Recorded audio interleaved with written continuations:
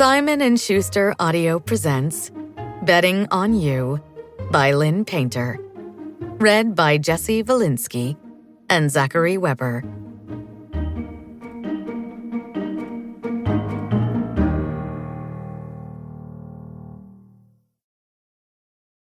This book is dedicated to the late Nora Ephron, the greatest rom-com writer of all time and the queen mother of autumnal comfort movies, and to the readers who create playlists, aesthetic boards, and full-on edits.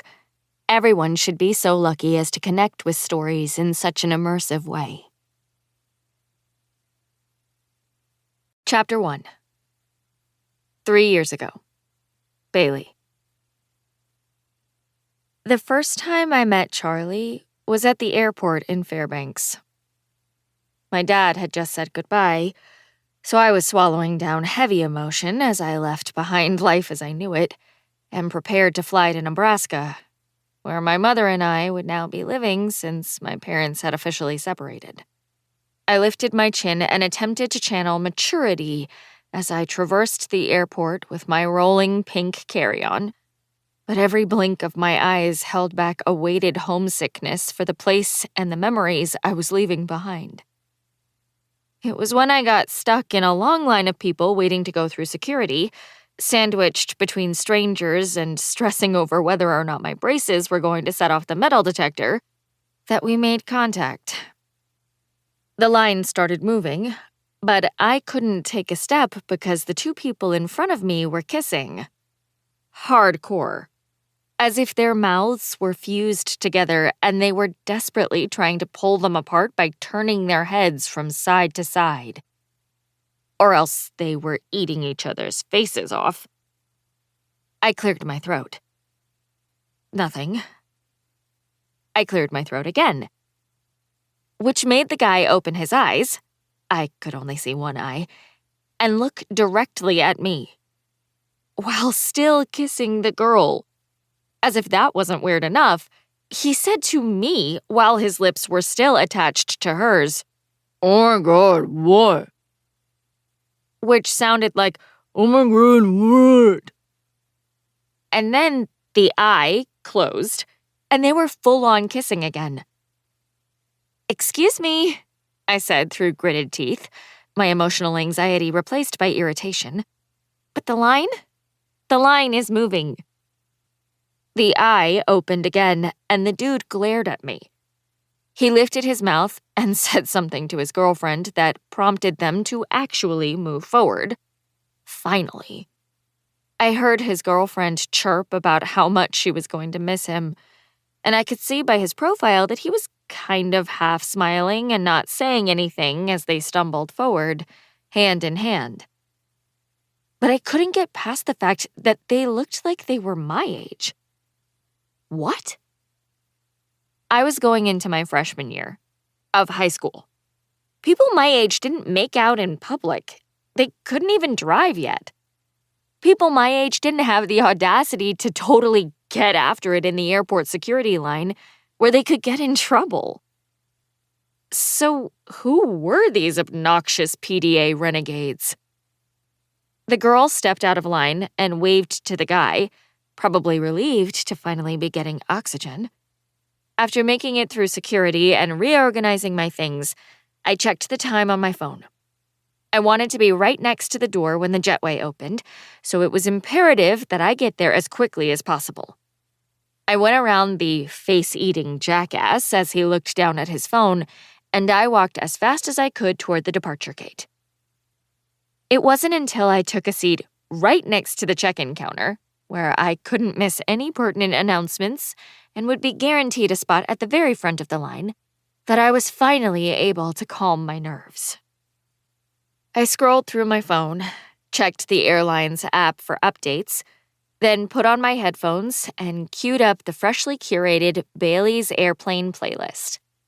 But as I sat back and watched the other travelers milling about the terminal, I couldn't help but wonder how many of them were being forced to go somewhere they didn't want to go and start a new life they had no interest in beginning. If I were a betting person, I'd say 0. I had to be the only person in that entire airport who was going on what was the polar opposite of a trip.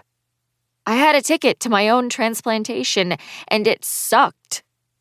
I dwelled on this for the entirety of the hour wait, especially when an adorable family of 4 plopped down across from me, looking like poster children for the Disney resorts as they bounced around with palpable travel enthusiasm. The sight of their familial bliss made me want to snuggle with the tiny scrap of blankie I still slept with, even though no one knew, and cry just a little. So to say I was tightly wound by the time we lined up to board would be an understatement. I was first in line, hell yes, but buzzing with my own brand of palpable energy. My gurgling turmoil saw adorable families' enthusiasm and raised the pot by 100. Hey, you. I looked to my left, and there was the face-eating jackass from security, smiling at me as if we were friends. I looked everywhere for you, babe. I glanced behind me at the rest of the boarding line, because he couldn't possibly be talking to me. But when I turned back around, he was actually moving marginally closer, forcing me to take a step over so he could stand beside me. He nudged my shoulder with his and winked. What in the actual hell? Was he high? What are you doing? I whispered, clutching the strap of my carry-on bag as I tried scooting away from him while still maintaining my first-in-line status.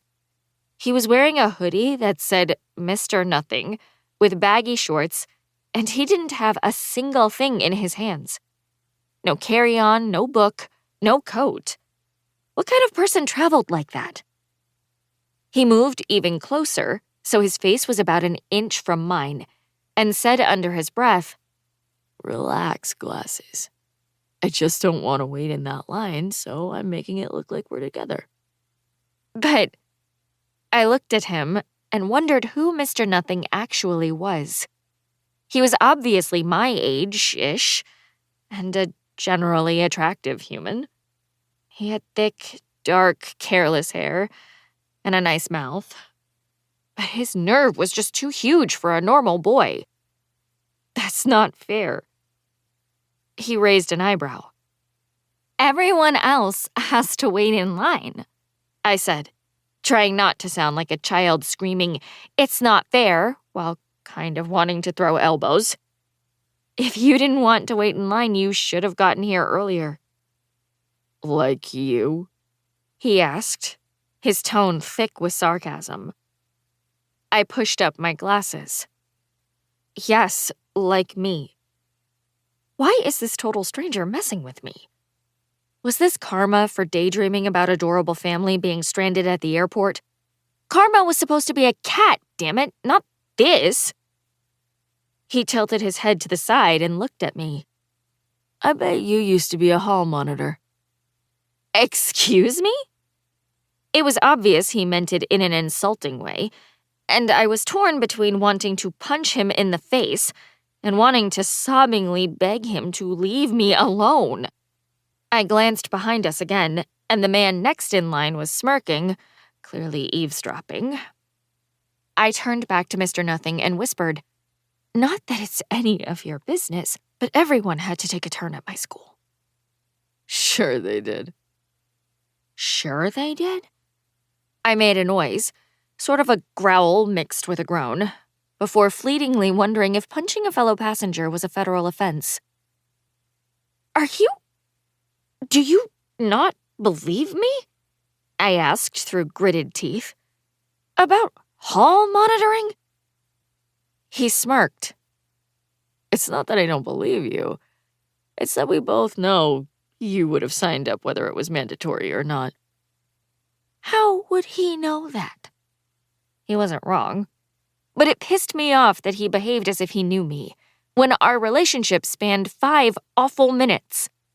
I was squinting and my nose was scrunched up like something smelled bad, but it was physically impossible to unsquinch it. I managed to bite out, whatever. He stopped talking, but didn't move. He just stayed put, right where he was. We both stood there, side by side, staring in front of us in silence. Why isn't he moving? He's not going to stay here, is he? After another long minute of non-speak, I couldn't take it and very nearly shouted the words, "Why are you still here?" He seemed confused by my question. What? I pointed my thumb over my shoulder, and he said, Oh my God, you were serious about that? You're going to make me go to the back.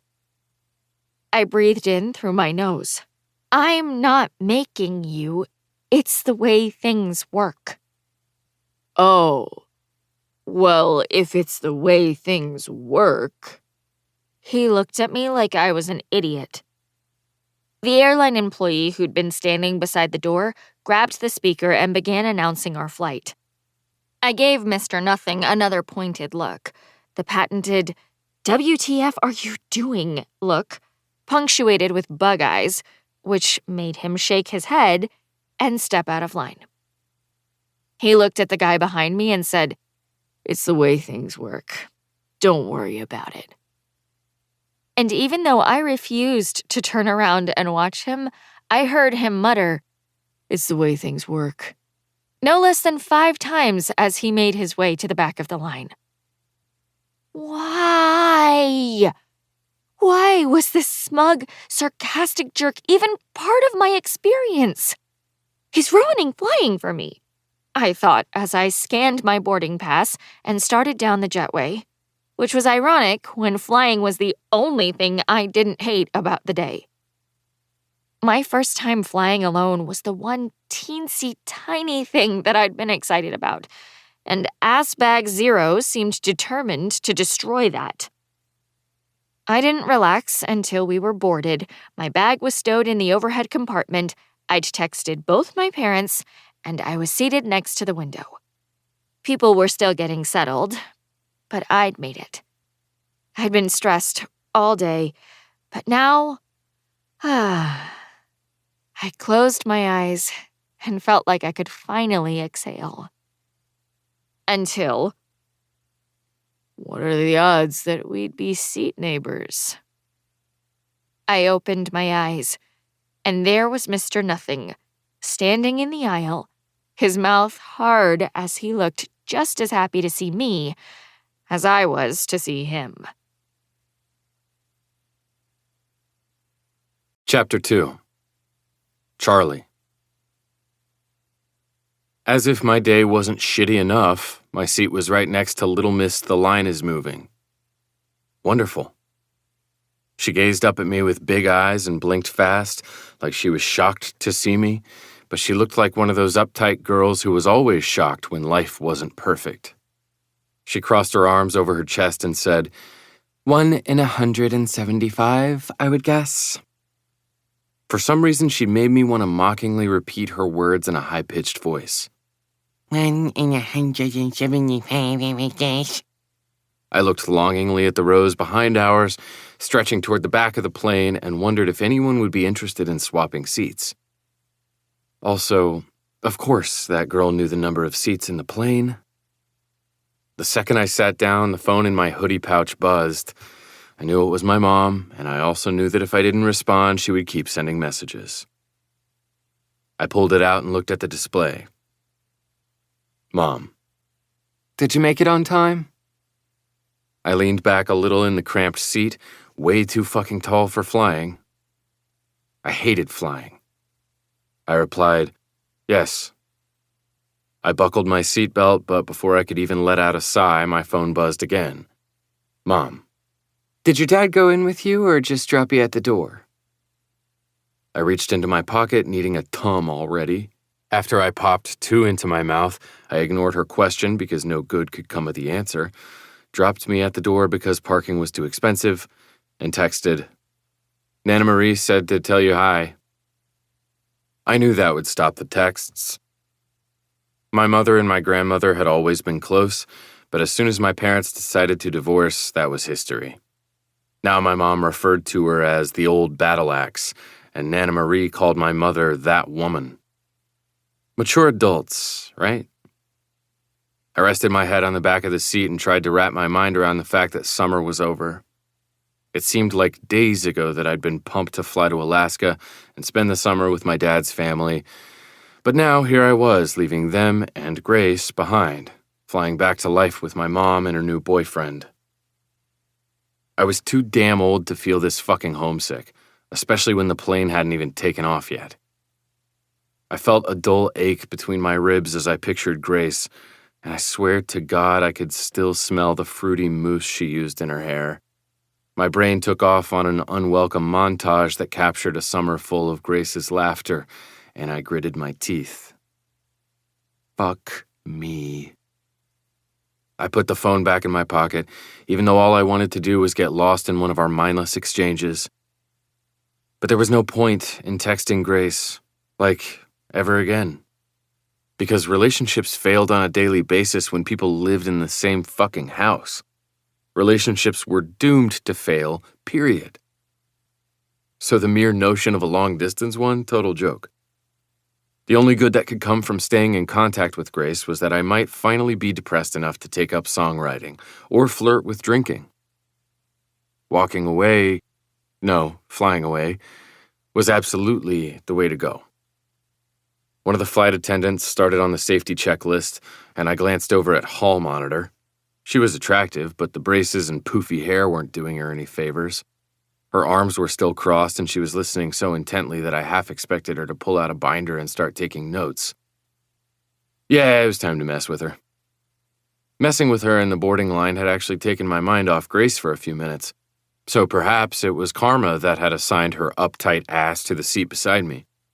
I'd been good all summer, so maybe karma knew I needed a distraction. Maybe karma was a girl in glasses. Chapter 3. Bailey. How much do you think she gets paid? Shh. I tried tuning out Mr. Nothing so I could hear the flight attendant's emergency instructions. Oh, come on. You're not actually listening to this, are you? I refused to look at him. Please be quiet. Everybody knows that if the shit goes down, we're dead. His voice was deep and rumbly as he murmured. They go through these motions to give passengers a false sense of hope. But the reality is that if the plane crashes, our bodies are going to be splattered for miles. Good Lord. I did look at him then, because there was something seriously wrong with Mr. Nothing. What is your problem? He shrugged. I don't have a problem. I'm just a realist. I see things for what they really are. You, on the other hand, you probably believe this shit. You probably think that if the plane hits the ocean at Mach 5, that inflatable seat is going to save your ass, right? I pushed my glasses up my nose and wished he'd stop talking about crashing. I wasn't scared, but it also didn't make a bit of sense to me how an object as heavy as a plane could stay in the sky. It could. He gave his head a slow shake, as if I were the world's biggest fool. Oh my God, you are precious. You're like a sweet baby child who believes everything her mommy tells her. I am not precious. R2. Why couldn't I have been seated beside a mature businessman or visor man in front of me who was already asleep? Hell, the screaming baby squalling somewhere in the back would have been a better choice. No, I'm not, I said, irritated by how whiny I sounded, but unable to stop myself. But this guy was really pissing me off. And just because you say shocking things like, oh, this plane could crash, doesn't make you edgy or any more of a realist than I am. Oh, yeah? He turned a little in his seat, so he was facing me, and he pointed to my carry-on. I bet you put all of your liquids in a baggie before you hit security, right? That's actually the law, I said, unwilling to let the guy think he was hot shit. So that doesn't mean a thing. It's not the law. It's just a stupid rule that isn't going to do dick to save us from a terrorist attack. So you don't follow the rule? Nope. Bullshit, I thought. No way did this guy, a minor like me, disregard the laws of the skies. He was full of crap for sure. I humored him, though, and asked, "Then how do you transport your liquids?" However I want. He gave a half shrug and looked utterly relaxed as he lied, and I was jealous of his confidence. Even if the guy was a compulsive liar, I wished I were that comfortable in my skin. He said, Sometimes I put a few in my carry-on if I have one. Sometimes I pack the full-sized bottles in my checked bag, and today I even stuck a shampoo in my pocket just for fun. "You did not," I said, unable to let that one go. He pulled a trial-sized swab from the pocket of his shorts. Did too. No way! To my horror, a laugh gurgled out of me. I raised my hand to my mouth, quick to cover any evidence that Mr. Nothing was the teensiest bit amusing. Why do you do these things? Damn my curiosity. Because it feels good to know I'm besting them. Which them are you besting exactly? I asked, absolutely torn between amusement and annoyance. The security people? The terrorists?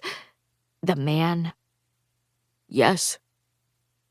I rolled my eyes and pulled my book out of my purse, desperately hoping he'd take the hint and do anything other than talk to me. It worked until takeoff, but once we were in the air, he turned toward me in his seat and said, So, I flipped my book over onto my lap. We don't have to talk, you know. but I can't turn on my phone yet, so I'm bored. You could sleep. I'd rather talk. He gave me a closed-mouth smile that confirmed he was trying to be irritating. So, how long have your parents been divorced? I almost gasped, but I caught myself. How does he know they're separating? And why did the finality of the word divorced still make my stomach hurt? I looked down at the cut-up red heart on the cover of the book. What makes you think my parents are divorced? Come on, glasses. It's textbook, He said, drumming his fingers on the armrest as he spoke. The only kids who fly alone are custody kids. Fly to see the parent you don't live with, fly back from a visit, fly to see the grandparents of the parent you no longer live with. I swallowed and rubbed my eyebrow, wanting to tell him to shut up because I didn't like the picture he was painting. Would I become some sort of custody kid, racking up frequent flyer miles while getting to know flight attendants on a first-name basis? It had never occurred to me that I'd have to do this whole sad solo flight more than once after everything was finalized. God, I still wasn't ready to talk about it, to use the D word in regards to my parents. Especially not with Mr. Nothing. I asked, "Does that mean yours are? Divorced?" He gave me meaningful eye contact then, a look that was almost conversational as our eyes held. And it made me think he might actually be something more than a jackass. But just like that, the look slammed shut and the smartass was back. Oh, yeah. They officially divorced 6 months ago, and this is the 3rd time I've flown solo since then. I didn't want to be part of the custody kids club. I didn't even want to know it existed. I wanted my life to be normal again, not some surreal version that had me alone on a 10-hour flight sitting next to a cynical teen divorce expert when I should be at home in my childhood bedroom. Still in denial, huh? He looked at me like I really was a precious, gullible child, and he said, I remember that. You think if you don't identify with your new role, maybe it won't stick.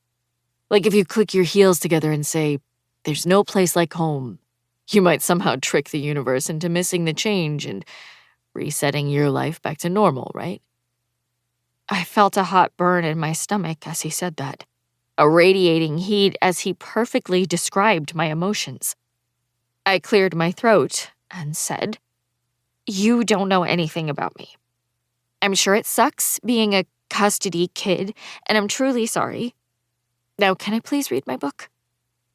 He shrugged and said, "I'm not stopping you."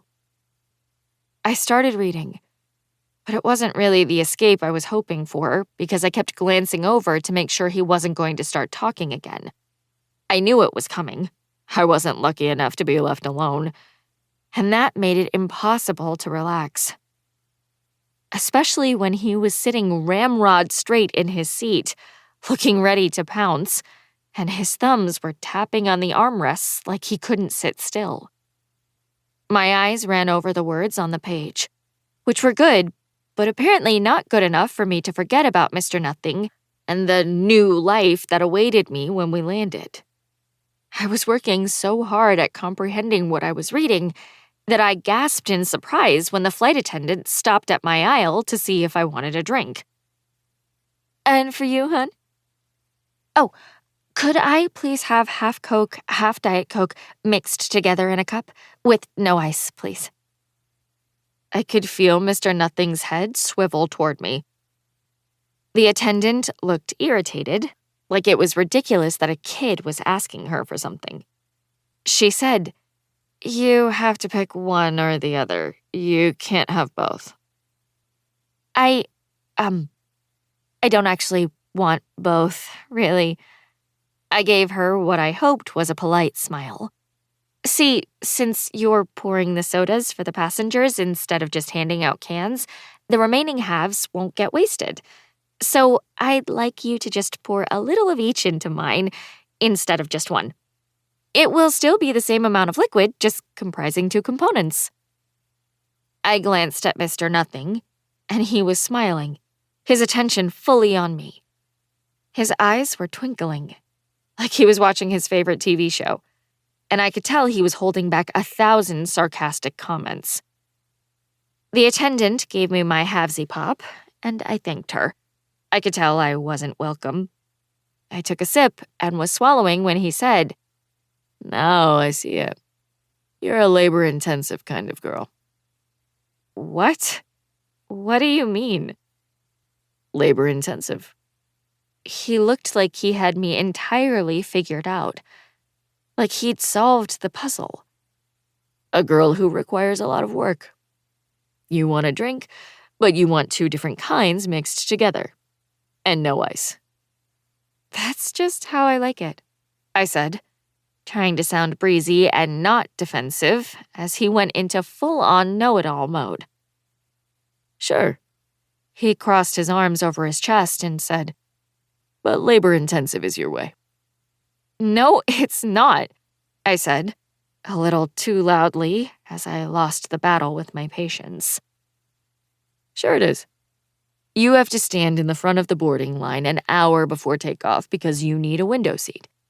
You excel at hall monitoring. I bet when they pass out dinner later, yours will be just a little bit different than everyone else's, right?" I blinked and didn't want to respond. He grinned. "I'm right. I see it on your face. Vegetarian?" I sighed and wished for a time machine so I could go back and not engage with Mr. Nothing in the security line. I requested a vegetarian meal, yes. He looked genuinely happy for the first time since we'd met and said, "Of course you're a vegetarian." "I'm not a vegetarian," I said, absolutely thrilled by his wrongness. He lowered his dark brows. "Then why did you order the vegetarian meal?" I tucked my hair behind my ears, raised my chin, and said, "Because I find airline meat to be questionable." That earned me another arrogant half smile. He said, "See? Labor-intensive." "Shh." I lifted my book and tried reading, but I took in only 2 sentences before Mr. Nothing said, "Want to know how it ends?" "What?" Your book. I glanced at him over my glasses. You've read this. He shrugged. Basically. I wanted to call bullshit, but instead I just said, how is that an answer? He swirled the soda around in his glass. I read the summary, and then I read the last 3 chapters. Of course you did. Annoyance slid through me as I said, why would you do that? He lifted the cup to his mouth. I wanted to know if the alcoholic guy dies at the end, and once I knew the answer, I didn't want to read anymore. Oh my God.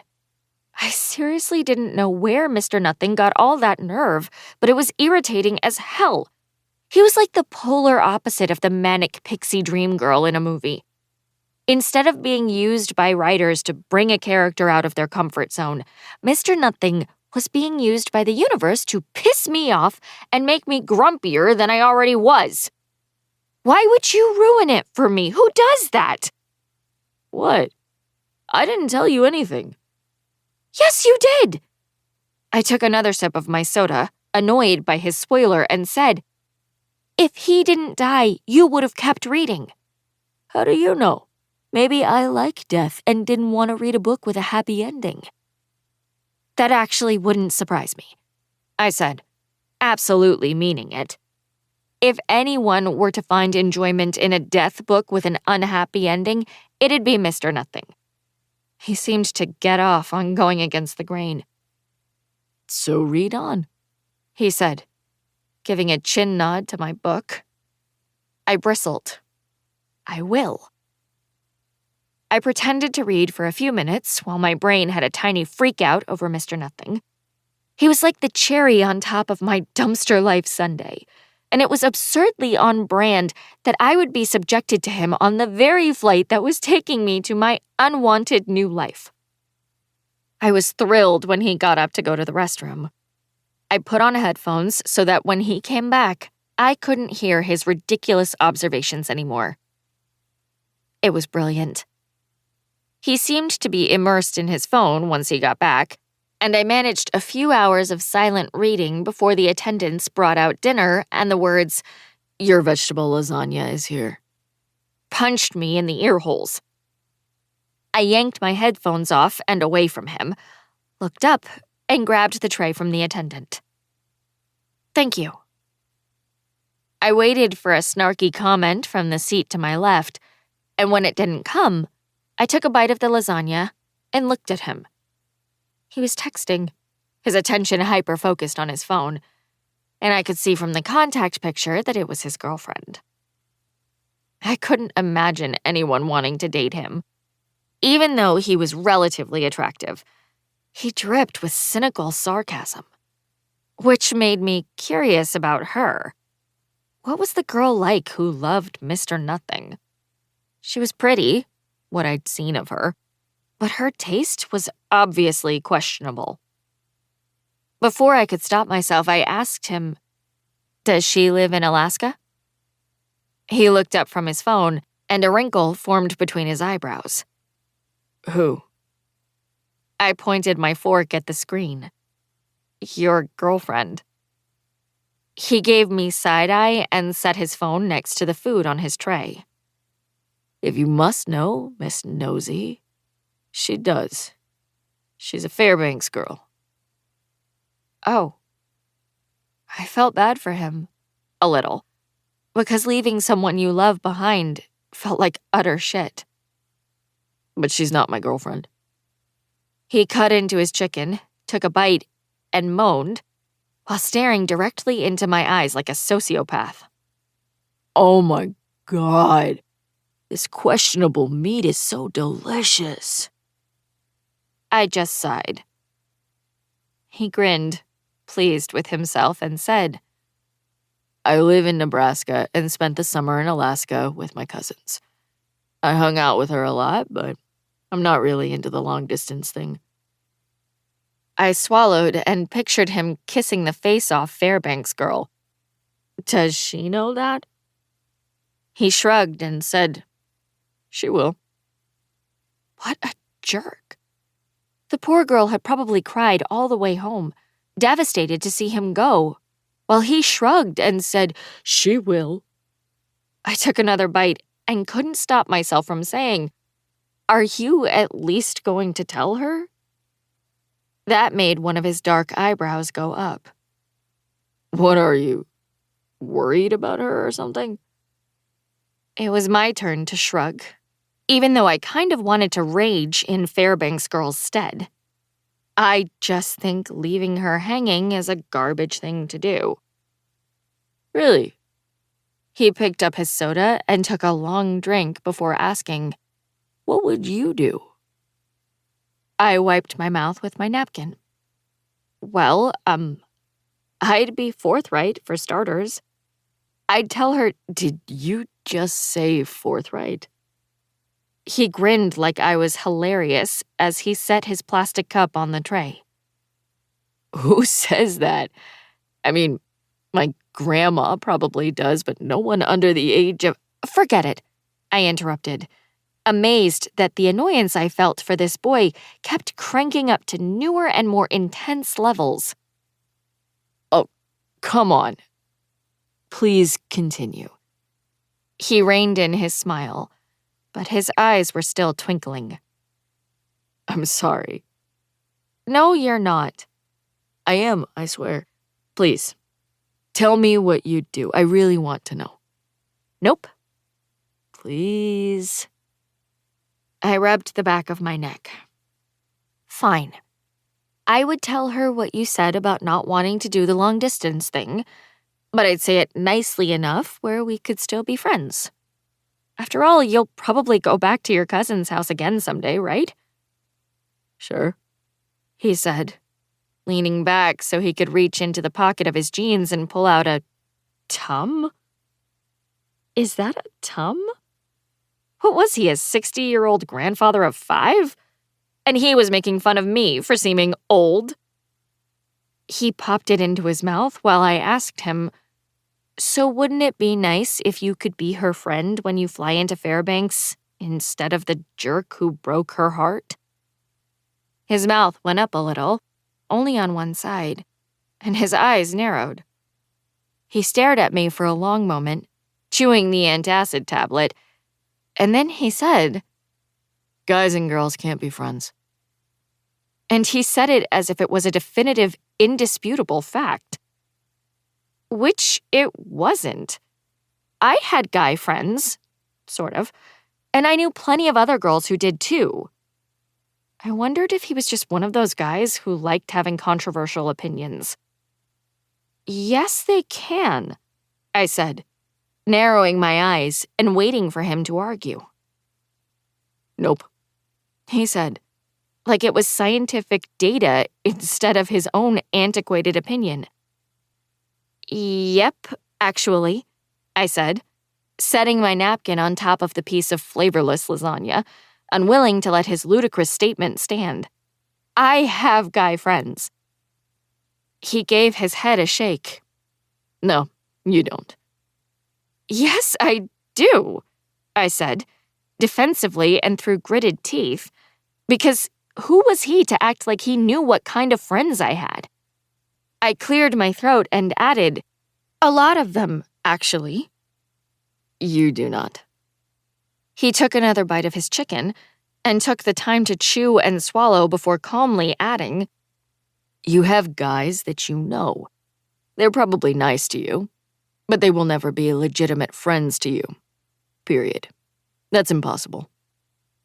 I thought about this for a half second before saying, okay, I don't for a millisecond agree or even consider the non-merits of what you're saying, but why on earth do you believe this utter nonsense? I heard it first in a movie. Ever seen When Harry Met Sally? No, I said, but I had a vivid memory of my parents watching it on DVD. My dad loved it, but I remembered my mom saying it was boring and a little too talky, whatever that meant. It's this movie that my mom loved, he said, looking like he too was in the middle of a memory. So I was forced as a kid to watch it with her like 100 times. The dude in the movie, Harry, Says men and women can't be friends, and it's always stuck with me because he's totally right. No, take you, for example. He continued, as if I hadn't spoken. You're a relatively attractive human female, so biologically the human males want to score with you. If they're single and hanging out with you, they actually want to be getting down with you. Oh my God, I said, half surprised he'd called me relatively attractive when he seemed irritated by my existence and half outraged by the absurdity of his words. You are so wrong. Not all guys are Neanderthals. No, I'm a guy. Trust me on this. He lowered his voice and said, I've already pictured every relatively attractive human female on this flight naked 2 or 3 times, and we aren't even close to landing. Oh my God. My mouth dropped open, and I couldn't bring myself to close it. Was he seriously that big a pervert? Also, did guys really do that? And before you say, but my friend Jeff is in a happy relationship and we hang all the time, he said, plucking the straw wrapper from his tray and folding it into tiny triangles. Know that little Jeffy will slowly unfriend you because his girlfriend will be pissed if he doesn't. She'll wonder why he needs you when he's got her. And truthfully, part of him probably does want you too. So he'll either make a move on you and totally screw the pooch, or he'll save you for his spank bank and remain true to his girl. Either way, it will always be there, making friendship a complete impossibility. My mouth was still hanging wide open, the same as if he'd just confessed to murdering his parents. I stared at his self-satisfied grin and couldn't believe he'd ever had a girlfriend.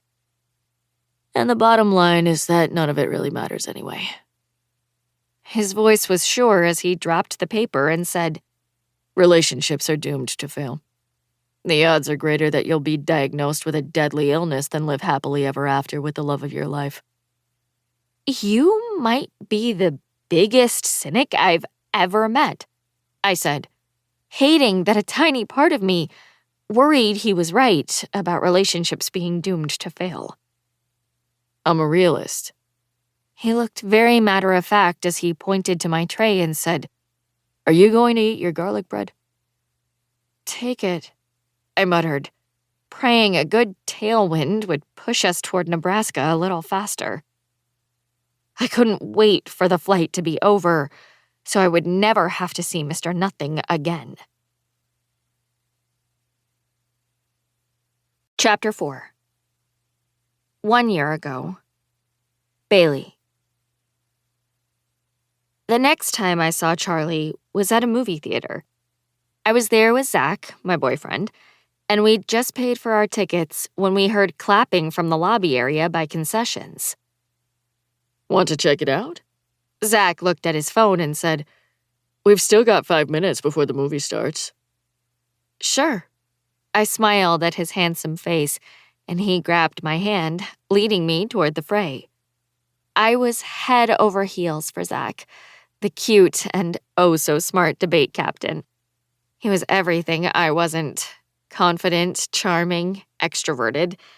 And he technically could have led me into fire, and I probably would have followed. It's a promposal. Zach pointed just to the left of the popcorn stand, where someone had hung a fake movie poster. Instead of a title, it said, Prom? Across the top, there was a picture of a dude with a hilarious questioning expression on his face.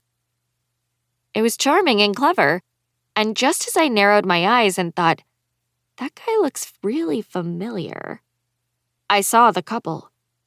They were standing in front of the poster, smiling as a movie theater employee took their picture. The girl was petite, blonde, and pretty, and the guy was tall, dark, and kind of jacked. Oh my God, Mr. Nothing! The guy from the airport was right there at my suburban movie theater. What in the actual hell? Cool idea, Zach said about the promposal, and I nodded and came back to myself. Super cute. I muttered, flustered, and at that moment, Mr. Nothing's eyes connected with mine, and my stomach dropped to the floor. We shared total eye contact for a second before I looked away and said, way too enthusiastically to Zach, "We'd better go." I wasn't exactly sure why, but I didn't want to have to share conversation with Mr. Nothing and Zach. It seemed like too much. Which made no sense. The dude was just a stranger that I'd sat beside on a long flight. There was no reason whatsoever that I should be anxious about running into him. Still, I was. I very nearly dragged Zach into the theater and chose seats that were far away from everyone else. We were seeing a revival of The Good and the Best, my all-time favorite movie. But once it started, I found I just couldn't get into it. Seeing Mr. Nothing left me unsettled. Maybe it was his tie-in to the shitty time in my life when my parents fell out of love. We moved to a strange place and my dad stopped caring about me.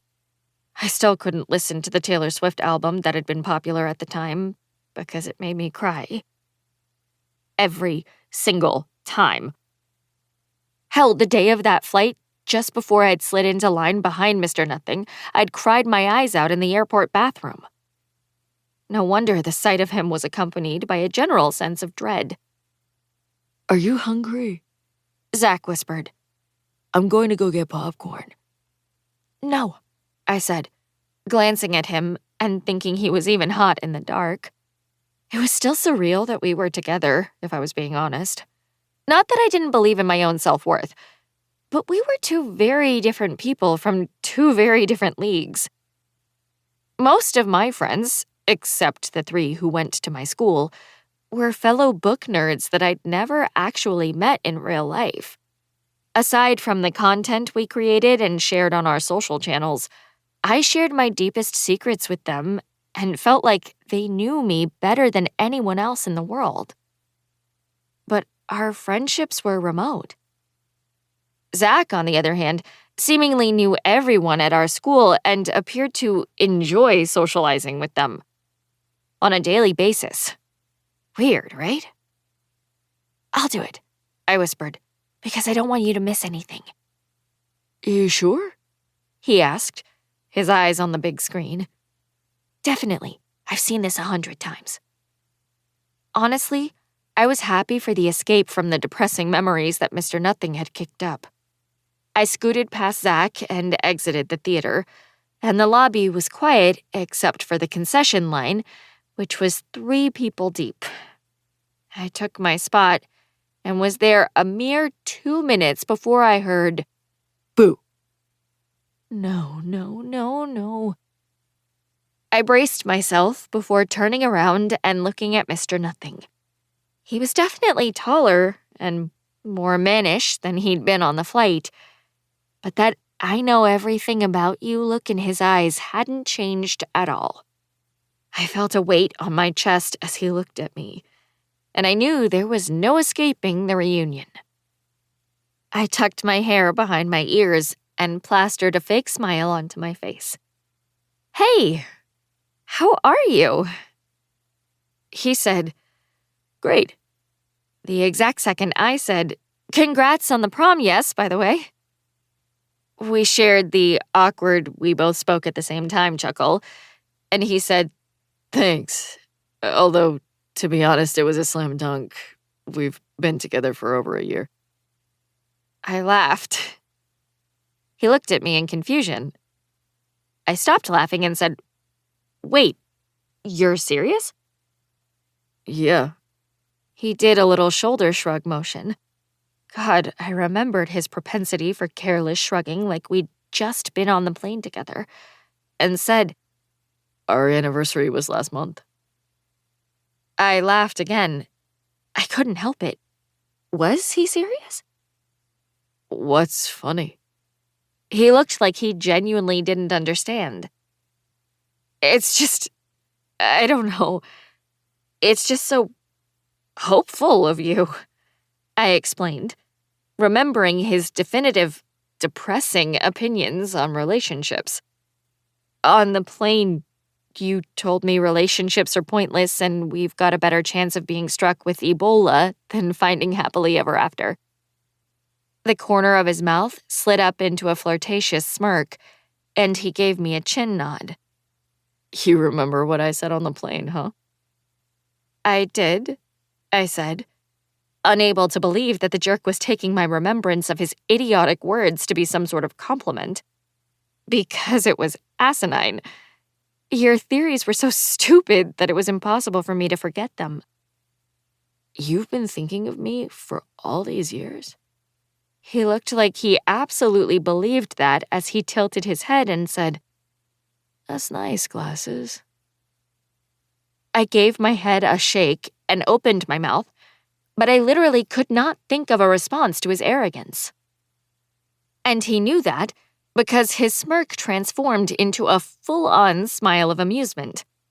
And regarding my thoughts on relationships, what can I say? I've evolved. Sure you have. The line moved forward, and I screamed internally for it to move faster and end my torture. What about you? Mr. Nothing's eyes ran all over me before returning to my face. Is Poofy Hair your boyfriend? Don't give him the satisfaction, Bailey. I glanced around before calmly saying, he does not have poofy hair.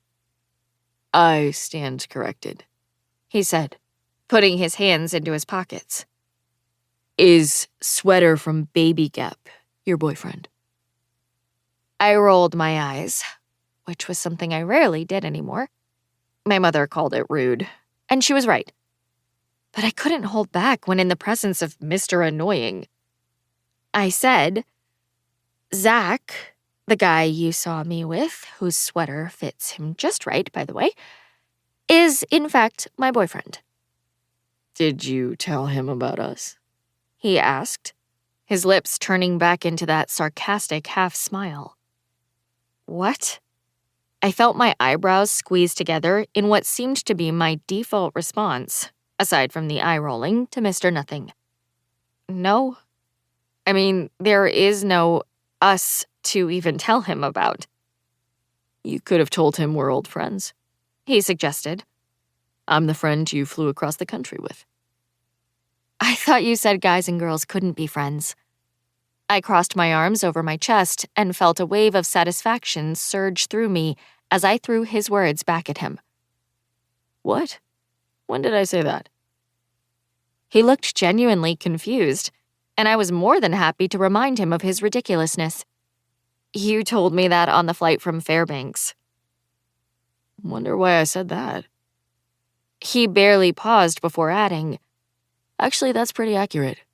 They totally cannot. Can I help you? I stepped up to the counter and looked at the guy who was waiting for me to order. Yes. Could I please have one small plain popcorn and one small buttered? No problem. He started punching my order into the register. Can you please pour them into a large tub? Together? The guy looked at me like I was weird, but he was still smiley. Sure. I thought I heard a snort from behind me. And can you please not shake them up? My cheeks were warm as I quietly added, Thank you. Labor intensive, Mr. Nothing muttered, but I refused to look in his direction. Can I also get 2 large Cokes? Of course, the snack attendant said. And as soon as he stepped over to the popcorn machine, Mr. Nothing nudged my arm with his and said, You're not getting a halvesy Coke? Not today, I said, even though I really wanted one. I knew he'd think he was right about the whole labor-intensive thing if I ordered one, so I had to deny myself. I like your hair, by the way, he said, gesturing to my head. Thank you, I replied, shocked that he would say something complimentary to me. Last time I saw you, it was so... He trailed off, making big eyes while holding his hands out on each side of his head as if to intimate how huge my hair had been. Of course, there it was. When I'd met him at the airport, my hair had still been like Mia Thermopolis's at the beginning of The Princess Diaries, long, black, frizzy, and out of control. High school had happened, thank God, and now I had a shoulder-length bob that I flat-ironed until it was smooth. But it was so him to remember and mention just how bad it had been. "Here you go," said the concession dude, handing over my snacks while I handed over the money. Finally. I didn't want to spend another minute talking to Mr. Nothing. I turned and gave him a smile. "Well, that's me. Until next time, I guess." Sure. I walked away, and just as I was about to open the door to the theater with my elbow, I heard, "Hey, glasses." I turned around. "Yeah?" He had a serious expression on his face, his dark eyes lacking the devious twinkle that had been there every time I'd ever looked at him. He asked me, "How many solo flights have you taken since we met?" I swallowed and hated him a tiny bit at that moment for reminding me. Mr. Nothing had totally been right. I'd flown to Fairbanks, alone, 4 times since the split. I was definitely a member of the custody kids now, a club I'd never wanted to join. 4. He gave a nod, and it felt like something passed between us before he said, "Later, glasses." "Yeah," I said, clearing my throat before muttering under my breath, "God, I hope not." Chapter 5. Charlie. I watched her go and wondered what the hell was wrong with me. She was an uptight weirdo that I'd been stuck with on a flight a couple of years ago, yet for some reason it had been good to see her. What was that about? She seemed just as high maintenance as before, just as easy to rattle, yet I was somehow disappointed when she walked away. I pictured the crinkle of irritation I continuously brought to her forehead and realized that, shit, I knew what it was. She was an open book. Yes, she was a stranger, but for some reason when I looked at her, I could just tell what she was thinking. Most of it was annoying and in desperate need of a shakeup, but I liked the lack of a firewall around her thoughts. Of course, that was probably because my inner circle consisted of multiple people who were heavy into mind games. There was my mom, in an eternal battle with herself over who to piss off, kids or boyfriend. My dad, who no longer battled at all, but simply took sides with his new wife no matter what, while spinning his decisions as good parenting. My sister, who loved all of these new players in our life, but tried to hide it from me because she knew I did not. Add Becca to that, I never had a clue what she was thinking, and it made sense why Glasses' open face was so fucking refreshing. "Can I help you?" I looked away from the door she'd disappeared through and back at the snack dude. Yeah, 2 popcorns, please." I paid for the snacks, and as I waited for them, my phone buzzed. "Beck. Do you want to go to Kyle's after this? Apparently he's having people over." I didn't know how to respond to that. Did I want to go to Kyle's? Yes, and also fuck no. Kyle was cool, and his house was always a good time. On a normal night, I'd be all about it. But after the promposal, I kind of wanted to be alone with Beck. I felt like something big had happened with us, and I wasn't ready to move on from it. Fuck, it was embarrassing how sappy she made me.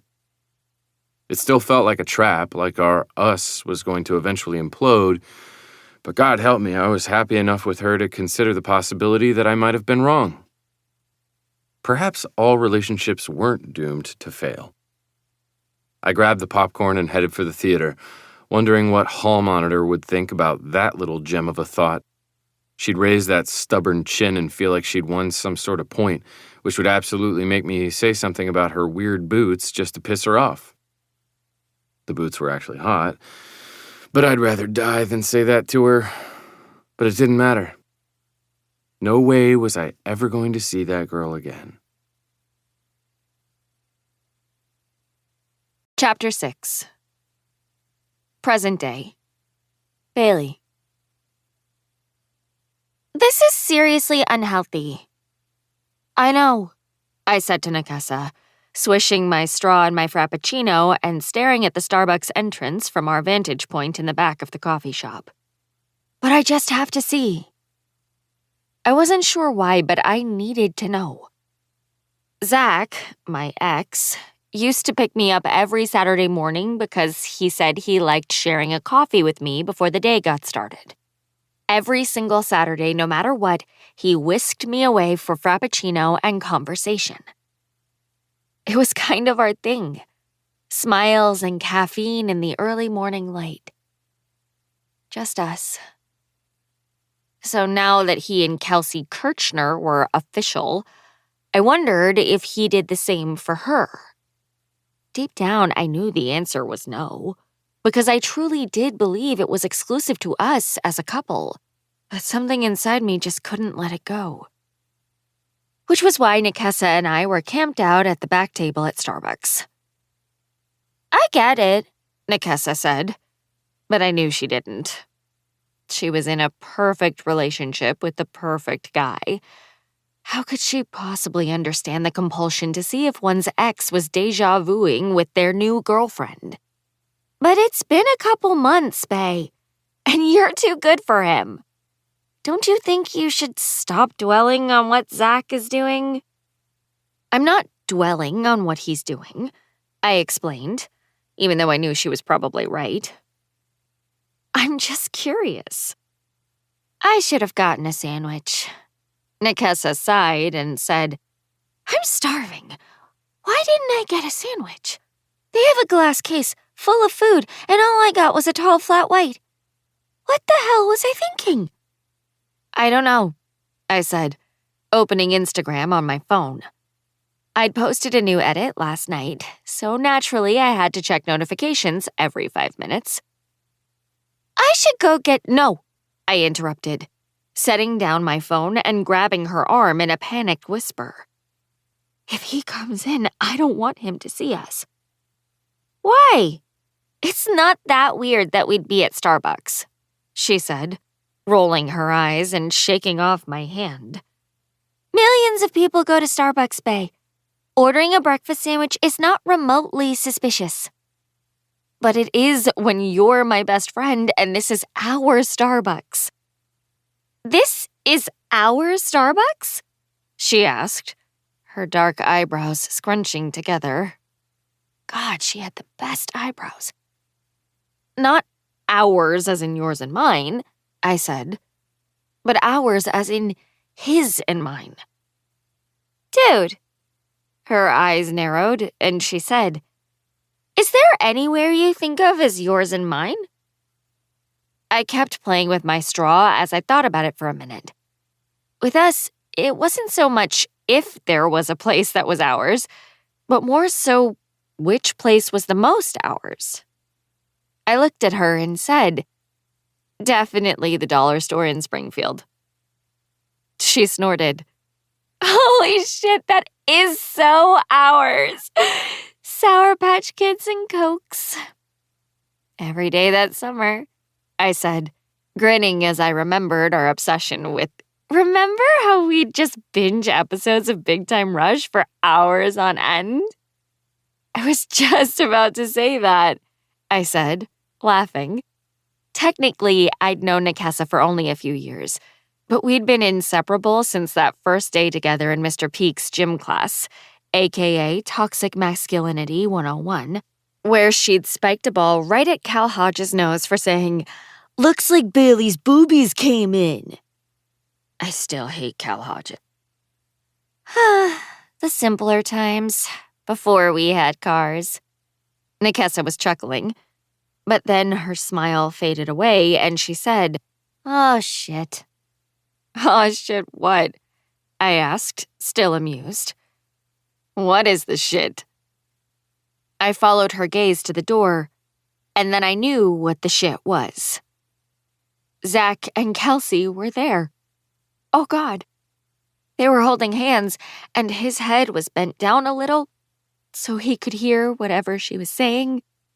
She was smiling and he was smiling, and it felt like my heart was constricting in my chest. They looked so fucking happy. My stomach hurt as I watched them walk up to the counter. I couldn't believe it. He really was taking her for Saturday morning coffee. It was such a silly little thing, but my throat was tight because I missed him so much. I missed us when we were together. He put his hand on her lower back, and I could almost feel it on my back because that was his go-to gesture whenever we were together. "Let's go," Nikessa said, nudging my arm with her elbow. "I don't like your face like this." That got my attention. I looked away from Zach and said, "What?" She waved her hand in front of my face and said, "You look like a sad puppy when you see him. I think it's my job as your friend to remove you from any situation that fucks up your face that way." I smiled in spite of my heart shattering. "You have no idea how much I love you for that. But can we wait until they go? I'd rather eat curdled milk than have to small talk with them right now." "Eat?"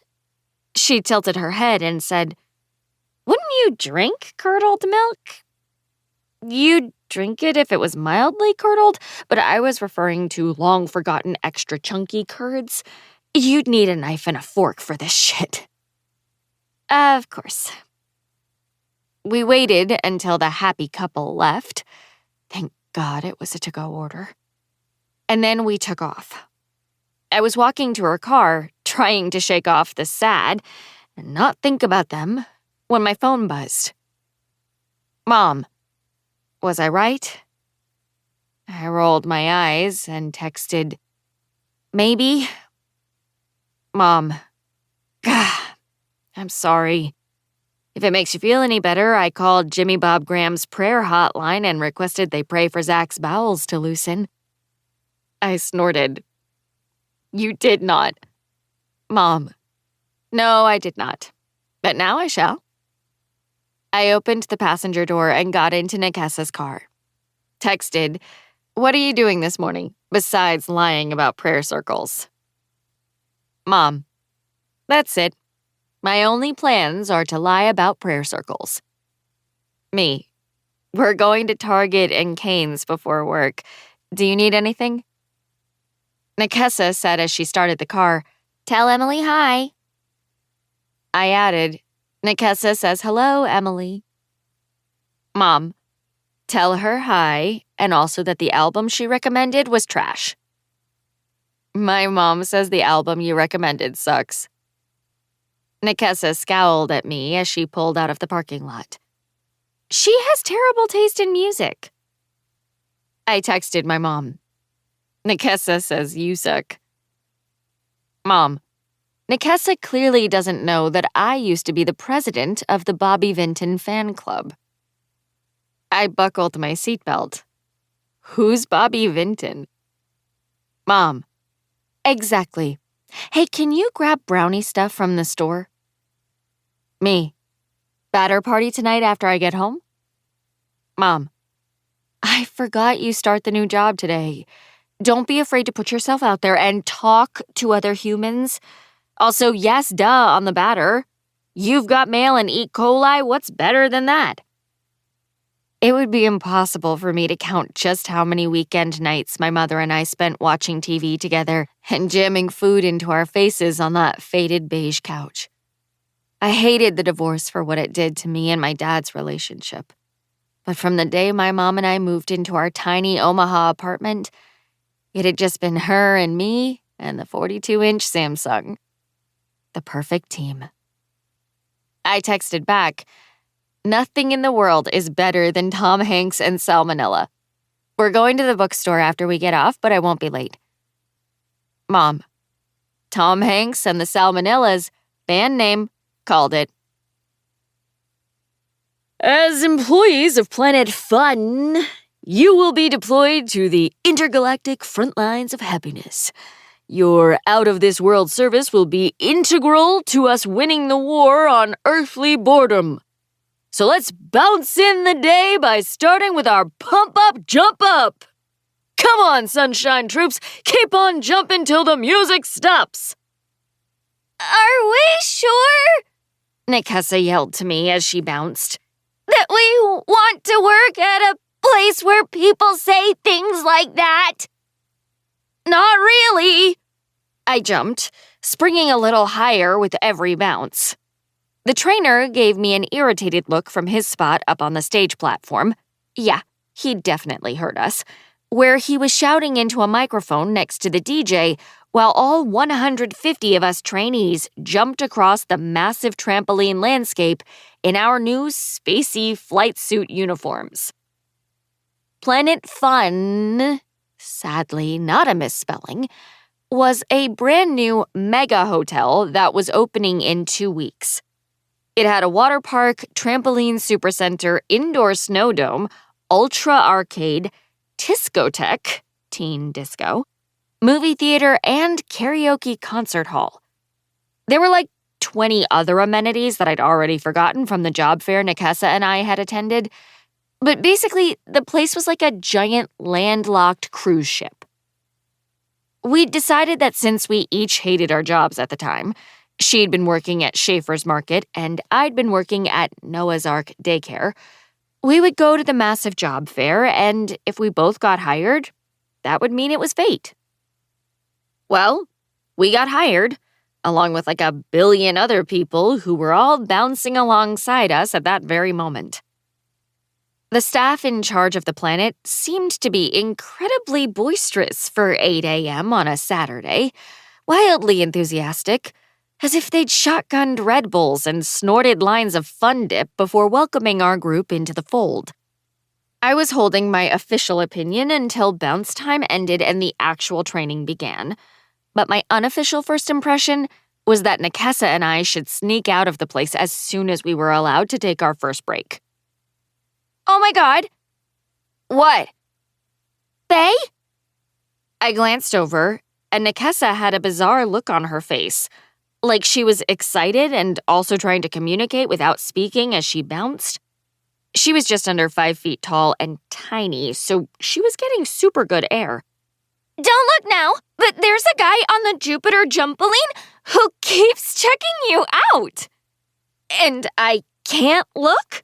I asked, craning my neck to see the aforementioned Jupiter boy. Not that I care.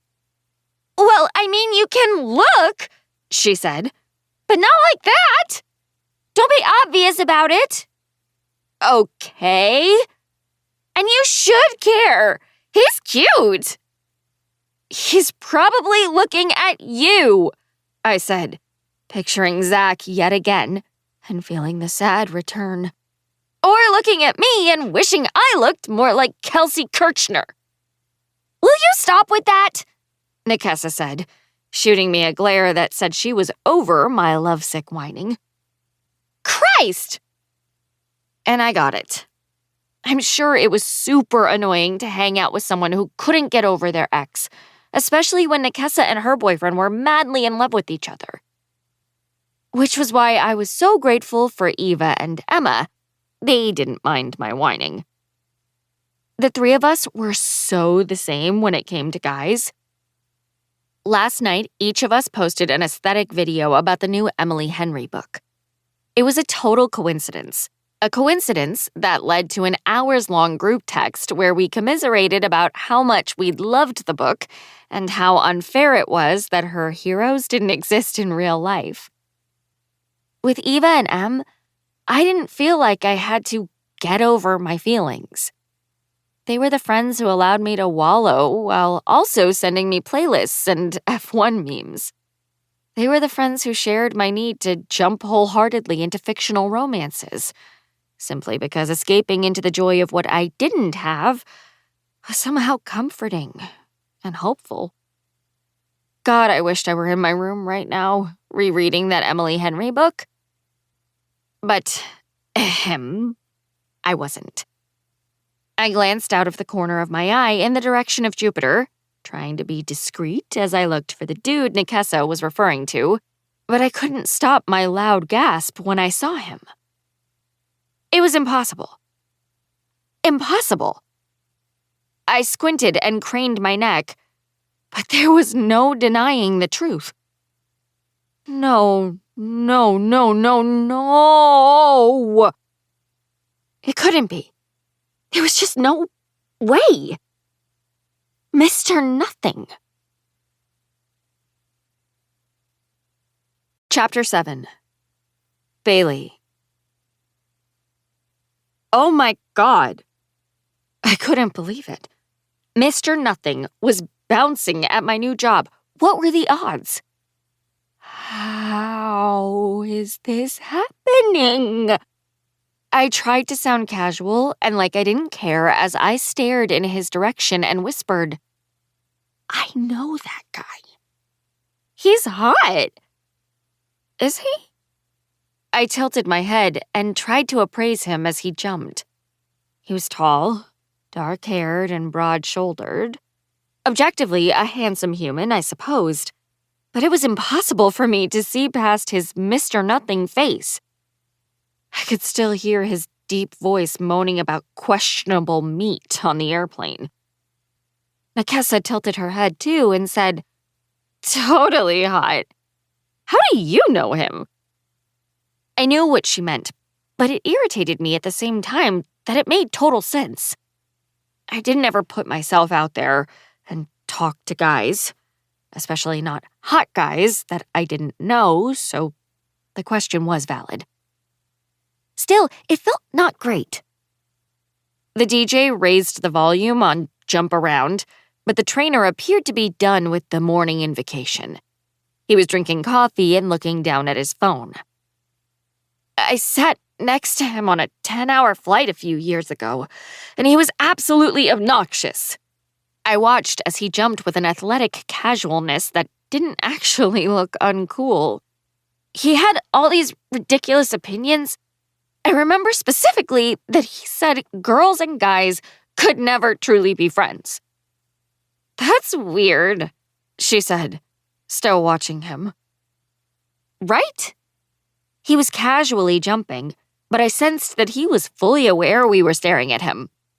I said, It doesn't matter. He's a total smartass who has hated me since I refused to let him cut in the boarding line. Let's... Glasses?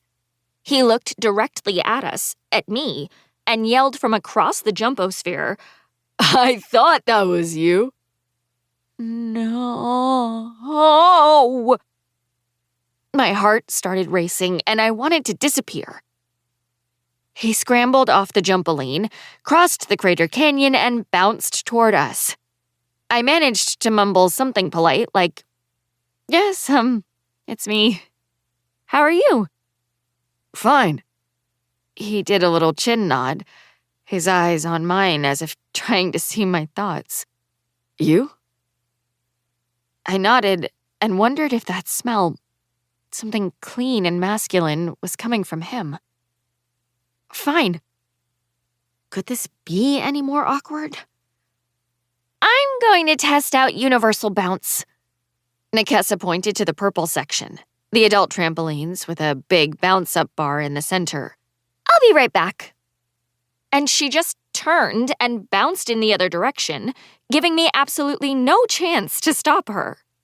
I clenched my jaw and steeled myself for the impending barrage of the guy's inflammatory rhetoric. I attempted diversion by starting with, So you're working here too, huh? His eyebrows scrunched together, like he was disappointed in me for stating the obvious, as he said, Yep. Now, he gave me a one-word answer. I would have killed for that on the flight from Alaska. I tried again, as I realized I had no idea what his name was. I'm Bailey, by the way. Can that be right?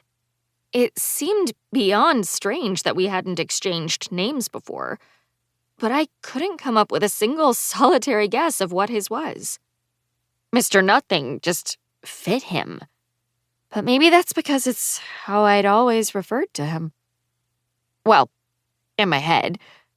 I never actually referred to him out loud at all. Charlie. Charlie. Somehow it suited him. I tried again for small talk because I just couldn't handle the awkwardness. So, how's the girlfriend? Are you still with prom girl? I saw his Adam's apple bob around a big swallow, and his gaze shifted just past my shoulder, like something behind us was in need of his eyes. For a second, I thought he wasn't going to respond, but then he said, No, we broke up. Oh, I'm sorry. I slowed my bounce and looked at his face, and for some reason it mattered that the sadness was still there. I could feel the ache in his eyes. His melancholy was familiar, a friend we had in common. I am really, really sorry, Charlie. His eyes came back to me as he shrugged and slowed as well. What are you gonna do, right? It had to end sometime. What about you? Are you still with Mr. Skin Tight Shirt?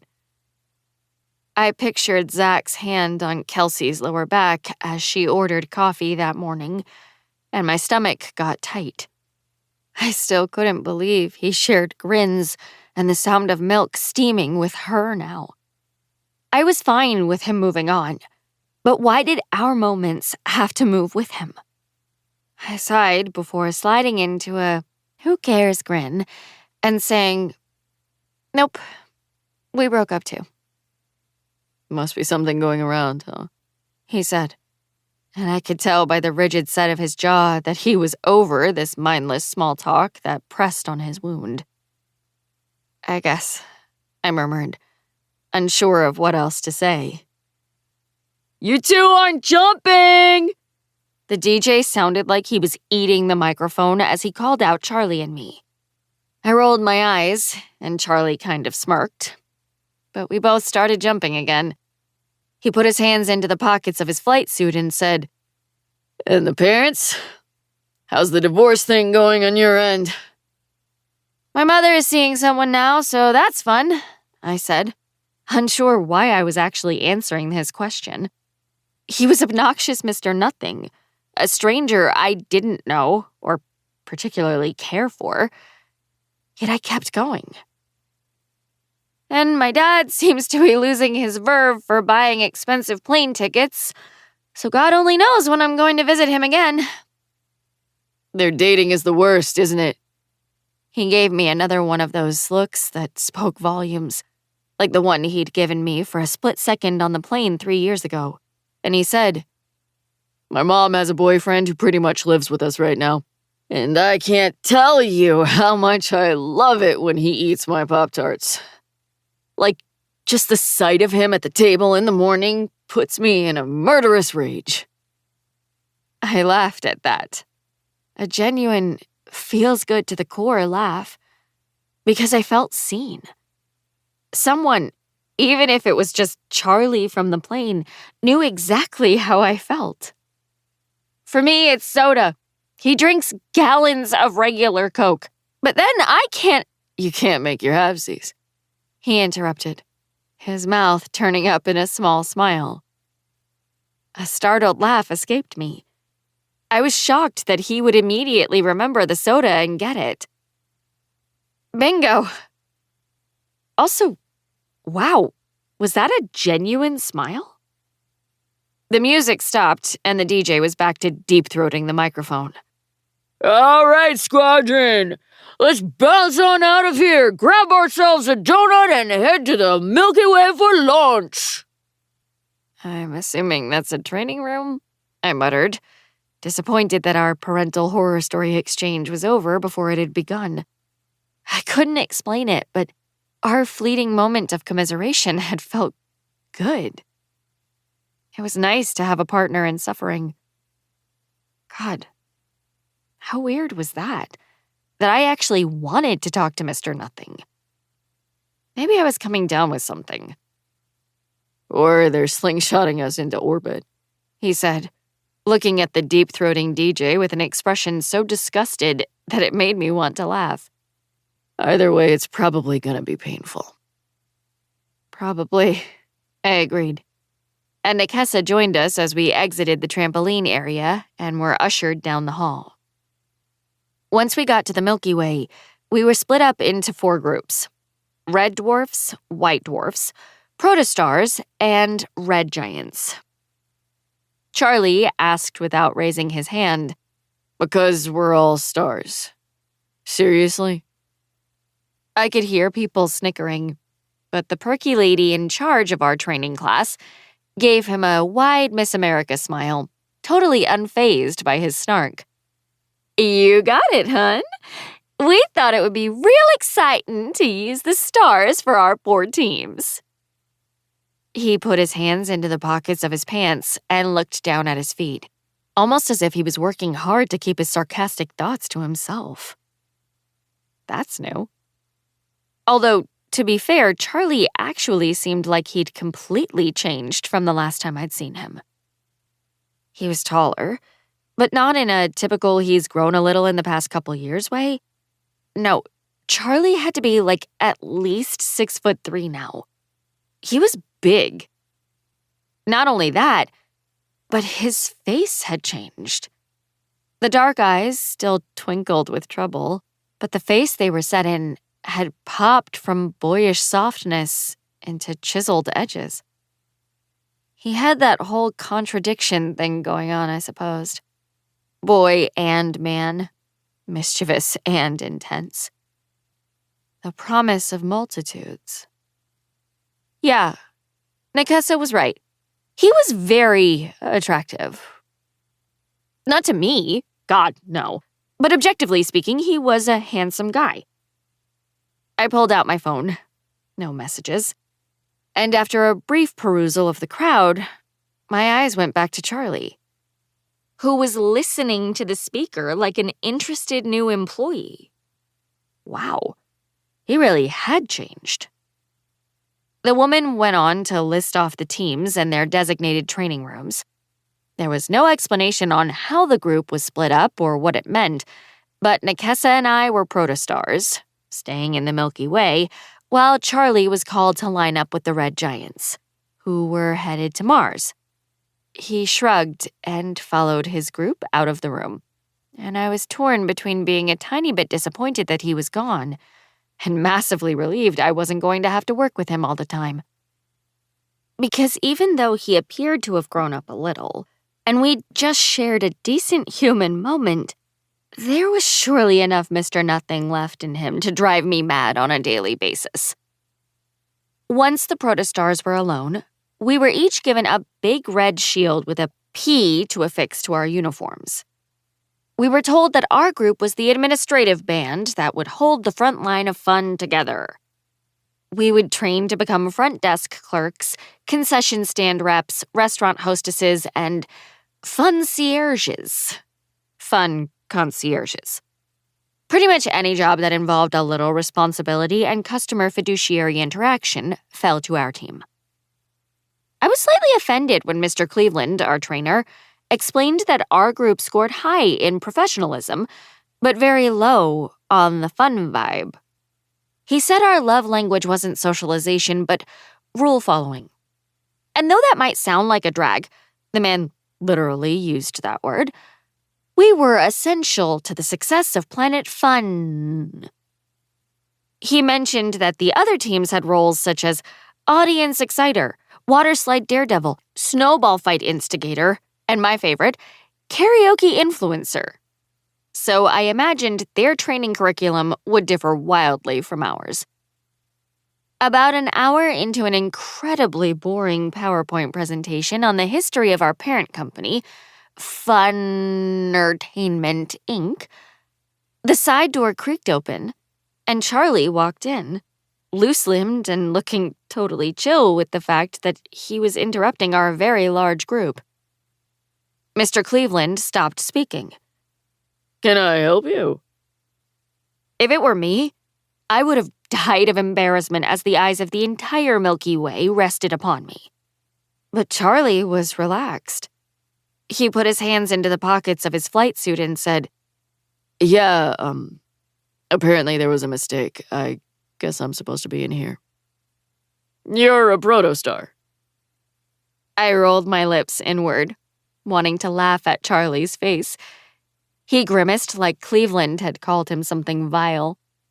Charlie said, Well, those are the words that they told me to say, so, I guess yes. Mr. Cleveland gestured to the open seat in the front row. Then have a seat. Awesome, Charlie said, dropping into the chair. Your timing is perfect, son, because we're just about to go over the Fun-Entertainment Employee Handbook.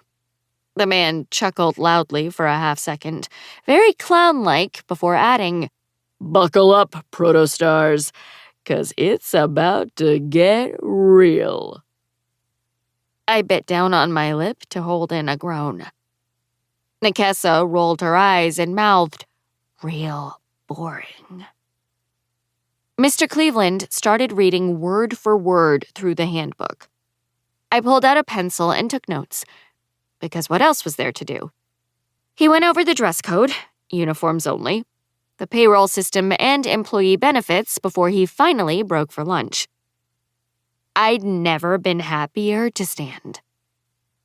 Everyone had a voucher to get a free meal in the food court, so Nekesa and I, and the rest of the monster-sized training group, started down a long and endless hallway that led to the galaxy of funsterons. I lowered my voice and said to Nekesa, maybe we should ditch now, before lunch. What? I glanced over my shoulder. It wouldn't feel right to take the free lunch if we're quitting.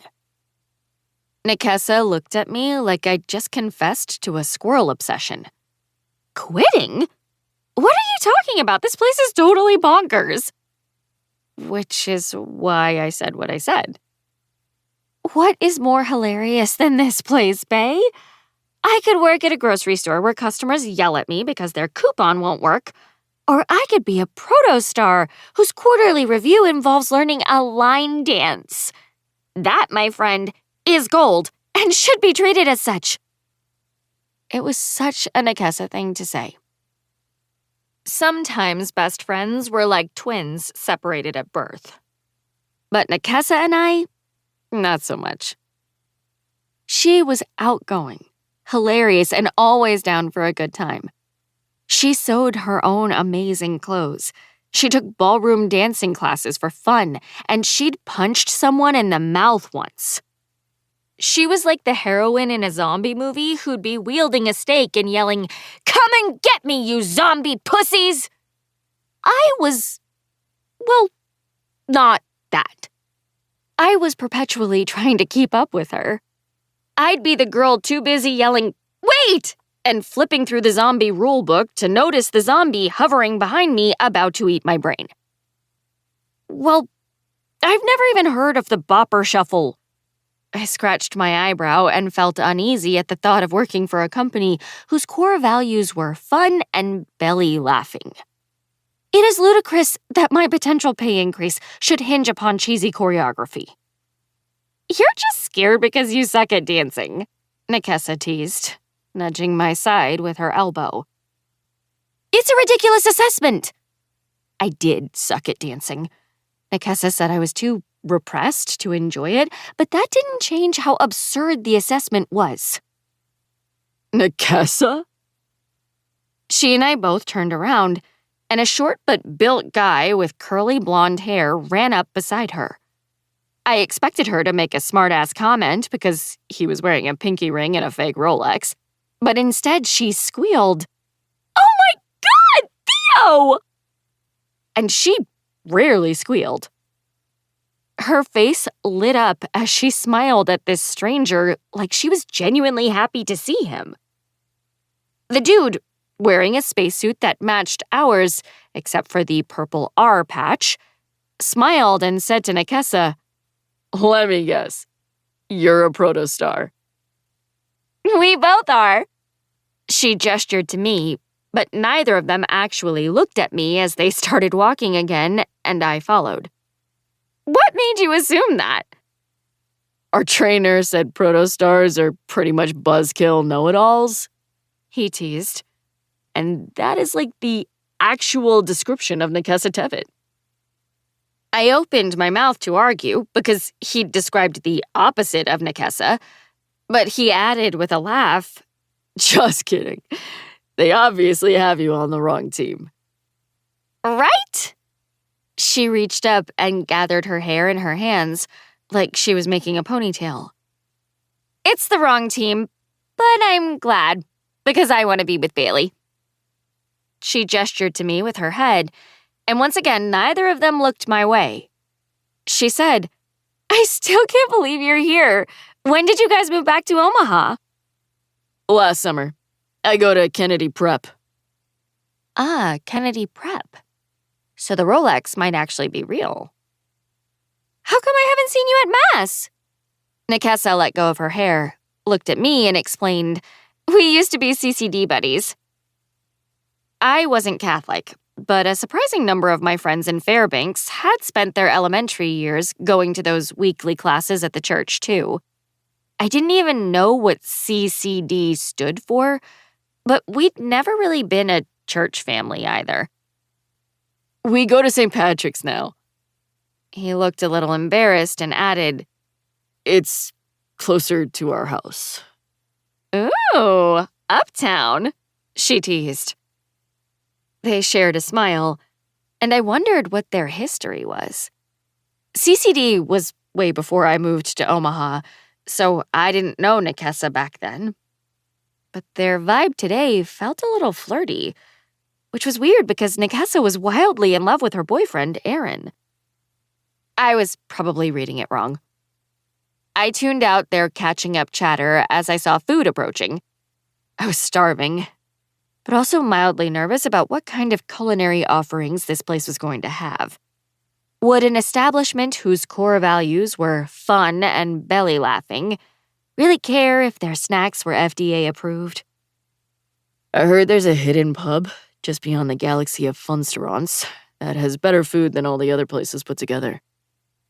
I turned to my right, and there was Charlie. Where did he come from? I looked up at his face, damn, so tall, and was still torn between dreading the sight of him and finding a strange comfort in his presence. It was a little unnerving, wondering when Mr. Nothing was going to show up and cancel out this Charlie. So I just said, "Really?" He leaned in a little closer, his lips turning up into a slow smirk. It's designated as a kid-free zone, so they put it in a separate corridor. The DJ told the Red Giants about it in confidence, but since I'm now of the House of Proto, betrayal of the Red Giants is my duty. "Nekesa, did you hear that?" I nudged her with my elbow and turned to my left. "Bar food up ahead." Charlie muttered, You left out the part about my dutiful bravery. "I know," I replied, not looking back at him. I heard him say, "Ouch," and it kind of made me want to laugh. Nekesa glanced at me and then looked back at Theo. "Bar food up ahead." Theo shook his head. Constellation Pizza has calzones in the shape of Saturn. Rumor has it the rings are made out of breadsticks. You cannot miss out on that, Nekesa. She looked back at me and Charlie. "You guys, come on. Planetary pizza? We have to do that shit."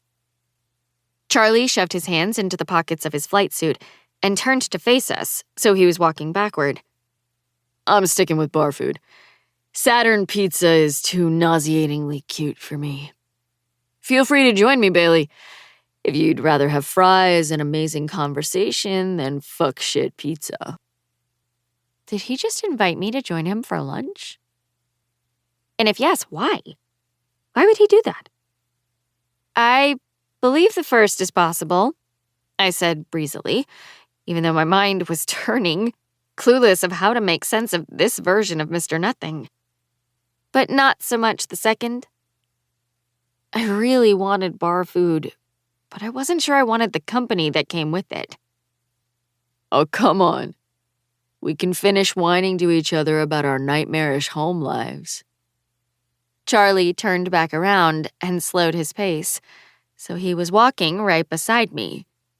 He lowered his voice, so he was just talking to me, and said, "Been together now so we don't kill later." He didn't look like he was messing with me. His eyes were on mine, but he looked like he was waiting for my answer. Nothing more, nothing less.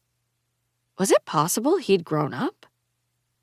I knew I'd probably regret it, but as I looked at Nikessa and Theo, deep in their conversation about people I'd never met, I sighed and said, "Fries it is." Chapter 8. Charlie. I hadn't expected her to say yes. Yes, I'd been trying to convince her, but now that she was leaving her friends and walking with me toward the pub, I wondered if it had been a mistake.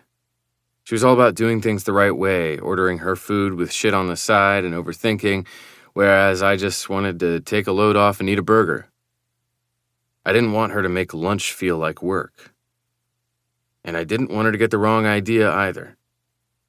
"So," she said, glancing at me as we walked toward the pub's entrance, "what made you want to get a job here?" The truth was that I'd applied at this idiot zone solely to piss off my mother's boyfriend. He'd convinced her that I needed to get a responsible job so I didn't waste time scrolling apps and gaming. The guy was such a douchebag. All day, so I got a job at the city's largest dipshittery just to give him a wicked case of the eye rolls. And man, did it work. It was this or Chuck E. Cheese, and that mouse gives me the fucking creeps. I didn't bother with a legit explanation because I knew she didn't care. Bailey was, for all intents and purposes, a stranger, yet I knew enough about her to know she had no use for me whatsoever. "Same question, but your turn." She gave me a tiny smile, one of those polite little numbers that didn't quite reach her eyes. "Nikessa and I applied out of boredom, but now I'm strongly considering quitting." "Because you suck at bouncing?" I said, trying to make the smile reach her eyes. "Because it's so stupid," she said, looking at me wide like she wanted me to commiserate. "Right? I mean, there is a person whose title is Audience Exciter. I don't think I can work at a place where adult humans approved that job title." That made me smile, even as she blinked fast in her uptight way. "I can see that about you." We walked up to the order counter, and Bailey asked, "Does that mean you like it here so far?" God, no. I looked at the menu board and my stomach growled. It's a complete and utter shit show. My car needs gas, though, so I will unfortunately be sporting a flight suit whether I like it or not. "That's the one thing I don't mind," she said, sounding mildly amused. "I kind of like the cut of these jumpsuits." That brought my eyes to her body, which was a mistake because the last thing I wanted was for her to think I was checking her out. I quickly raised them to her face and was relieved that she was looking at the menu, not me. Whew, avoided the trap. But as I looked at her pink cheeks, I was a little taken aback by how pretty she was. I mean, I had eyes. I'd known she was attractive the times we'd met. But there was something about the freckles on her nose and the way she blinked like she was continually processing things that I found interesting. "What are you going to order?" She tucked her dark hair behind her ears and said, "I think I'm just getting fries." I shrugged and cleared my throat. "Yeah, I'm just getting a few burgers and a couple fries, maybe some onion rings and a hot dog. Step aside, glasses. Let me show you how it's done." "This should be a real treat," she deadpanned, and as I moved around her to place my order, I realized that I could breathe deeply for the first time in weeks. She was 20 things that annoyed me, all rolled into one, but there was something oddly relaxing about being around her. Maybe it was the slight sparkle that she always had in her eyes, like she was expecting magic to appear at any given moment. That wide-eyed hopefulness kind of made me feel hopeful, which was dangerous but mildly intoxicating. We got our food and grabbed a table, and as she rambled to fill the silence while squeezing every drop out of 3 ketchup packets like a lunatic, it occurred to me that I didn't want her to feel like that. Like she didn't know how to act around me. Like she was waiting for me to be a dick. I wasn't always a dick, for fuck's sake. So how bad was it? I asked, unwrapping one of my burgers and reaching over to grab one of her 15 ketchup packets. Tell me all about the divorce. She stopped squeezing and her eyebrows went down. Why would I tell you? Because I know how absolutely hard it sucks, and I get it. I squirted the ketchup onto my wrapper, then dipped my burger into the condiment. I could tell she didn't trust me. Hell, we were basically strangers, so it made sense, but I'd never forget the way she looked on the plane when I'd mentioned divorce. For a split second, her prickly demeanor had evaporated entirely. The crinkle between her eyebrows, the hard swallow, the way she'd sucked in a deep breath, it felt like I'd punched her in the stomach. She'd recovered, but her face had haunted me afterward. So much so that here I was trying to assure myself that she was okay. Fucking weird, that. I said, we're like soldiers, comparing scars and stories of our shitty battles. People who haven't been there don't understand, but we do. She made a noise like she didn't necessarily agree, but her eyebrows returned to normal as she said, that's actually a terrible analogy. Agreed, I said, taking a bite. But misery loves company, and I'm a miserable piece of shit, so tell me everything. Chapter 9. Bailey. What's weird is that it seems like everyone but me is cool. I set my elbow on the table and rested my chin on my hand while Charlie finished his third cheeseburger. I feel like I'm the only one, besides little kids, who can't just adapt to the divorce and adjust. That was the total truth. I was 17, for God's sake, and I'd be out of high school next year. Like a grown-ass person. So why did it still make me unbearably sad when my dad wasn't around for school events? When the art club had a showcase and our work was hung in an actual gallery, I'd watched for him all night like he was going to just hop on a plane from Alaska to surprise me. Spoiler, he did not. And why, when my mother's boyfriend came over and sprawled out on our couch, watching TV in his socks like he was part of my family, did I close myself in my bedroom with the all-encompassing homesickness that felt like it was physically choking me? Charlie shook his head and took a sip of his soda. At least you seem to keep it all inside like the type A repressed person you are. First of all, I said, surprised that not only was I sharing my story with him, but I was actually enjoying the interaction. I'm not repressed. He was the second person to call me repressed in the past half hour. That was an ouch. Second of all, I continued, how would you know if I was type A? He gave me an irritating, I know everything look as he shoved a few fries under the bun of his burger. Anyone with eyes can see that you are. And that's okay. It makes for peace, if nothing else. I go off like all the time. So not only does everything just straight up suck, but my mom, my sister, and the douche boyfriend are always pissed. Like how? I asked, genuinely curious. How do you go off? He grabbed the pickle spear off the corner of his plate and stuck it under the bun as well, and said, I'm just honest. When I see Clark in the hall in the middle of the night, I say, dude, why don't you stay at your own house like you aren't a mooching loser? And when my dad cancels on me because his girlfriend's kid has a little league game, I tell him that he's a shitty father for choosing her kid over me. Wow. I sat up straight and stared at him in awe. I couldn't imagine that kind of confrontational interaction. God, it gave me anxiety just thinking about it. But I respected Charlie's ability to not care about other people's feelings. I mean, I might be able to daydream about that kind of honesty, but when it came down to it, I just didn't like making people unhappy. I wanted my mom and my dad, when he remembered I existed, to be happy. And I wanted to be the one to make them happy. Rocking the boat, might feel good for about 5 seconds, but I knew myself well enough to know that the guilt that followed would be unbearable. I said, "I cannot believe you say those things." It isn't received well. He took a bite of his overstuffed burger and looked at the 2 girls behind me. But it's the truth. I can't believe I'm saying this, but you're kind of my hero. I sat back in my chair and crossed my arms, studying him. I could actually picture him saying those words, and something about it made me sad for him, even as I respected his ballsiness. That made his mouth turn up into a snarky half-smile as he wiped his hands on his napkin. And you don't even like me. I know. I couldn't stop my smile. His mischievous ones were contagious. And I shook my head. But this is revolutionary stuff. Can I live vicariously through you? Why be vicarious? Burn some cities down with your own rage.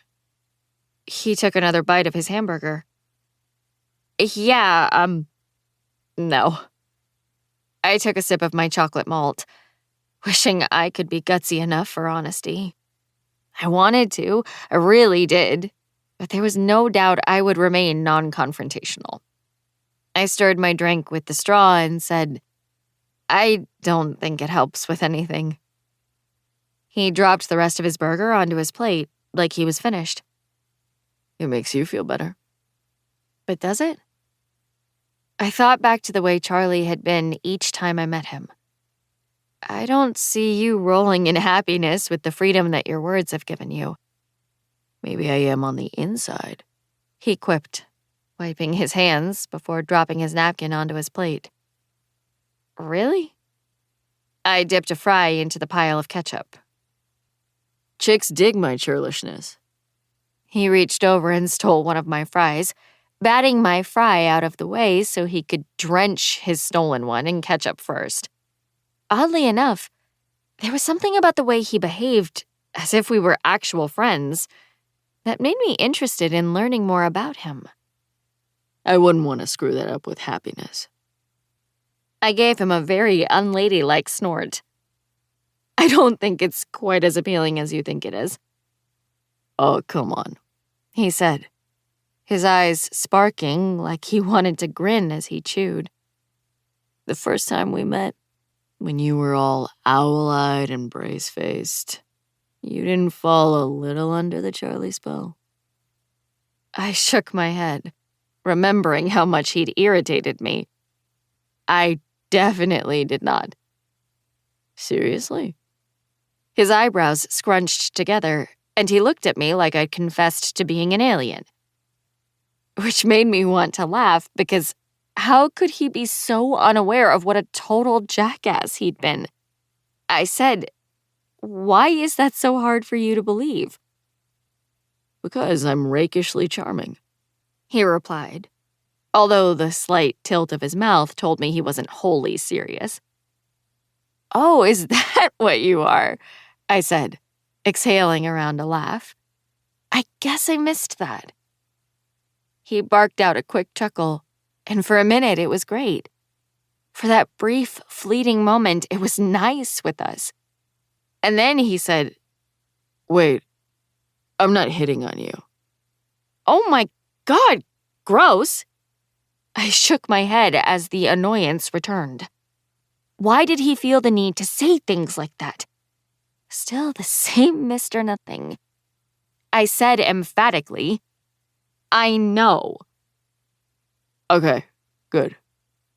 He pushed his plate toward the center of the table and added, "And I second the gross."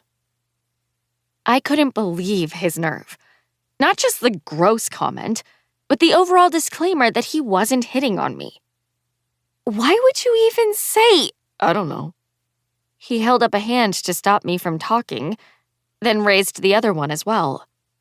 I'm pretty sure no two people have ever been as disinterested in each other as we are, but I just wanted to make sure. Oh, I can definitely confirm. I thought back to the Fairbanks airport and said, honestly, the first time we met, I was in awe of how irritating you were. Like, I don't think I knew just how obnoxious a person could be before that day. Same, He said, nodding in agreement. What?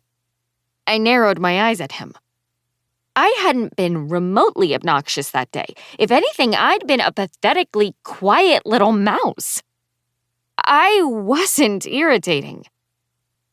He moved his straw around in his cup and said with a feigned scowl, You wouldn't let me cut in line because of rules. Irritating as fuck. I was about to explain to Charlie how there was nothing the least bit irritating about following the rules when Nekesa interrupted, appearing beside our table with Theo. Hey, guess what? Mr. Cleveland sat with us at lunch, and when Theo told him he's majoring in accounting next year, good old Cleves transferred him to Protostar. So he's on our team now, too. I looked up at the two of them and was mildly annoyed by this news. Theo seemed fine, but Nekesa and I had taken the job together, as a team, and his presence was really messing with the vibe. Wow. Charlie leaned back and stretched. So you got upgraded. I got demoted to Protostars just because I said glitter was the devil's calling card. Nekesa snorted. You said that? Respect. Theo gave Charlie a slow grin of appreciation. There was an entire section in the Red Giant Handbook on the endless joy of glitter bombs. I can't believe you actually said that out loud. Listen to what you just said and tell me I'm wrong. Charlie crossed his arms over his chest. Endless joy of glitter bombs. Are they kidding with that? Charlie and Theo started talking between themselves, and I glanced at Nekesa. Are you sure we shouldn't quit and find normal jobs? Normal sucks, Nekesa said, and I got distracted for a second by Charlie and Theo. They were doing that whole low-talking, smart-ass, grin-wearing thing guys did that usually equated to a conversation about breasts, and I rolled my eyes. I just knew I wouldn't approve of their conversation. Nekesa reached down and grabbed my cup. Can I have a sip? Charlie looked up from his conversation with Theo and said to Nekesa, Only if you like a malt with vanilla ice cream, but only half a spoonful of malted and 2 squirts of chocolate syrup instead of 3. And half whipped cream, no cherry. I hadn't realized Charlie had heard my order at all, much less heard it and remembered every little detail. A part of me was impressed by his perfect recollection, but a bigger part of me was taken aback by the way he acted so familiar with me. Because we didn't know each other at all, right? So why did it feel like we kind of did? So on brand for my girl. She lifted the cup and took a long drink before saying, Ooh, but so good. Do I have time to get a malt? I said no, and at the same time, both boys said Yes. Nekesa stuck out her tongue at me, and I glanced down at my watch. Well, be fast. I don't want to be late. Such a protostar, Theo teased, and I couldn't believe he was self-assured enough to mock me when we'd only just met. Takes one to know one, Nekesa said. Mr. Private School. Did you really just say that? Theo said, giving Nekesa a flirty smile. Miss Public Education. I think I did, she said, grinning. Looks like someone upped the attitude since we last met. I watched as Theo tilted his head and gave her an appraising look. I'm not sure if I'm scared or if I like it. Oh, you're scared, Nekesa replied, meeting his gaze before turning and walking to the counter to order. I think I'm both, Theo said, laughing as he followed behind her.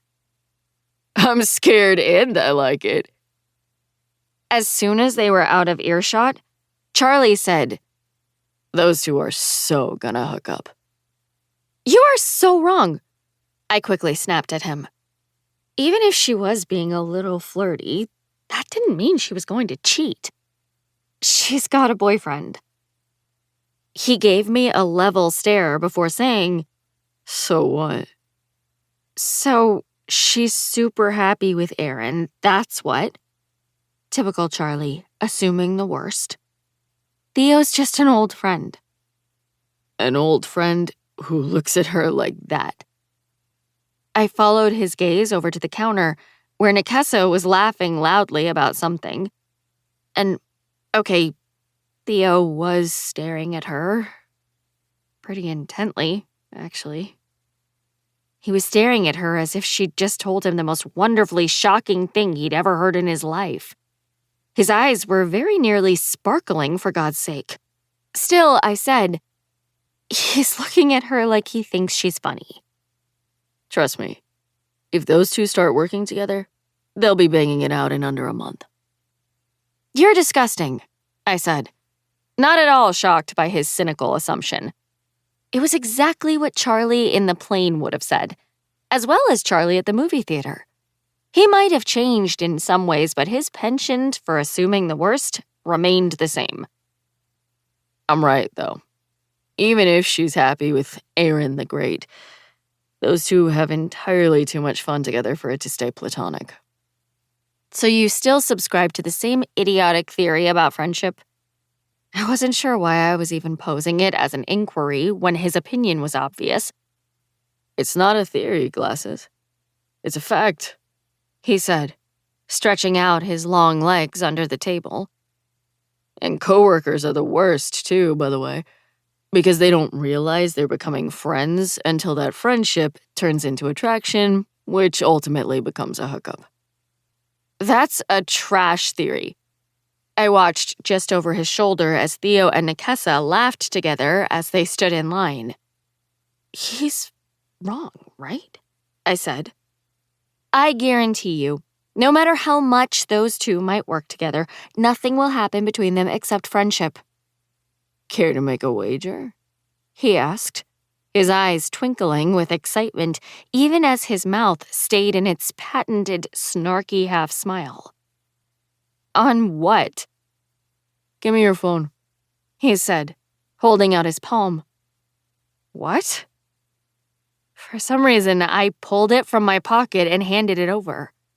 What are you doing? Putting in my number so we can work out the details of our bet later. He glanced toward the counter. Shh, here they come. He finished entering his number before dropping my phone onto the table. I stared at my phone as if it were a loaded gun because, what the hell? Suddenly, I had Mr. Nothing's phone number. Definitely wasn't on my new job bingo card for today. And also, he wanted to make a bet on my friend's fidelity.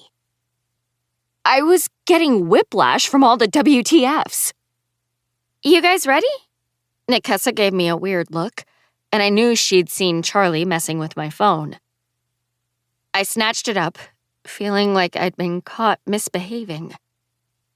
Yep, let's go, I said, standing up so fast that I knocked over my chair. It landed with a crash when it hit the tile, and I wanted to disappear when all heads turned toward me. Shit. As I bent to pick it up, it occurred to me that this job might not turn out to be the mindless fun that Nikessa thought it would be. Chapter 10. Bailey. Mom?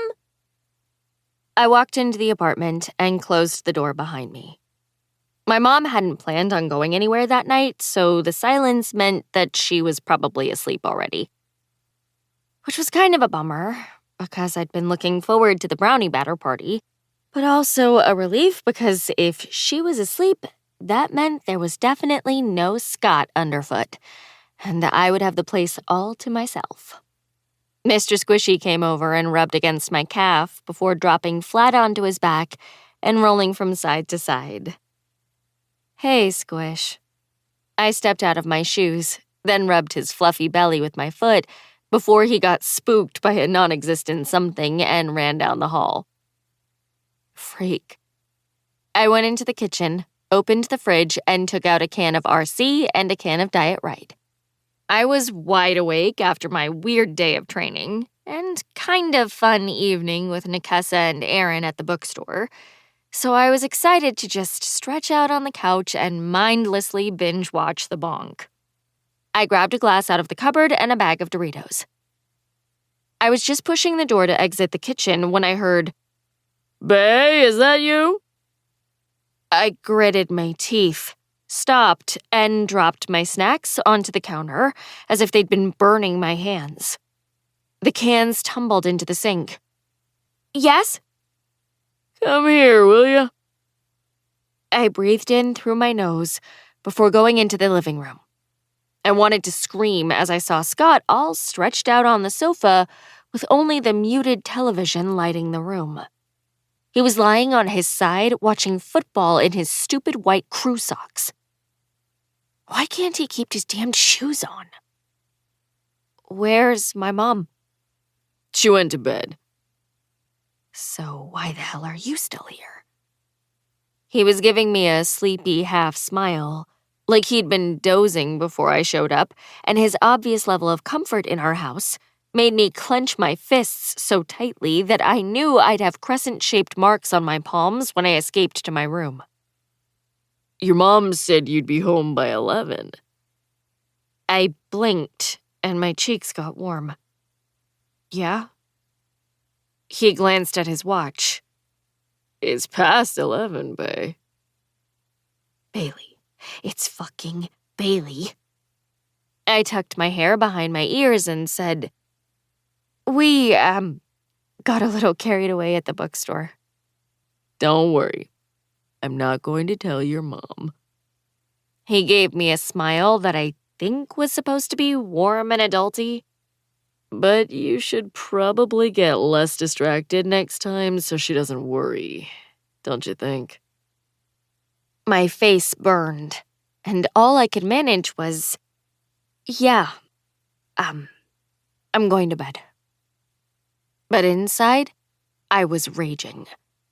This man was speaking to me about my mother. Scott was talking about her like she was his primary concern, like it was his job to make sure she was happy. I clenched my jaw and had taken one step when he asked, Did you have fun? I stopped. What? Again with the fatherly smile. He asked, Did you guys have a good time shopping? I smiled back as I daydreamed about pushing him off the couch with a cattle prod. Yeah. Good. He snuggled back into the couch pillows. Night, bae. My name is Bailey, you shoeless douchebag! I wanted to roar it like a bloodthirsty hellbeast because only my friends and my mom got to call me that. But I just said, good night. As soon as my door closed behind me, I gritted my teeth and threw my head back in a silent scream. It was so unfair. Wasn't your house supposed to be the one place where you felt at home? Like, relaxed and comfortable? My heart ached with homesickness whenever I thought about the house back in Fairbanks. Not because of the home itself, but because it seemed like a lifetime ago that I'd lived with the wrapped-in-a-blanket comfort of knowing that at any given time, the only inhabitants of the place were the members of my family. No dates, no boyfriends, no coworkers who liked to yell, "Woo!" when they had girls' night at our apartment. I missed my home being my home so much that I rarely allowed myself to even remember life before the split. It hurt too much. I flipped on my little TV, but Scott's presence had ruined the bonk. I was too worked up to get lost in trashy reality TV. I tossed my phone onto the bed and changed into my pajamas. My dad's faded old Global Weather Central t-shirt that still went down to my knees, as I silently raged. I felt like I was going to explode. My phone buzzed, and I didn't recognize the number that popped up. But when I opened the message, it was from Charlie. Hey, glasses. Even though he'd said he was going to text me, I couldn't believe he actually kept his word. I stared at the phone in my hand like I'd never seen a phone before, wondering how to proceed. Do I answer and engage with him? Do I ignore it and pretend it never happened? I felt too ragey about Scott to think rationally. But as I flopped down onto my bed, I thought about what Charlie had said about his interactions with his mom's boyfriend. Did he really just go off whenever he felt like it? I could never do that. But imagining it was sublime. Calling Scott a pecker face and telling him to put some shoes on his gnarly feet. That was some euphoric kind of daydreaming. Instead of responding to his hey, I went wild with oversharing. Me. My mom's boyfriend just called me out on being late.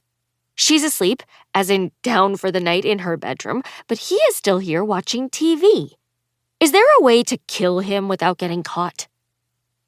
There were immediate texting bubbles, and then, Charlie, just ask him why he's still there and throw in the word loser. Tell him he's gotta go. I couldn't believe I was smiling, but I was. The idea of that conversation was just too funny. I texted, I can't do that. There were more conversation bubbles, and then they disappeared. Just as my phone rang. It was Charlie. Almost on instinct, I let my phone slip from my hand. Why is he calling me? My heartbeat picked up as I retrieved the phone, unsure yet again on the best way to proceed. Talking to Charlie on the phone instead of just texting seemed like a big bump up for us on the friendship scale and seemed somehow unwise.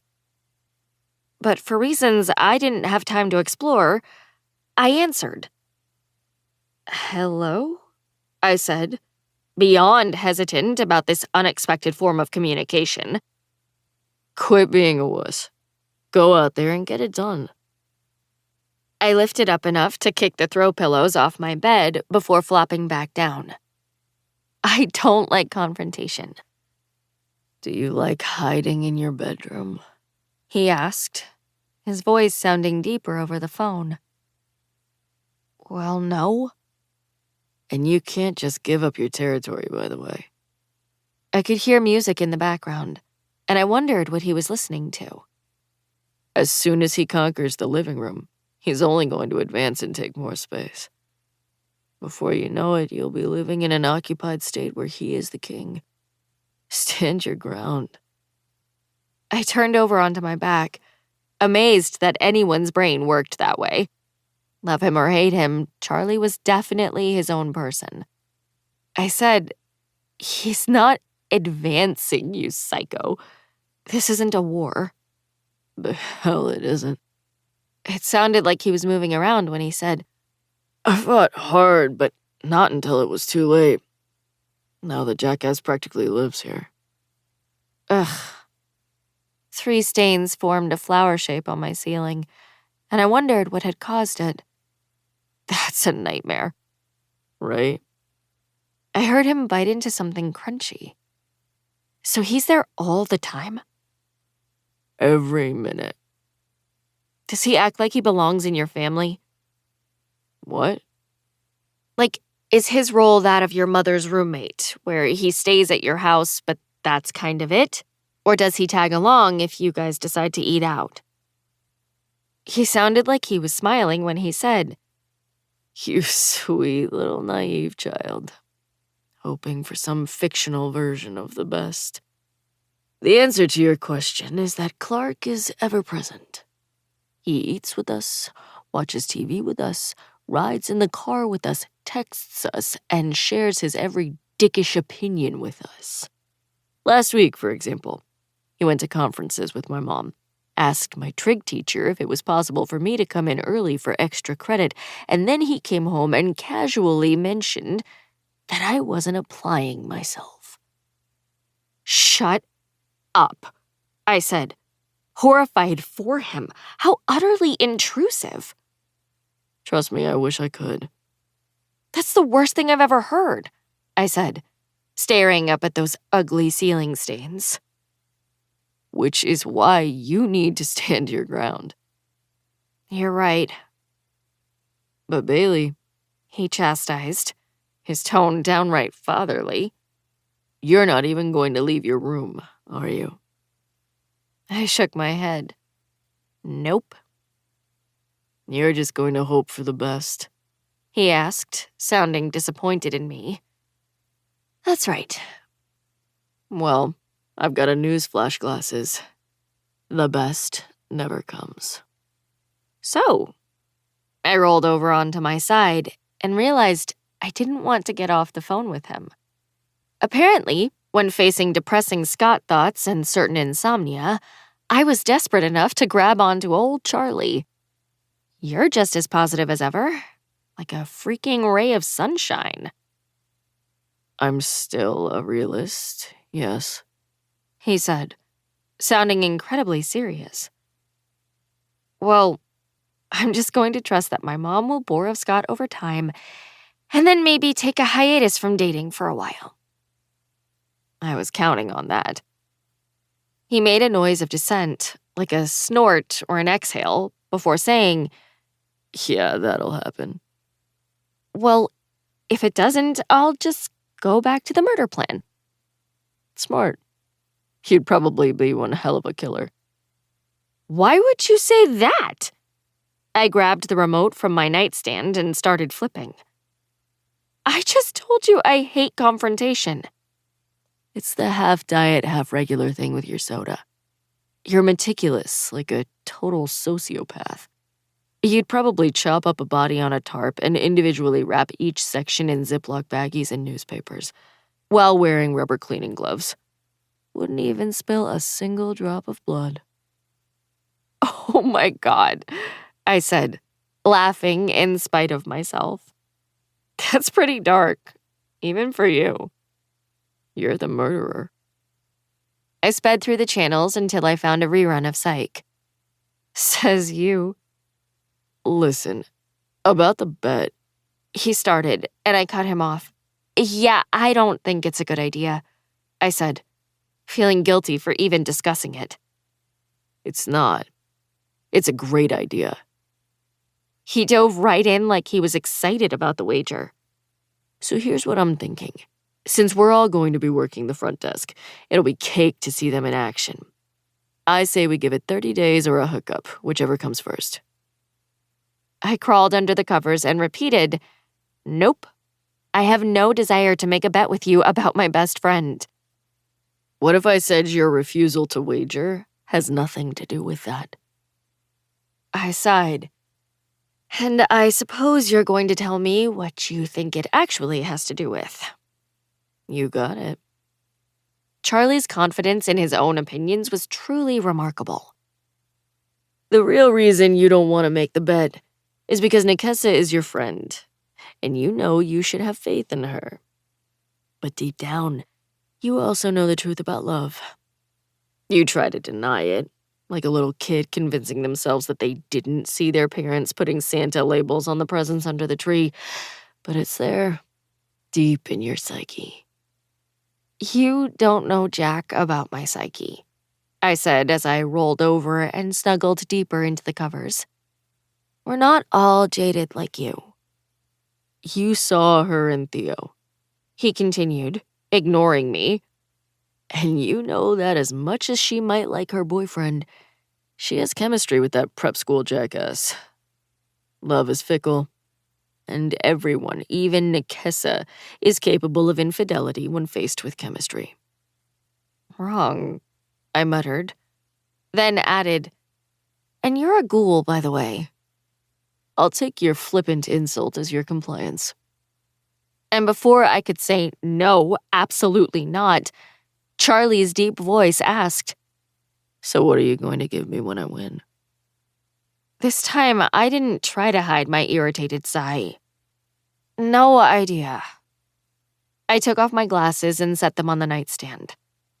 I've got $68 in my bank account and a visually impaired cat, so I'm afraid it's slim pickings.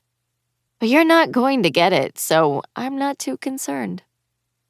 He was back to crunching something again.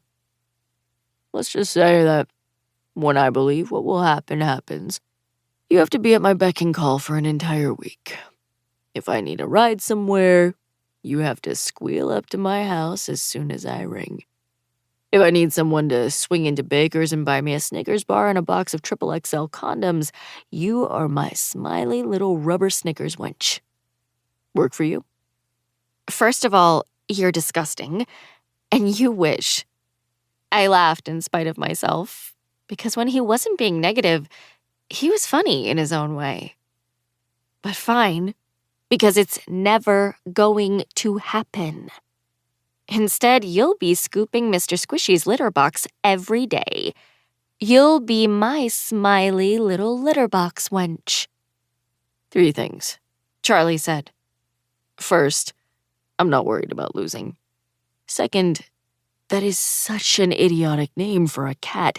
And third, He paused, not finishing his statement until I finally asked, "What's the third?" the third is that, of course, you have a cat. I have never met anyone in my life who's more of a future cat lady than you. I turned off my lamp and closed my eyes. I'm sure you mean that to be insulting, but I accept it as a compliment because cats are awesome. Thank you, Charlie. And I'm going to sleep now. Good night. Cats are the worst, actually. He scoffed and said, And good night to you too, Glasses. as tired as I was, it took me forever to fall asleep after we hung up. There was some morsel of truth in Charlie's notions about love. Logically, I knew better. But his example about chemistry had been true with my parents. No one cheated, but exposure to chemistry outside of their relationship had shown them that they no longer had it. And it had been true with Zach, though beer had played as big a part as chemistry. I knew Charlie was wrong, but his words had given voice to that tiny part of me that questioned everything. And that voice didn't need any encouragement. Chapter 11. Bailey. I walked into the kitchen the next morning, starving and half asleep and totally regretting my decision to ignore the alarm the first 3 times it went off. I had to be at Planet Fun in 30 minutes for day 2 of training, so I was going to have to wolf down my bagel, throw my hair into a ponytail, and put on makeup when I got there. "Good morning, my soul offspring," my mom said, not looking up from the newspaper that was on the table. The room smelled like the Folgers coffee that she guzzled by the pot, and I wondered if we had enough almond milk for me to make it into a decent cold brew.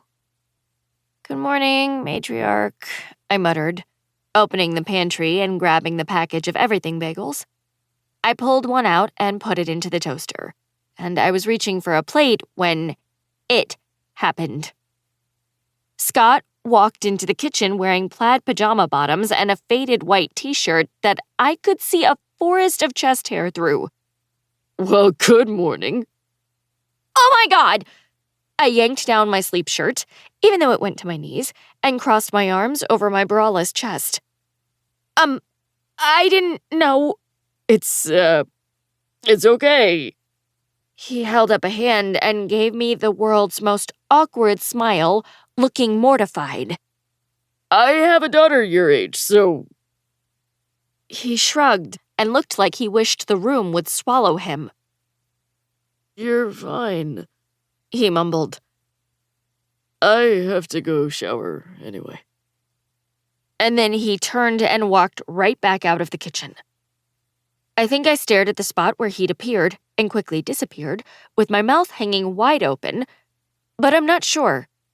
Time stopped and sounds got furry as the ramifications of everything slapped over me.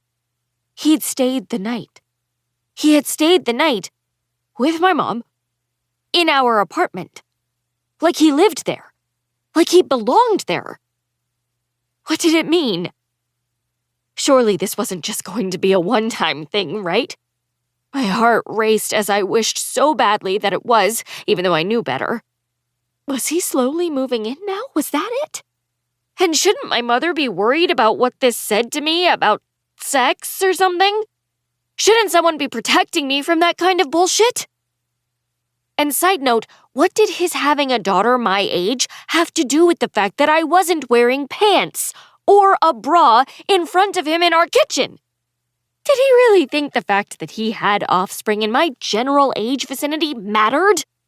Since I wasn't related to this jackass of a man in any way, shape, or form, I was going to have to disagree with him and say that it wasn't okay for me, at 17, to be nipping out and bare-legged in front of his 40-something ass.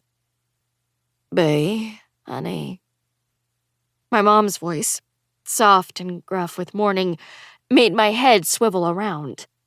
I foolishly thought she was going to save me, apologize, rescue, or at least comfort me in this most disconcerting of breakfast scenarios. Her pretty face was half smiling, but she was looking at the spot where he'd just been standing, not at me. I said, "Yeah?" Why don't you go put on some pants and we can all have breakfast together? She glanced at my face and gestured toward my room with her chin, whispering, You should probably get dressed before coming out when there are people here, kiddo. "Oh my God, that is disgusting." Nikessa rummaged through her purse in the passenger seat while I drove. Yikes! He stayed the night? What did your mom say when he just walked out of her room in the morning? Did she warn you? No. My head was bouncing with all of Nikessa's questions that I had already asked myself 1,000,000 times that morning. She acted like it was normal and like I was somehow in the wrong for doing exactly what I do every single morning. I cannot believe Emily didn't step up for you. Right? I said, realizing that was exactly what the worst part of the morning had been. My mother taking a step back from me. "What's his last name?" Nikessa took out her phone. "I'm gonna look up this weasel dick and see what his story is. Scott what?" "Hall." Nikessa was acting psychotic, but it felt good to have someone in my corner. She might be outrageous, but I also knew she'd stab someone in the face with an ice pick, her words, for me. Scott Hall. I slowed and took a right at the corner, driving too fast but determined to be on time for work. "Found him." I glanced over as she was scrolling. She said, "He's got a Facebook. Profile pic is a normal daddish kind of thing." She scrolled a little more. No weird political rants, no sexist posts. Nothing pervy so far. "Looks like he's got a dot our age, remember?" I said, still seething inside from the awkward encounter. "Oh my God." "What?" "Wait," Nikessa said, bringing the phone closer to her face. "Hang on for a sec." "What?" I glanced over, dying to know what she'd found. "Holy shit!" She yelled it and glanced up from her phone, her mouth dropping wide open. I was scared and hopeful all at once. Had she found a criminal record? A rap sheet that would make my mother insta-dump Scott? I said, "Will you please tell me what you're freaking about?" She shook her head and looked legit nervous. "I don't think I can even say it." I welcomed the red light over the upcoming intersection so I could slam on my brakes. "For the love of God, what?" "Okay, don't freak out." She breathed in through her nose before holding out a hand to calm me and saying, "His daughter is Christy Hall." No, it's a common last name," I said, trying to believe it even as a huge knot formed in my stomach. He lives on the other side of town, way outside of our district. The name is just a coincidence. Bailey, it's not. It was my mouth's turn to drop wide open as I stared at her in disbelief. There was just no way. I said, "If there is a God, you are lying to me." "Not lying, sweetie. Look." She held out her phone, and sure enough, there was an adorable picture of Scott and Christy Hall. Together. Christy Hall! Was the universe kidding me with that? Christy went to our school. She was pretty and wildly popular, and she hated my guts. Which was weird in that I kept to myself, and a large portion of the population didn't even know who I was. I was off the radar to most of my classmates, but if Christy saw me, she couldn't stop herself from calling me out.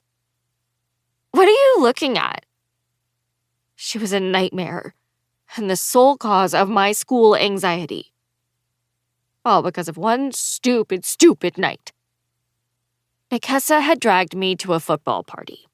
She'd just started talking to Aaron, and she was head over heels obsessed.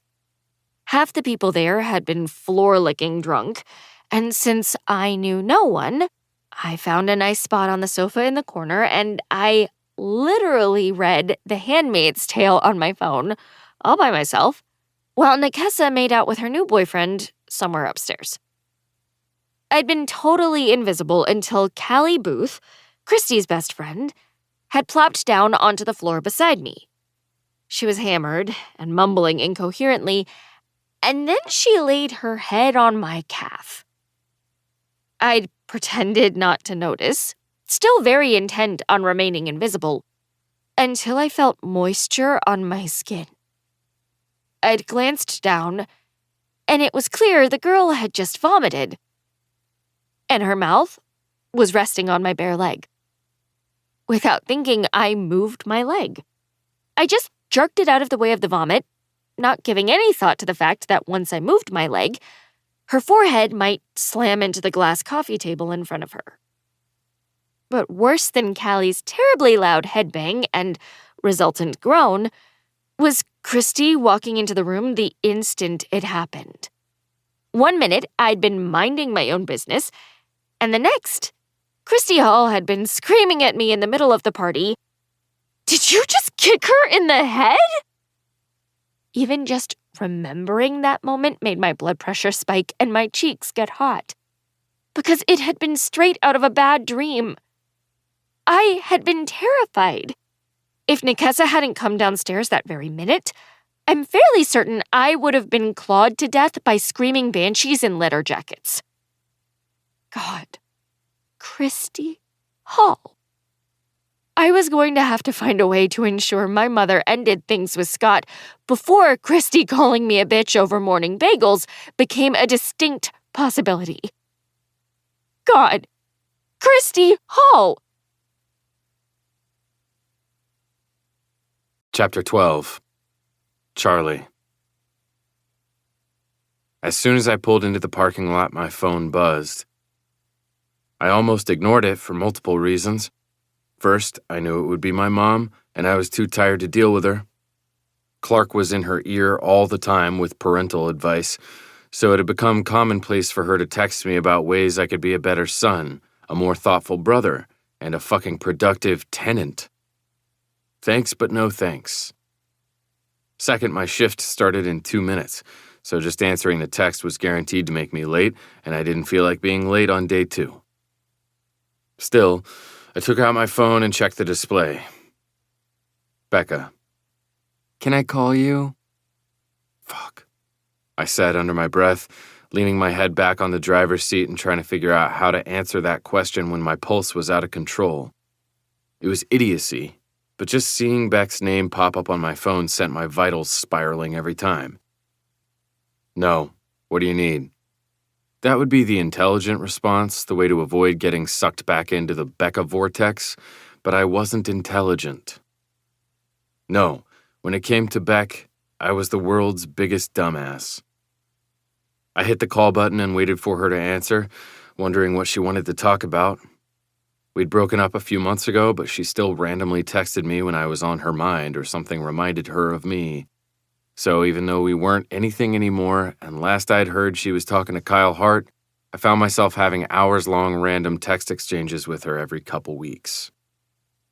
"Hey, you," she answered, her voice quiet.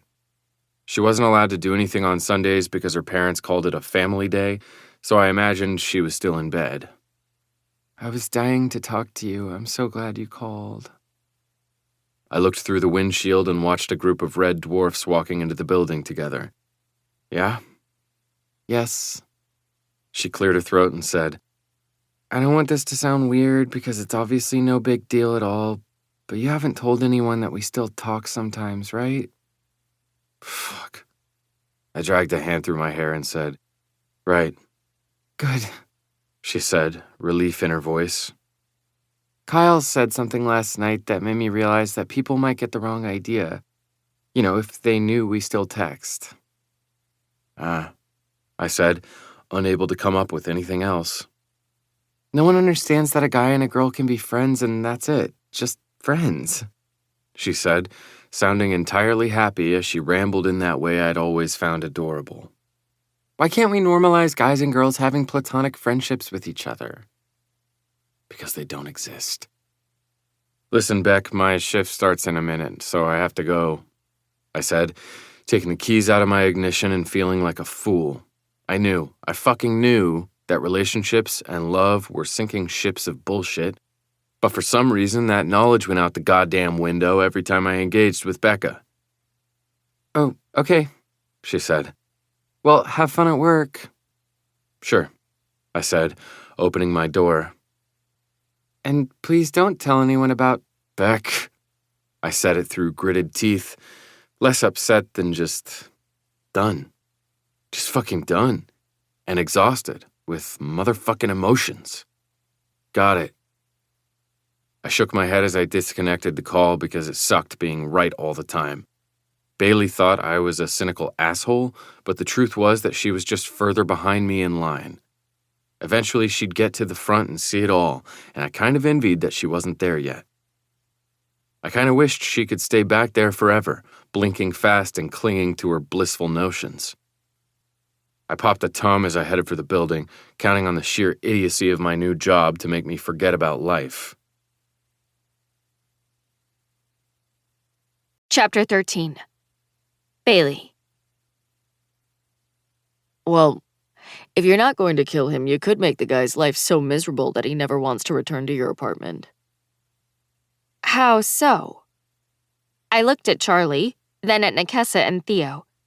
We were on our first break, sitting at a cafeteria table in Planet Fun's supermassive fun hole, and since Nekesa had no filter, the boys were now totally up to speed on the embarrassing thing I'd done at my first booze party, how much I was hated by the popular girls at our school, and the crushing reality that my nemesis could potentially move in with me in the not-so-distant future.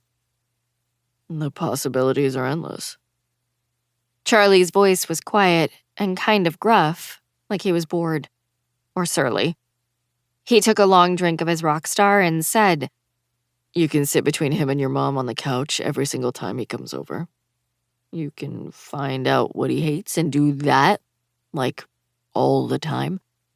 Conversely, you can find out what he loves and ruin it. Example, please, I said, intrigued by this notion of subterfuge. Nekesa grinned and said, "Oh my God, he's right. If you know he loves football and he's coming over on a Monday night, you make sure you're already watching a documentary on, like, Hurricane Katrina when he gets there.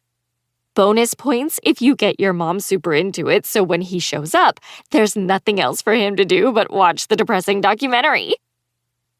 "Ooh," I said, thinking that didn't sound too difficult. Charlie added, Or if you find out he's allergic to dogs, borrow mine for an hour and we'll let him run all over your house. The Undertaker sheds like a son of a bitch. So we'll roll him all over the sofa so that the next time the boyfriend lies down to watch TV, he'll have a massive asthma attack. I'm not sure what's more unbelievable here, the underlying darkness of you guys' childish parent trap ideas, I said around a smile. Or the fact that his dog is named the Undertaker. Charlie's mouth turned up. What? My little sister loves wrestling. I wondered what Charlie was like with his sister. Was he sweet and protective, or kind of an asshole? Honestly, I could see both. My uncle got the Undertaker's autograph last summer, Theo added proudly. That made Nikessa giggle and flip a straw wrapper at him. Aw, does little Theo like wrestling? That's it. Theo tugged on her hair and said, One too many whittles today. They were all smiles and breathless laughter, which made me glance at Charlie, who gave me a knowing smirk and a slow nod. I narrowed my eyes into a squint and shook my head as if to say, no way. Even though Nikessa and Theo really were flirting all over each other, but the squint was rendered meaningless when Theo tickled Nikessa. He tickled her, she squealed, and Charlie ditched subtlety as he stood and mouthed the words, "Told you," while wearing a cocky, all-knowing grin. Gah! It was infuriating, the way he always thought he was right. The four of us spent the entire day learning how to work the front desk. The majority of our responsibilities would be checking the guests in and out and answering the switchboard. It didn't seem difficult, but it didn't necessarily seem exciting either. Toward the end of the day, we had to take turns role-playing. I was killing it, totally slaying as a desk clerk and impressing my trainer with my skills. I knew it didn't matter, but I liked doing a good job. Only every time Charlie played a guest and I was the desk clerk, he used ridiculous accents and terrible voices to try to make me laugh. I was able to hold it together and be professional, but when he attempted to channel a French woman with a very high-pitched voice, a tiny laugh escaped. Miss Mitchell, the trainer said, not looking amused in the slightest by Charlie's shenanigans. The reality is that there will be guests at our establishment who are unusual. Are you going to crack up every time they ask you for a room? I glanced at Charlie. Was I actually the one getting in trouble? I couldn't believe it. It was day 2, and he'd already gotten me on the naughty list. I pressed my lips together and took a deep breath before recovering with, "Of course not. I'll get it together." The trainer gave me a nod, but still looked annoyed. I turned to Charlie to glare, but he gave me a wink that made glaring impossible. Because, something about the intimate wink did things to my stomach. I cleared my throat and looked away. What the hell was that? I cleared my throat again and decided it wasn't anything more than hunger, making my stomach growly. When we finally got off work and the four of us were walking to our cars, my mom texted, "Scott and I are hungry for Godfathers. Does pizza work for you for dinner?"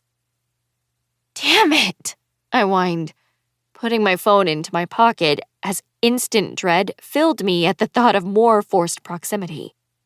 He's already over at my house. He probably never left, Charlie said. Nikessa and Theo were too busy talking to even notice we were speaking. Shut up, I said to him, hating that thought. Not helpful. Seriously, just make the dude's life hell. Charlie waved a hand in the air as he said, It's so easy. I wished it was. I wished it was easy, and I wished it would work. Maybe I do need to come up with a plan. Hell yes, Charlie said enthusiastically. A control freak like you should definitely take some notes. I wanted to deny that I was a control freak, but I knew that with Charlie it was pointless. It would result in 10 minutes of back and forth that would end in him thinking he was right, even though he wasn't. No, The bigger point was whether or not I wanted to be proactive in the Scott situation. Whether or not I wanted to do something to try to shake him from our lives. Ugh! Just the thought of it all stressed me out. The idea of plotting something was immature. Who was I? Lindsay Lohan? And Lindsay Lohan? Employing childish shenanigans in order to get my long-lost parents back together? I wanted to think I was better than that. And what if somehow it worked and Scott walked away? I wanted that. But what about my mom? I couldn't stand the thought of anything making her sad. So was I really considering spearheading her heartbreak? But just as I thought that, I remembered the brownie batter party that didn't happen last night. Instead of my mom and me hanging out together the way we always had since she'd split with my dad, Scott's ass had been on our couch and he'd put my mother to bed before I'd even gotten home. And it wasn't about the brownies. I wasn't that selfish. It was about what had survived the divorce. Our family had imploded, but my mom and I having brownie parties still felt like some descendant of that. Some tiny fragment that had survived the crash, connecting me to the family we used to be. I was fine with her dating. I didn't want her to be alone forever. But Scott was an imminent threat to all the brownie parties I held on to for dear life. Will you help me? Like, for real, not being a smartass. Charlie looked surprised for a second, and then he shrugged like he didn't care. Sure. I was going to hit Zio's on my way home, so if you want to tag along, we can map out your annoy him until he leaves strategy. My mom and Scott are ordering pizza, so I should probably cancel with them and go with me. He looked down at me with raised eyebrows. Duh. How would this help? I asked, noticing that he really did have a nice face, in spite of his Mr. Nothing disposition. Man, would I love to put mascara on lashes that long. It just wasn't fair that he was born that way. Chaos. Tension. He replied, reaching out a hand and patting down the curl on the right side of my part that had been wildly uncooperative that day. Throwing a wrench into their We Happy Three plans. Okay. I smacked his hand before pulling out my phone to text my mom. I said to him as I opened my contacts, just let me drop off Nikessa first. Theo, Charlie said, his eyes on me. Do you think you can give Nikessa a ride home so Bae and I can go strategize her destroy the boy plan? Of course, Theo said, looking like he didn't mind a bit. Charlie murmured, of course, at a volume that only I could hear. Thanks, Nikessa said, also looking like she had no regrets about being rerouted to hot Theo. Shit, maybe Charlie was right about them.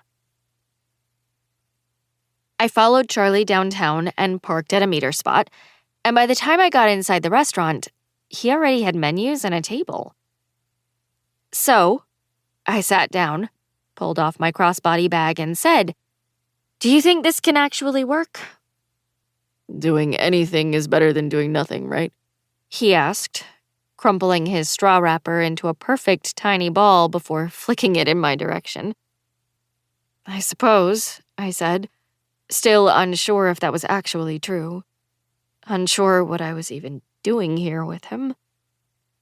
A waiter came over and took our orders, and then we got right to it.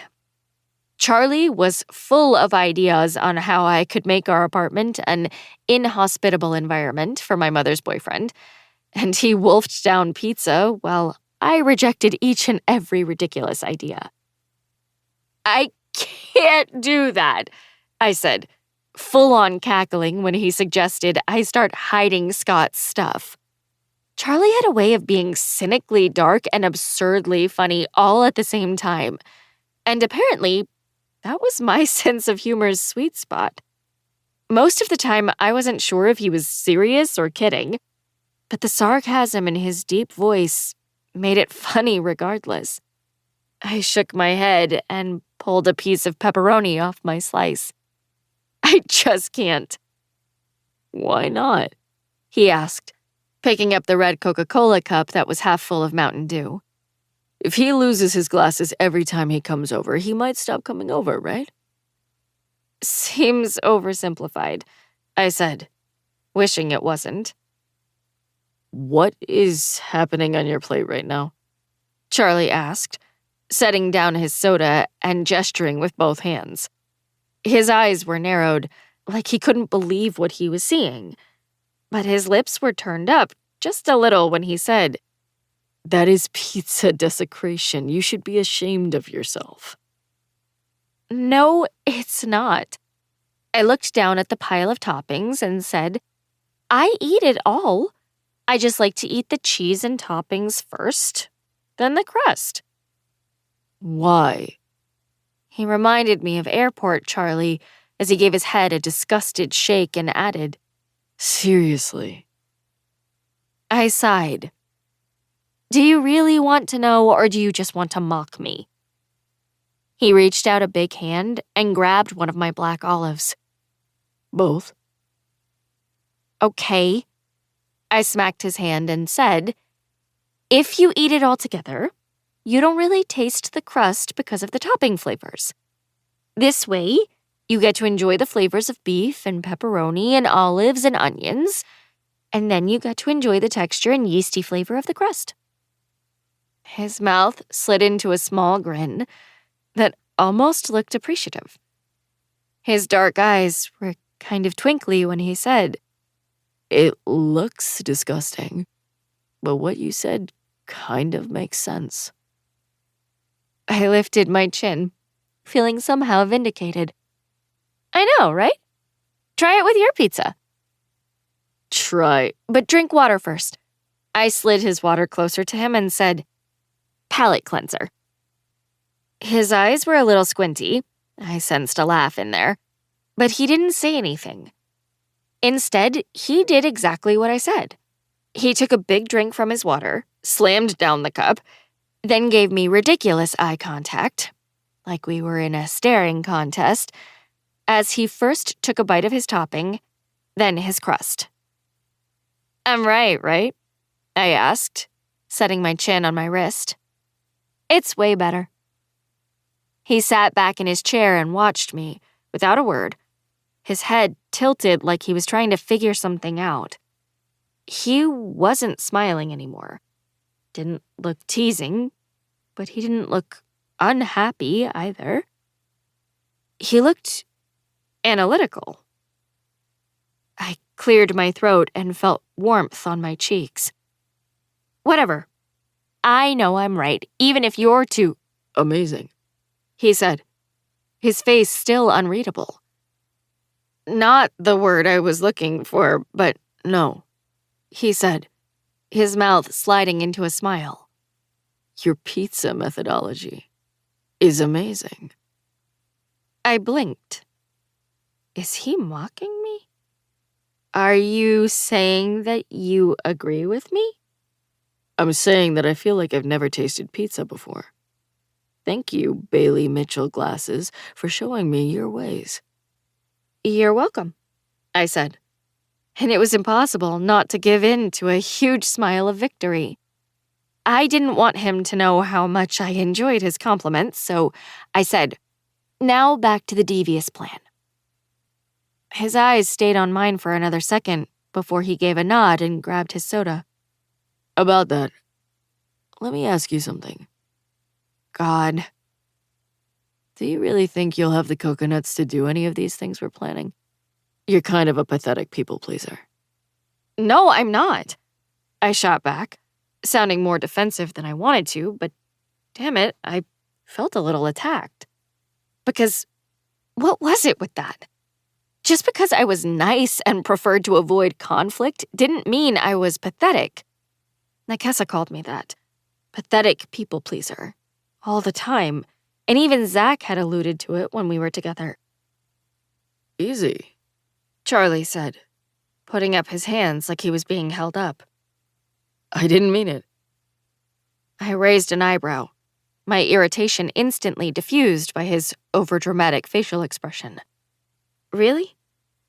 Okay, I probably meant it, he said, his unapologetic smile making him look like a mischievous little boy. But back to the question at hand. Are you brave enough to rock the boat? I don't know, I said, giving the question honest consideration. I had a very hard time with confrontation, so he was right to question my abilities. I mean, I want to. He made a noise and shook his head. Not good enough, bruh. I know, I whined, stirring my drink with its straw, and actually meaning it when I said, I wish I was more like you. I knew it. He leaned back in his chair and crossed his arms over his chest, which was so wide. I wondered if he was a swimmer. And he said with teasing smugness, I'm your role model. Hardly. If you want to call me Uncle Charlie or Mentor Charlie, he said, smiling in a funny way that made me want to smile back. You totally can. I'd rather eat glass, I said, pulling off the sharp retort even as I wanted to laugh. Can we get back to the business at hand? Sure, he said, his eyes moving all over my face before focusing on my gaze. Well, in my opinion, the first thing you need to do is dig deep and find your inner asshole. Oh, wow. Strike the language, he said quickly. But you know what I mean. Just be a dick. No one's as good at that as you. I looked at him, at his naturally sarcastic face, and said, Oh my God, come with me. What? His dark eyebrows knotted together. Yes, it was brilliant. I'll be braver with you there. More brave, he interrupted.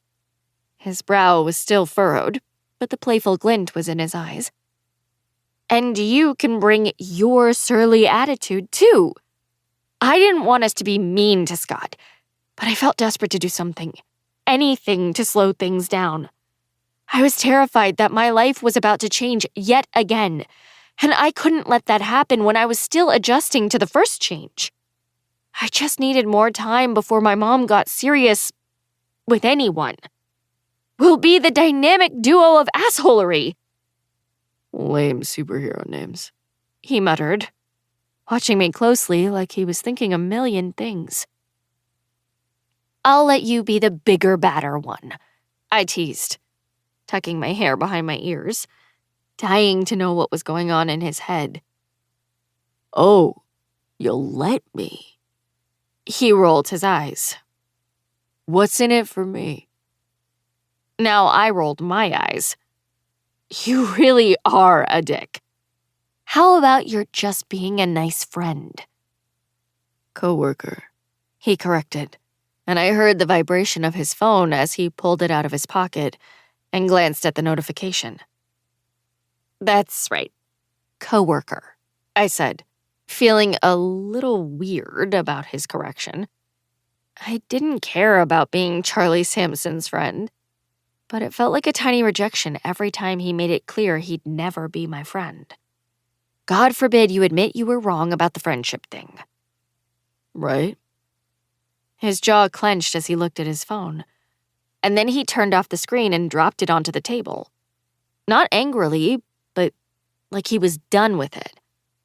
His gaze came back to mine, and even though he gave me his smart-ass smirk, it didn't reach his eyes when he said, I'd rather die than be wrong. I'd die to prove you wrong, I teased. So we're kind of similar on this front. Only not.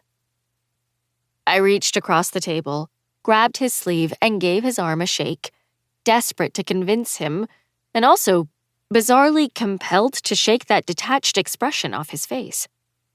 Please do this. Please, please. Do it. Do it. That made his mouth curve into a slow, wide smile as he set one very big hand on mine, trapping it against his biceps. You're begging. I like this. So you'll do it? I asked, a little taken aback by the power of his grin. Or maybe it's the power of the grin/muscular arm under my palm combo. I'll follow you to your house and stay just long enough to stir the pot. He exhaled dramatically, shook off my hand, and said, I'll let you watch the master, and hopefully you'll pick up a few things. Are you finished? I asked, staring pointedly at his empty plate. I want to get rolling on Operation Ditching Scott. So impatient, he said, reaching out a hand and messing up my hair. My bright-eyed student. My dumbass instructor, I said, smacking his hand before fixing my hair. Let's go. Chapter 14. Charlie. What the fuck was I doing? Going to her house? I'd been serious about trying to help her, mostly because Bailey seemed so wide-eyed and trusting that she was going to be shattered when reality reared its ugly head. I knew we weren't going to be able to stop it because life, but at least if we fought, she wouldn't feel helpless. I fucking hated feeling helpless. Because helplessness was a little like waterboarding. I said a little. Someone else has all the control while you feel like you can't breathe and like it's never going to stop. Logically, you know it will. Eventually, that bucket is going to be empty, right? But that doesn't help the panic when the dousing is constant. God, I'm so fucked up. But helping her was one thing. Going to her house to help her? Terrible idea. Chapter 15. Bailey. Does my hair look okay? Charlie asked. I stopped digging for my keys and looked at Charlie, who was giving me a goofy smile and patting his head like he cared. I shook my head and muttered, "You're stunning." Why, thank you. When I got the door unlocked, I took a deep breath before walking inside. No one was in the kitchen, but I could hear my mother's voice in the living room. Be a dick, Charlie muttered, his voice deep in my ear, and it made me shiver, which made him say, I felt that. I turned and looked at him, blinking fast at the sexy grin lining his face. He had one of those half smiles that suggested he knew a lot about all the things I knew only a little about. He said, What? I didn't mean anything by it. I was just stating the fact that I felt you could chill. I swallowed and hated that my cheeks were insta-hot. Okay. From my mouth's closeness, He teased. And I would have gotten irritated if his words weren't followed by the laid-back chuckle that I'd heard him use all day at work with Theo. Casual. Harmless. "Bae?" my mom yelled. "You home?" "Yeah," I said, grabbing Charlie's sleeve and pulling him into the living room with me. He grunted quietly in response to my bossiness, and I said, "Sorry I'm late." But when we got fully into the room, I let go of his arm and crossed mine tightly over my chest, hating what I saw. My mom was leaning on Scott on the couch, her feet tucked underneath her like she'd never been more comfortable in her life.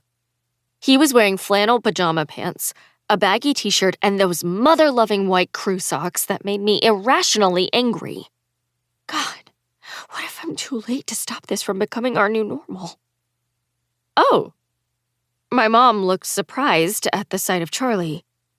Hey there, person I don't know. Yeah, I said, tucking my hair behind my ears. This is Charlie. We work together. Hi, Charlie, my mom said. And when I glanced over at him, holy crap. Charlie gave her the world's most charming smile. It wasn't the hitched up on one side lazy grin that I'd seen so far, but a full-on smile that belonged on an ad for whitening toothpaste. Squinty eyes, pronounced dimples. He looked nice, for God's sake. I stared at him, fairly certain my mouth was hanging open as he grinned and said, Hi, it's really nice to meet you. My mom's smile stretched all the way up to the top of her head. She was positively glowing as she looked at Charlie. Scott stood and held out a hand. Hey, Charlie, I'm Scott. Charlie's charming grin melted down into his sarcastic smirk as he shook Scott's hand. Nice to meet you. You're Bay's dad? I bit down on my lip. He was such a shit. No, Scott said, looking mildly uncomfortable. I'm a friend of her mom's. Friend, huh? Charlie said, letting his eyes roam down over Scott's pajama pants and stockinged feet. Okay. Let's get a soda, I said, practically pulling Charlie into the kitchen. As soon as we rounded the corner and were out of their line of sight, I looked at him with wide eyes. And then he grinned. He grinned like he was victorious, and I dissolved into giggles that sounded ridiculously high-pitched as I tried to make them quiet. You are the worst, I said, trying to talk and laugh quietly. Did you see his face? Charlie asked, still smiling.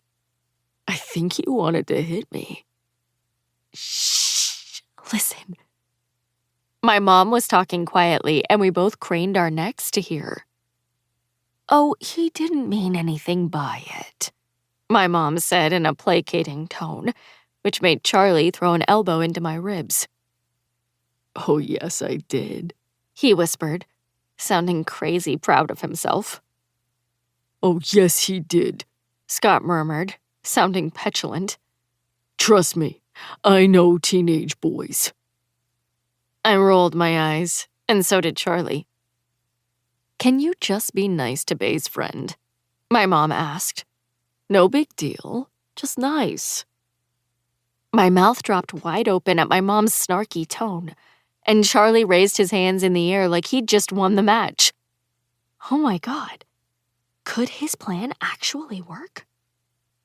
I have to go now, Charlie said, looking down at me with a half smile. But you're welcome for the awesomeness. No, I begged, grabbing his arm and shaking it. You're doing the Lord's work here. Seriously, my mom will freak if I'm late. Fine. I let go of his arm. But can we do this more often? Like, will you come hang over here and just be awful? Sounds like a party, he said, his dark eyes traveling over my face before he stepped around me. I've got to go home and study, he said, leaning to see into the living room as he called out to my mom. But it was really nice meeting you. You too, Charlie, my mom said, but Scott didn't say a word. Charlie left, and when I went into the living room, they both looked at me questioningly. So, Charlie is a coworker, huh? My mom gave me a funny little smile, like she wanted to pump me for info, but knew it was too soon after Zach for her to push romance. She glanced at Scott before saying, "He's really cute." I pictured his face and, yeah, he was really cute. Really cute and really just so irritating. We're just friends. Thank God, Scott muttered, and when we both looked at him, he said, What? I just thought he seemed like a little smartass, which is great for a friend, not so great for a boyfriend. Wow, my mom said, giving him a confused look with her eyebrows furrowed and her lips pursed. What? Scott asked, his eyes moving from her to me and back again. Nothing, she said, giving her head a shake. I just did not expect you to be the one in this apartment with hard and fast boyfriend rules. He set his hand on her knee, made a goofy face and said, I am an enigma. Don't you know that? I guess I forgot, she said, smiling and dragging a hand through her hair. You know, that you're an enigma. She made an obnoxious face at me, like, get a load of this guy. But I couldn't laugh or even smile because I was frozen. I was frozen as I watched them happily laugh together. God, am I too late? How was I supposed to jump in front of the Mom Scott train when it was chugging along so well? I desperately wanted her to be grinning and happy, I really did. But I just didn't want some guy to be the one responsible. I didn't want him to be responsible. Not because I was like some third grader screaming, "You're not my dad," to every man my mother dated. I was good with her having a social life. She's my favorite person in the universe and deserves every good thing. But on the other hand, damn it, if I wasn't a 12th grader who knew exactly how quickly things changed. My father introduced me to Alyssa, a girl he was seeing via FaceTime on a Friday in September, and by the end of that month, he'd completely stopped calling and texting me. Total radio silence, which for silence was overpowering in its utter non-existence. How hard was it to send a random text every once in a while just to let your child know you were thinking about them? And that was the rub, honestly. He obviously just wasn't thinking about me. I saw on Alyssa's socials yesterday that he and Alyssa had just come back from Hawaii. So sue me for wanting to slow things down. I'm going to bed, I said, needing to get out of there. Good night. I made a quick break from my room and tried not to dwell on what was happening, but I was unable to put it out of my head as I changed into shorts and a t-shirt and climbed into bed. What if he moves in? I knew it was way too early for that, but I couldn't push the thought out of my head. What the hell would I do if Scott moved in? The thought of anyone moving into our life made my stomach hurt. My phone buzzed just as I was flipping for something to watch on Netflix. Charlie, did they say anything about me? I texted, Scott thinks you're a little smartass and is very glad I only like you as a friend. Charlie, coworker.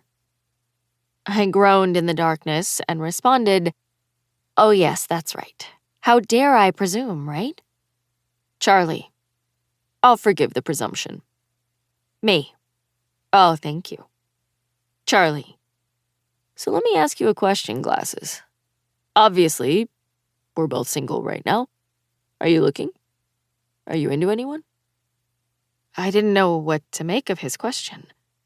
It made sense that he'd wonder. I'd wondered the same thing about him. But I felt lame when I responded with, I guess I'm open to looking, but I'm not into anyone right now. How about you? Charlie, same.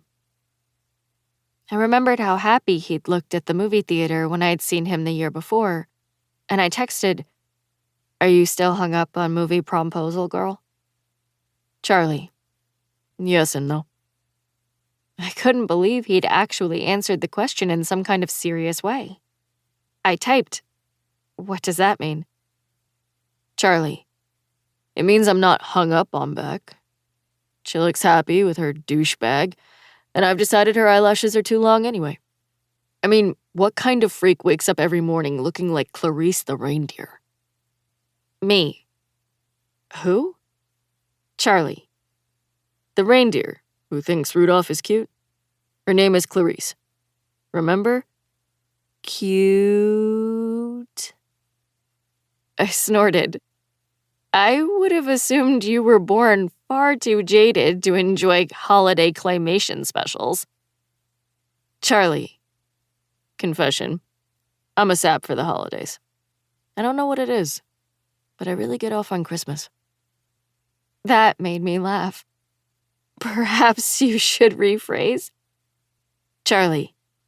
As if anyone would misunderstand and think I spank to the holidays. Come on, Glasses. But fine, I thoroughly enjoy the season of giving. I scrolled to Comfort TV, Schitt's Creek, and selected the turkey hunting episode. Then I texted, "So if you're over her, what's with the yes and no?" Charlie, I'm over her, but I'm not over the shitty feelings about getting dumped. I don't want Becca back, but I also don't really want to get out there and do it all again. I totally related to that, except I did want Zach back. Our circumstances were completely different, though, because Zach and I should never have broken up. We had a stupid little inconsequential fight, and if he hadn't gone to a party where there was a lot of beer, we would have gotten back together the next morning and everything would have been fine. But instead, he'd gotten so hammered that he made out with Allie Clark.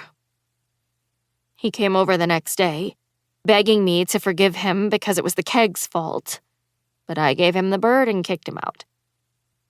But it should have been temporary. I'd known at the time that I was going to forgive him eventually. I just couldn't right then. I was so angry and disappointed now that I look back on it. But instead of coming back to beg my forgiveness one more time, Zach started seeing Courtney Sullivan. I knew it was a rebound thing and that he still loved me. And as soon as they broke up, we would get back together. Only now he was seeing Kelsey. I texted, "I didn't know you then. What happened?" Charlie, she decided that there was someone else that she felt a stronger connection with. Me. Ugh. I couldn't imagine getting dumped for someone else. It was bad enough just seeing Zach with someone else after our breakup. Charlie, right? Like it wasn't about me, but just how hard she vibrated around someone or something. Bullshit answer. I agreed, although a tiny part of me wondered if she'd been letting him down easy by saying that, and the truth was actually that she'd hit her limit of Mr. Nothing's dark sarcasm. Still, I was supportive and texted, "Total bullshit answer." Chapter 16. Bailey. The next few weeks fell into a pattern that pretty much just rotated between school, work, and Charlie. Charlie and I seemed to get scheduled every Tuesday and Thursday night, whereas Nikessa and Theo were the Monday-Wednesday team.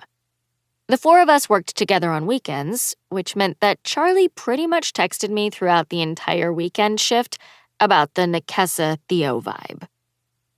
Charlie. That is the 12th time she's touched his arm since we started. Me. You're a psycho. Charlie. You need to count his touches glasses. Me. Why would I do that? Charlie. Data. It's all about the data. Me. What does that mean? Charlie. If you don't know, I'm not going to tell you. Just start counting. And I did. Charlie always had me doing stupid things that were pointless and silly.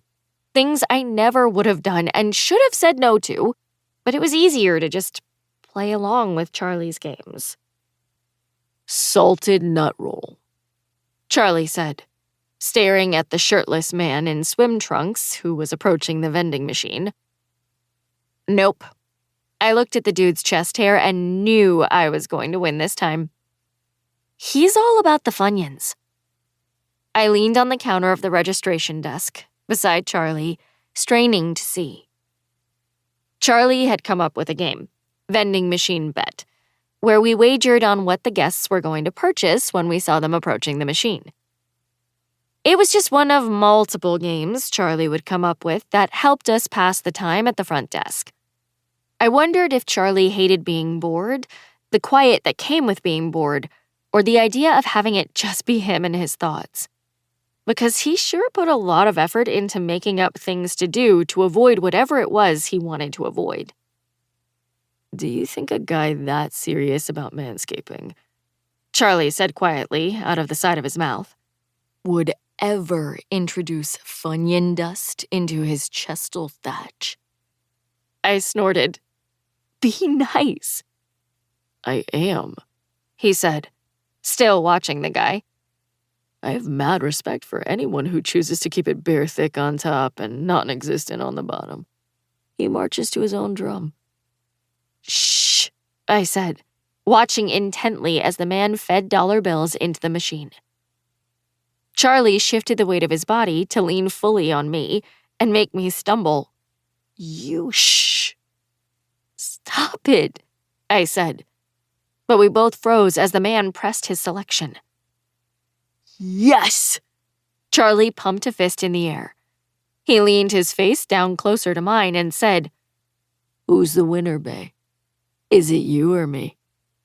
Has anyone ever told you you're insufferable when you're winning? I asked, unable to hold in the smile as he acted like a child. Then I must be insufferable all the time, he said, his grin wide and cocky. You actually are. That is the perfect way to describe you, constantly insufferable. When we weren't working together, I was pretty much just begging him to come over because one of two things happened when he did. Either he came over and it made Scott quiet, which made me feel like Charlie was buying me time by slowing their relationship progression, or he came over before Scott got there and magically, Scott never showed up. Almost as if he doesn't want to come over when Charlie is there. That being said, my mom still seemed happy with Scott and things weren't falling apart. But for someone dealing with their relationship on a day-to-day basis, anytime Scott wasn't there, I considered a win. Which was how I ended up owing Charlie a favor. I was studying in my room on a random Wednesday night with music cranked in my AirPods so I couldn't hear Scott and my mom in the living room when Charlie texted, I need a favor, glasses. I texted, what's the favor? Charlie, I want you to go with me to a party Friday night. What? That made me hit pause on the song. He wanted me to go to a party with him? With him? We didn't really do things like that. We only hung out at work and at my house. Why would he want me to go to a party with him? I texted, what? Instead of him texting back, my phone started ringing, which, to be fair, was something Charlie did all the time.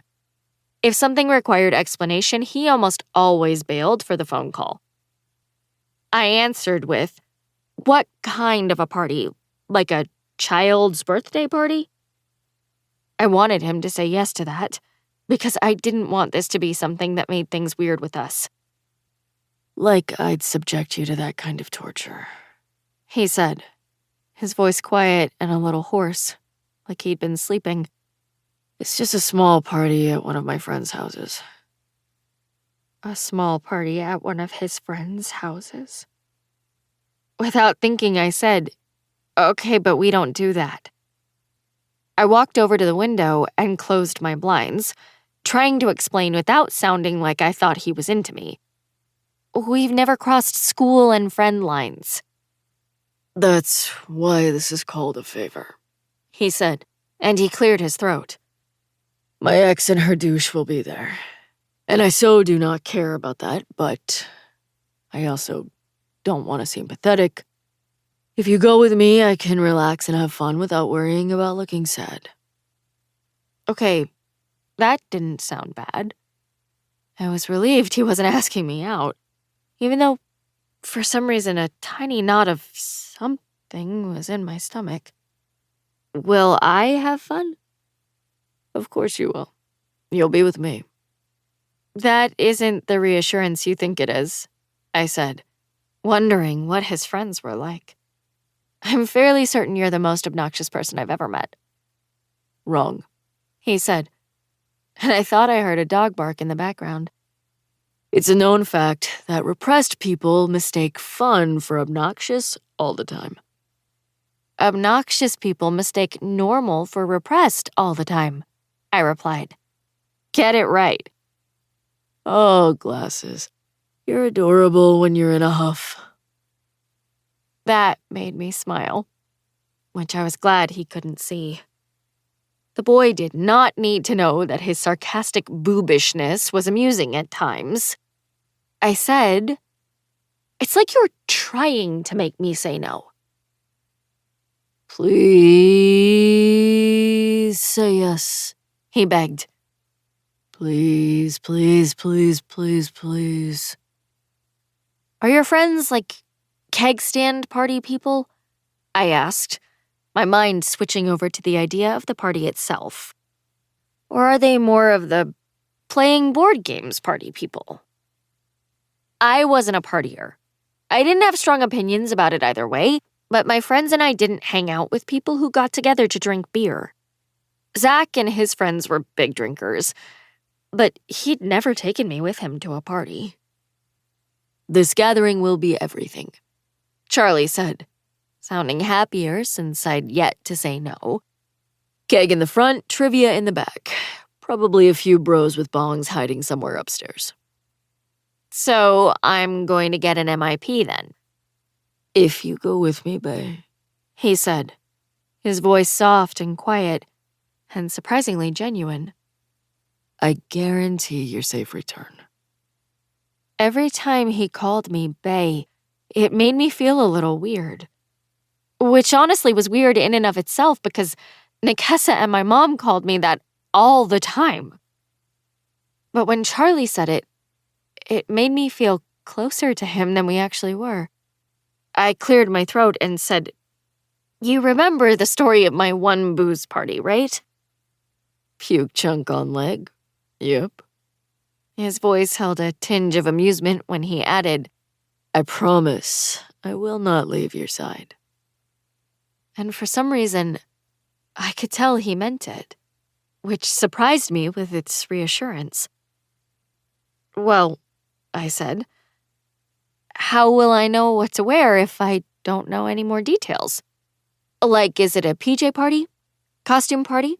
Will there be a 7-course meal involved? Fancy silverware?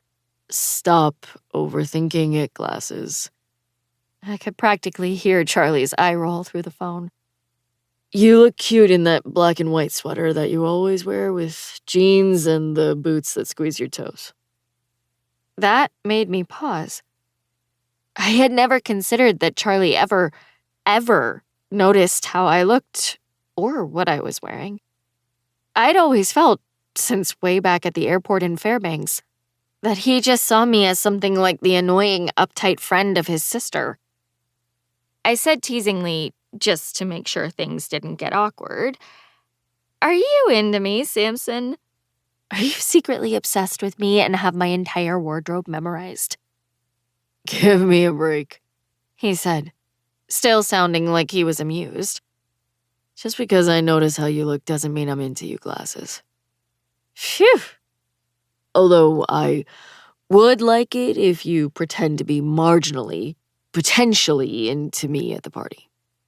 You are really blowing my mind tonight. Why? I just want to show up at the party with a cute girl that appears to be my date. It doesn't mean I want to lick your neck or call you my girlfriend. It just means I'm an insecure little bitch about the party, okay? I laughed. I couldn't help it.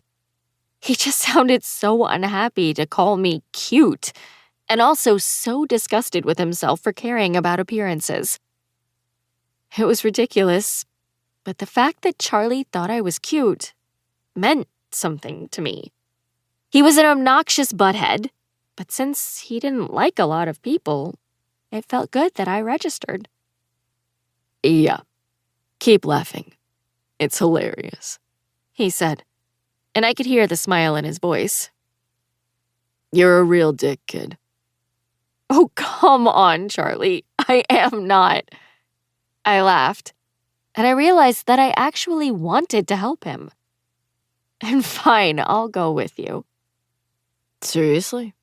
He asked, sounding surprised, even though I thought it had been obvious the whole time. Sure, I said, cracking my back, and wishing I didn't have more studying to do. I don't know any of your friends, so I don't have to act cool. Can you please act a little cool? What are we talking here? Okay. His voice was deeper now, and he sounded comfortable, like he was lying on a couch watching TV. I would prefer no bathroom accidents and no public vomitings. I think I can accommodate you on that. How do you feel about spontaneous show tune outbursts? As long as it isn't Gershwin, He said, sounding disgusted. Can't stomach Gershwin. Are you a communist? I asked. Communists hate Gershwin. No one hates Gershwin, I said, wondering how it could be fun to talk to Charlie on the phone when he was such a royal pain in the ass most of the time. Hence the communist assumption. You should be careful with assumptions, Glasses. I know, forgive me. I will. He said. But only because you're pretending to dig me Friday night. I closed my book, got up from my desk, and proceeded to flop down onto my bed. That is going to be the hardest challenge of my life. I should be immediately nominated for an Oscar on Saturday morning if I pull it off. Oh, you'll pull it off, he said, sounding almost flirty as he teased. I'll make it so easy that you'll forget you don't actually dig me in real life. Impossible, I said, snuggling into my blanket. Wait and see, Glasses, he said. Just you wait and see. Chapter 17. Charlie. I shook my head as I slid my phone into my pocket, knowing I was a complete and total dumb shit for inviting Bailey to the party. I'd told her that I wanted her to come so I didn't look pathetic to Becca, which was true, but the bigger reason was to show Beck that I was moving on. I walked into the kitchen, opened the fridge, and grabbed the gallon of milk. "Did you try Tums?" I turned around, and my mom was standing in the kitchen doorway. I nodded. "Yep." "Did you try any of the exercises Dr. Bitts gave you?" she asked, looking concerned as she walked over to the sink and grabbed a wine glass from the drying rack. I swallowed and didn't want to answer. I hated that question, hated that the question was even a thing. Because as much as everyone liked to spew words about the importance of taking care of one's mental health, it felt like a fail, having this problem. And it wasn't even a fucking problem. I overthought things, and the result was fucking annoying acid reflux. That was it. No big deal.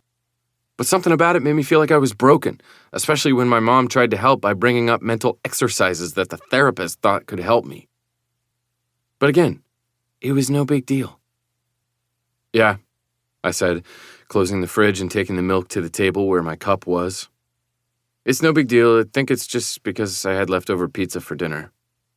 "Oh, good," she said, looking relieved as she grabbed the bottle of red wine on the counter and poured a glass. "We went out for chicken before you got home." "Glad I missed it," I said, giving her a reassuring smile. "I hate chicken." "I know," she said, giving me one of those big mom smiles that made me happy and melancholy all at the same time. "You always have." "Someone has to be the genius in the family," I replied. To which she quipped, "Talk to me when your calc grade goes up." Touché. After she went upstairs, I started thinking about Friday night again as I pounded milk, my homemade acid reflux prevention that never worked. I'd been avoiding hanging out with anyone since the Becca breakup, mostly because I didn't want to see her or hear people ask about what happened. I only agreed to go to Chuck's on Friday because he was moving the following week, and it might be the last time to see him. But now it felt like an opportunity, I thought, as I chugged milk like a frat boy with a can of beer during rush. I was too much of a simp to actually tell Beck to stop texting me unless she wanted to get back together, but it was how I felt. I was glad she was happy, sort of, but I had zero interest in becoming her fucking bestie. So maybe if I did something like this, it might send the same message. Charlie is available for boyfriending if you realize you miss FaceTiming him in the dark at 3 a.m. but he's got other options if you're only interested in platonic messaging.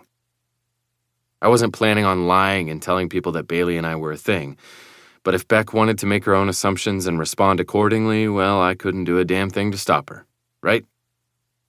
I poured another glass of milk and set down the gallon.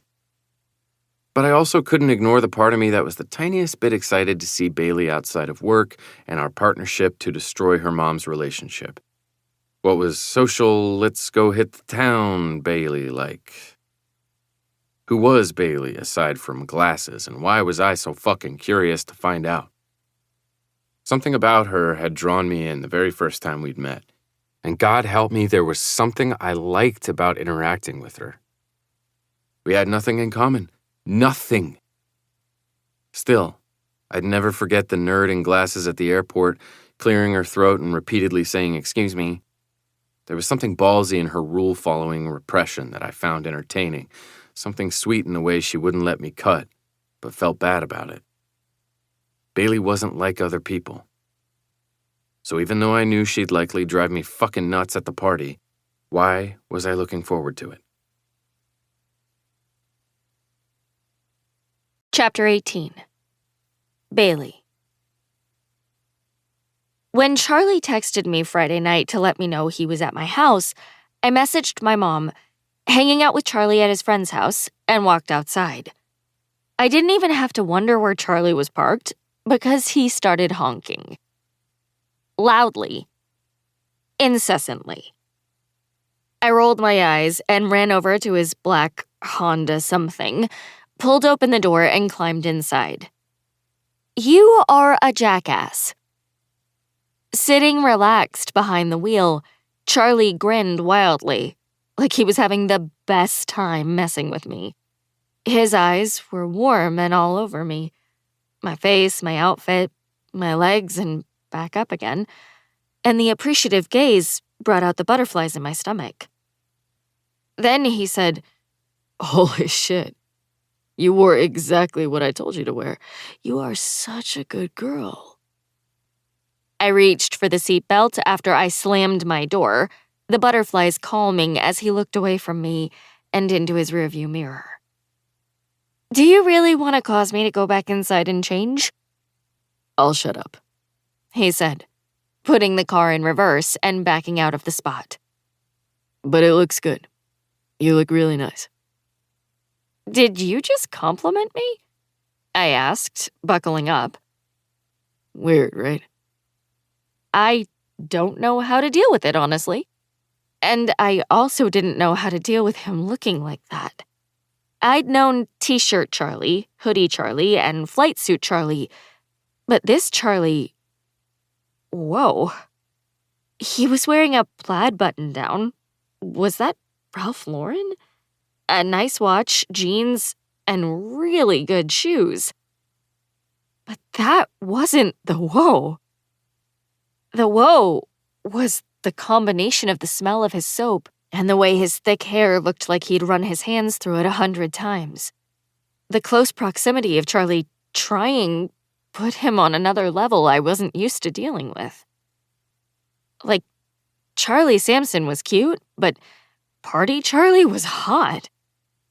He glanced at me, and the corner of his mouth tilted up.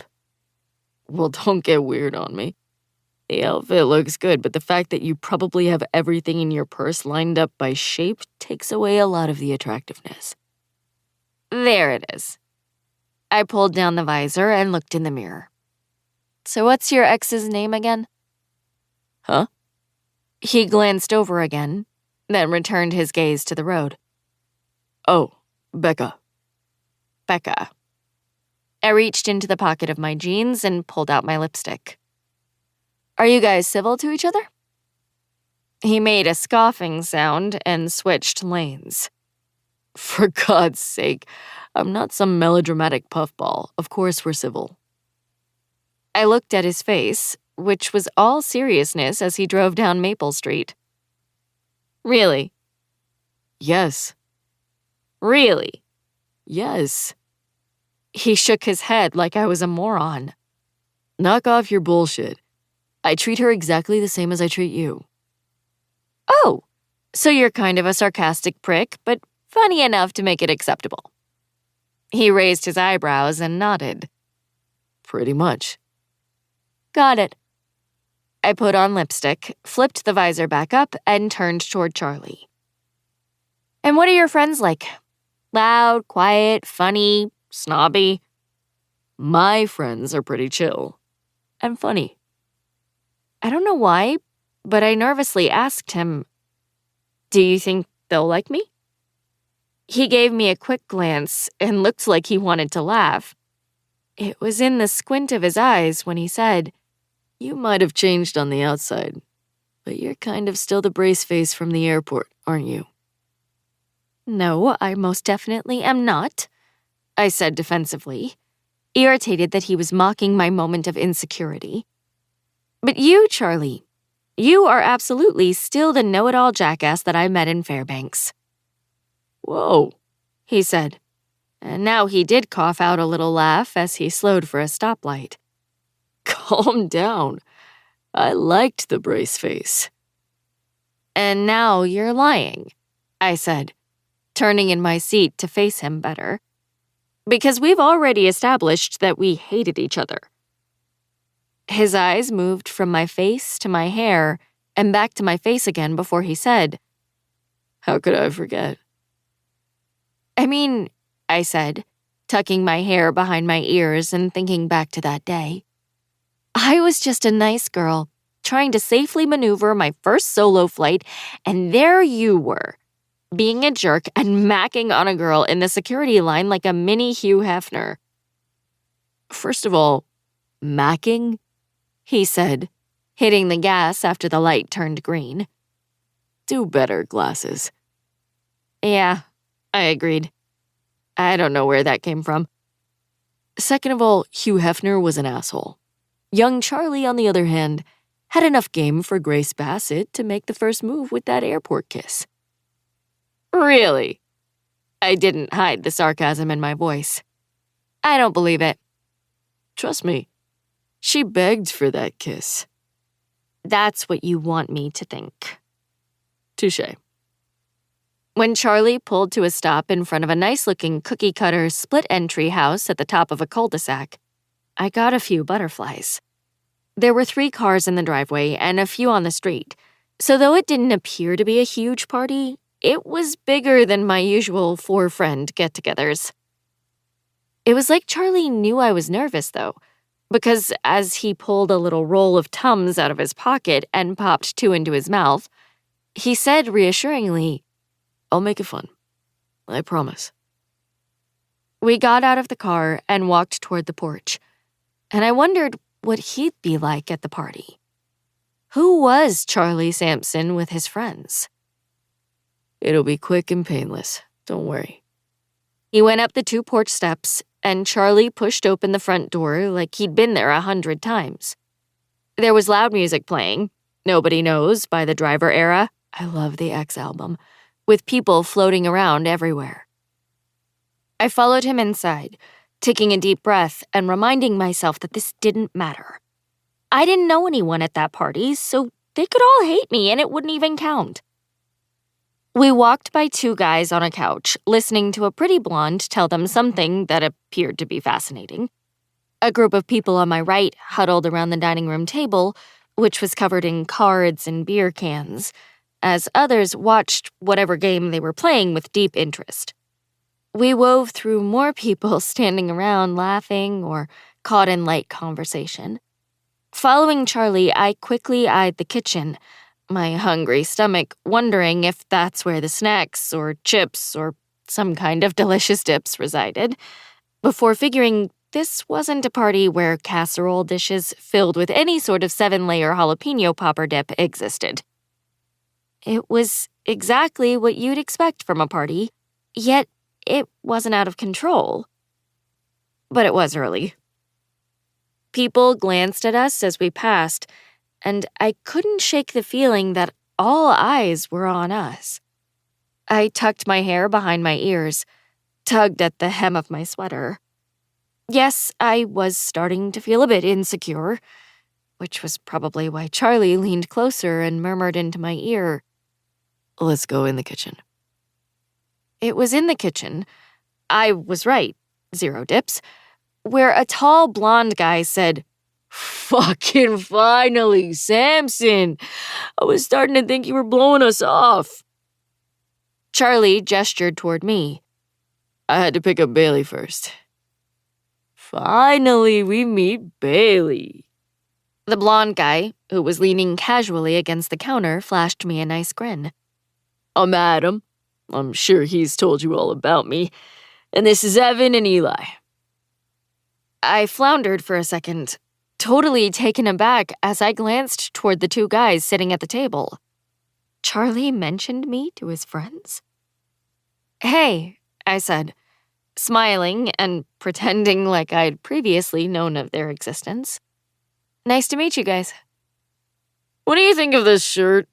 Evan asked, pointing at his pink button-down. Christ, man, can you shut up about the shirt? Adam muttered, grinning and shaking his head. I would, but you won't, Evan said loudly. Eli laughed and said, It's fucking beautiful, dude. Just shut up about it already.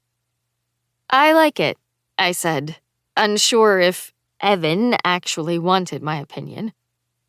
Beer? Adam asked. No, thanks, Charlie said. Bae? No, thanks, I agreed, looking at him and wondering if he usually drank and was just saying no because of me. Regardless, I was glad he wasn't drinking that night. I wasn't anti-booze, but I was a little too much of a control freak to handle the idea of losing my inhibitions in front of other people. I gotta be honest, Eli said. I pictured you a little more, ugly. Evan looked at Eli and nodded his head in agreement. Same. What? I looked at Charlie. You told them I'm ugly? No. He laughed. No, Eli said. He just talks about you like you're some guy he works with. He failed to mention that you're not that ugly, I said, looking at Charlie, unable to hold in a laugh. Exactly, Eli said, looking relieved that I hadn't taken his words the wrong way. Charlie! Someone yelled from the living room. We need you! He looked at me and said, Care to be the official phone-a-friend with me? Huh? Charlie is a trivia god, so everyone wants him on their team, Eli said, picking up the can of Ultra in front of him. So much so that he's become a free agent, where players can pay to phone a Charlie. I looked at him in shock. Is this true? Are you smart? I'm a genius, he said. So typically Charlie. He actually is, Eli said. Shut up! I mean, Charlie was obviously an intelligent person, but he'd never struck me as someone who would care enough to do well in school. People with attitudes like his usually ditched class and slept during lectures. Was he seriously a genius? Charlie! The group at the dining room table all yelled like their favorite person in the world had just walked in. But he gave them a half smile and lifted a hand in the air as if this was normal. Actually, it seemed like everyone was happy to see him, and not just because of his apparent trivia prowess. Just about each person we passed as we went into the living room smiled and shouted a "Charlie!" in his direction, as if Charlie were their old buddy back from some sort of long trip. I wasn't sure what to make of it. I liked Charlie. Wow, I actually did like Charlie. But it was somehow surprising that so many other people did. I would have imagined him being too much of an acquired taste for the general population. Kind of an if you know type of guy. Samson! A guy in a black and white t-shirt and red jeans, and a full beard, screamed. When Tad said you were coming, I couldn't believe it. I haven't seen you out in forever. I work every weekend, Charlie said, then looked at me. This is Bailey, by the way. Hey, Bailey, he said, grinning like I was fantastic just for being with Charlie. I'm Austin. I love your pants, Austin, I said, wishing I'd taken Eli's proffered beer just so I had something in my hand to make me look like I fit in. Bold choice. Right? He agreed, looking down at his red jeans. The way I see it, these babies send a message that I know exactly who I am. You are Red Jeans Man, I said around a laugh, instantly taking to Austin. He looked like the kind of guy who was always smiling. And there was some sort of positive energy surrounding him, which was a definite contrast to Charlie's aura. These two are friends? I guess opposites do attract. Also known as questionable choices man, Charlie added. Or perhaps fashion don't dude.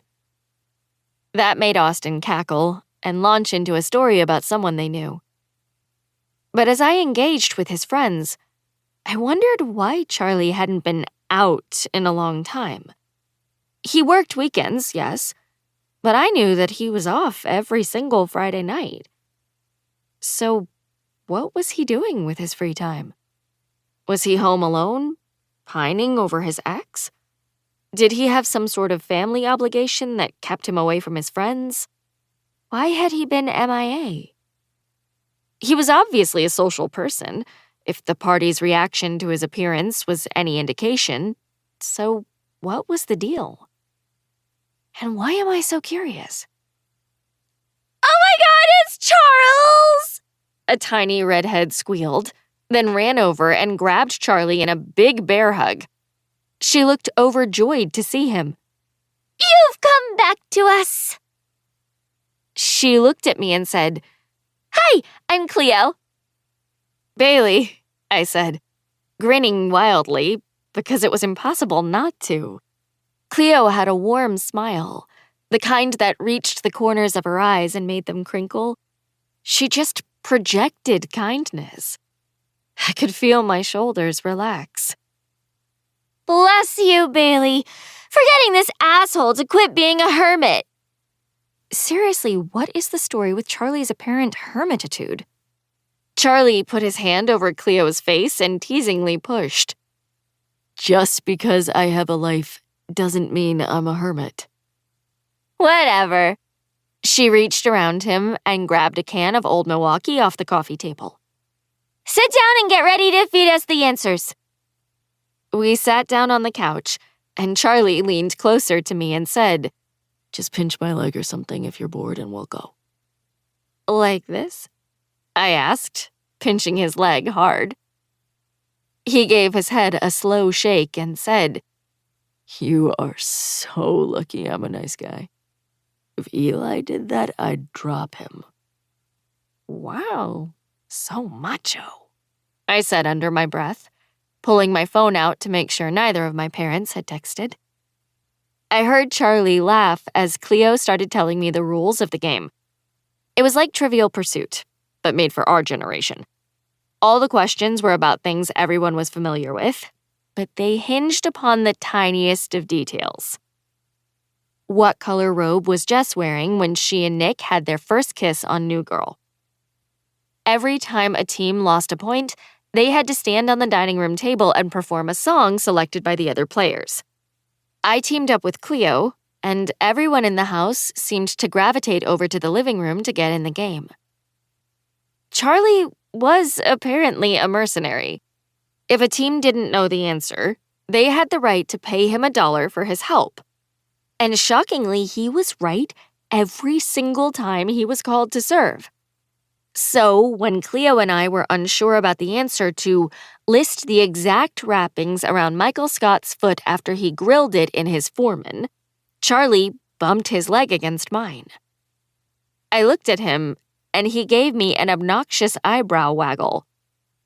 You might want to consider sliding a single into my rhetorical thong on this one, glasses. I'm queasy now. Thanks a lot. Do you have a buck, Bailey? Cleo asked me. Because he might be right. I know Michael Scott's got bubble wrap, but I can't remember what else. I couldn't pay Charlie when he was looking so smug. And when he started chanting, "Pay the Chuck, pay the Chuck," and everyone joined in with him, I had to take a stand. We don't need to pay the Chuck, I said, looking at Charlie and raising my eyebrows. Michael Scott's foot was wrapped with clear plastic bubble wrap, and that is all. Judges? Charlie asked, and I did a double take at his face. He looked very pleased, so I knew I'd made a mistake. Bailey is right, the blonde girl with the answer card in her hand said. It is wrapped in bubble wrap. Boom, I said. But, she added, dropping the card and grinning, that bubble wrap is held in place by clear packing tape. That's not a wrapping, I yelled, arguing as the room exploded into laughter and noise. Tape isn't part of the wrapping, it's the adhesive. Charlie shook his head, laughing, and said, Why didn't you listen to me? Because I'd rather sing on a table than let you be right, I replied. Get up and come on, Cleo said to me, smiling a tipsy grin. We're up. I mean, I'm just here with Charlie, I tried as she grabbed my arm and pulled me to my feet. As a guest, I shouldn't be subjected to the same— Come on, she said, pulling me toward the dining room. Charlie, I said, looking back at him. Shouldn't you save me? I tried, he said, smiling, but you didn't want to dip into the proverbial G-string. What song? Cleo asked, using a remote to turn on the karaoke machine after we climbed on top of the dining room table. Everyone started yelling out suggestions, and then Charlie said, All Too Well, the 10-minute version. Chapter 19. Charlie. Everyone cheered, and Bailey looked at me like she wanted to stab me in the face. Her eyes narrowed and her brows went down, and it occurred to me that I was 100% comfortable with her glaring at me. I kind of liked it, to be honest. Getting under her skin was my new favorite hobby. What she didn't get this time, however, was that I was doing her a favor by choosing that song. The music started, and again, everyone cheered. But then, as I had suspected, the entire house started singing along with Cleo and Bailey. It was like a Taylor yell-along that everyone was totally into. You almost ran the red because you were looking over at me. Bailey was smiling and laughing, sharing the microphone with Cleo, and I was a little impressed by the way she was rolling with it. I would have expected Miss Hall Monitor to be intensely nervous, but she actually looked relaxed. I thought you said she was a dork, Eli said, grabbing the spot on the couch beside me. She's hot. I glanced at Eli, and he was watching her, smiling, and something about it felt wrong. I never said she was a dork. I went back to watching the entertainment, and Bailey was kind of yelling now, her nose scrunched up. Fuck the patriarchy, keychain on the ground. I said she was uptight and a little nerdy. Well, it works for her, he said, and I didn't like the way he said it, as if her looks were the most important thing about her. What the hell was wrong with me? Chill the fuck out. I needed to chill the fuck out. The only reason Eli's attitude was hitting wrong was because I felt protective of Bae. That was it. Eli was fine. Yeah, I agreed. She might have been hella irritating, but she did look really fucking cute dancing around on top of the table. It was a little disconcerting, to be honest. Just as I was thinking that, she looked at me. Her eyes got squinty as she grinned and sang, which made me smile back, and then she screwed up the words. She sang the wrong word, never lovely jewel, loud as fuck into the microphone. And I don't know what my face did, but it made her start laughing. And something about it got to me, which was why I was laughing and singing along like a fucking chump when I shot a quick glance over my shoulder and caught the amused smiles being exchanged between Becca and Kyle as they entered the party. Fuck me. Chapter 20. Bailey. I was in the middle of laughing my ass off while singing when I saw it happen. 1 minute, Charlie was giving me a funny grin and singing along to All Too Well, and the next, his face completely changed. His smile disappeared like a door slamming shut, and his Adam's apple bobbed as he swallowed. I looked back at the couple who'd just walked in behind him, and holy crap, it was her. The gorgeous girl from the movie theater. Charlie's ex-girlfriend. Just as fast as his face had changed, it changed back. Charlie turned his attention back to me and smirked, but it didn't touch his eyes. I was glad the song was ending because I didn't want to sing it anymore. It felt like the worst possible accompaniment to seeing your ex with her new boyfriend.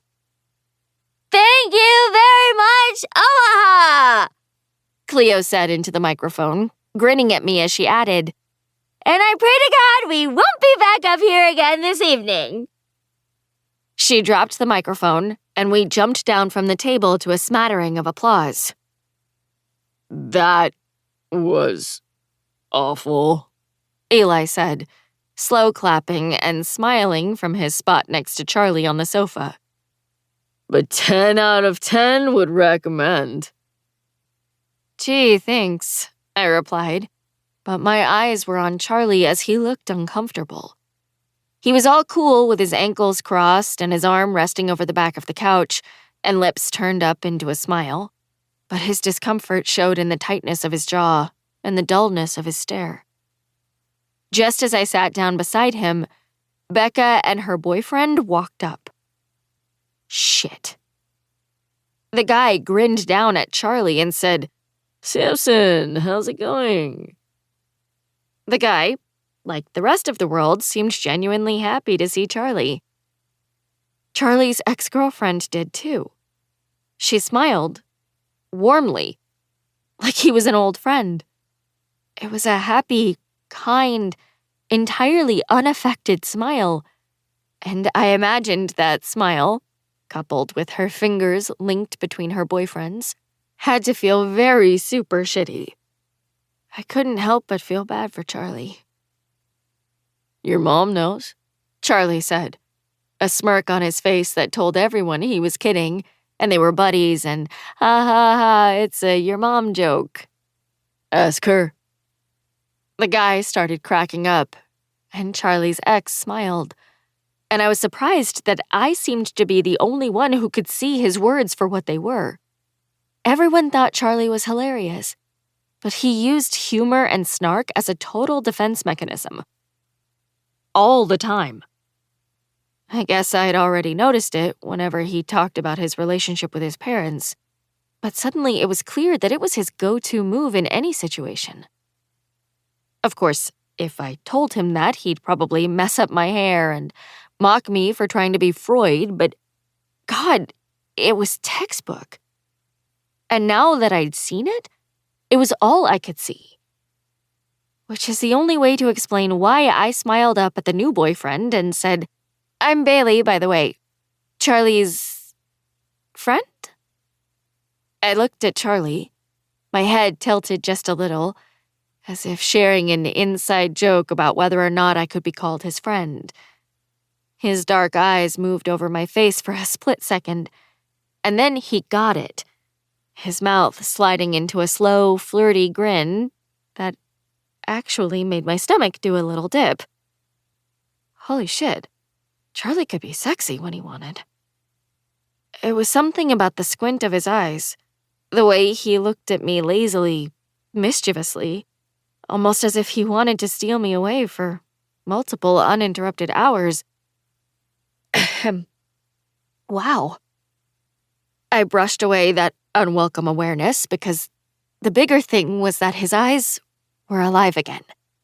I don't know why I hated seeing him unhappy so much, but for some reason I did. I'm Kyle, and this is Becca, the guy said, and I smiled and nodded and tried my best not to stare at her. But it was impossible. Because I was trying to reconcile her with Charlie. More so, I was trying to reconcile the idea of someone who Charlie liked enough to have a hard time getting over. Because he might have brought me along under the guise of appearances, but I wasn't an idiot. This was all about her. Charlie was one of those rare people who genuinely didn't give a shit about what people thought of him. So the fact that she made him care mattered. You just missed all too well, I said, trying to play the part of a laid-back party girl, when in reality I hated chatting with strangers because I was awkward as hell. Oh, we caught the end of it, Becca said, talking to me, even though her big blue eyes kept bouncing between Charlie and me. You didn't phone a Charlie? That made her and Charlie share a smile, and there was something about it that I did not like. Memories were being shared in that gaze, recollections of interwoven moments, and my stomach nodded as I witnessed the fleeting second of something. I don't know why, but I really hated that something. It probably had to do with the fact that, against my better judgment, I didn't like the thought of him being sad. Surely that was it. Bay's too stubborn to ask for help, Charlie said, and then he kind of leaned into me. Like, technically it was just a shoulder nudge, a bump, but it spoke of an intimacy that Charlie and I did not have in real life. I believe her exact words were that she'd rather sing on a table than let me be right. That caught me off guard, and I laughed, surprised he remembered what I'd said. I shrugged, and I don't know what came over me. Maybe it was this bizarre need to protect him from emotional scars, but I snaked my arms around his left bicep and squeezed. Yes, I gave him an arm hug, as I said. I stand by my decision. Charlie looked at me, the tiniest crinkle between his eyebrows the only sign of surprise, and then he said, Hold up, you have an eyelash. My breath stilled as his face moved marginally closer, and his free hand came up and softly touched my cheek. It was only a split second, but it felt like a freeze frame as our eyes met and held.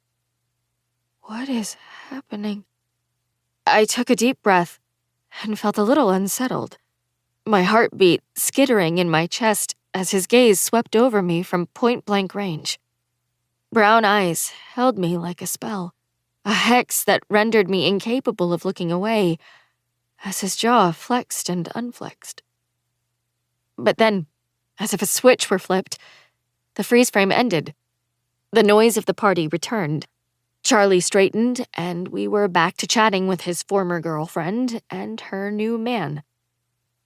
Only, instead of dropping his hand, he let it come down to rest on my thigh.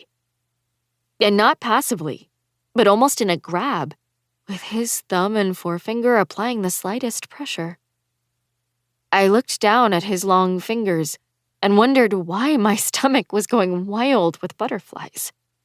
Why was the sight of Charlie's hand on me causing utter chaos to my insides? What the hell? Realizing that I was looking down at his hand, I quickly brought my gaze back to his face. Charlie was giving me a totally normal smartass grin, and I realized that I'd been getting a little caught up in the fake game. It's Charlie, you idiot. Only I could still feel his fingers on my thigh. Becca looked directly at Charlie's hand, then raised her eyes and said, Do you know where Brittany is? She was bringing our beer. In the kitchen when we got here, he said, and I couldn't help but notice the way his eyes seemed to drink her in when he looked at her. Did he have any idea how much of his heart was in his gaze when he looked at her? And why did I find it a little annoying? "Brett!" she yelled, grabbing her boyfriend's arm as she headed for the kitchen. "Where you at?" As they walked away, I let go of Charlie's arm and did anything but look at him. I wasn't sure how to deal with whatever strange things had been afoot between us. I knew that I'd just gotten a little caught up in our game of pretend. But would he know that's all it was? Glasses. I said, trying to look casual as I raised my eyebrows as if interested in what he was going to say. What? When I dared to meet his eyes, he was giving me a funny look. It was sincere, maybe? He let go of my thigh, cleared his throat, and said, You went above and beyond. Thanks. "No problem." Come on, Cleo. Charlie said, following Cleo out the front door. I shut it behind us as he tried to get her to listen to him. Be a good girl. "I'm fine," she said. Well, yelled, smiling as she stepped off the porch and into the front yard. Nope. Charlie jumped off the porch and landed in front of her. He bent his knees so his face was at her level. He was like a foot taller than her. And he said, I'm not going to be able to sleep tonight if I let one of my favorite humans get behind the wheel when she's clearly buzzed. Please let me drive you, because I need my fucking beauty sleep. The way she beamed at him made me smile, because what else was there to do? The jerk from the airport was ridiculously charming. Actually, that wasn't it. It wasn't charm that was melting Cleo and me. It was kindness. The jerk from the airport clearly cared about his friend and was committed to taking care of her. Dear God, it was almost too nice, like sunshine on a spring day. So completely wonderful that you want to stare and soak it up. But that only results in burned corneas and impaired vision. We got Cleo loaded into the back seat, and when we were buckling our seatbelts and he started the car, Charlie said, By the way, my friend Eli asked me if he can ask you out. "What?" I knew to be cool and act like I'd been there before, but what I really wanted to do was say, "Are you sure?" And did he get me confused with someone else? Not that I didn't think I was worthy of interest, but I hadn't really engaged with Eli, aside from a few random sentences. "Why would he ask you?" I said, mainly to sound cool, as I worked through my shock that he'd noticed me at all. "What are you, my dad?" Charlie put the car in drive and pulled away from the curb. I'm his friend, and he just wanted to make sure I wouldn't care. Settle your ass down. I peeked back at Cleo, who looked like she was asleep sitting up, and tried to determine how I felt about this turn of events. Charlie's friend was cute and seemed nice enough, but he also wasn't Zach. "What's Eli like?" I asked Charlie, deciding not to shut it down entirely before I had all the facts. "Oh my God, I love Eli," Cleo said with her eyes closed. "He's hot and super nice." That made me grin at Charlie. I think you'd like him, Charlie said, looking into the mirror before switching lanes. "You do?" I looked over, for some reason surprised, and his face was unreadable in the dashboard lights. "Really?" Sure, he said, his wrist casually draped over the steering wheel. I mean, I like him. He's a handsome guy, and you're not into anyone else, right? "Right," I said, looking out the windshield into the darkness and picturing Zach. But I must have made a face because his eyes got big and he said, Holy shit. Who? Who are you into? "No one," I lied. But Charlie wasn't buying it. Oh, come on, glasses, He said, his eyes twinkling with mischief. I don't know any of your dude friends, so you can tell me. Is there some new guy that makes your little heart go pitter-patter? "Oh, it's nothing like that," I said dismissively, so far away from pitter-patter that it wasn't even funny. Wait, He said, shooting me a quick glance before returning his eyes to the road. are you still hung up on your ex? "No," I said, way too defensively. I glanced into the back seat and then repeated in a much quieter voice, "No." Holy shit, you are, Charlie said, his eyebrows rising all the way up his forehead. I can tell. "How can you tell? That's ridiculous," I said around a little fake laugh, trying to play it off. I just know. Charlie glanced at me for a split second, and his face went kind of serious, the curve of his mouth flattening, and he gave a shrug as if to accentuate that he couldn't explain it. "Because you're still hung up on Becca," I said, in almost a whisper. He didn't agree, but he didn't deny it either as he stopped for a red light. Charlie held my gaze before asking, So do you guys talk? What's the deal? For the most part, I didn't discuss Zach and me. For multiple reasons. I didn't want to hear opinions on how I needed to move on, or opinions on Zach's character. And I definitely didn't want to be judged as a clinger because I couldn't let him go. I would probably say those things to someone else in the same situation, to be honest. But the thing about relationships was that no one else knew the quiet, tiny moments that belonged exclusively to you two. Those were the things that made you hold tight, because you were the only one he'd shown that side of himself to. No one else knew. The time we goofily whisper-sang all the words to A Groovy Kind of Love together when he snuck me up to his bedroom. And then I was stuck because his mom wouldn't go downstairs. The way he got actual tears in his eyes when I told him about the way my parents used to fight all the time. His propensity for kissing me when I was mid-sentence because he said he couldn't bear to wait another second. And U2's Rattle and Hum album, which he bought when we went to Homer's together, and said that Bono surely wrote All I Want Is You for us. 1,000 inside jokes stood between my heart and closure. But I knew those thoughts made me sound like a lovesick child, so it was easier to just keep it all in my own head. Which was why it was really strange that at that moment, it felt safe to share with Charlie. I gave a half shrug and said, "No, he's seeing someone else now." I would have expected Charlie to snicker about how pathetic I was, but he didn't. He gave a little nod as the light turned green, and instead said, So why aren't you over him? "I don't know," I said defensively, irritated that he sounded just like Nikessa. No, I'm not being a dick.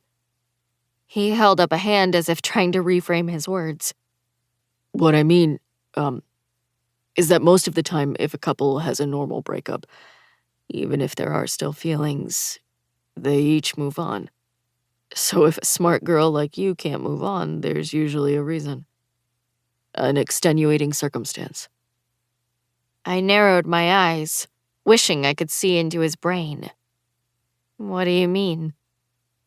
Take me, he said, looking embarrassed and lowering his voice.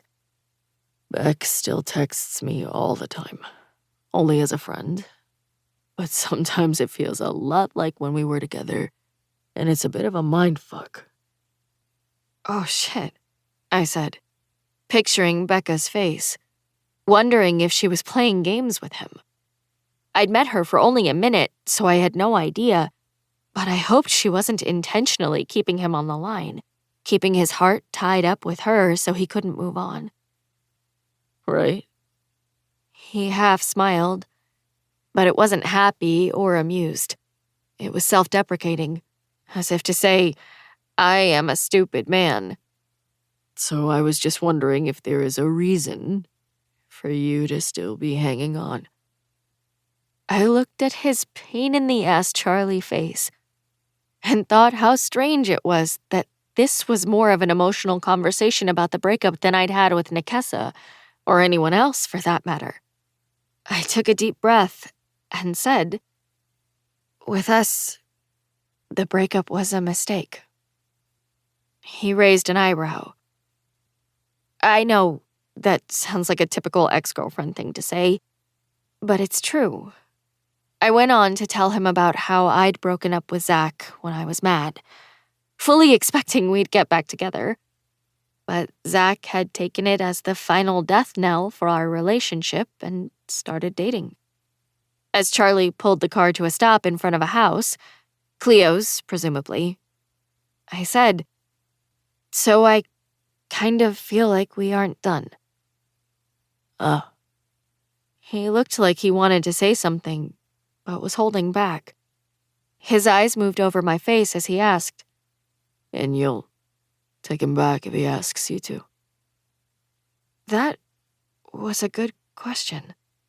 I felt like it was a yes, but Charlie's question made me realize that I still had some issues with the way Zach had been able to just move on from me. If he cared about me even half as much as I cared about him, shouldn't it have taken a little time? Shouldn't he have tried harder before giving up? Probably, I admitted, knowing it was the wrong answer while also knowing I meant it. What about you? Would you take Becca back if she asked? Here! Cleo popped forward, leaning up between our seats and said, We're here! This is my house! That is correct, Charlie said to his tipsy friend, but his eyes stayed on me. He gave me a little closed-mouthed smile, like an acknowledgement of our shared heartaches, before pulling the keys from the ignition and opening his door. Let's get you inside, Miss Cleo. Chapter 21. Bailey. I opened the door to the apartment and was surprised to see that the living room lights were still on. My mother was rarely awake at midnight, so I shot Charlie a look of dread. I'd gone inside with Cleo to make sure she made it quietly up to her room, which she did. But that had made me nice and late. We cut through the kitchen, and when we stepped into the living room, my mom and Scott were sitting side by side on the couch. The TV was on, but they were looking at me like they'd been waiting for me to appear in the doorway. Hey, night owls, I said, pasting on what I hoped was a laid-back smile. I thought you'd be asleep by now. Bae, my mom said, looking pissed. My heart hiccuped a bit. She rarely got mad at me. And she said, Midnight means midnight. I know, and I'm sorry. I glanced at Scott, who was glaring at something behind me. Someone. He looked like he was trying to kill Charlie with orbital laser beams. We ended up having to give one of Charlie's friends a ride home at the last minute. That's the only reason we were late. But it's your job to factor that stuff in when accounting for your curfew, sweetie. My mom crossed her arms and said, Part of that whole, if you're old enough to stay out till midnight thing. I know. Why is she busting my ass? My mother was usually incredibly understanding, especially since I rarely went out, aside from coffee shop/bookstore visits. It was last minute. Charlie could see she wasn't okay to drive, so he took her keys and insisted. The girl was drunk? Scott asked, as if I'd just proclaimed that the girl had murdered someone. I felt my forehead wrinkle as I wondered why the hell Crusox was inserting himself into my life. I cleared my throat and said, Well, I wouldn't call her drunk exactly, But she'd been drinking. Scott looked at Charlie again, then at my mom, before he asked me, Were you at a booze party? Charlie made a noise, like he found Scott's ridiculous verbiage funny, as I said, No, the girl had been drinking, but we weren't at a booze party. Scott looked at my mom expectantly, as in, let her have it. Which really pissed me off. Who did he think he was, her husband? What right did he have to guide her toward his parental expectations? And as if the entire scenario wasn't bonkers in and of itself, the reality was that Scott's snarky daughter partied all the time. My mom looked uncomfortable as she said to me, This can't happen again, Bae. It felt like she was acting. Like she was saying that because she knew he expected her to, which pissed me off even more. My mom was a strong woman. Why would she let him treat her that way? That's it? Scott said, looking at my mother like she'd just high-fived me for being late. Yes. She gave him a look of annoyance that made me want to applaud. Bailey's always been responsible. I trust her judgment. She hasn't always been hanging out with Mr. Funny here, though. Scott! My mom looked at him like she was embarrassed by his immature name-calling. How would you know who I hang out with? I said it quietly, but I surprised myself by saying it at all. I hated confrontation, but I hated this stranger butting into our business even more. He knew nothing about me, and the fact that he dared to butt in felt so intrusive. It was almost suffocating. Somehow it felt like an insult to my dad, too, which didn't make sense, but added to the painful burning sensation in the center of my chest. I said, You're new here. I don't think this is your concern. I'm gonna take off, Charlie said, and when I turned around, the expression on his face surprised me. His cheeks were a little pink, and he looked uncomfortable. Not at all like his usual cocky self. Almost as if Scott's attitude toward him had bothered him. I felt oddly protective of Charlie at that moment, and I offhandedly wondered why that kept happening. He was cocky and obnoxious and surely didn't need my protection. Yet when I saw his face at the party, and now in my living room, he seemed vulnerable. And it tugged away at me. Thank you for the ride, Charlie, I said, wanting to add, and for being the kind of guy to insist on giving Cleo a ride home, but knowing that wouldn't help the situation. After he left, I went to bed, livid that Scott, A, thought he had any business worrying about my life, B, was a jerk to Charlie, and C, was obviously sleeping over every night indefinitely. I was so mad, and also so sad because it felt like I had zero control. I felt like everything was changing yet again, and there was nothing I could do. But then I heard it. I was lying in my bed, buried in the worn old quilt I'd had since Alaska, when I heard them. Scott and my mother were arguing about me, and Scotty didn't sound happy. Holy shit, is it actually working? If you don't put your foot down, she's going to start walking all over you. Oh, no, I'm not. I snuggled deeper into my pillow and thought, but it isn't your business if I do. No, she's not, my mom said, sounding irritated and tired. I felt bad for the last part, for having a hand in making her tired. She was my favorite human in the universe, and I didn't want her to be anything but wide awake and happy. I know it seems like she won't, but look at Christy. She's an out-of-control snot, but she wasn't always. Holy shit, he talked about his daughter that way? Bailey is not like Christy, my mother snapped, sounding insulted. They couldn't be more different. So, my mom knew Christy? I know, Em. Scott said, sounding apologetic. But trust me, she was a sweetheart until she hit middle school, when Neil and Laura totally lost control and let her run wild. But your brother's a slacker. Come on, my mom said. Not the same thing. Wait, what? True. But I'm telling you, guys like the Charlie will not turn Bailey into your bratty niece, she interrupted. His niece? Christy was his niece? Relief washed over me as I lay there, smiling in the dark and wanting to screech like a happy, animal who screeched when they were happy. Christy wasn't his daughter. Holy shit! Yes! I was screaming into my pillow and kicking my feet.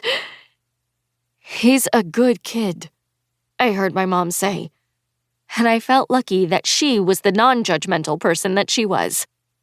You just got a bad first impression, you'll see. Strangely enough, she'd hit it right on the head. Charlie was actually a decent person. You just had to get through a hell of a lot of bullshit to see it. Yes, I'd been wholly convinced that Mr. Nothing was an irredeemable ass. I would have bet money on the fact that he was trouble with a capital T, yet the more time I spent with him, the more I realized that he wasn't. At all. I still wasn't sure what exactly he was, but I was definitely starting to see what he wasn't. Chapter 22. Charlie. Who's going to go get us a pitcher of Coke? Nikisa asked. Planet Fun's front desk crews were allowed a complimentary pitcher of soda every shift, which led to a complimentary argument during every shift. Nikisa looked at Bailey, knowing she'd cave because Bailey always caved. Not me, Theo said from his spot on the floor, where he was crouched and trying to unjam the printer for the third time that day. Theo was an idiot with the tech skills of a senior citizen, but I wasn't about to help him. Fixing the printer kept him marginally less talkative than usual. Not me, I muttered, because I got it last time. That doesn't count because you were working alone. Bailey rolled her eyes at me, looking at my propped-up feet and the book in my hand as if they disgusted her. I said, "You know you're going to do it." "Yeah," Theo said. "Just go, Bailey." Ugh, I'll go, you bag of dicks, Nikisa said, splitting a glare between Theo and me. I'm allowed to walk all over Bay because of our history, but you cannot. I actually felt like I was allowed to walk all over Bay because she'd push back, hard, if she didn't like it. Theo stopped fucking with the printer. "I'll go with you because there's no way you can carry it without spilling." He was terrible at flirting, yet Nikisa seemed to be all about it. I can too, Nikisa laughed, grinning at Theo. Bailey was watching them intently, a tiny crinkle in her forehead, and I swear to God I could hear the chaos pinging around in her brain. She knew her friend was flirting, could see the chemistry between Theo and Nikisa, and she was desperately trying to find a way to intervene. "Trust me, Bae," I thought as she tucked her long hair behind her ears. "Co-workers cannot be platonic friends." "I don't think so," Theo said in a nauseating sing-song voice, and then the two of them were off, wandering down the hall that led toward the Funsterants. Yeah, it was only a matter of time for those two. Bailey pulled her phone out of the pocket of her flight suit, and I said, "Don't do it." Do what? She said, looking startled by the fact that I was onto her. "Don't get involved." I sat down my book and dropped my feet to the floor. "Nikisa is a big girl." I don't care about your bet, she said, biting the inside of her cheek as she put away the phone and logged into reservations to check for cancellations. "Really?" As much as you do, she corrected. A long, suffering sigh was followed by a throat clearing and then, Anyway, Nikisa is a big girl, a big boyfriend-loving girl. "Uh-huh." Stop that, she said through gritted teeth, swinging her gaze to mine. She is. Sure she is, I said, stretching out the words just to irritate her. You just keep thinking that, Bae. I will, she murmured, trailing off in that pouty way that made it hard not to smile. Why don't you go back to your Murakami and leave me alone? I was super into the latest Murakami, as in I couldn't put it down in spite of the things I hated about it. And when I mentioned it to her yesterday, she told me she'd never heard of the author until Joe Goldberg mentioned him. Which led to me admitting I'd never heard of Joe Goldberg. Which led to her spending 30 minutes telling me about the You books by Caroline Kepnes. She offered to loan them to me, which I politely declined. I offered to loan her my other Murakamis, which she politely declined. You can keep your highbrow lit, she'd said, raising her chin in that defending my stance way she had. I prefer lighter reading. And by prefer lighter reading, she meant that she read 5 or 6 romance novels a week. How did I know that? Because I'd crept on her social media, of course. Bailey the introvert had thousands of followers on her bookish account, a place where she posted pictures and reviews of books she'd read. Her posts were smart and funny and engaging as hell, and even though I knew that side of her, it was wild to see her being bold when she was so controlled and concerned in real life. She was a fascinating contradiction. Excuse me. Bailey and I looked at the desk, and a tiny blonde woman in a floral swimsuit cover was waiting with a scowl on her face. She seemed ready to Karen the shit out of us, and I stifled a sigh. Oh, hi. Bailey went to the counter and said, Can I help you? I could tell just by looking at the woman that she was about to walk all over Bae. Yes, she said, clearing her throat. There is a tall boy in the world of water who cut in the water slide line. Not only that, but he looks entirely too old for the slide. Okay, Bailey said, obviously waiting for the rest of the story. The woman glanced at me, then brought her snooty gaze back to Bailey. I would like him removed. Removed? Bailey said, sounding confused. I could see only the side of her face, but I knew Bailey's brow was creased, even without the visual confirmation. Did anyone give him a warning, or— No, maybe you could, the woman said, raising her voice and scowling even harder. Don't ask me to do your job. I stood, feeling strangely protective of Bailey as the lady snapped at her. The woman couldn't have been over 5 feet tall, but she had that perfectly coiffed way about her that screamed of money and power. Shiny red manicure, big diamond ring, lipstick with a swimsuit, Louis Vuitton beach bag. It looked like the whole package. I wasn't, Bailey stammered, her cheeks turning pink. I was simply— I'll talk to the kid, I said, moving to stand beside Bailey. You said he's in World of Water? The woman nodded, looking appeased. Yes, I said facetiously. I'll go take care of that little whippersnapper in just a moment. But then she replied, Thank you, gushing and laying some serious "see, that's how you treat a customer" eye contact on Bailey before going back down the hallway. I felt like shouting, The whippersnapper was sarcasm, you hag! Whippersnapper? Bailey gave me a look that showed exactly how nauseating she found me. I think I just puked a little in my mouth. I stepped closer. Quit lying, I was charming as fuck. If charming means annoying, she said, biting her lip and trying not to smile as I towered over her, pretending to be threatening. Then, yes, you were totally that. Bailey Glasses Mitchell, are you telling me? I asked, smirking and using my index finger to poke the tip of her nose. That you don't even know the meaning of the word charming? She said around a breathy laugh.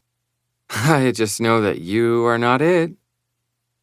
We were both grinning, and for some reason I felt an invisible string pulling me closer to her as she smiled up at me.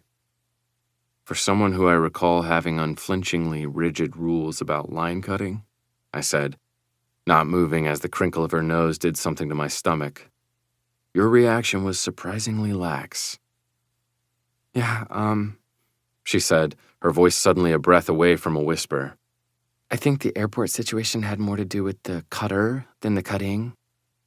Did it now? I said, fighting the urge to lean closer, but fuck, I wanted to lean closer. Only this was Bailey. We were at work. There was definitely an undercurrent of electricity in the very small space that existed between the two of us. Shit. Which is what made me take a step back and say, time for me to go kick some whippersnapper ass. Yes, she said, blinking fast and clearing her throat as she turned back to the computer. Go kill some whippersnapper ass. Chapter 23. Bailey. Kill whippersnapper ass? Dear God, I was a bumbling idiot. I went to the back room to get another ream of printer paper while Charlie headed toward World of Water, and every cell in my body was misfiring as I tried remaining calm. My cheeks were hot, and my stomach was wild with butterflies as I crouched to reach the bottom shelf. Charlie had been flirting with me. Charlie Sampson had been flirting with me, and I'd been flirting back. Holy shit. I had liked flirting with Charlie. Holy shit. Holy shit! What did it mean? The tiny exchange kept replaying in my head as I loaded the printer. The smirk, the gravelly sound of his voice when he'd said, "Did it now?" The way I'd been leaning closer to him as he touched my nose. What in the actual fuck? I wanted to text Nikessa, but she was suddenly the last person whose opinion I wanted about workplace flirtations. I was in a lather as I threw myself into busy work, wondering what Charlie wanted, and what I wanted, and what about Zach, and what about Becca, and dear God, it was Charlie! I took a deep breath, happy to be distracted as Nikessa and Theo returned. But a second later, Charlie reappeared, looking absolutely casual and normal as he popped a pink tum into his mouth and said, "Problem solved." I cracked open the stapler and started filling it, forcing my eyes to stay on that task. "What did you do?" He came around the desk and said, Kicked a little tail. I snorted and focused on the staples. "Meaning you said stop it?" He clicked into reservations on his computer, not even looking in my direction. Meaning I pretended to talk to the kid while the rich lady watched me from the other side of the pool. I didn't actually say a word. Wow, such a powerful man, I said, closing the stapler. Right, he replied. I did glance up then, and Charlie was looking at me. I couldn't read his expression, but I somehow felt marginally better when he teased in the usual Charlie way. You owe me for taking care of it, glasses. I don't think I do, I quipped, trying to gauge the situation. She was going to destroy you, so I took one for the team and walked all the way down to World of Water just to save your ass. He shook his head and added, I'll accept a crisp $20 bill. Or a Snickers bar from the machine. Either or works for me. Yeah, I actually think you earned a big bag of squat or a box of air, I said, going around him to fill the other stapler. Either or works for me. I heard him laugh, and then everything reset in normal mode. I convinced myself that the entire episode was a product of low blood sugar because I'd forgotten to eat before work. All in the imagination. Right? That night, after I got home from work, my mom and Scott were sitting at the kitchen table, waiting for me. They were all happy, smiley, super excited, which immediately made my stomach fill with dread. Hey, guys. What's up? I dropped my bag in the entryway, slid out of my shoes, and went over to the fridge. Just finish a rousing game of chutes and ladders or something? They both laughed, way too excitedly, And then my mom said, "Scott has a surprise for us." I opened the refrigerator door and looked inside, seeing nothing as I waited for the surprise that I just knew I was going to hate. "Yeah?" "Fall break is next week," she said. "And since you're already going to be out of school," Scott thought. "What do you say we go to Breckenridge?" Scott interrupted, beaming as if he'd just announced they'd won the lottery. "What?" I closed the door to the fridge, and my chest got tight as they looked at me expectantly. I'd never skied, and my mother had never skied, so I wasn't sure what exactly their plan was. Scott's daughter, who wasn't Christy, yay, would also be out of school. Were they trying to get us all to go on a trip together? Because no, that wasn't happening. I felt dizzy as nervousness and dread came at me fast, fear of their intentions hitting me like a punch. Were they trying to start the Brady Bunch transition with this? Was this trip the beginning of something? Everyone I knew had been to Breck, and it sounded amazing. Charming mountain village, picturesque cabins. I'd always wanted to go there, to be honest. But I wasn't about to let Scott think he could take us all on some family vacation like we were a family. God, I was getting that suffocated feeling again, just looking at the two of them, smiling at me. Because my mom looked so fucking happy. What was I supposed to do with that? I wanted her happy. I wanted her to be happier than she'd ever been in her life. But at what cost? Scott posed a threat to the comfort in my life. Not comfort as in something that pampers, like nice sheets or soft slippers, but comfort as in the part of your life that provides healing. The part of your life that you can relax and take some kind of comfort from when the rest of the world is on fire. The part of your life that you can burrow into. Our life, the one we'd carved out post-Dad and pre-Scott, was the comfort. Which made Scott the anti-comfort.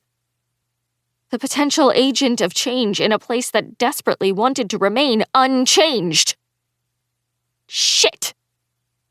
Scott rented a condo that is right on the main street, with a balcony that comes out on the roof of a restaurant, my mom said, her voice rising as if nothing had ever sounded this fun before.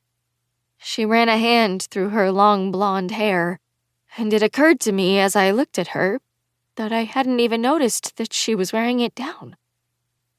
What the hell was with that? She was all ponytail all the time. Now she was wearing her hair down? Was this for him? She continued trying to sell me with, "We thought it'd be nice to see in October, when the leaves are starting to turn. Just a little 3-day getaway, what do you think?" I think I might bawl like a toddler right here and right now. I'd known this was all possible. Scott's dropping anchor in our lives, but suddenly everything was happening too fast. Out of nowhere, another awful thought came at me. If Scott put down roots, would that serve to further oust my father from my life? Would he see it as a reason to become even more absentee than he already was? I tried for a smile and nodded. Like, a lot. Nodded as if my head might fall off my neck because it was so untethered. I mean, it sounds amazing, but I think I have to work. You guys should totally go, though. I saw my mom's face fall. It had always just been an expression. Her face fell. Until that moment. Her wide smile dropped into a weak horizontal line, and the squint of her eyes went away, leaving her wide-eyed with disappointed surprise. Her voice was thick when she said, "Surely you can get someone to work for you." "They're actually kind of short-staffed," I lied, hating myself but hating Scott more. "But I can check." "I'd love to teach you to ski," Scott said, smiling. If you want to learn, that is. I looked at my mom. She knew I'd wanted to learn when I was little, and it felt like a betrayal that she'd obviously told him. I curled my fingers into balls and said, "Yeah, I'd love to, but I don't think it's probably going to work this time." Come on, bae, he said, tilting his head and talking to me like we were buddies. It'll be epic, I promise. Just blow off work. You'll never hear me say that again. And come with us. Us. I was getting so damn sick of him referring to himself and my mother as the us, when my mother and I were the us, and he was just the dude who wouldn't go away. I breathed in through my nose and said, "Maybe next time." My mom said, "Bailey, I don't want to go, okay?" I hadn't meant to, but I snapped at her. I didn't know where it came from, but I also didn't want to take it back either. I pressed my lips together before saying, "I have to go study." I went into my room and closed my door, feeling like garbage. For yelling at my mom, for disappointing them about the trip, and mostly for the inescapable fact that things were definitely progressing with Scott, and pretty soon his presence in our life would be constant. I could feel it now. I blinked back tears, stupid, immature tears, and wondered when life would stop changing up on me. I flopped down onto my bed and turned on the TV with the remote. "Bailey?" My mom knocked on my door like I knew she would, because we weren't the kind of people who could just let it lie. "Can I come in?" "Sure." She came in, and I knew she was going to make me. I just knew she was going to make me vacation with Scott. And I didn't know what to do. It surely wasn't that big a deal, a weekend away. But I remembered what Charlie said the first time we talked on the phone. He's only going to advance and take more space. "Are you okay?" She closed the door behind her, came over and sat down on the edge of my bed. "It's not like you to snap like that." "I'm sorry," I said, meaning that part of it. I looked at her face, the blue eyes, the pale eyebrows, the mouth that had said everything I'd ever needed to hear for the whole of my life. And I felt desperate. It was so babyish, but I felt a desperation to hold tight to our us. "I don't get it, bae," she said, reaching out to run a hand over my hair. "He was so excited when he got the idea because he wants to get to know you better. He thought it could be a relaxed way to just have some fun together." "I know," I said, trying to come up with words that didn't make things worse between her and me. "But I just don't feel ready to go on a vacation with him yet." "It's not like that," my mom said, crossing her arms. She was wearing her "I'm the Problem" t-shirt, the one she'd bought the day after Midnights came out. "It's just a casual, fun weekend where we get out of town. No bigs." "Just the three of us?" I asked, bracing myself for the mention of a daughter. "Well," she said, pursing her lips, "I suppose if you wanted to take Nikessa, that would be okay." "Really?" She'd obviously misunderstood what I was asking, but God, if I could take Nikessa, that might make it okay. She and I could ditch them and have fun in Colorado. And even when we were all together, it wouldn't feel as much like a forced family event. I could? She shrugged, and I felt a little guilty that she was having to make concessions. "I don't see why not. The condo has 2 bedrooms and a pull-out sofa in the living room. So as long as she doesn't mind the couch, I think it'd be fine." "Wow." I pushed my hair out of my face, relief flooding through me. "That will make it so much, a little bit less." I had no idea how to put it into words without making her feel bad about Scott.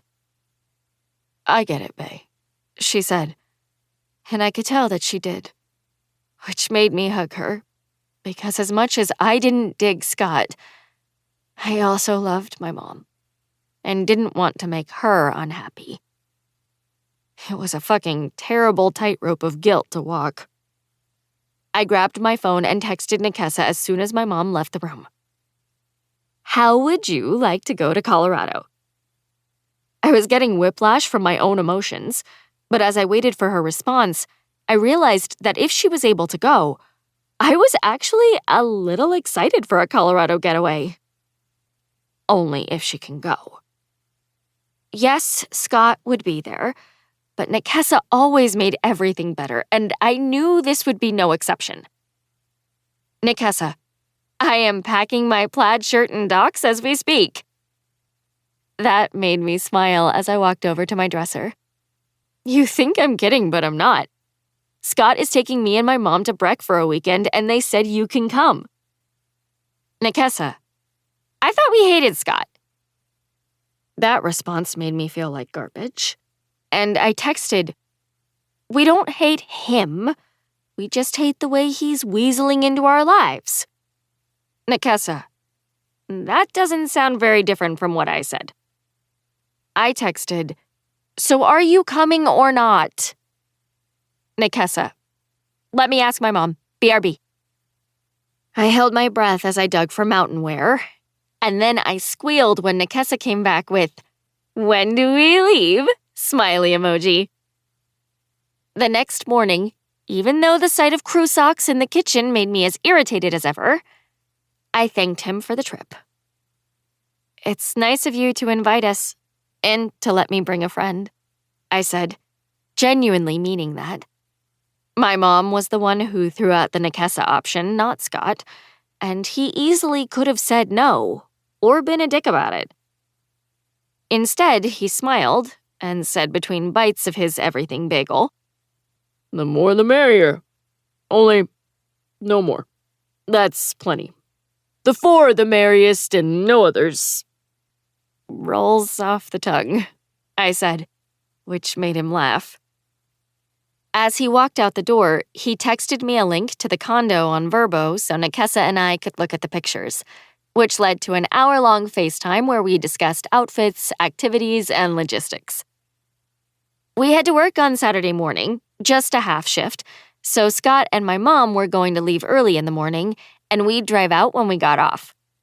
In my opinion, this was a total best-case scenario, because we wouldn't even have to spend any time in the car with him. As long as something insane didn't happen, like Scott proposing to my mother on the slopes, this could actually be a great trip. Chapter 24. Bailey. The night before we were supposed to leave, Nikessa called me, crying. Oh my God, what's wrong? I asked, sitting on my bed, watching a rerun of Monk. She was sniffling and trying to keep it together, but the moral of the story was that she'd come in an hour late the night before, because she'd fallen asleep at Aaron's house, and gotten into a fight with her parents, and now they wouldn't let her go on the trip. She was grounded indefinitely, only allowed to leave the house for work and school. I knew the proper response would be something nurturing, words to make my best friend feel better. But oh my God, I couldn't go without her. I just couldn't. What if my mom calls your mom? I asked, desperate. Do you think that might help? No, she said, still crying. This is big time. I'm seriously grounded for months. No, I groaned. It was too late for me to get out of the trip now, and I'd been so nice to Scott for letting Nikessa come along that he was totally going to push the whole I want to be your pal agenda in her absence. Listen, I know you won't want to, she said, sniffling before loudly blowing her nose. But what if you take Charlie? What? What? What? No. That was ridiculous. Right? It was ridiculous. I couldn't take Charlie, dear God. That was batshit bonkers. My voice was a little high-pitched when I asked, why would I do that? Listen, she cleared her throat and said, I mentioned the idea to Theo, and he agrees that it could— When did you talk to Theo? I interrupted. She told Theo she was grounded before even telling me? I just got off the phone with him. Whoa. I tried to sound casual when I asked, you guys talk on the phone now? Sometimes, but it's no big deal, she said, brushing it off. Aaron knows and he's fine with it. Should he be? I wondered how to proceed, because even though it wasn't my business and she didn't sound concerned, it felt like my friendly duty was to intervene. Are you sure that's a good idea? I said, trying to keep my voice light and breezy, though I was anything but. I knew Charlie would tell me to butt out, but Nekessa's happiness was more important to me. I needed her to slow down and think before she had regrets. I said, don't you think Theo is rather flirty with you? Nah, he's just a playful guy, she said, and I could tell she truly believed it. So anyway, back to the trip. Call Charlie. Huh. That was a quick change of topic. But, okay. I decided to dismiss it and focus on the current tragedy at hand. I let myself flop back onto my mattress, starting to freak out at the mere idea of Charlie and me in Breckenridge. I cannot take him on this trip. Come on. You don't want to go alone, and he's your other bestie. Why not? There were a million reasons, starting with the fact that he was Charlie Sampson. Also, my other bestie? Where? When? Why? How? Not only should you take Charlie, she said, but what do you think about pretending to date him?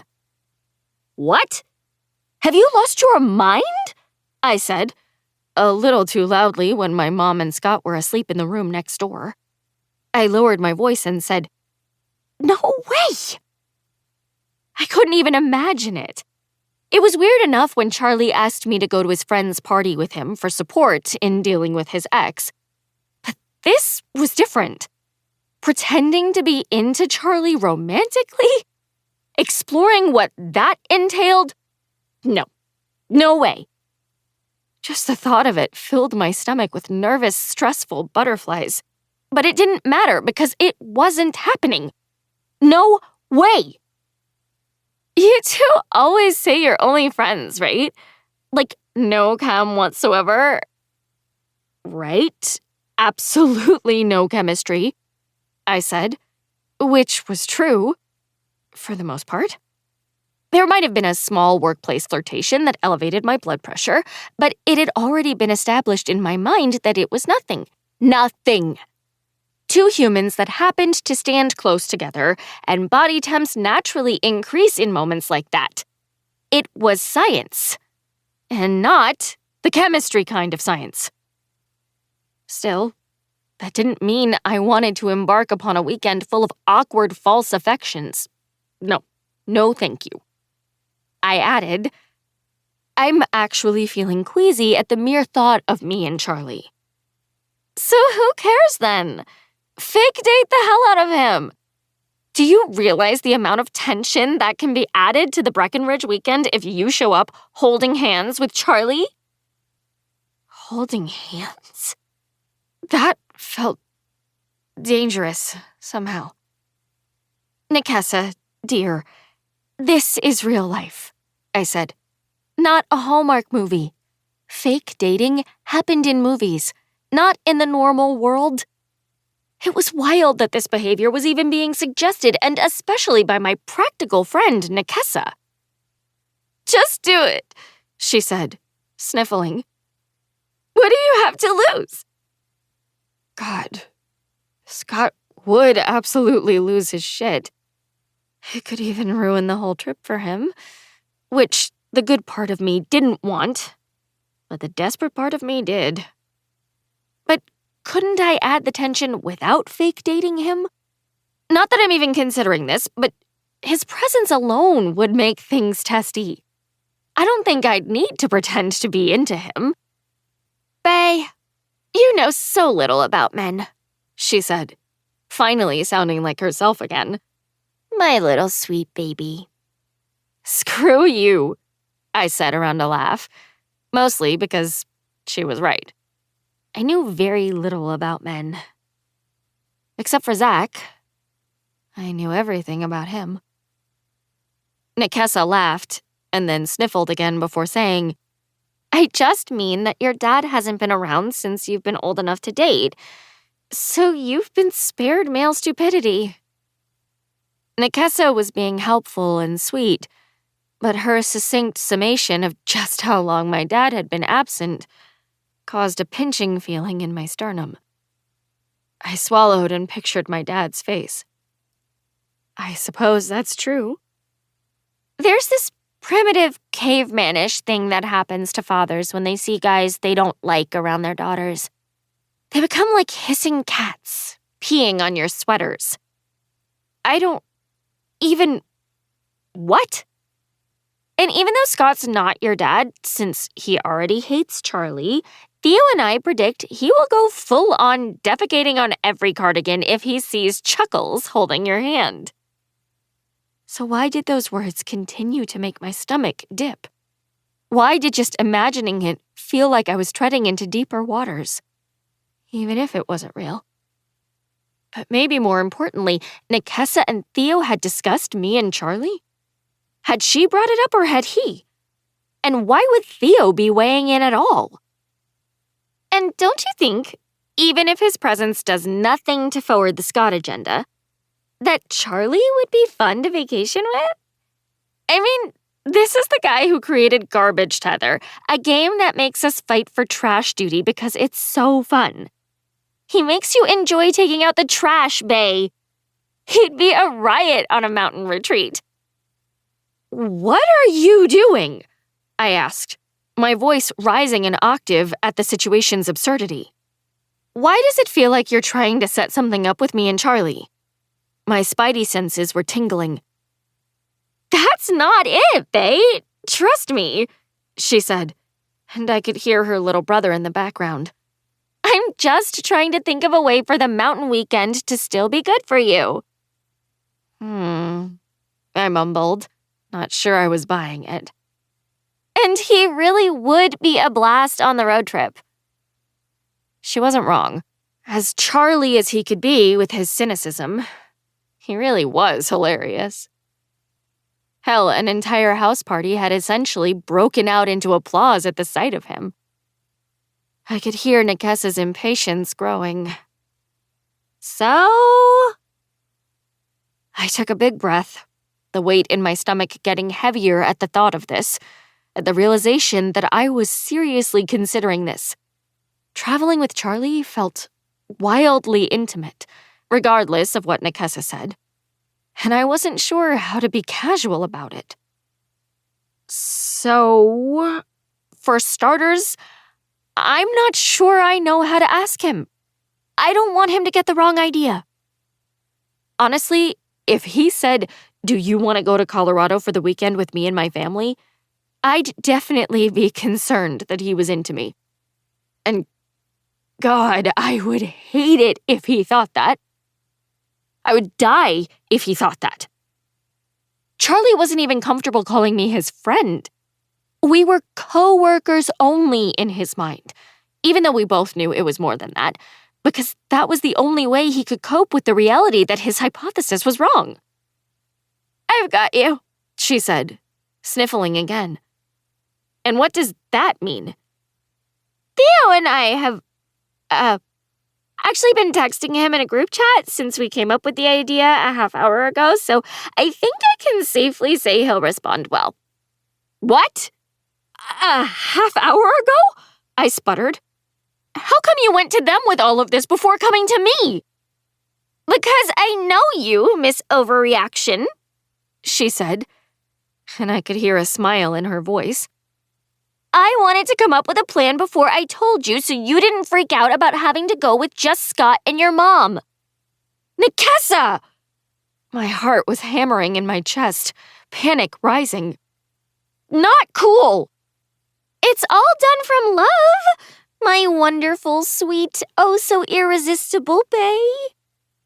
Don't try to compliment your way out of this, I quickly snapped. But somewhere in the pit of my stomach, I was thankful Nikessa broke the ice for me. Okay, so maybe she did know me. Too well.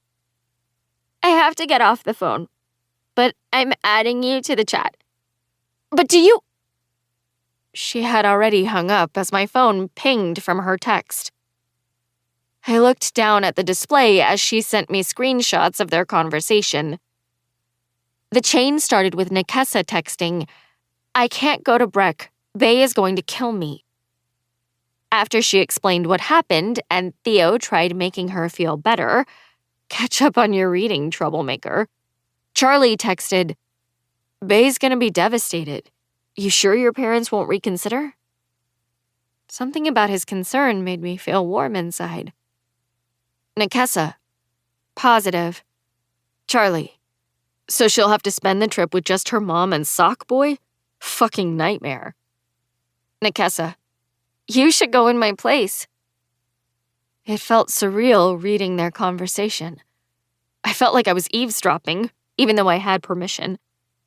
Charlie. Dude hates me. Try again.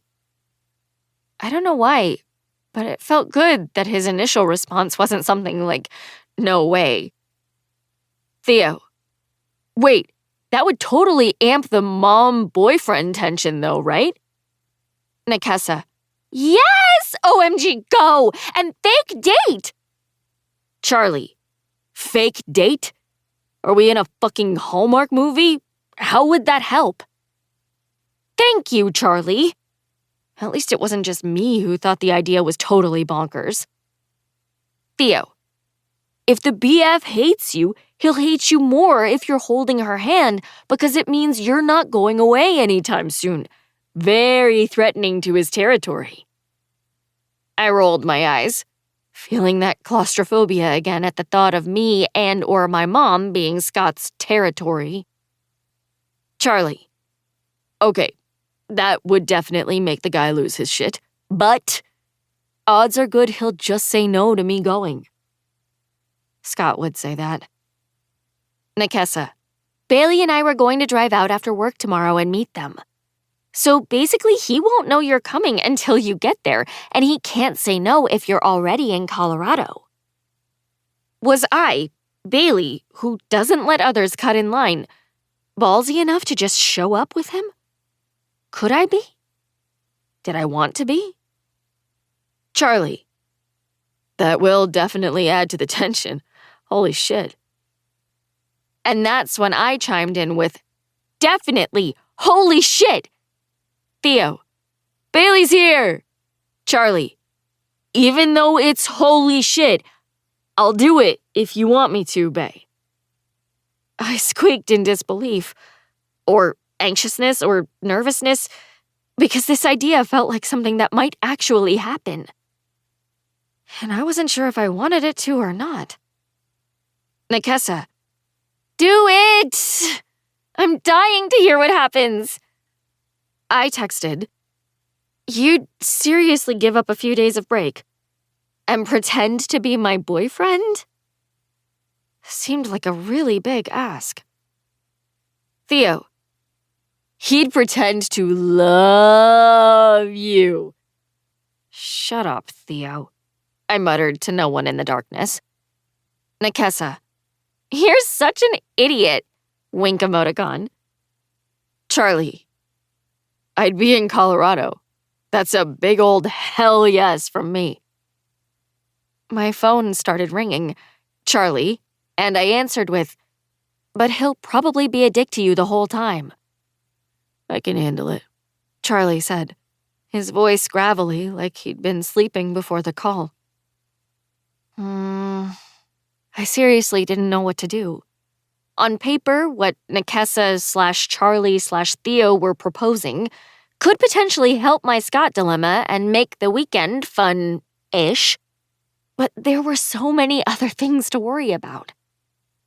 My mom's and Scott's reaction when Charlie got there, that was an explosion of unhappiness guaranteed to happen. Traveling with Charlie for 8 hours, been there, done that, and it wasn't remotely enjoyable. And, the biggie, pretending to date Charlie. Our friendship was safe because it was labeled as only that. Friends. Hell, he labeled it not even that. He labeled us as just coworkers. So what would happen when we played relationship for a weekend? It might be fine and just return to normal when we got home. But what if it didn't? What if we crossed a line that we couldn't come back from? Bae, if you don't want me to, that's totally fine. I didn't know what I wanted. Taking Charlie sounded like fun, and I didn't want to go alone. But the thought of it set off screechingly loud alarm bells. I said, opening my nightstand drawer and digging for the coral nail polish while I tried to decide. Well, for starters, I'm just afraid you're saying yes to be nice. Do I ever do that? He asked dryly. I smiled in spite of my nerves, because that was a loaded question. He didn't do things just to be nice, but he was also surprisingly thoughtful sometimes. A walking contradiction, Charlie Sampson. Well, no, I think it sounds like a blast, he said. but if you'd rather not, it's totally cool. I thought about the weekend, staying in a condo with just my mom and Scott, and I said, I really want you to go, but I wonder if I should ask. Nope, Charlie said, cutting me off. You do whatever you want about the weekend, but if you ask them, they will for sure say no. If we pull up in Breck, though, with you in my car, they can't really send me back. There it was again. The ginormously ballsy move that I wasn't sure I could pull off. I closed the drawer and flopped back onto my pillows. That is positively diabolical. Thank you. And terrifying, I added. I know you're Charlie, but doesn't the thought of just showing up make you nervous? I expected him to say no, but he didn't. Of course, He said matter-of-factly. but I also know that they're not going to want to throw away their mountain retreat. So they'll decide to deal with it for the sake of preserving the weekend that Scott has already paid for. He's right. His confidence bolstered mine, so much so that I heard myself say, okay, so maybe we should do this. Did I just squeal? Holy shit, I couldn't believe we were going to do this. Atta girl. Shut it. I felt mildly relieved that I'd made the decision, but immediately my brain switched into planning mode. Wait, what about your mom? Do we need to ask her if it's cool for you to run off for a few days? Nah, He cleared his throat and said, she trusts me. for multiple days? Out of town? I asked, shocked. That's a whole lot of trust for a kid in high school. One of those divorce things. He said, sounding tired on the other end of the phone. She's so busy with the boyfriend and my younger sister that anytime I'm not in her hair, I think she breathes a sigh of relief. Bullshit, I said, feeling a bit of a gut punch for him in that moment. Whether it was true or not, it made me sad that he felt like his mom didn't want him around. I'm sure that's not true. His voice was quieter than usual, a tinge more serious when he said, You'd be surprised. I didn't know Charlie's mom, so I tried to assume this was just what she was like, and not a sweeping generalization of single parents. But I'd be lying if I said that a tiny part of me heard his words and didn't think, What if that eventually happens with my mom and me? It doesn't matter, though, He said, his voice louder and more stereotypically Charlie. Know why? I rolled onto my side and asked, "Why?" 'Cause I'm going to the mountains tomorrow. Have you been before? I liked the excitement in his voice. He sounded like he was genuinely looking forward to the road trip, and it sparked something in me. I felt a little excited. Not in Colorado, but in Alaska. He said. Duh, I replied, picturing the White Mountains. I forgot your cousins live there. Duh, indeed. He agreed. I miss the mountains. Don't you? Yeah, I do, I said, but I didn't let myself think about home anymore. I'd spent so many hours closing my eyes and picturing my old house, and the only thing it ever did was make me sad. It was better to forget. I asked him, "Do you ski?" No. "Do you want to try?" I asked. No. I'm so happy to hear that. Nikessa had been all about the skiing, but I just wanted to walk around the mountains and drink coffee at charming little shops. There might have been a time when I wanted to learn, but not while Scott was offering to teach me. I don't want to either.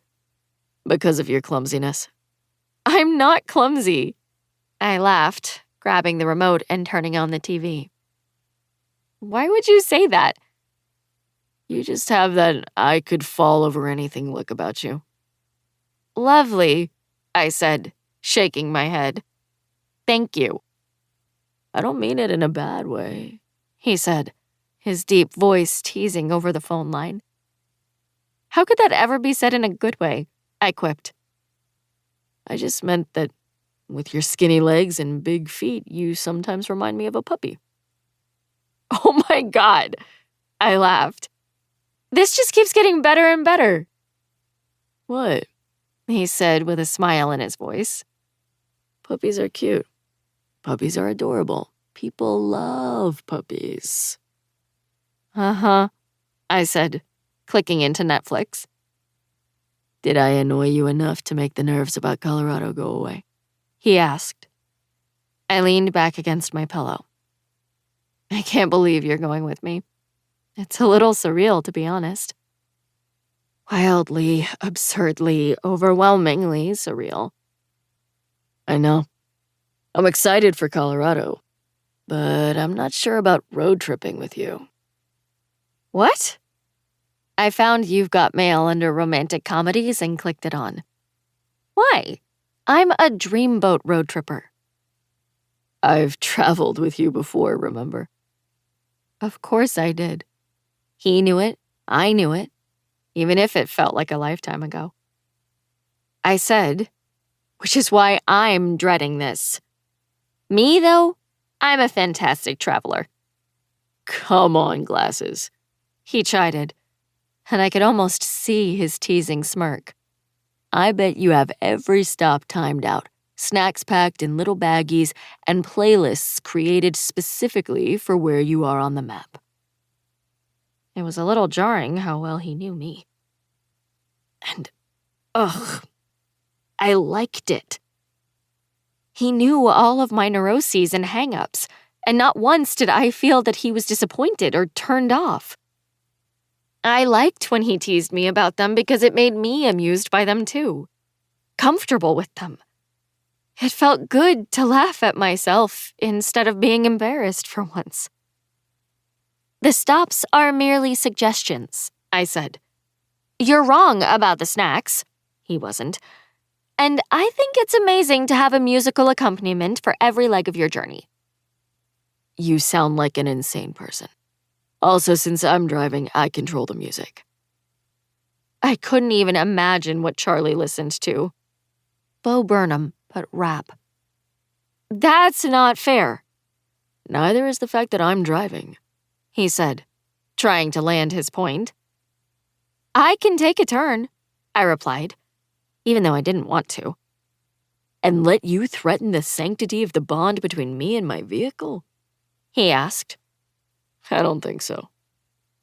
I chuckled quietly, watching on the TV as Tom Hanks navigated New York in the fall, and asked, "What are you doing right now?" Watching Lawrence Welk and touching myself. "First of all, ew," I said, laughing in spite of myself. "Second of all, Lawrence Welk?" Stroking my beard, you pervert. Get your mind out of the gutter. He sounded like he was smiling when he said, And I lost the remote, if you must know, and my TV always goes back to public television when I turn it on. "So you're seriously lying there, watching an ancient show where a bunch of people stand around singing because you're too lazy to look for the controller?" Pretty much. "So when you say stroking your beard, you actually mean that you're touching your pathetic little chin hairs, right?" Now come on, bae. No need to get nasty, he said, and I liked the way his voice sounded when I could tell he was smiling. Those hairs are concrete evidence of an impending beard. "Doubtful," I teased. Evidence of my manliness, he replied.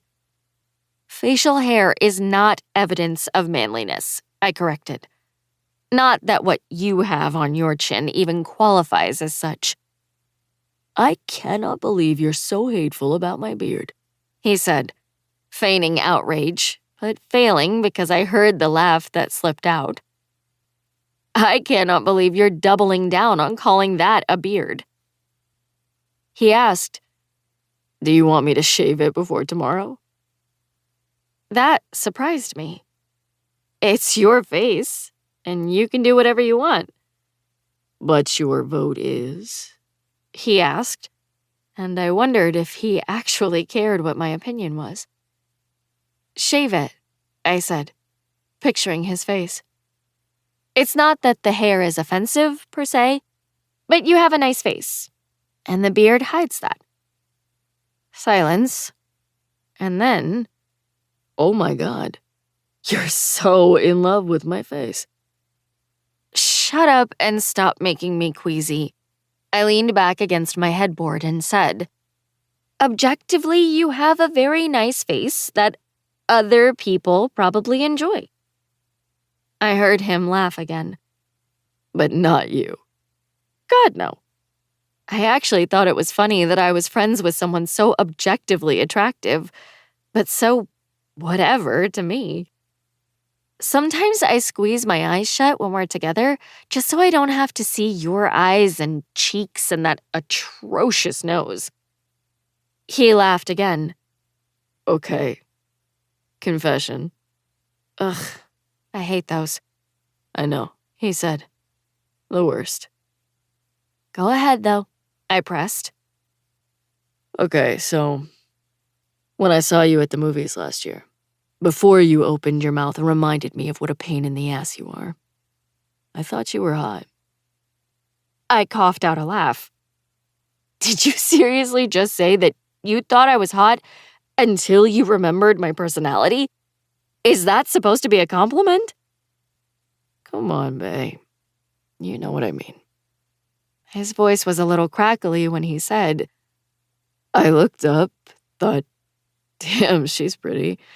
And then I was like, oh, holy shit, it's the whack job from the plane, but with normal hair. I did know what he meant. I'd felt the same way when I'd seen him. Aww. Thank you, Charlie. So? Oh my God. He wanted me to return it. I admitted, okay, when we saw the promposal, I thought you looked kind of cute and kind of jacked. But only until you looked at me. Then I was like, oh shit, I need to run because I hate that guy. He chuckled, a deep, scratchy thing that made me want to make him laugh more often. Oh, glasses. You never hated me. I rolled onto my side and snuggled into my blanket. Trust me, on that flight, I hated you with the white-hot intensity of 1,000 suns. for which you would have requested special sunscreen that was half organic, half regular. Whatever.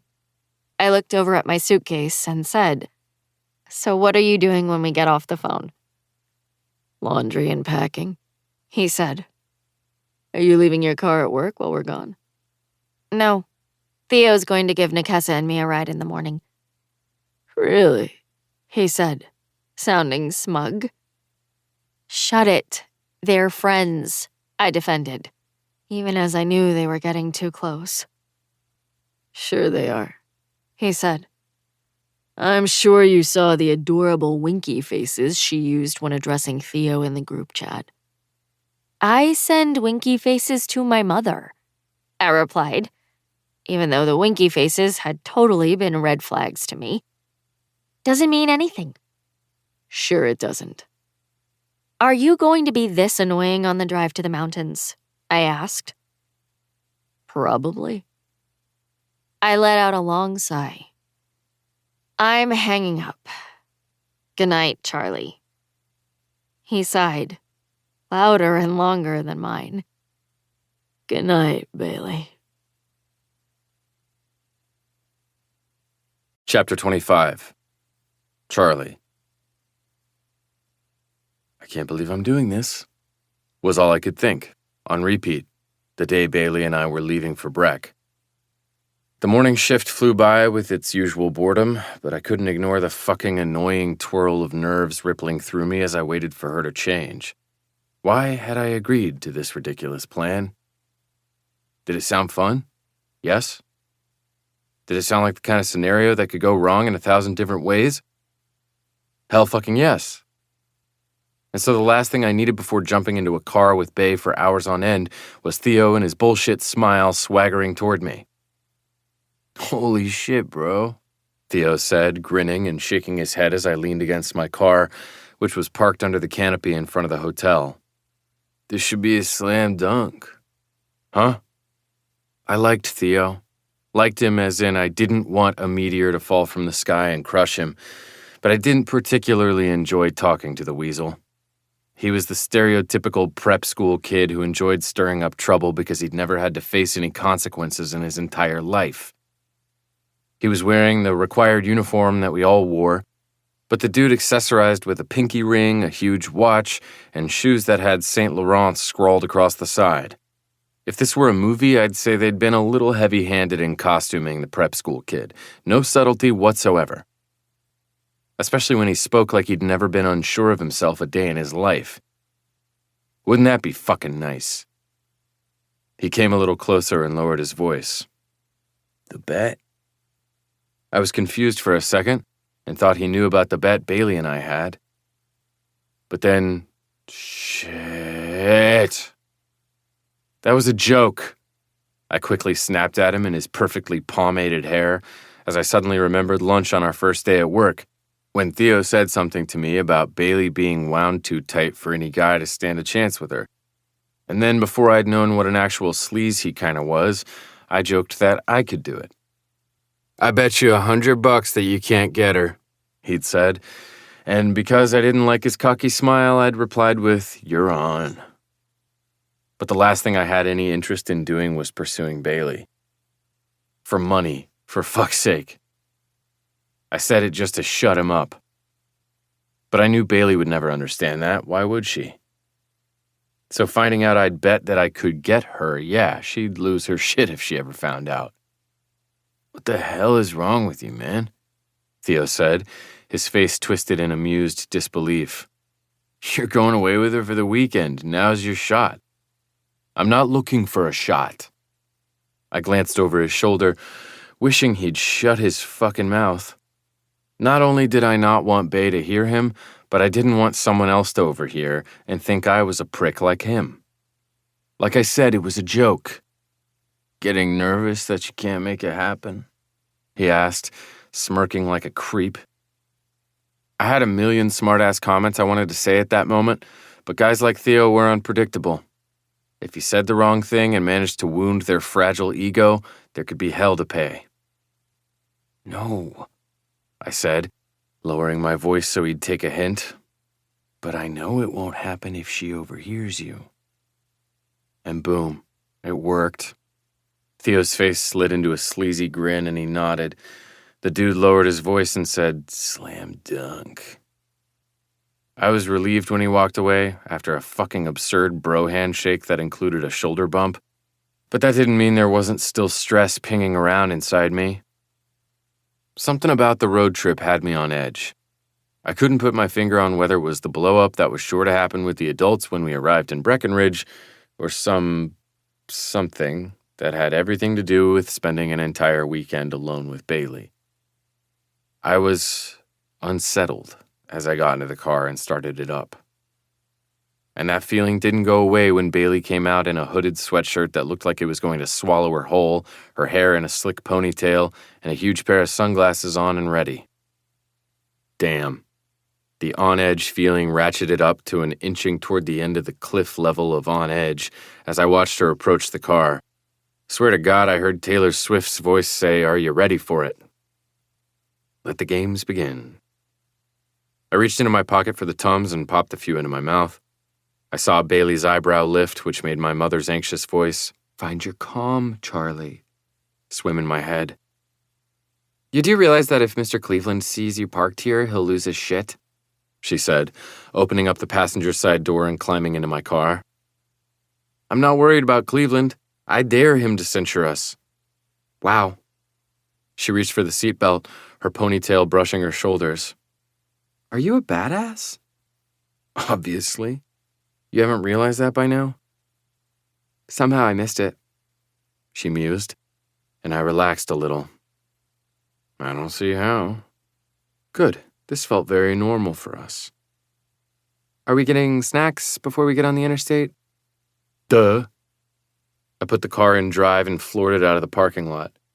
"Are we getting snacks? As if that's even a question. What kind of a moron do you think I am?" Chapter 26. Bailey. Okay, I'm exiting here. Charlie said. Whatever. I shrugged. Get gas wherever you want. See if I care. I will. Charlie said, his mouth twitching into an almost smile. Just wanted to warn you, in case you need to stretch or something. No, I'm good, but thanks. I sat straight up, moved my purse, then slid my feet back into my shoes. Maybe you should stretch. As if glasses. Come on. We'd been driving for 6-ish hours, and we'd created a ridiculous game that was going to get me killed. Every time we stopped, we raced to the bathrooms, literally. Whoever could sprint to the bathroom, use the facilities, wash their hands, and be the first to get back and touch the car was the big winner. That person didn't have to pay for gas or snacks, and they also got to drive and control the radio. Unfortunately for me, he'd won at each stop. And last time my foot had gotten stuck in the dangling seatbelt I'd yanked off the minute we'd stopped, leaving me with a hole in my leggings and a bloody knee as I'd chased Charlie into the gas station. It was a little unfair because he had no qualms about yelling, look out, and basically running over people, whereas I couldn't bring myself to keep up the sprint when faced with oncoming foot traffic. This time was going to be it, though. This time, I would win. Okay, 3 gas stations up ahead. Which one do you want? Don't, I said, rolling my eyes. Don't give me the pity choice. Just because I have yet to win doesn't mean you need to feel sorry for me. Oh, honey, he cooed, coughing out a laugh as his eyes stayed on the road. But I do feel sorry for you. That's a nasty strawberry on your knee. That you poured hand sanitizer on. To keep away infection, he said, smiling, and I let it go. He'd been kind of sweet after the fall. I could tell he felt really bad. It was a little bit adorable. Eddie's hot stop, I said. Go, asshole. Atta girl. he said around a laugh as he hit the blinker. I don't know why, but there was something about the way he said, "atta girl," that made me feel warm everywhere. I stared out the window as he turned into the lot and headed for a gas pump. The rule was that no one could start until the car was put in park. You look tense, he said, slowly cruising toward the covered fuel pumps. You all right there, buddy? Don't distract me, I said, glancing over at him. Which was a mistake, because he was grinning as if he'd never seen anything more amusing than me, poised and ready to jump from the car. Want to know why you'll never win this game? He asked.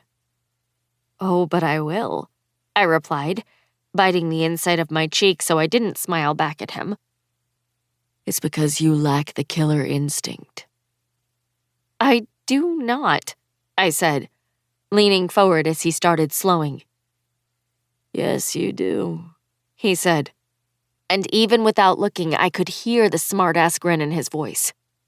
If you run into the bathroom and there's one open stall and two of you ladies, are you going to push the other chick out of the way? Of course I wouldn't. But I said, if it means beating you, then yes. Liar, he drawled. And the way he said it brought my eyes back to his face again. There was a challenge in his dark eyes as they met mine, in the wicked smile that turned up his mouth. If it were anyone else looking at me like that, I would call it wildly flirtatious. But this was Charlie. This was just the thrill of competition. Right? He jammed the shifter into park, and our doors flew open. We each leaped from the car and full out sprinted toward the gas station doors, and for once, I was a hair ahead of him. I'm right at your heels, glasses, he said, trying to distract me. Shut up! I pushed the door with both hands, not yielding at all as I ran into the convenience store. The people in line at the counter looked at us as we flew past, but I kept my focus on the bathrooms. Coming hot on your left, Charlie breathed, and the sound of him chasing me was downright predatorial. Staying hot on your right, I panted. The bathrooms waited for us at the back of the gas station, and we didn't even slow as we each plowed through our respective door. I flew into a stall, hurried, splashed through the world's fastest hand washing, and ran back out, ignoring the stairs as I sprinted past the Pepsi coolers and blasted out the door. I had a clear path to his car, and there wasn't a sprinting Charlie in sight. I was finally going to control the radio. I ran all the way up to his car and slapped the hood with both hands, as per the rules, before jumping up and down, even though I was standing by myself next to his car. Only after 10 more seconds, I wondered what was up. Where the hell was Charlie?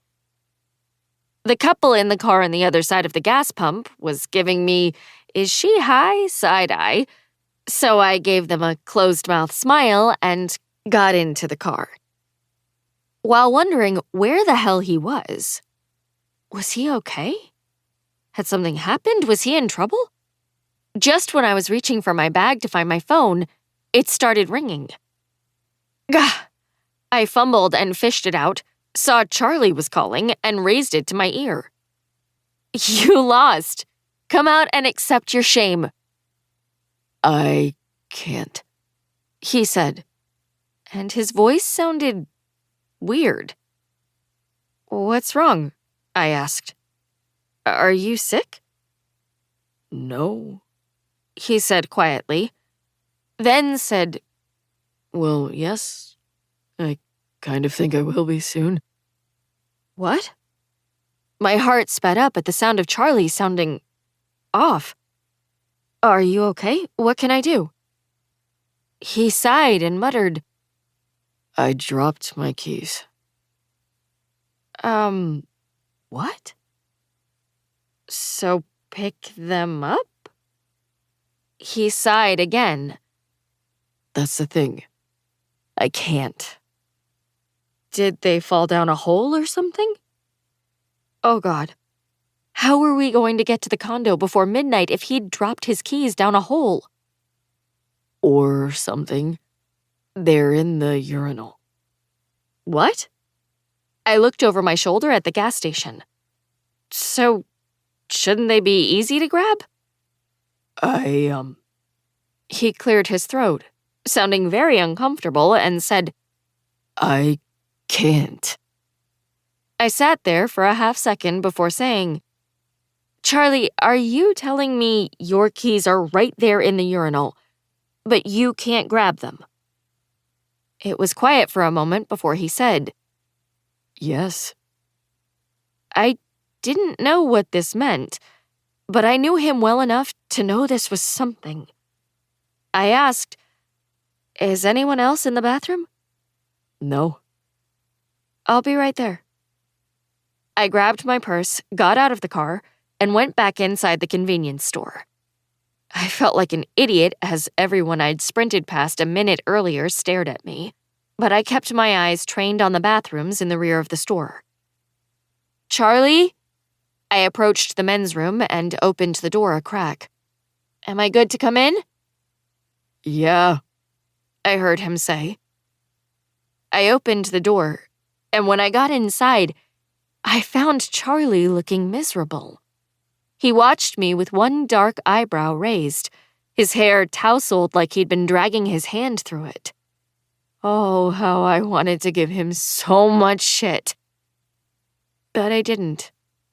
I couldn't. I couldn't help the lump in my stomach. Seeing Charlie being un-Charlie was surprisingly unsettling. I said, First things first. Did you pee on your keys? The corner of his mouth kicked up the tiniest bit. Of course not. And I gestured with my chin to the urinal beside him. Yes. He moved so I could see his keys sitting in the urinal. It looked clean-ish, and I was surprised he hadn't just grabbed them. Yes, gas station urinals were beyond disgusting, but I'd pictured it much worse. He said, I moved too fast when I ran in here and missed my pocket entirely. Oof. I stared at the urinal before shrugging and committing to the task at hand. I'm going in. Oh, God. He groaned, his strong nose crinkling like a little kid's when presented with an unwanted vegetable. So gross. And just then, I wanted to hug Charlie. I knew nothing about why he was physically incapable of sticking his hand into the dirty urinal, but I knew him well enough to know that he'd rather do just about anything than have someone witness what he surely perceived as a moment of weakness. Why don't you go buy our snacks? Because I'm the winner, I said, hoping to make him smile. And fill up the car. I'll be out in just a sec. His eyes went serious again. You sure? That's pretty disgusting. I nodded. It's no big deal. Get me Twizzlers and a White Rockstar, please. You got it. When I came out to the car a few minutes later, after bathing his keys in hot, soapy water and then a follow-up hand sanitizer shower, he still looked conflicted. Listen, bae, about what happened. I don't care, Charlie, I groaned. Did you get my licorice? He got a crinkle between his eyebrows. It's in the front seat, in the console. Sweet. And my energy drink? Same place, he said. Excellent. I crossed my arms and said, So, I don't really want to drive. I just want radio control. Cool? He gave a nod. Cool. We got into the car and hit the road, and we were quiet for a solid 2 minutes before Charlie said, I feel like I need to... You don't. I reached out my arm and stuck a Twizzler into his mouth and watched his jaw as he immediately started chewing without question. Never happened. Unless you want to talk about it, in which case I'm happy to listen. Now on to more important things. Do you prefer country or pop? Can I say neither? He asked, taking one hand off the wheel to hold the end of the licorice. He looked away from the road for a second, his eyes sweeping over my face with a thoroughness that made me feel like he was looking for something. You can say it, but it won't change the fact that those are your choices, I explained, feeling my cheeks get hot. He groaned before saying, Pop, I guess. Pop it is. I took over the radio, searching for the most annoying music I could find, and time flew by as Colorado gave us a lot to look at. The aspens were bright yellow, dotted across the mountains that our highway wove through, and all of a sudden I remembered why people moved away from Nebraska and never came back. The place was breathtaking. Look at that, I said, pointing to a stream running parallel to the highway. It's so gorgeous. That's 21 times, he said, reaching for the can of Red Bull in the cup holder. that you've said that. I know, but it's impossible to stop, Obviously. he said, and I knew he agreed with me. Something about the scenery and the mountain air made us both more relaxed, made us both feel like we were on a full-on vacation. I almost don't want to get there. Is that weird? I asked, biting down on my piece of licorice. No. He replied, taking a drink. I watched his Adam's apple move while he swallowed, and something about the motion seemed sexy. Yeah, that was weird. Not sexy, you idiot. You don't know what's going to happen when you get there, and you hate that. He set down the can and said to me, Here in the car, there is no mystery. It's just a road trip with your amazing coworker. That's probably it. I agreed. Not the amazing coworker piece, but the rest. The part I'm looking forward to, he said, reaching out a hand for more licorice without looking away from the road, is not thinking about anything from home for the entire time. I want to wake up every day and only worry about how I'm going to irritate glasses. I pulled a Twizzler from the bag and held it out in front of his face. He bit down on it, then turned his head and grinned at me in a way that did things to my stomach. I cleared my throat and turned my eyes out the window. What things don't you want to think about? Bae. He made a noise of protest, something that sounded like a growl-groan combo. If I say it, then I'm thinking about it. But we aren't there yet, so it's allowed, I verified. I thought for sure he would change the subject, but instead he said, The number one thing I don't want to think about is Beck and Kyle. The number two thing I don't want to think about is the fact that my mom is pregnant. What? I stopped chewing. When did you find out? Why didn't you tell me? Charlie's forehead crinkled as he tilted his head to the side. His sunglasses were so dark that I couldn't see his eyes, but I knew my question had surprised him. My mom mentioned it last night, he said. But it's no big deal. I mean, you're going to have a new sibling, I said, trying to make him excited. That's a really big deal. Yeah, he said tightly. And I couldn't read what he meant by that. Are you bummed? I asked quietly, as if the lower volume would make everything better. I mean, if I found out my dad was having another kid, I think it would freak me out. Really? He replied, his emotions still unreadable. Yeah. I mean, things with him are already weird and distant, so how would a new kid in his life ever help that? Can we not talk about this? He asked on a sigh, but it wasn't unkind. He just sounded exhausted about it all, I'm happy for them, and I'm sure it will be great. My sister is fucking over the moon. But I just haven't wrapped my head around it yet. Sure. I crossed my arms and propped my feet on his dashboard. So let's talk about Beck. You little shit. Charlie glanced over at me, shaking his head and grinning as he reached out a hand and knocked down my feet. How about we talk about Zach instead? Oh, no, thank you, I said, glad he was smiling again. Hard pass. Any movement with him?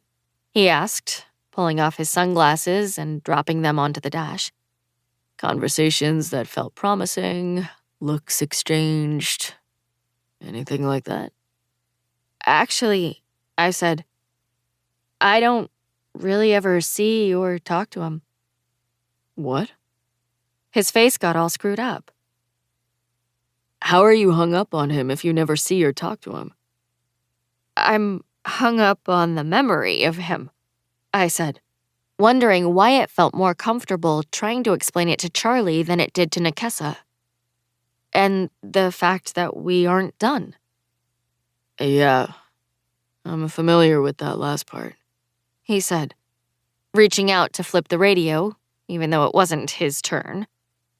But how are you ever going to reconnect if you don't have any contact? I don't know, I said. I'm sure we'll run into each other sometime soon.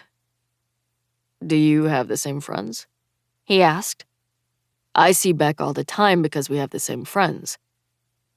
No, I said, not wanting to sound like a dork. We kind of hang in different crowds. He's not a super reader with 1 billion online buddies? That made me look over at him in surprise, because I'd never told him about my Bookstagram account. Are you on Instagram? He grinned but didn't answer, instead saying, Why? Do you want to be my friend? I'm already your friend, moron, I teased, a little shocked that he'd obviously found me on social media. Coworker, he corrected. That made me roll my eyes, which made him chuckle. Just then, my phone buzzed. Nekesa. My parents are treating me like I killed a man. I feel so bad for her, I said to Charlie, that she's not on the trip. But if she were here, you wouldn't have me, Charlie said, driving with one hand draped over the wheel. True, I said, texting her back. At least she's got Aaron and Theo to text and keep her company.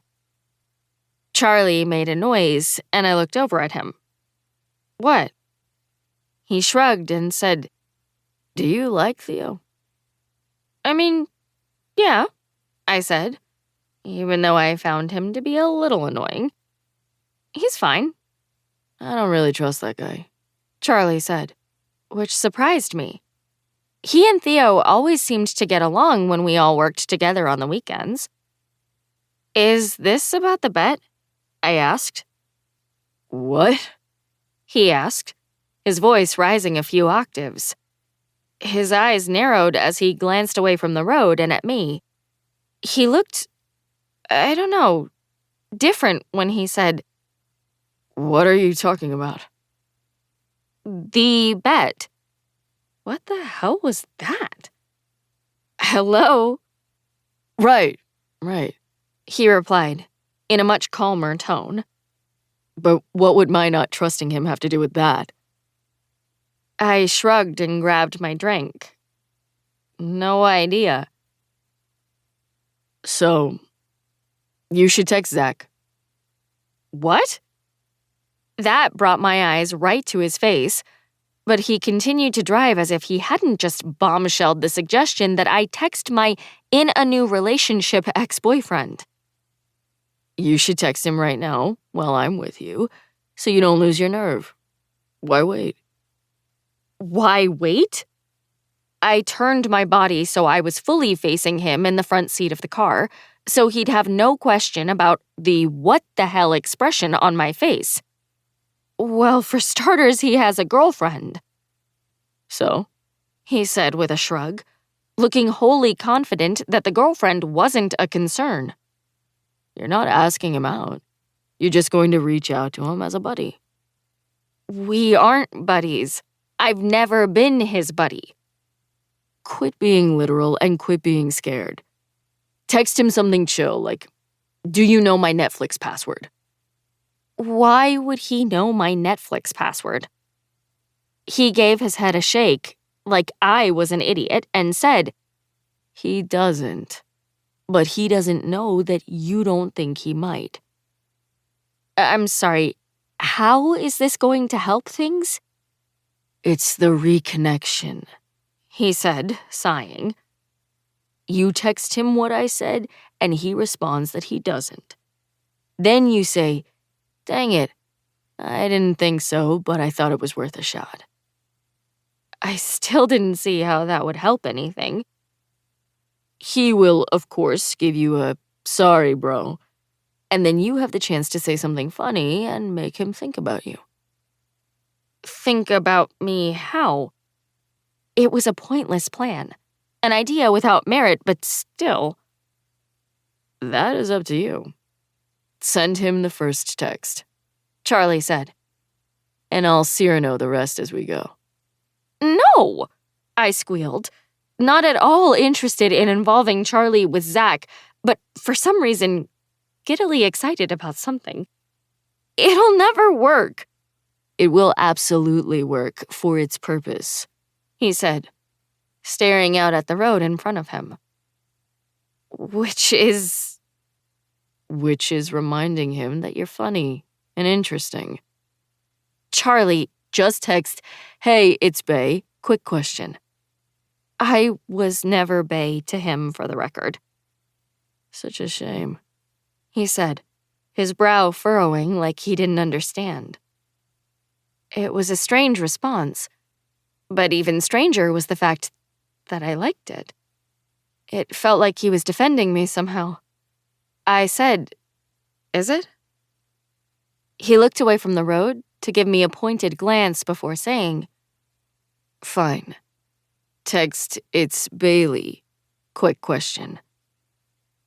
I don't know what got into me, but I pulled up Zach in my contacts. I was squirrely and giggling as I said to myself, I cannot believe I'm doing this. "Hey, it's Bailey. Quick question." Send, he said, loudly and with a half smile. "Hit send, you chicken shit." I took a deep breath, squealed again, then hit send. Holy shit, I hit send. Atta girl. He laughed, which made me squeal again. I can't believe I just sent that, I said. And then conversation bubbles popped up. Oh my god, he's responding! Breathe, Charlie said, his eyes on the road. Easy for you to say, I mumbled, staring at the phone. Zach. What's up? I muttered, holy shit, under my breath as I texted. Weird question, but do you know my Netflix password? I did it, I said, looking over at Charlie. I asked him about the password. Quit acting like you just initiated nuclear war or something, he replied with amusement in his voice. This is no big deal. Zach. No idea. Am I supposed to? What did he say? Charlie asked, in response to the noise I made in my throat. I told him and he said, So just say no, but add something cute. I squinted. I thought you were going to Cyrano this for me. Add something cute is not freaking Cyrano. Calm down, glasses. Charlie tilted his head, his eyes still on the road. Just say, no, but we were hoping, and add an emoji. That's not cute, I said, a little disappointed. Your usage of the word we will make him assume you and a mysterious someone are hanging out, and the smiley face will make it seem chill, and absolutely not like you're hitting on your ex. Trust me on this. I rolled my eyes, but typed exactly what he said while he broke the rules and changed the radio station. Me. No, but we were hoping. I'm somehow getting it wrong. Wink emoticon. I wondered what Zach was thinking, getting a text from me, and his face was all I could see as I waited for his response. Which was almost immediate. Zach, Do you want mine? what? I yelled, reading it again and feeling like it had to mean something. He asked if I want to use his. Duh. Charlie said, sounding unsurprised. Now just go with something quick and funny that gives you the last word. Like, haha, no. I think I'll just act out the entire 3rd season of Breaking Bad instead. Thanks, though. Okay, first of all, I've never watched that show. Second, I know you haven't. he interrupted. Anyone who knows you haven't. I don't get it, I said, wondering why I was even taking advice from him. So why? Silly child, He said, glancing over at me as he interrupted yet again. That tiny joking reference tells him you're likely with someone who does watch that show. A dude, I said, my mouth falling open at his genius. I'm making him think I'm with a dude.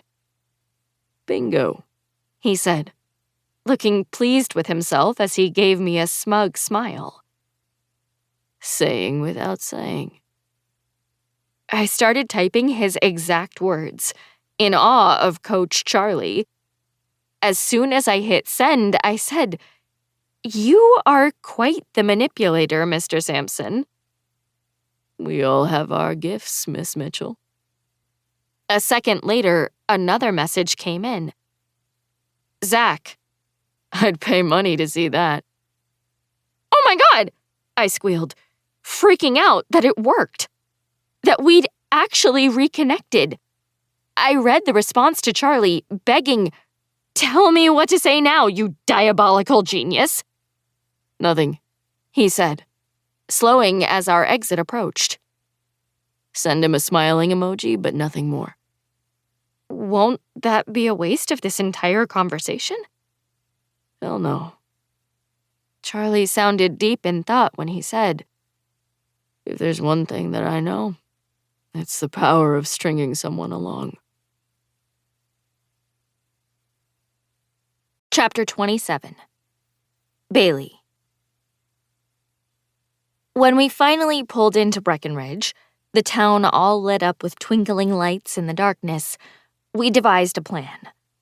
I was going to go into the condo and tell my mom that Charlie was with me, not Nikessa, and he was going to wait in the car for 5 minutes. Hopefully, my mother could lessen the initial blow to Scott, and we could get on with the weekend. Shit. How on earth was I going to tell her? It occurred to me at that moment that we'd all been idiotic teenagers to think this was a good idea. They were going to freak that I'd brought a boy, and they were going to double freak that the boy was Charlie. What in God's name had I been thinking? And I was a dick. I was a total dick for tricking my mom. Because messing with Scott's happiness was whatever, but messing with my mom's was something else entirely. We were a team, just she and I, and we'd never snuck around and lied to each other. Shit, what the hell have I done? Relax, Charlie said as he looked for a parking spot. I can almost hear your internal freakout. Because this was a terrible idea, I said loudly. What the hell was I thinking? Breathe, He said, and when I glanced over at him, something about the reassuring look on his face made me calm down just a little. It's going to be fine. I doubt it, I said, nodding, but I'm going to go with that. As he drove in the direction of the condo, I realized that Charlie Sampson, Mr. Nothing, had made me feel calm. Yes, we were becoming better friends, but certain moments felt bigger somehow. He found a parking spot across the street from the condo, and after 10 minutes of panicked breathing, I unbuckled and got out of the car. "Wish me luck," I said, my hands shaking. Good luck, He sang in a silly voice. don't fuck it up, glasses. "Shut up," I sang right back. After I walked around to the back of the building, I found their door, unlocked, so I pushed it open and stepped inside. "Hello? Mom?" I walked through what appeared to be the laundry room and into the kitchen, which was all unfinished rustic wood, and I couldn't believe my eyes. The condo was incredible. The living room had high ceilings with big wood beams, and one entire wall was a stone fireplace that happened to have a fire burning inside of it that very minute. The furniture was brown leather, and the place felt like a ski chalet. I loved it. "Bae?" I heard my mother yell from upstairs. "Is that you?" "Yep," I yelled back, my momentary distraction giving way to the nervous fear that had been there first. "We just got here." "That was fast," she said, and I heard her feet coming down the stairs. "I can't believe you're here already." She hopped off the last step and grabbed me in a hug, and I could almost feel how relaxed she was. Guilt washed over me like a wave as I realized I was about to ruin that, and I rambled. "We actually left earlier than planned because we didn't want to do the mountain roads in the dark." "Good idea." She glanced behind me and asked, "Where's Nikessa?" "Yeah, I said, grabbing her elbow and pulling her closer so we could talk quietly. "About that, there was a slight change of plan." "What happened?" she asked, looking worried. God, I was such a piece of shit. Because my mother looked super concerned about the welfare of everyone when I was about to spring an unwelcome surprise on her. I looked at her raised eyebrows and big blue eyes and hated what I was about to tell her. "Well, Nikessa got grounded last night and couldn't come. I didn't want to drive here all alone," I said, so nervous that every word was hard to say. "So I brought a different friend." "Oh?" She still looked happy and chill. "Who?" Clearly, she was waiting for me to say someone who was a girl and also not her boyfriend's least favorite teenager. I swallowed and forced myself to say it. "Charlie?" I said, keeping my voice low as I looked behind her for any sign of Scott. "I brought Charlie?" Her eyes got huge, and she said, "Are you freaking kidding me?" "I didn't know what to do when Nikessa canceled," I replied, talking fast. "I didn't—" "Oh, no, you don't," she said, pointing her finger at me as her voice got higher and louder and her mouth tightened. "You have a phone that I pay for. You should have called me. Don't pretend this was somehow your only option." I tried talking in a calm voice. "But Charlie's my friend and has a reliable car. Is it really that different from Nikessa?" "Yes!" She crossed her arms and started pacing. "It's bad enough that you brought a boy, any boy, with you. You're too smart not to know that would matter. But not only did you bring a boy, you brought the boy that Scott hates on Scott's vacation. Are you kidding me with that?" "I know," I said. "That is seriously rude," she said, almost yelling. "In addition to everything else that's wrong with this plan, it is rude and entitled." "Oh, I guess they'll just have to go along with what we want. How can you be so okay with behaving like that?" My cheeks were hot. And I felt like total garbage because she was right.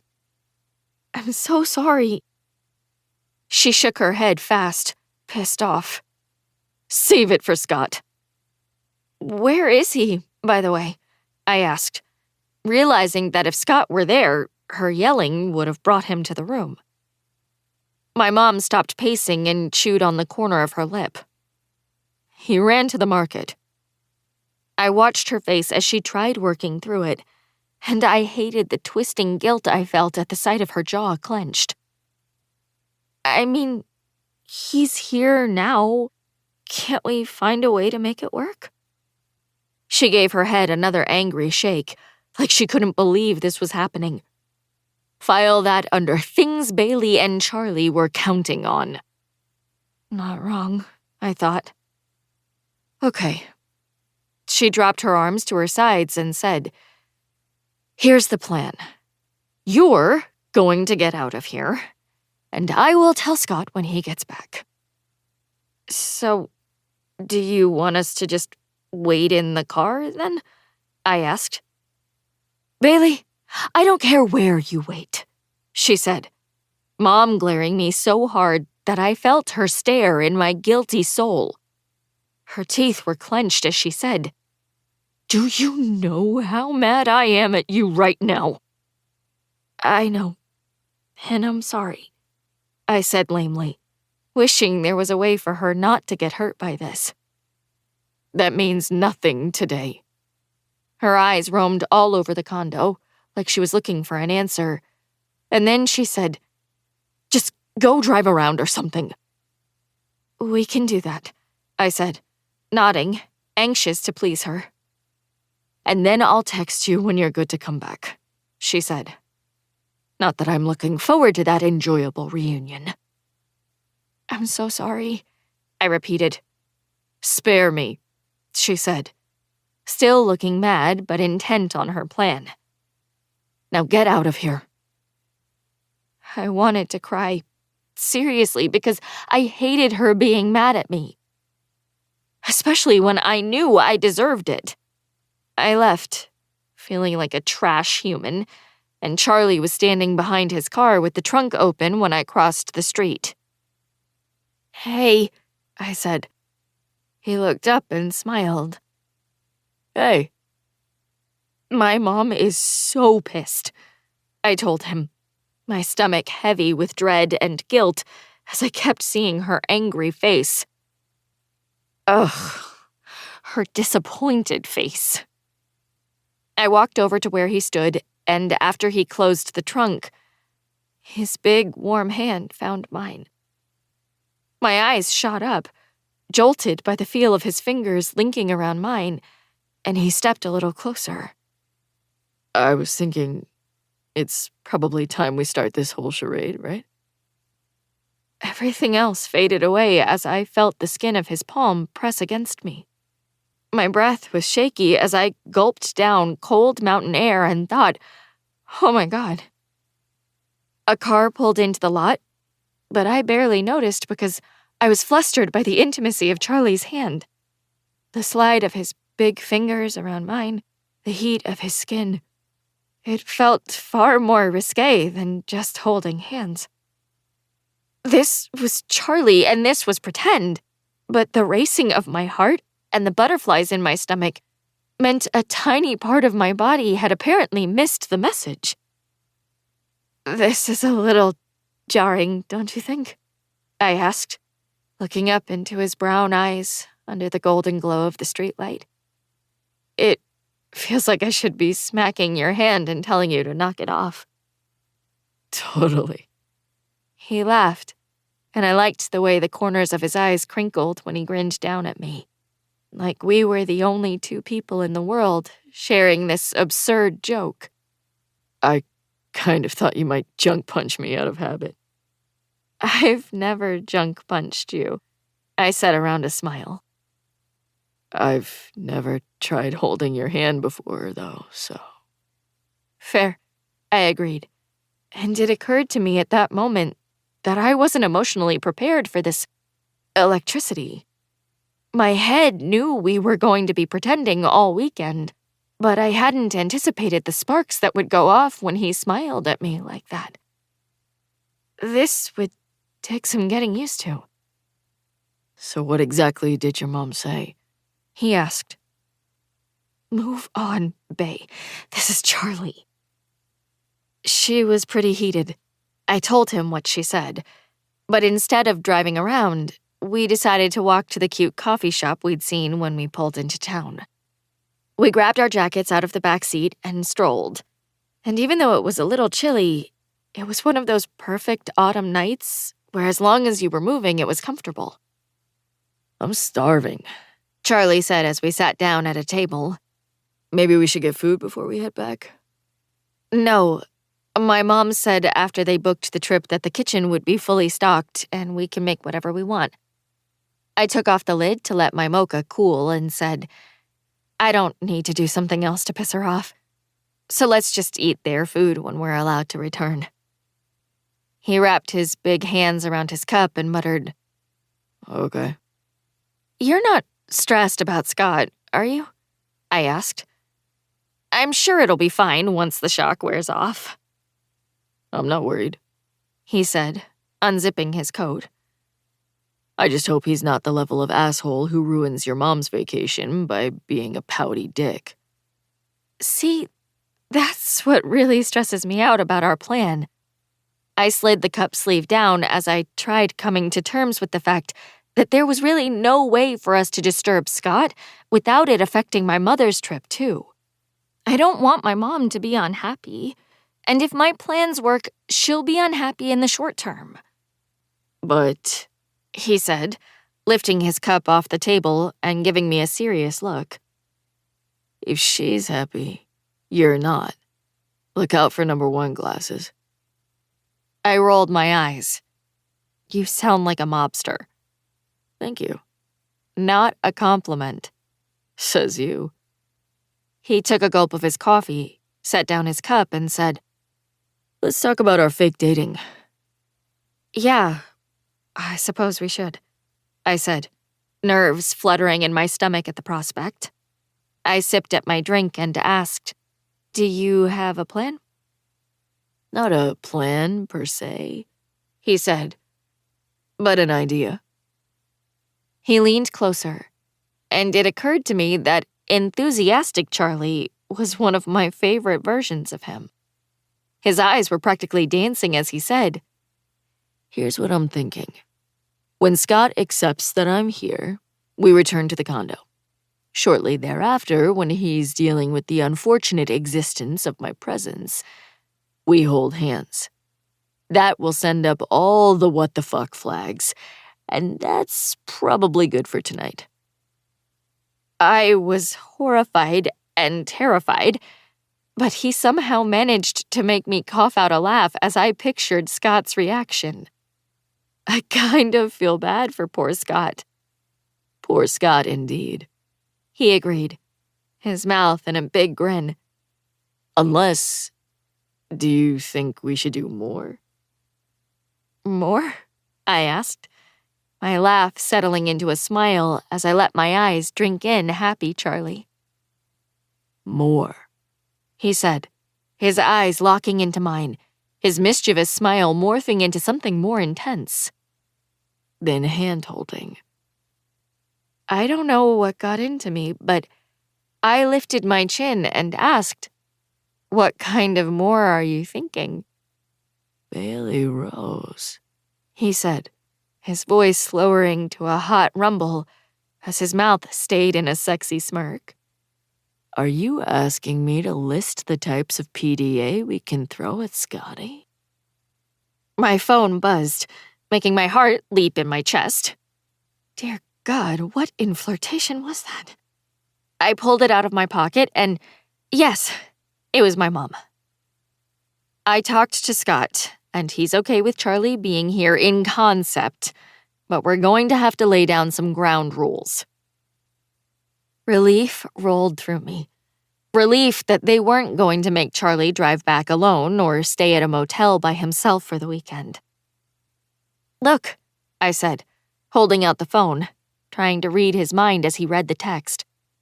He didn't look like anything other than normal Charlie, so perhaps the moment I'd imagined was just him clinically considering our next steps, PDA-wise. I almost feel sorry for them, He said, the smile returning to his face.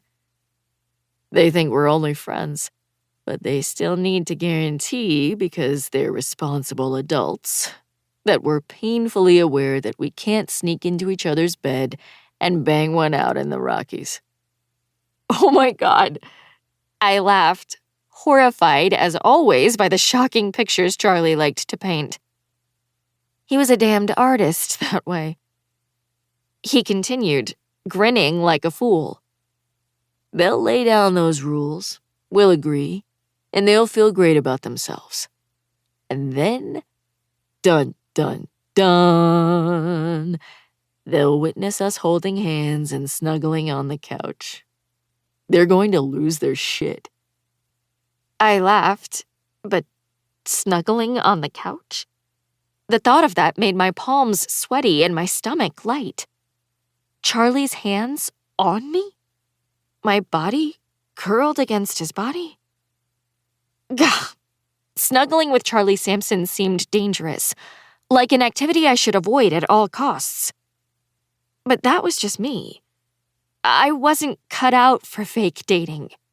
I was the kind of person who didn't even like hugging family members, so how on earth was I going to snuggle with Charlie? Right? He asked, looking at me expectantly. What? I realized I'd drifted away into my own thoughts, so I gave a tiny nod and said, "Yes, right." He smirked like he knew what I'd been thinking, which was impossible. He couldn't have known. Yet the glimmer in his eye made me wonder if he'd been thinking about couch snuggling as well. Grab your coat then, he said, and I realized he must have asked me if I was ready to go. We walked back to the condo, neither of us in a hurry for ground rules discussions, and I took a deep breath before opening the door. Quit worrying, Charlie said. It's vacation time, Mitchell. I looked over at him, seemingly unconcerned about anything, and I let out my breath. He was right. I was on vacation, and I was going to have a great time, even if it killed me. Chapter 28. Bailey. "Scott?" I yelled. Yeah?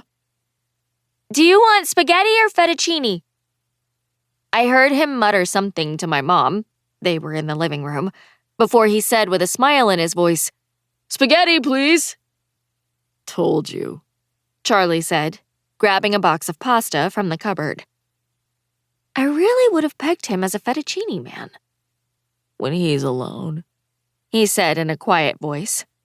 I bet he's all about the elbows. That sicko, I said, sticking a spoon into Charlie's sauce to slurp off another sample before dropping it into the sink beside my other 4 sampling spoons. When we'd gotten back to the condo, Scott and my mom greeted us at the door with a list of ground rules. He didn't look mad, though, which really took me by surprise. Of course, once he said, "Once it's lights out, you're not allowed to leave your room," and Charlie snorted, that made him glare, but he still seemed pretty stuck in the happy vacationer role. Which I didn't want for the sake of our plan, but for my mom's sake, it was probably good for the first night. After the listing of the rules, they gave us a tour of the place, and everyone got in a surprisingly good mood. Charlie shocked the hell out of me by volunteering us to make dinner. If you two want to relax, Bailey and I can make dinner. It takes no time for me to whip up a batch of my mom's quick spaghetti sauce. You've got the ingredients in the pantry, and I'm sure Bae can handle boiling a pot of water. Scott and my mom looked at us like we'd offered them millions, and I looked at Charlie like he'd lost his mind. So we were off to a good start. "This is really good," I said, a little shocked that Charlie could make a spaghetti sauce from scratch. I'm pretty sure my Italian grandmother taught me to sauce when I was a toddler, he said, pulling a roll of Tums out of his pocket and popping one into his mouth. Prodigy. I grabbed the pasta from Charlie, opened the box, and dropped it into the boiling water. Do you still see her a lot? He gave me a look as he chewed. Now is not the time. To talk about grandmothers? To remind me of shitty things. He opened the utensil drawer, pulled out a big fork, and handed it to me. Also, this is for stirring, not stabbing. Thank you. I took it from him and said, Why are you always popping Tums, by the way? Something crossed his face as he said, What? He looked guilty, or surprised, or I don't know, something. You're always eating antacids, Samson. Oh, that. He shrugged and said, I get heartburn sometimes. It's just heartburn sometimes? I asked, not wanting to pry, but also really wanting to know more about him. Then why did you look all weird when I mentioned Tums? Can you shut up about my afflictions, weirdo? He gave me a patented Charlie smirk and said, Now please hand me the garlic salt, nosy. Are you sick? I asked, hating the thought of that. Of your line of questioning? He stirred the pot and said, Absolutely. But physically, no. I gave him the garlic salt. You're a very complex fellow. Don't I know it? He said, and then started barking orders like he was the head chef. He was surprisingly capable in a kitchen. Make a sauce, whisk out the tomato paste, do the conversion of how much jarred minced garlic equals a clove. He was a professional. I pretty much only made microwave things and frozen pizza at my house. When we drained the pasta and had everything ready to serve, Charlie moved in close. He tugged on a strand of my hair with his right hand, smiling down at me like we shared a secret, and warmth spread through me. The coziness of the condo, the smell of the marinara, the grin in his eyes as we conspired together, it all linked up to make the moment feel like hot chocolate after a day in the snow. Shall we serve? He asked, letting go of my curl to reach for the sauce.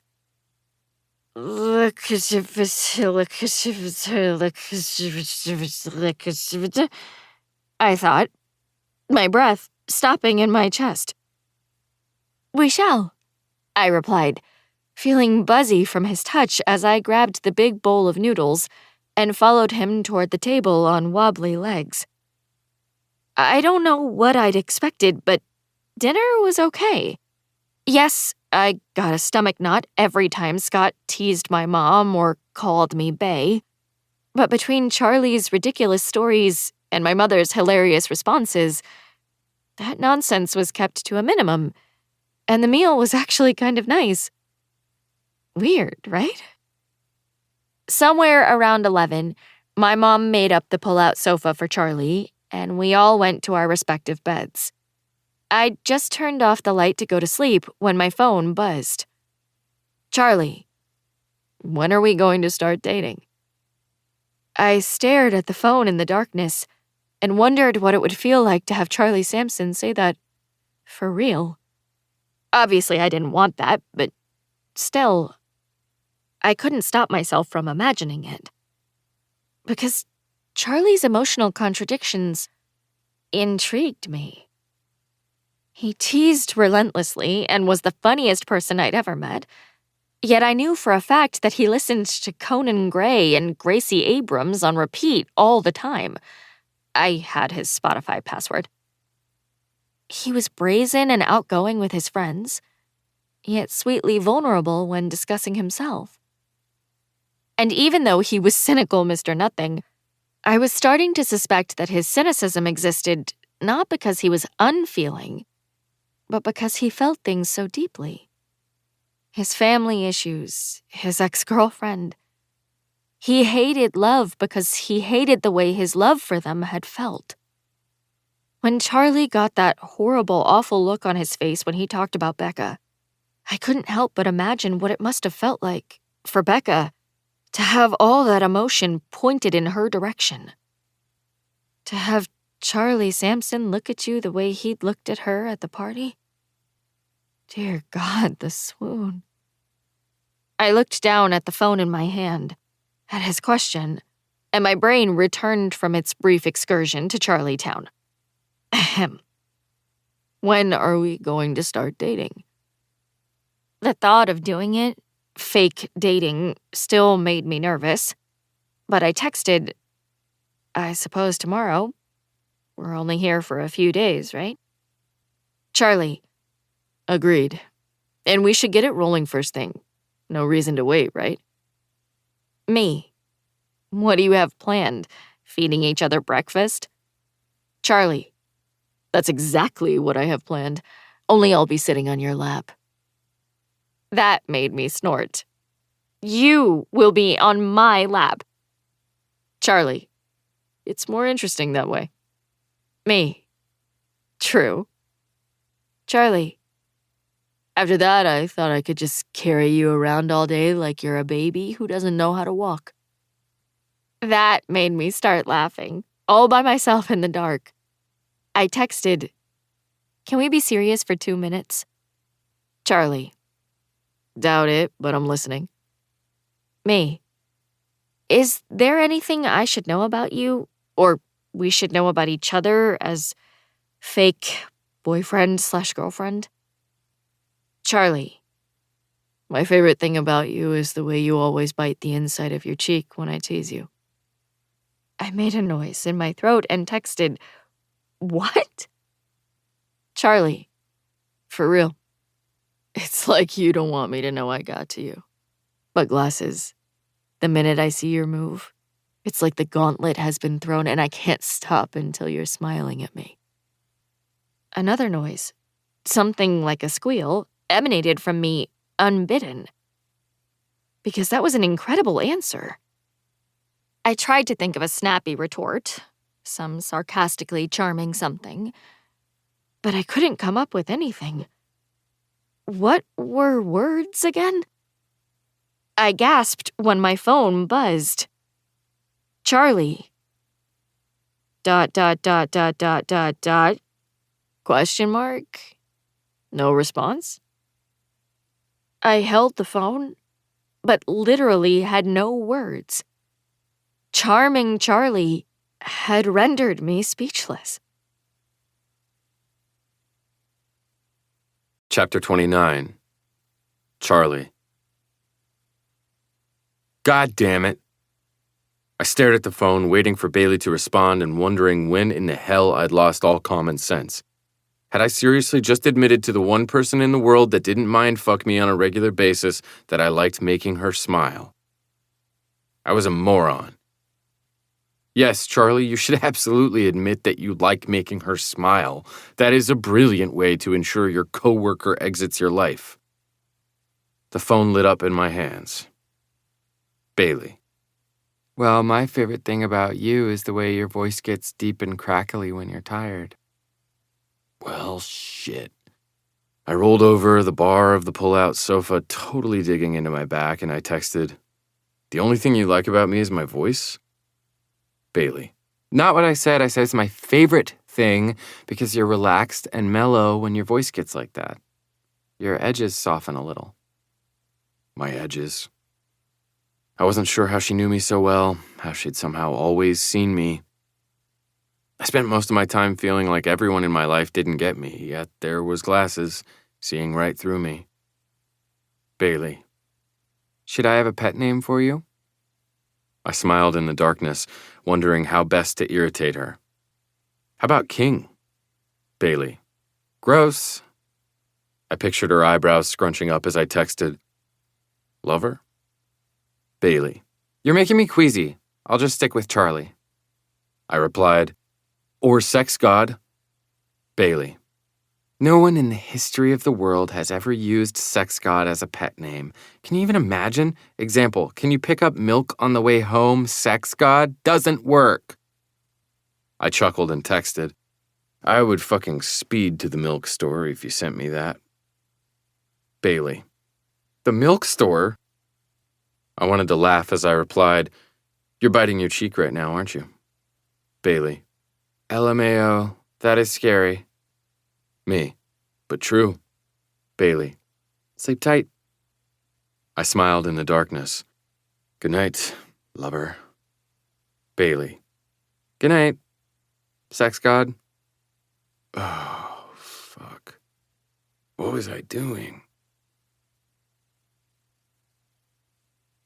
Chapter 30. Bailey. It was hard to determine what sound exactly woke me up at 1:30. It might have been the shattering of the glass, it might have been the squawking, or it might have been the wild wing flapping, but the goose flying through my window was definitely the culprit.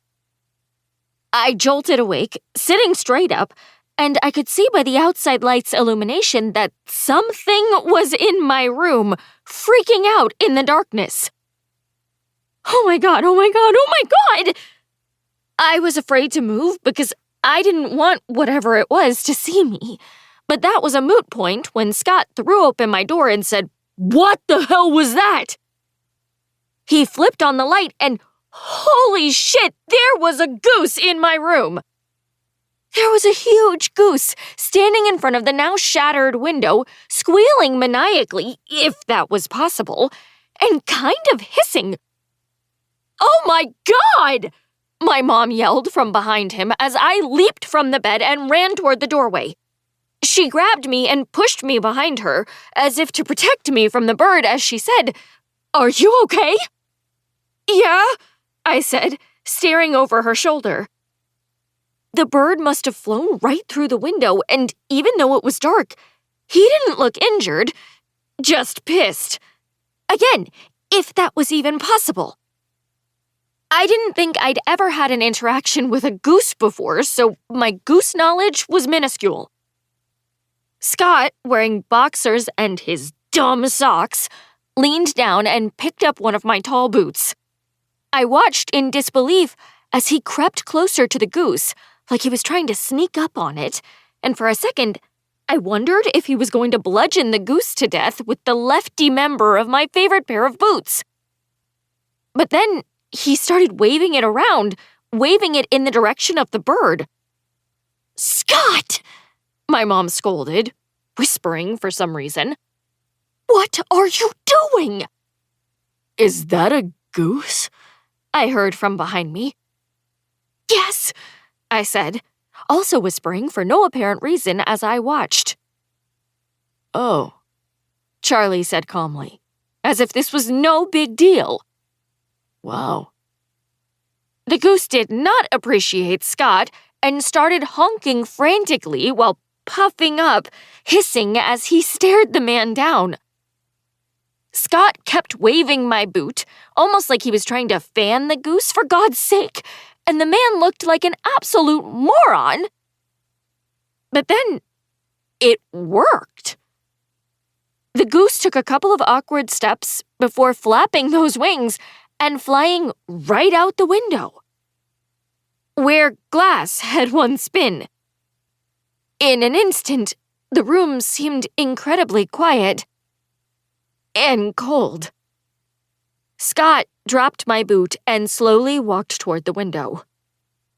"No," my mom said, still talking quietly. "Scott, he could come back." That made him stop and look at her over his shoulder. "He's not trying to kill us, Em." Charlie snorted behind me, which made me cough out a laugh. My mom shuffled farther into the room, creeping toward Scott, who was looking out the window. His hands were on his hips as he surveyed the landscape below, and after a moment, Scott said in a loud announcer voice, "The goose has left the building." "Listen, you two. my mom said, her hair sticking up as she stood there in her nightgown. I need your promise that you're going to follow the rules. I didn't look at Charlie. I couldn't. As I stood there in my flannel ducky pajamas, holding my pillow to my chest. Of course we will, I said, suddenly exhausted. Even if we had bad intentions, which we don't, there is no door to close. No privacy. I wouldn't mac on some guy in the middle of the living room when anyone could walk in. I'm sorry, did you just say mac on again? Charlie asked, a smirk in his voice. I thought we killed that. Hush, I growled, just wanting to go back to sleep. My mom said, one of you can have the pull-out sofa, and the other will have to sleep on the floor. There's a pile of sheets and blankets over there, on the chair. After the goose's exit, Scott, who was obviously the hero of the night whether I liked it or not, covered the window with cardboard and duct tape. The owner of the condo promised to have someone out to fix the window in the morning, but cold air poured through that hole, so I was promptly relocated downstairs. To the same living room where Charlie was sleeping on the pull-out sofa. Hence the rule paranoia. Well then, good night, my mom said, turning and heading for the stairs. Good night, Charlie said in his super nice kiss-ass voice. Sweet dreams. I want to vomit, I said, shaking my head. You are such a suck-up. I like your mom, he said, still sitting on the pull-out bed where he'd been since the goose incident. And I want her to like me. Is that so wrong? Nauseating, but not wrong, I said, finding it a little sweet as I looked over at the blankets. So which one of us gets the bed? His eyebrows went down. You do. Duh. Now my eyebrows went down. What does that mean? It means I'm not going to let you sleep on the floor while I get the bed. Oh my God, that's so sexist, I said, putting my hands on my hips. If I were a dude, I bet you'd let me have the floor. It's not sexist, it's friendist, he replied matter-of-factly. Come again? You're such a pervert, Glasses. Charlie. I just mean that you're my friend, he said in an irritated voice. And I don't want you to be uncomfortable, so you should get the bed. But if I were your dude friend, fine, sleep on the floor, dude, he said, annoyed. Good night. Wait. I thought so, he said, wearing a smug smile. First of all, thank you for recognizing that we are, in fact, friends, I said, unsure why his usage of the F word in regards to me felt like something big. And second, maybe we should rock, paper, scissors for it. Dear God. Friend is easier to say than coworker. Settle your ass down. Whatever you say, I said in a sing-song voice, unwilling to let it go. And think about this for a second, Charlie said. What will your mom and King Dipshit think of me if they come down here for a glass of water and they see that I didn't give you the bed? Oh, he definitely had a point. They'll think you're a jerk. And the trip was bought for you, not me, he added. Also true, I agreed. So this is your bed, Mitchell, and I'll make myself a floor pallet. He stood, and my eyes froze on his pajama pants. What?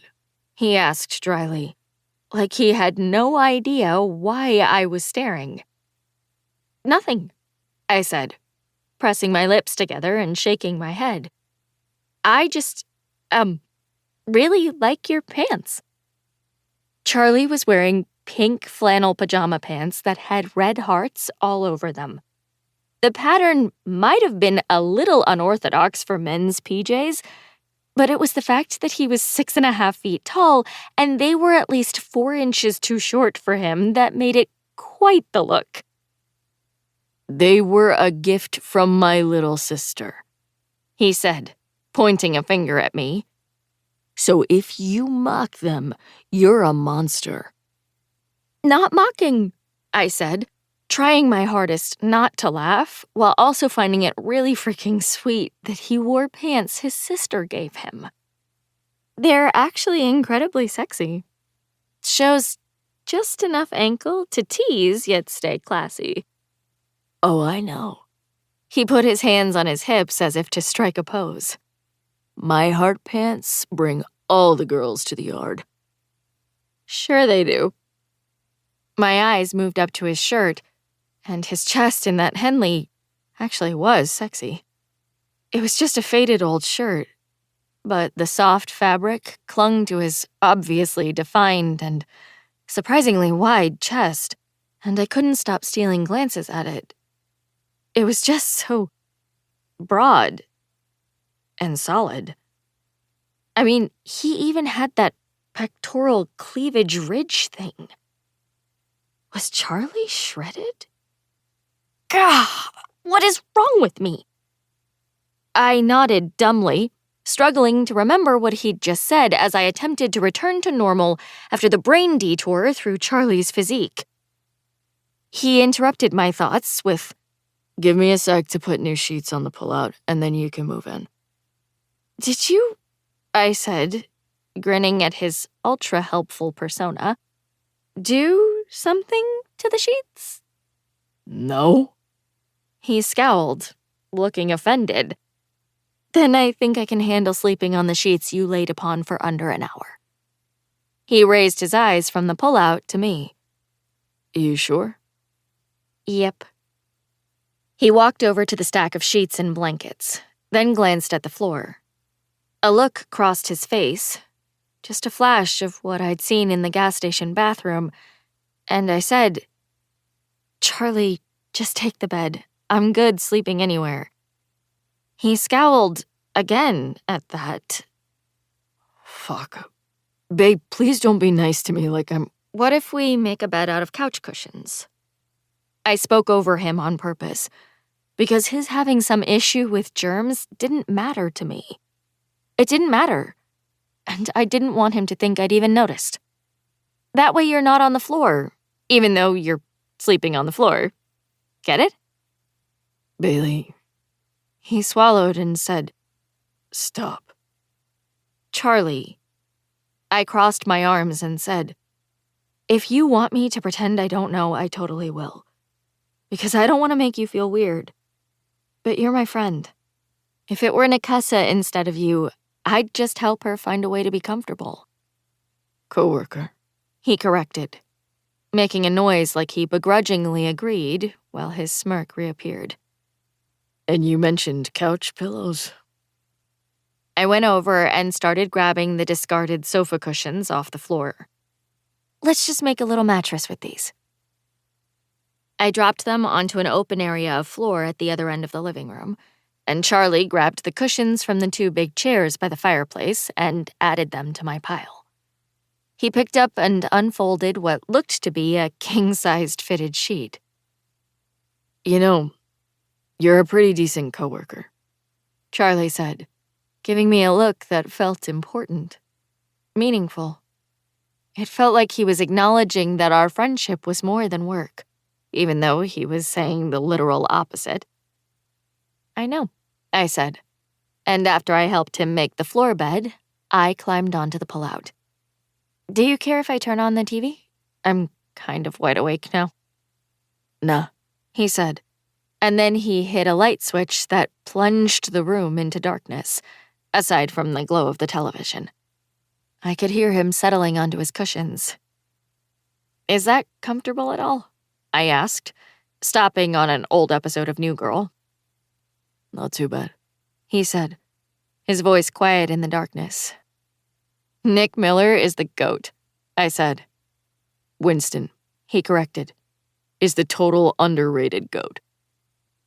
We watched for a while, quietly commenting and laughing at the show, and I was almost asleep when Charlie said, For the record, I'm not a full-scale germaphobe. I stared into the darkness. For the record, I wouldn't give a shit if you were. I just get skeeved about public restrooms and the thought of sleeping on a stranger's floor.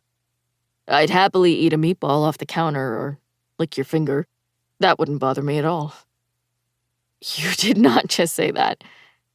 I laughed, snuggling a little deeper under the covers and wondering why it didn't feel awkward having this impromptu sleepover with Charlie. I was sleepy and comfortable, absolutely relaxed, the opposite of awkward. Seriously, though, I don't even own hand sanitizer or wipes, he said, sounding like he desperately wanted to convince me. But he didn't have to. I knew nothing about Charlie's situation, but I'd had my own terrible experiences with panic attacks, so I got it. Just because his brain made his body have physical reactions to certain things didn't mean he was, I don't know, anything other than what he was supposed to be. I said, I dare you to eat a counter meatball. Probably cleaner than your fingers, he teased. Rumor has it you jammed them into a urinal today. I did. I was like, these fingers are so clean. I wonder if there's a filthy urinal in which I could soil them. He laughed, and I rolled over and closed my eyes again. Thanks again for coming with me, Charlie. Thanks for inviting me, he said, and I really hoped he meant it. Because I wanted him to be having as much fun as I, surprisingly, was. Good night, Charlie, I said. Good night, Bailey, he replied, his voice deep and crackly in the dark of the living room. Chapter 31. Bailey. I woke to the smell and sounds of breakfast. Opening my eyes, I blinked, reached for my glasses, and got my bearings. Living room pull-out sofa. Got it. I looked to my left, but Charlie wasn't over there, on the floor, where he'd spent the night. The cushions and bedding were all stacked up in the corner like he'd never been there. I grabbed my phone. 7:30. No text from Zach. Not that I was checking. Good morning, sunshine, I heard. I turned to my right, and there was Scott, sitting at the table, drinking coffee. Good morning, I said, giving old Scott a smile. It was hard to be irritated by his presence at breakfast when he'd procured the vacation for us and also rescued us from a killing by goose. Your mom and Charlie are making breakfast, so I hope you're hungry. I could eat, I lied, pushing my hair out of my face. I wasn't a breakfast person at all, so I'd just be happy if I could find some liquefied caffeine for now. I got up and went into the kitchen, and as soon as I hit the doorway, I wanted to laugh. My mom was sitting on a stool, talking about the Kansas City Chiefs' defense, and Charlie was making scrambled eggs. Good morning, my mom said, smiling. Wow, Charlie said, his eyes almost twinkling as he looked at me. Good morning, bedhead. I flipped him off. He laughed. My mom smiled and said, There's frap in the fridge. Oh, God bless you, I replied. So, Emily, do you think they even have a shot if he's out all season? Charlie stirred the eggs and talked football with my mother, who was a die-hard Chiefs fan. I mean... I opened the fridge and grabbed a bottle of mocha frappuccino, unable to believe I'd just heard Charlie call my mom Emily. When exactly had they become best friends? It was a little adorable, but it made me uneasy. I didn't want my clueless mother to form a bond with my fake boyfriend. That couldn't end well, right? I mean, he's just one guy, so of course they have a shot. But it'll be a lot harder without him, my mom said. I couldn't watch them for another minute because it made me feel too guilty. The Frappuccino lid came off with a click as I said, "I'm going to go shower." "But breakfast is almost ready," my mom said. She knew I never ate breakfast, so she was saying that just to make sure I didn't hurt Charlie's feelings by not eating his food.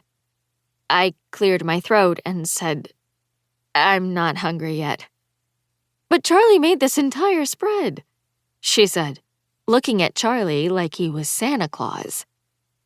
"I'll for sure have some when I'm done," I reassured her. Go fix that hair, Charlie teased, and I liked the relaxed expression on his face.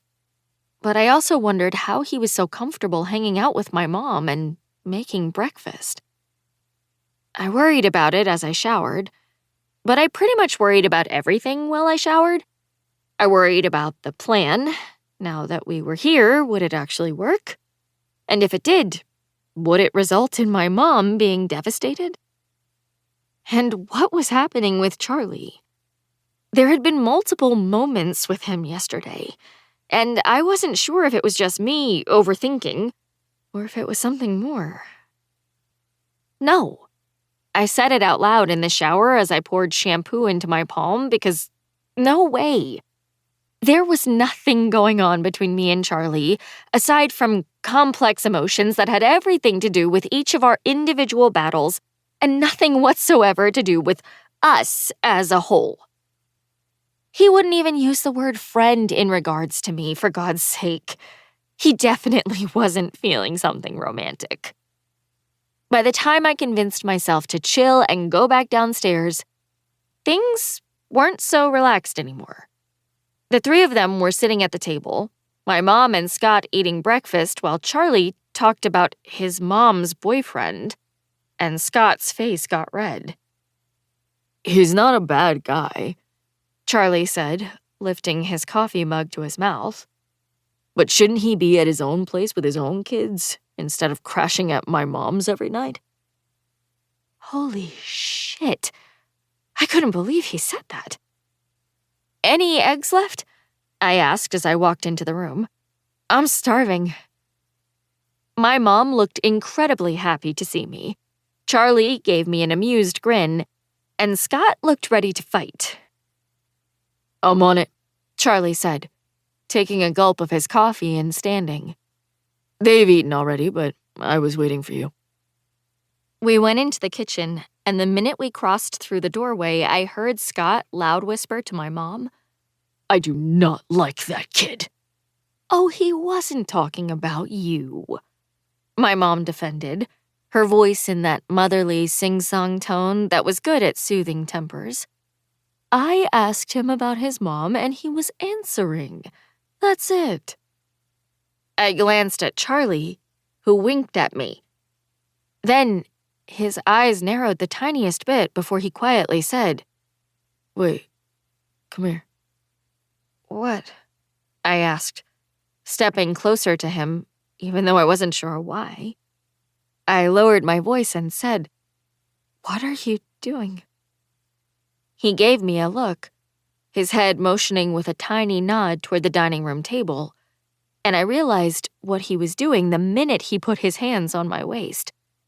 We were technically in the kitchen, but the open floor plan had a wide entryway that left the majority of the area visible. We were totally in their line of sight, but conceivably unaware that we were being seen. So if they stopped arguing and glanced toward the kitchen, they would see our fake datery. Of course, all I could focus on was the heat of Charlie's fingers as he lightly squeezed my waist. My breath felt trapped in my throat as I looked at his mouth and he whispered, "We should kiss." "What?" I hissed in a whisper, my cheeks growing hot. "Are you serious?" "I mean, if you're scared you'll fall for me, I get it," he whispered back, his mouth curling into a cocky grin. But he's gonna lose his shit, and it will be fucking perfect. He was right about Scott, given what had just happened in the dining room. The timing was perfect. I knew that, but every single nerve ending inside me was shorting out at the thought of kissing Charlie, of Charlie Sampson kissing me. I raised my arms to his shoulders, wanting to be brave enough to go big even as 1,000 butterflies went wild in my stomach. Nervousness shot through me, but I calmly said, "Let's do it, Sampson." His mouth came down on mine, and my brain did a quick inventory of the sensory details. The faint pressure of his fingertips as they slid to my lower back, the sound of a fork scraping over a plate at the table, and the smell of bacon on the stove. I sucked in a breath, ready for a big, huge, real-life-looking kiss. But first, Charlie fed me an appetizer. His eyes stayed open, crinkled at the corners as we shared laughing eye contact over this secret, and his teeth clamped onto my bottom lip. I swear I felt the reverberation of that nibble in every nerve ending of my body before he opened my mouth with his, angled his head, and gave me a full-scale kiss. Closed eyes, shared breath, warm lips. I forgot everything, breathing, pretending, thinking, as he kissed me like it was the break of dawn and he'd dreamed about me all night long. "This is Charlie," was the only conscious thought that crossed my mind. But the words failed to remind me we were only fake kissing when I could hear the unsteady rhythm of his breathing. It sounded just like my unsteady breathing, and something about that similarity curled my toes and made me clutch at his shoulders. When he pulled back and looked down at my face, I blinked fast, trying to catch up.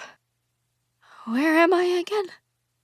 Everything swirled around me, nerves and pleasure and what the fuck and doubt, until his mouth slid into a naughty grin. Such a naughty grin. Holy shit, glasses, He said, his hands squeezing my waist as his dark eyes were wholly squinting with his smile. I am an incredibly good kisser. Not to be cocky, but it's just a fact. And take it from me, you are very talented. My knees felt weak, and I wasn't sure I could keep my eyes open as I looked up at his flirty gaze. Finally, finding my voice, I managed. "I'm not sure if I should thank you or slug you for that glowing critique." I thought you were getting eggs, Scott barked from the other room. But I couldn't pull my eyes away from Charlie. We are, Charlie said to Scott, while still giving me that impressed grin. I glanced over at the table and, holy shit, my mom and Scott were both staring at us in shock. My mom's mouth was literally hanging open, and Scott looked like he'd just figured out that the butler did it. I grabbed a clean plate from the drying rack with unsteady hands and said quickly, "I just need to warm them up in the microwave." Charlie ignored them and said to me, Holy shit, Mitchell. Do you realize what this means? I gave him a "they're looking at us" face and moved away from him, needing distance as I walked over to the skillet, which was out of their line of sight. "I'm afraid you're going to tell me." He came over, leaned against the refrigerator with that long, tall body of his, crossed his arms and said, We can totally use this weekend to hone our craft because we're emotionally unaffected by each other. I felt my eyebrows go down, but quickly erased that tell, not wanting him to know what I was thinking. But emotionally unaffected by each other? Had he been in the same kiss as me? Because I was a lot of things at that moment, but unaffected was not one of them. I scooped a few eggs out of the skillet and onto my plate. I'm sorry, what? Think about it, He said. And when I glanced up at him, he was still grinning that stupid grin. the only time people ever kiss is when it matters, right? There's never any practice, any training to get better. It's a failed system. But you and I, we can become fucking Olympic-level kissers, bae, because we have the opportunity to train. I set down the big spoon and picked up the plate, unsure if I was understanding his meaning. Did he want to practice kissing? Together? I forced my voice to sound super casual and said, "You have got to be kidding." Listen, He straightened and grabbed my plate in his two big hands, his dark eyes bright on mine. wouldn't it be cool to try new things and get honest feedback? You can bite down on my bottom lip and lick the corner of my mouth. Potential new sex bot move. And I can tell you, nah, that feels weird, or holy shit, you just changed the game. I looked at him and blinked.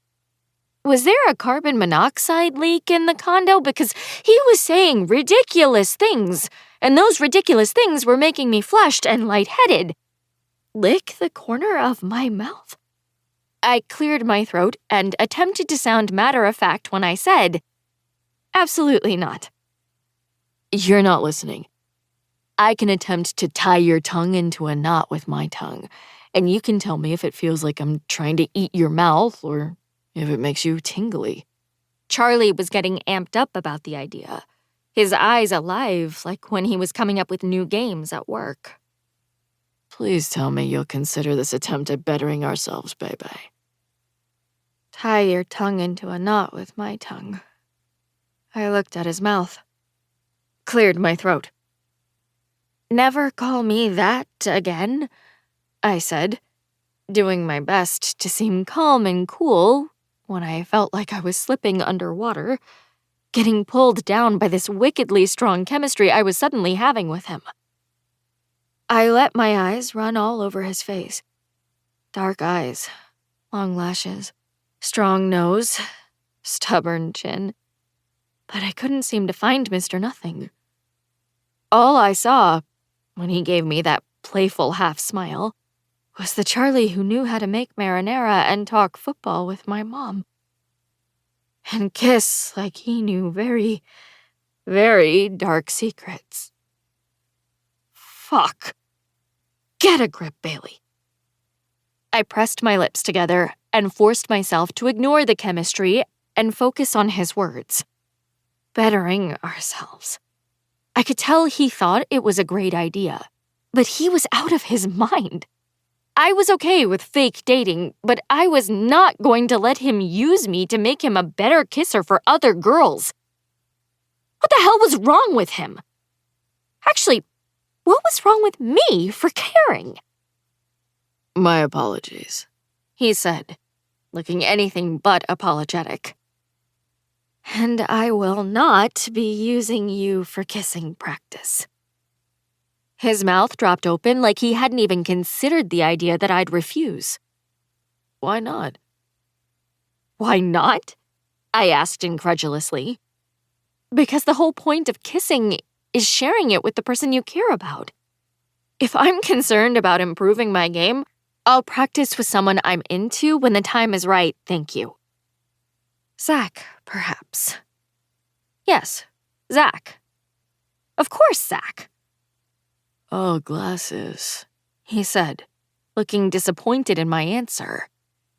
you're wasting an incredible opportunity with that wide-eyed idealism of yours.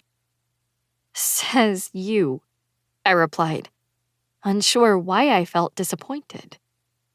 You're going to regret it. But whatever. Charlie straightened, seeming entirely unaffected by everything, and asked, Do you want some bacon?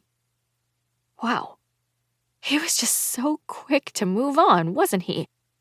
I rubbed my lips together, coffee and toothpaste, and said, "Yes, please."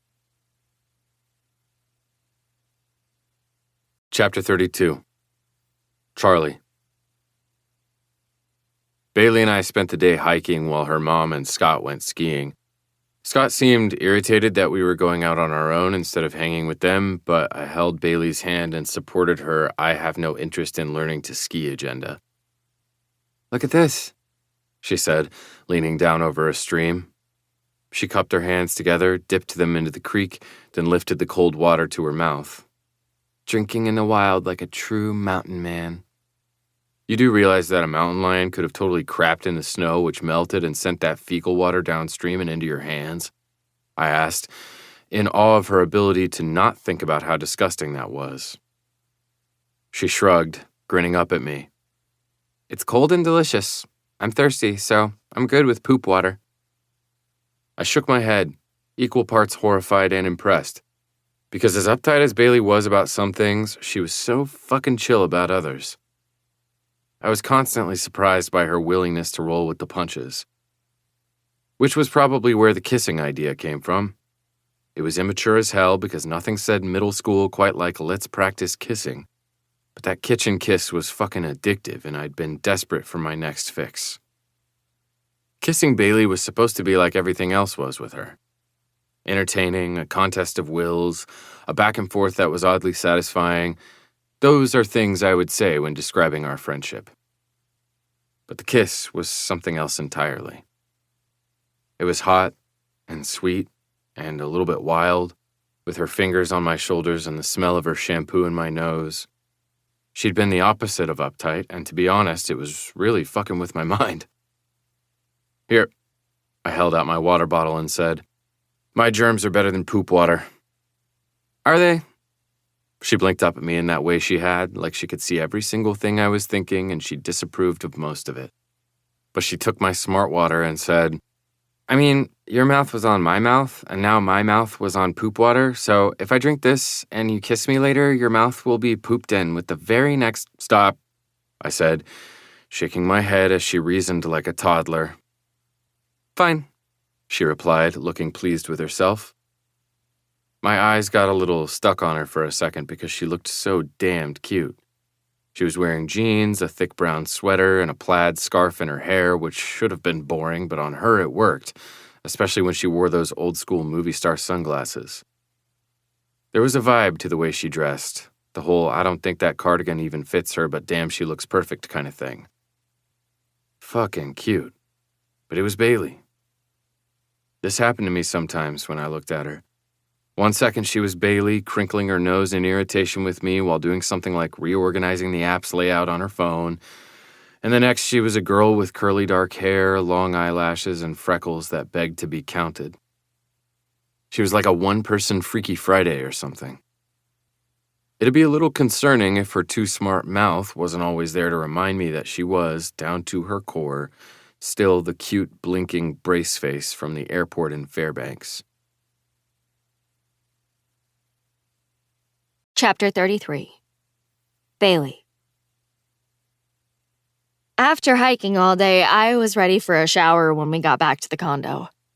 We were going to a fancy steakhouse for dinner, so I got ready in the bathroom upstairs, since the window in my room still hadn't been fixed.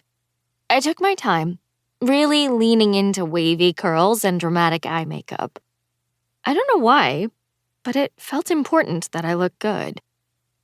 I was in the middle of drawing eyeliner tails, sharp enough to kill a man, of course, leaning up to the mirror and full-on concentrating, when my mom appeared in the doorway and whispered, "When did you and Charlie start dating?" I looked at her in the mirror, and she looked rightfully surprised by what we'd thrown at her over breakfast. I was a terrible liar and immediately couldn't remember if we'd come up with a backstory. I just said, "On the way here, kind of?" "Oh." She nodded and watched me, like she was reconciling it in her head. "So it's new, then?" "Brand new," I agreed. "Ah. I don't know why, but that seemed to be the right answer." She looked relieved that we hadn't been in some secret relationship she'd been unaware of. "Well, I like Charlie a lot, but Make sure you take it slow, okay? I nodded and gave her a convincing, okay. But after she walked away, take it slow kept pinging through my brain. Because even though in the overall scheme of things, we were taking it very slow, because it wasn't real, the chemistry between us felt crazy fast. Maybe because we'd gone from almost friends to sleeping in the same room and kissing over breakfast. It was whiplash fast, which was probably why I felt so unsteady around him. That was why. Just that. The hike, when no one else was around, had been comfortable. So as I put away my makeup and sprayed my hair, I reminded myself to stop getting worked up. It was all pretend. Charlie seemed to have no problem turning it on and off, and I was going to channel that energy and not worry about every spark that flew, because it was just a side effect of our superb acting. Or something like that. Once I pulled on my black dress, I ran down the stairs to look for my shoes in my suitcase. Whoa. Charlie was at the bottom of the stairs, and I nearly ran him down. He grabbed my upper arms to stop me, and then he smiled, his eyes strolling all over me. You look incredible, even though I don't like you that way, he said in a deep voice, his fingers applying the softest pressure to my skin. Seriously, glasses. I didn't know if this was part of the faking or not, but the tone of his voice made my toes curl. Because regardless of how he meant it, I wanted him to mean it. A compliment from Charlie was like the equivalent of 3 from another human. Shut up, loser, I said, reaching out a hand to tug on his tie. He looked hot. He did, in black pants, a plaid button-down, and a black tie. You look like someone I'd call cute if I didn't know you drink poop water. Aw. He let go of my arms and tugged on one of my curls instead. Then he looked at my mouth, raised his eyebrows, and asked, May I, girlfriend? Whoa. There was that superb acting again, because something about him calling me his girlfriend made warmth squeeze me like a hug. I looked up at his lips and, oh, he wants to kiss me again. Just a game. Enjoy it and quit overanalyzing. I gave a nod that made his eyes crinkle around his smile as I said, Of course, boyfriend. His hands moved to my cheeks, and his mouth lowered, and stopped just above mine. What do you want here? Romantic and sweet, or hot and heavy? I get to order like I'm at a drive-up window? I asked, joking because my heart was suddenly pounding in my chest. Yep, he said, giving me more of his charming grin. May I take your order? I thought through my choices, and then came up with, okay. So, pretend you're obsessed with me, and I just told you that I'm moving to Moldova in the morning. This will be our one and only kiss, so you have to make it epic. Why Moldova? He asked, his eyebrows scrunching together in confusion. Why not Moldova? I mean, it's coastal, right? I don't think so. There was a smile in his voice as he said, And doesn't it cozy up to Ukraine? Does it? I breathed, my stomach getting a bat-sized butterfly as his eyes were so close. I felt like our lashes could brush. My voice was barely there as I said, I can't remember. I honestly have no idea. He agreed, moving even closer, his response low and deep. About that kiss, I whispered, his eyes making me feel more daring than I actually was.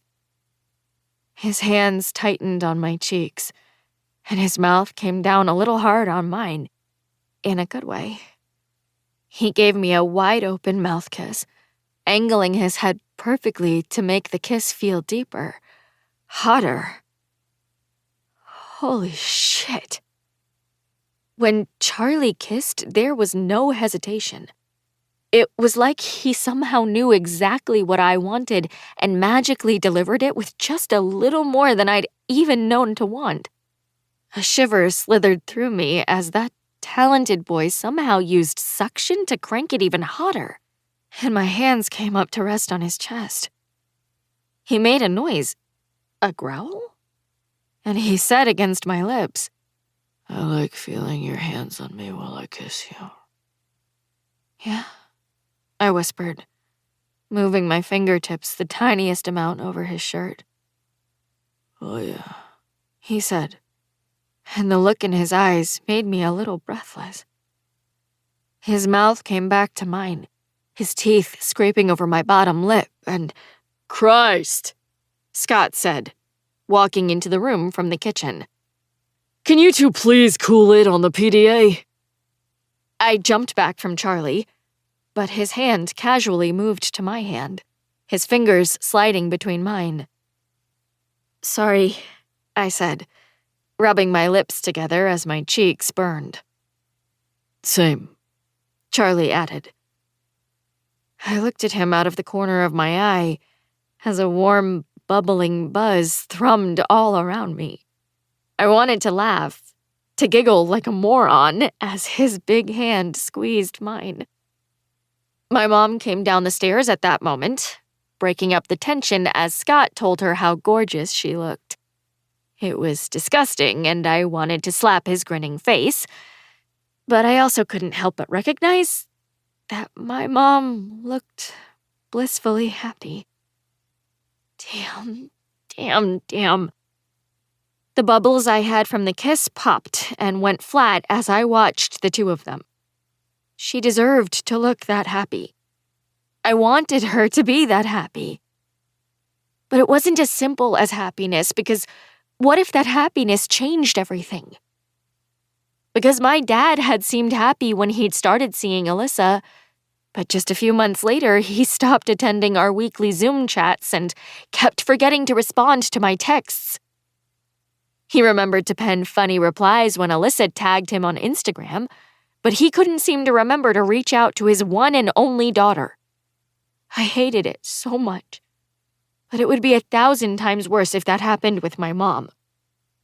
Because my mom was more than just a mom to me. She was my everything. So what happened to our us if she and Scott became the big us? We loaded into his car, and he drove to the restaurant. I was quiet in the back as they talked about the chef who'd be cooking that night, and Charlie leaned closer and said, Can I give you some kissing feedback? No.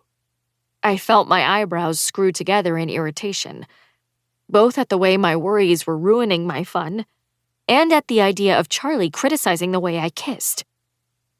But then, damn it, I needed to know. Okay, what? Be careful with that breathy little noise you make when a guy kisses you, He said quietly, his voice making a tiny shiver slither down my spine. It's a little too sexy, and might give someone the wrong idea.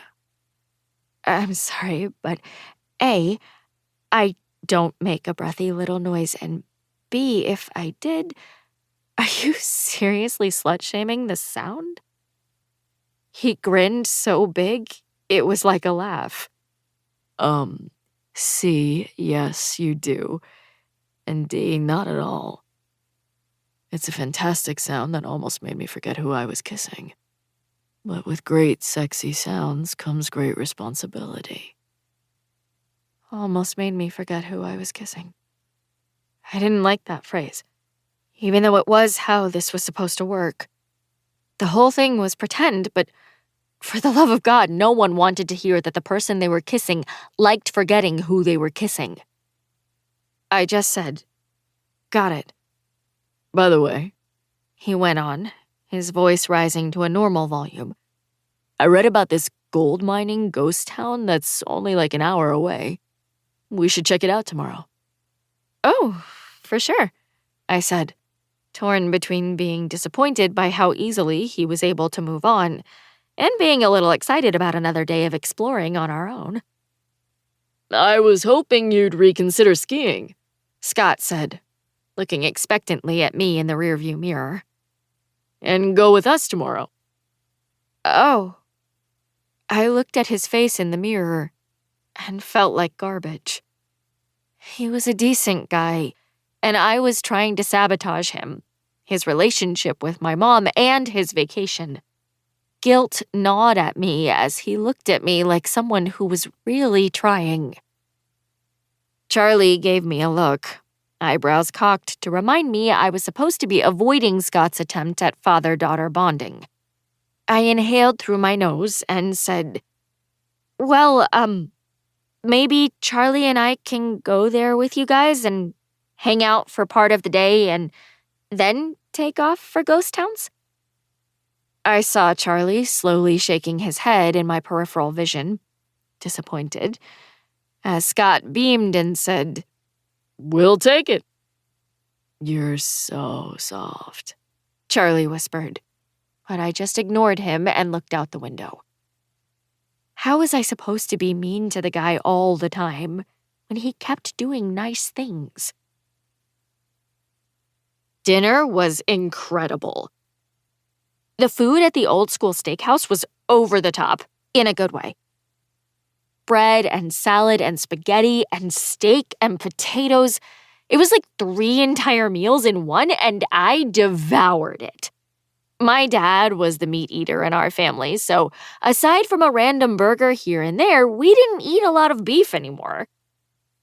Hence my attempt to wolf down every last bite. My mom and Scott had enough wine to make them happy and not exceptionally aware of Charlie's and my presence, which was what made it so fun.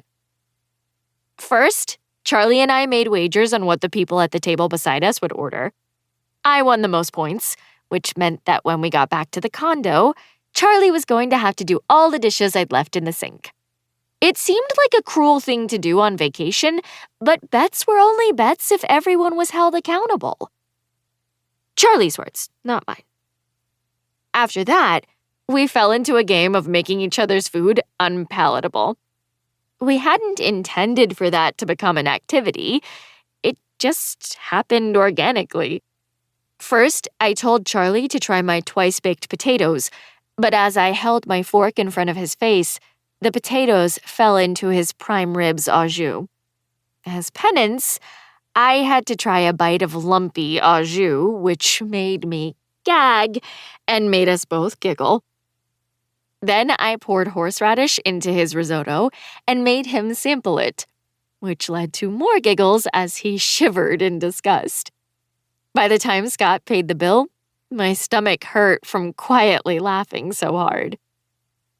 The 4 of us took a walk around Breckenridge after dinner, and I was happy Charlie was pouring the fake boyfriending on thick by putting his arm over my shoulders, mostly because his body was warm and mine was not.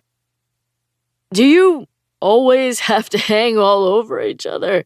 Scott asked, looking at Charlie, but wearing a teasing grin for once.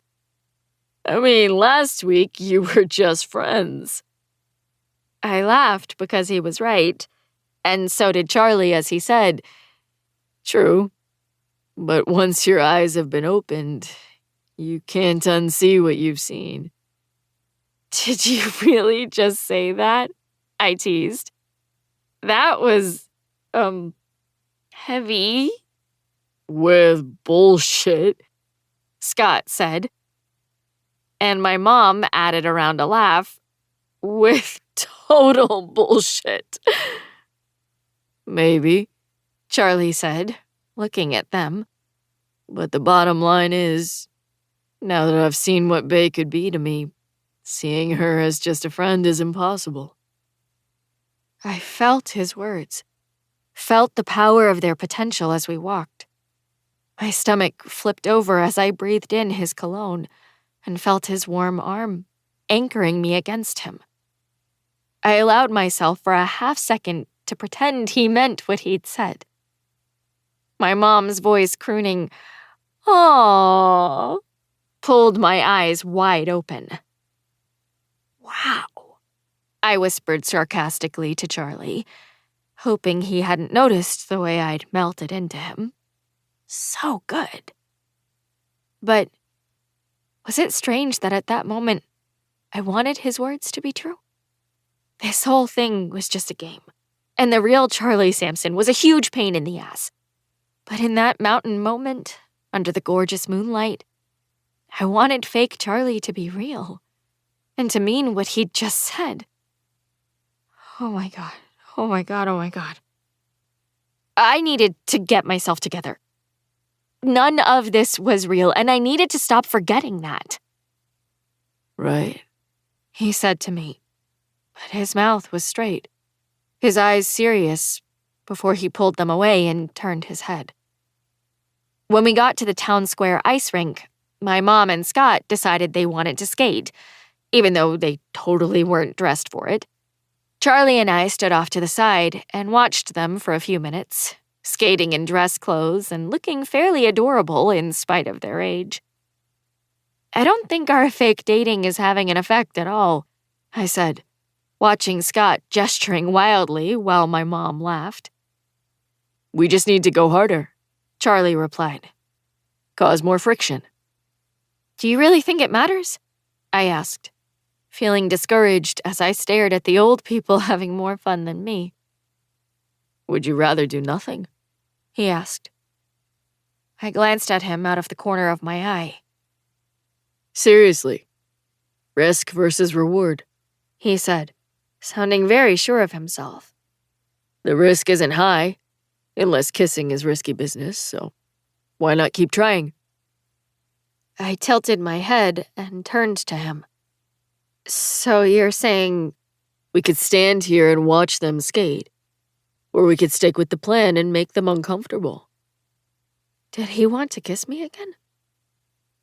Let's do that, I said, a little too quickly. But the truth was that I was dying to kiss him again. Actually, I assured myself as I let my eyes wander over the dimple in his chin, kissing Charlie was a great idea. Because there were always sparks when you kissed someone new the first few times. That was natural. So it stood to reason that the more I kissed Charlie and made the newness wear off, the less sparky it would be and the more clinical it would become. This, I thought, as he looked down at me, this was a plan. Atta girl. Charlie grabbed my hand and led me over to a huge pine tree. We were still in public, but the tree gave us a little privacy. I felt the trunk against my back as he lowered his mouth toward mine, so close that our breath mingled. And then he stopped. Hovered, his dark eyes hot on mine, sending electricity to every nerve ending in my body as he waited for me to make a move. I set my hands on his chest, feeling bold as I caught his lower lip between my teeth and dragged them along the edge. His breathing was a little ragged when I licked at the corner of his mouth. And then I angled my head the tiniest amount and closed my eyes, feeling a wild confidence that was new and downright intoxicating. Charlie had been still the entire time I'd been toying. But just like that, he moved in closer, pressing my back against the tree as his mouth took over. It was like when summer sprinkles give themselves over to the crack of thunder, abruptly switching from a light tease of rain to a lightning-fueled downpour. His hands clenched on my face, not painful, but more of a flex, and his body moved even closer as his lips and teeth and tongue went wild over mine. The game was forgotten and technique left behind as he kissed me like I was moving to Moldova, and this was the last time we'd ever be together. He kissed me like he'd been holding back for years and was finally giving in. No kiss in the history of civilization had ever been that good. and I grabbed his shirt in both of my hands and did my best to give back as perfectly and thoroughly as I was getting. A noise broke through the storm, and I could hear people walking in our general direction. Charlie pulled back and watched me, his eyes traveling all over my face. He didn't grin or make a joke, and his voice was gravelly when he said, "They're watching us." "What?" I asked, touching my lips with my index finger. "They are?" His Adam's apple moved as he swallowed and nodded. "They stopped skating and they're talking. Dramatically." "Seriously?" "Oh yeah, he said, looking toward the rink. trouble in paradise, I think." That's really great," I mumbled, still stuck in a post-kiss stupor. I tucked my hair behind my ears and rambled, "Yes, great." That brought his eyes back to my face, and his mouth slid into a slow half grin. "You are fucking gorgeous when you're kiss drunk, Mitchell. Did you know that?" I grinned back at him, feeling hot in spite of the chilly fall evening. Drunk was exactly how I felt. Blissfully, tipsily, giddily under the influence of Charlie. Both his kiss and the unexpected compliment. His smirky, fucking gorgeous felt to me like he'd called me the most beautiful thing he'd ever seen. "I did not know that," I said, biting the inside of my cheek to hold in the giggle. "Thank you." He reached out and ran his finger over my cheek, muttering, "My favorite thing," before turning away from me and yelling, "It's cold, Emily. Can we go home and have cocoa? Or are you skating all night?" Chapter 34. Bailey. "Glasses?" I lay there on the pull-out sofa, staring up at the ceiling. "Yeah? You know there's nothing wrong with liking him, right? Who?" "Scott. Charlie's voice was thick with sleepiness as he said, It doesn't change anything with your dad if you like him." "What?" "Charlie." I sat up and looked in his direction, even though I couldn't see more than his form in the dark. I didn't want him to say that, because I was already struggling to keep my resolve in the whole get rid of Scott plan. "Aren't you the one who's supposed to be helping me sabotage his relationship?" "Settle your ass down," he said, amusement in his voice. "I am here to ruin his weekend, no worries. But honestly, he's a nice guy. And if you change your mind, there's nothing wrong with that." "Well, I'm not." I shook my head and tried to forget how much of a nice guy Scott was, because it didn't matter. It wasn't about that. My concern was about preserving the normalcy of my life, the comforting sameness of my family unit of two. Changing my mind. I don't care how nice he is. I don't want him moving in and changing everything. "And that's fine," he said. "Now lie back down like a good girl." "Screw you," I said, as I did exactly what he said. I rolled onto my side. "So what's the story with your parents, Charlie?" I suddenly wanted to know more about my partner in crime.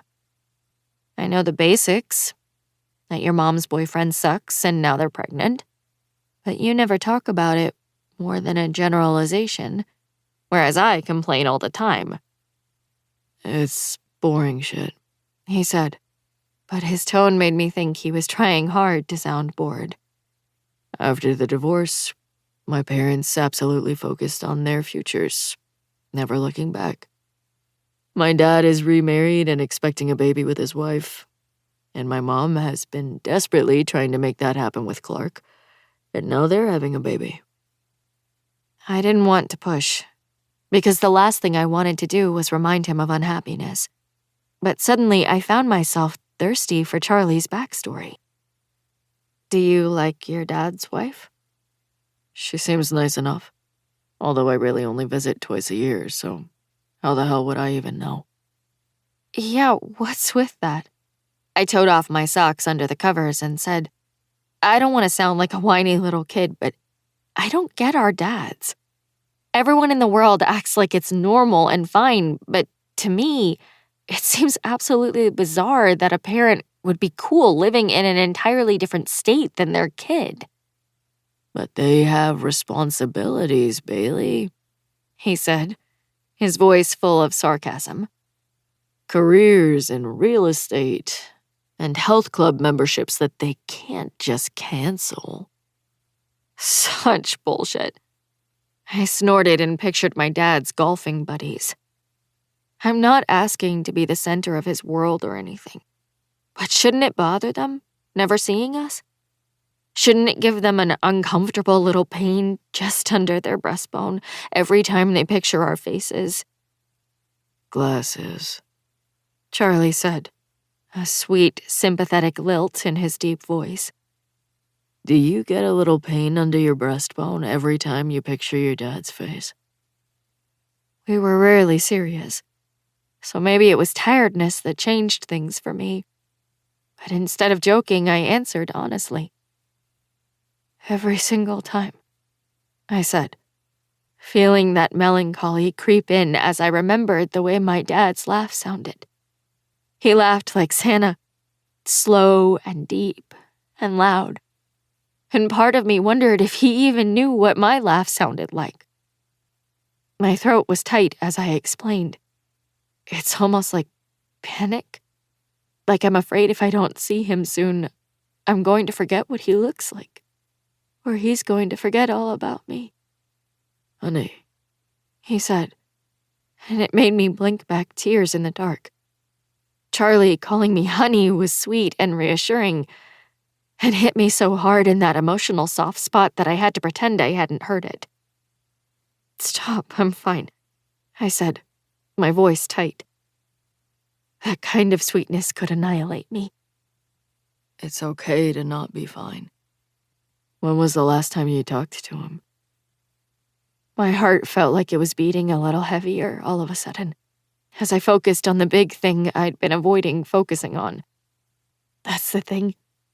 Nikessa pointed out that I'm always the one who instigates, the one who calls and texts him first.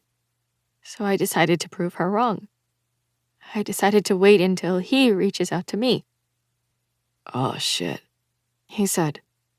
How long has it been? I swallowed. 4 months and 3 days. He didn't say anything, and I felt stupid. I knew Charlie didn't judge me, but I judged me. I was a fucking senior, goddammit, and it was pathetic that I was homesick for my dad like a thumb-sucking kindergartner. I closed my eyes, wanting to push back the emotions. But then, Charlie was there. The pull-out bed dipped, and then his arms were around me in such a Charlie way that I laughed out my shock. He threw a long leg over me and physically hauled my body closer so he could big spoon me while he murmured, Like I can sleep with this bullshit going on over here. Charlie, I laughed. Go sleep. I'm good, Nope. he said, tightening his grip. You're not good until Charlie spoons you for a solid 10. Trust me. I started giggling. You're an idiot, Your hair smells like balsam needles. he said, inhaling deeply. And despair. You know what despair smells like. Hell yes, I do. We got quiet then, but it was comfortable.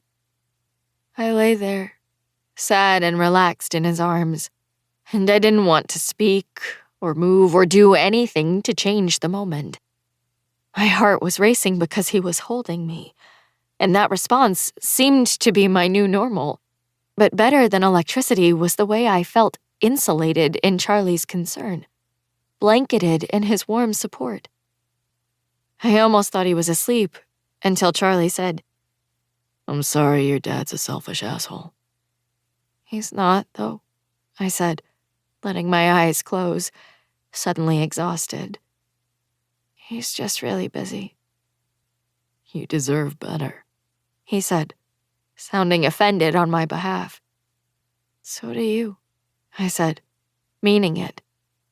I turned over so I could see his face, and I almost wished I hadn't, because his smart-ass mask was nowhere to be found.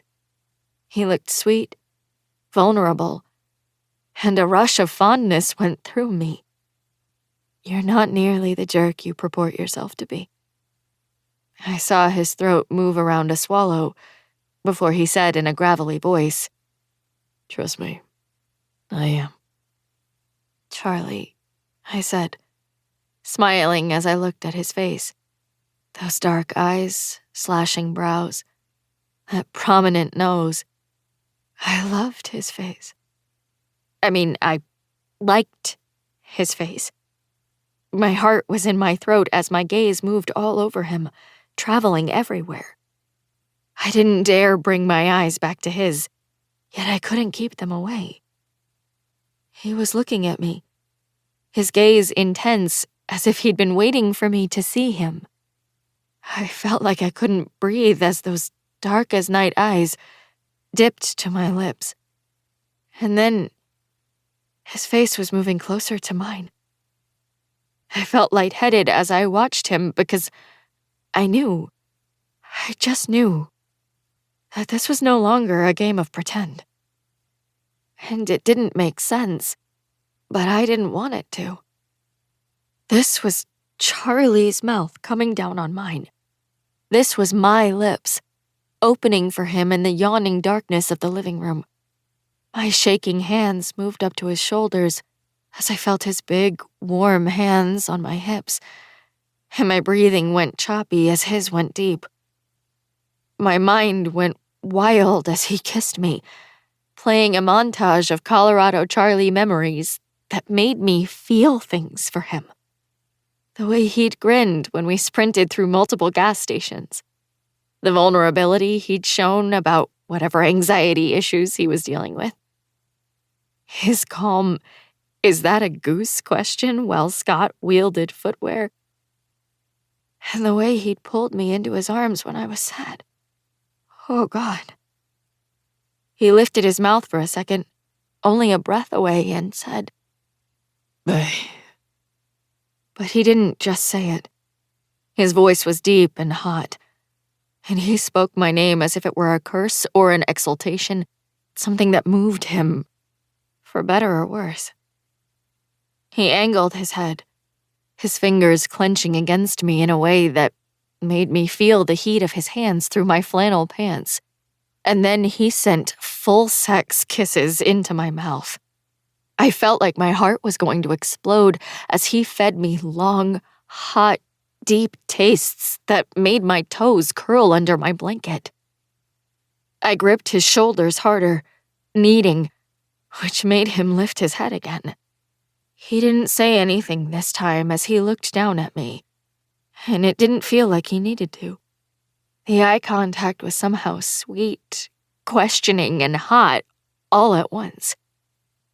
His mouth lowered, but before our lips touched, Charlie's head jerked up. Did you hear that? What? I hadn't heard anything, but I was also wildly disoriented, as if just regaining consciousness after a year in a coma, so I probably wouldn't have heard a freight train. His eyes met mine, and I wished I could see what he was feeling, what he was thinking. Shit! Charlie leaped off the pullout and fell to the floor, then scrambled over to the floor bed and covered himself with a blanket. Then I heard it. Footsteps on the stairs. I lay there, my eyes squeezed shut as I pretended to be asleep, and Scott came down the stairs. I listened as he lumbered into the kitchen, and I heard him open a cupboard and turn on the sink. It felt like an eternity as he shuffled around in there. hurry the hell up. Meanwhile, my brain was starting to chant on an endless loop. What the hell just happened? What the hell just happened? What in the literal hell just happened on the pullout? Scott came out of the kitchen, and my heart actually started pounding harder when I heard him go up the stairs and close the door. I held my breath and waited. Was Charlie going to come back? Holy shit, that was close. Charlie said from the floor on the other side of the room. He would have flipped if he'd come down a minute earlier. Yeah, I said, unsure of what I should say.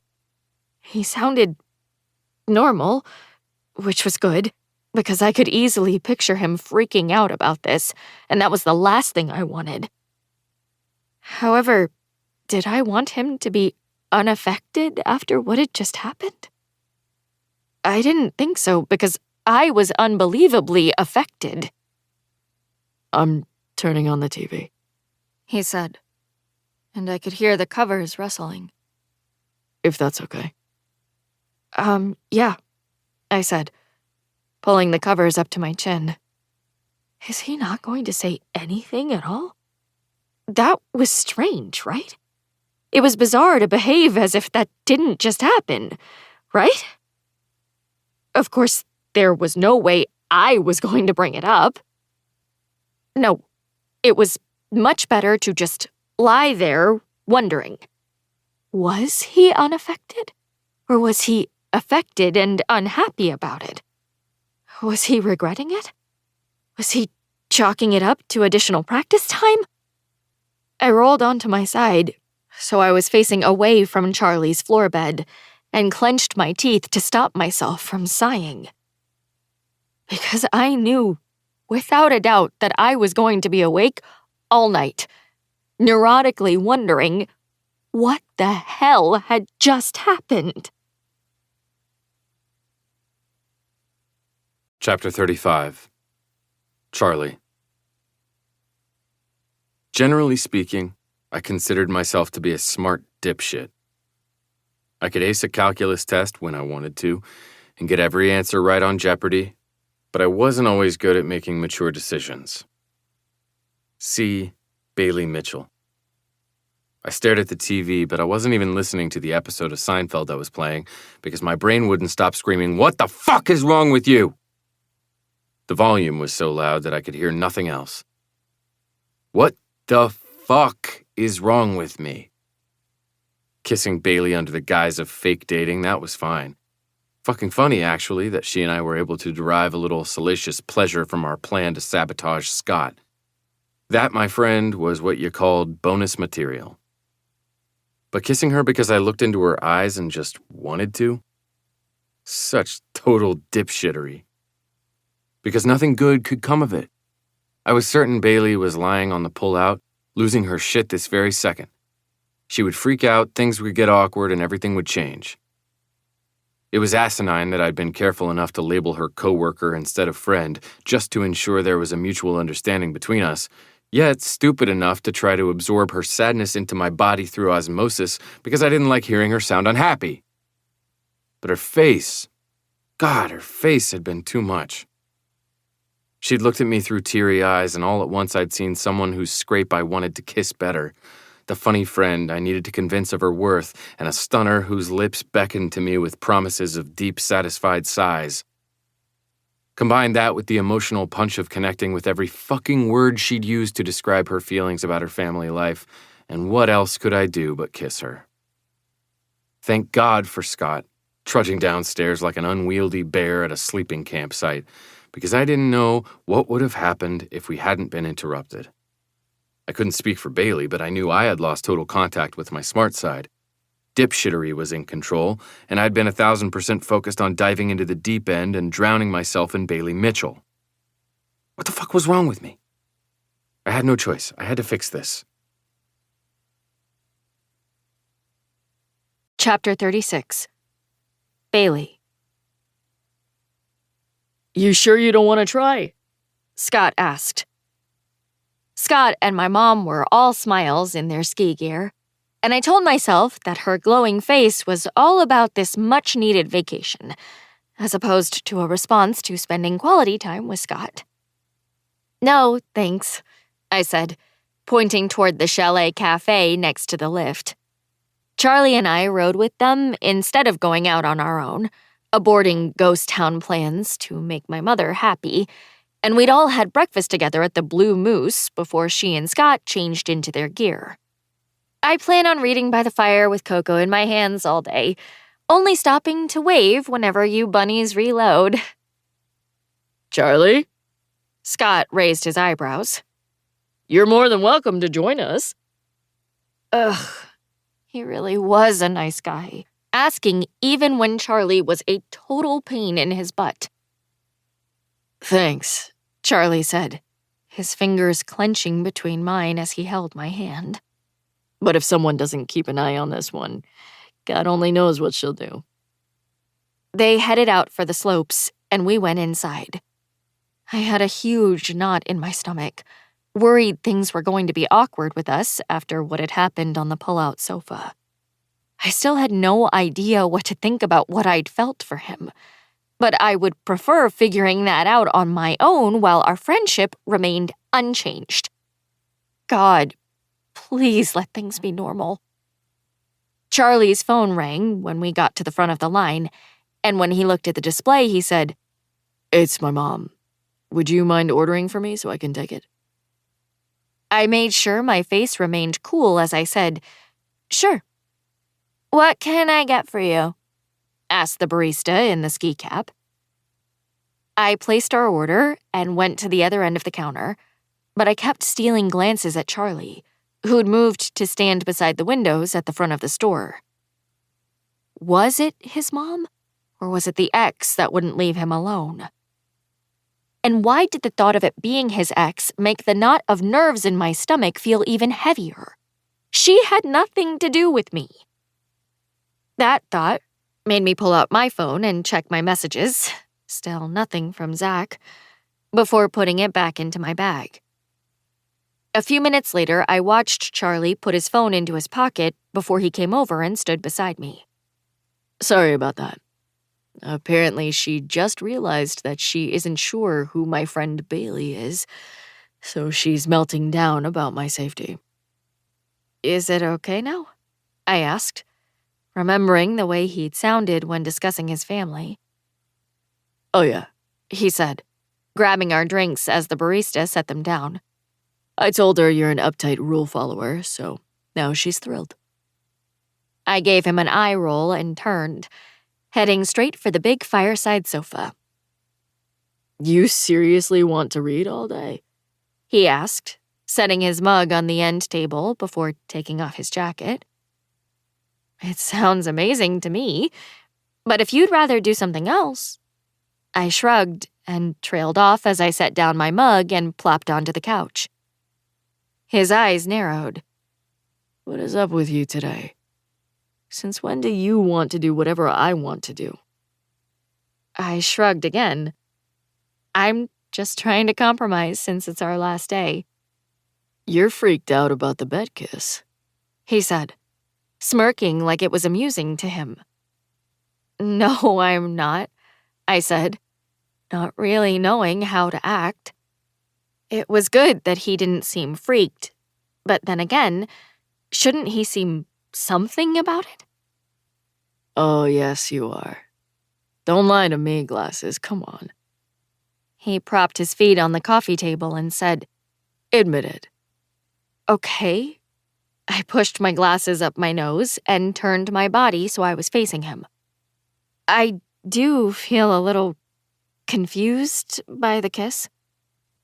Well, he said, still looking unaffected. Sometimes shit happens.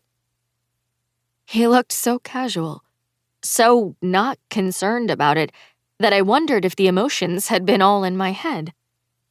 Seriously? Shit happens is your analysis? His smirk disappeared, and he swallowed, looking something. Uncomfortable, maybe? Nervous? He picked up his coffee and said, without looking at me, Christ, why do we have to analyze it at all?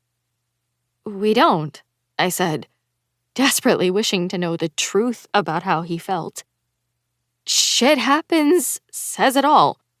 Everything that needs to be said has been covered with the brilliant shit happens. That made him look at me, but his expression was unreadable, aside from the tiny motion of his jaw flexing. What? I asked, regretting my sharp tone because that definitely wasn't going to restore normality with us. I forced myself to mimic one of his sarcastic little smiles, desperate to diffuse the tension, and said, "Quit staring at me, weirdo." Sorry. His dark eyes moved over my face, and a smirk appeared for the briefest of seconds before he raised his coffee to his mouth. Now start reading that book to me. What? He took a drink, his eyes a little crinkly with mischief, before he leaned forward to set his cup on the coffee table. I didn't bring a book, so you're going to have to read aloud. Why would I do that? Why wouldn't you? He glanced down at my book. Are you ashamed of what you're reading? No. I was rereading Dodging the Duke for like the 20th time in my life. But I doubt it's your jam. Historical fiction? Historical romance, I clarified. Porny? Not really. Then read it aloud. I rolled my eyes and said, "Only if you read the Duke's lines." Is he cool? Oh yeah. Hot? On fire. Fine. He said, shrugging. I'll do it. Shut up. I couldn't believe it. Seriously? I'm only doing it because you were so confident that I wouldn't. Can't have you being right, can I? He scooched closer to me on the couch so we could both see the pages. I opened the book, caught him up to what was happening and where I'd left off, and then I started reading. She smiled, I read out loud. Her cheeks were pink as their eyes held, but surely it was only due to the warmth of the room. I looked up, and his dark eyes were doing that mischievous twinkling thing.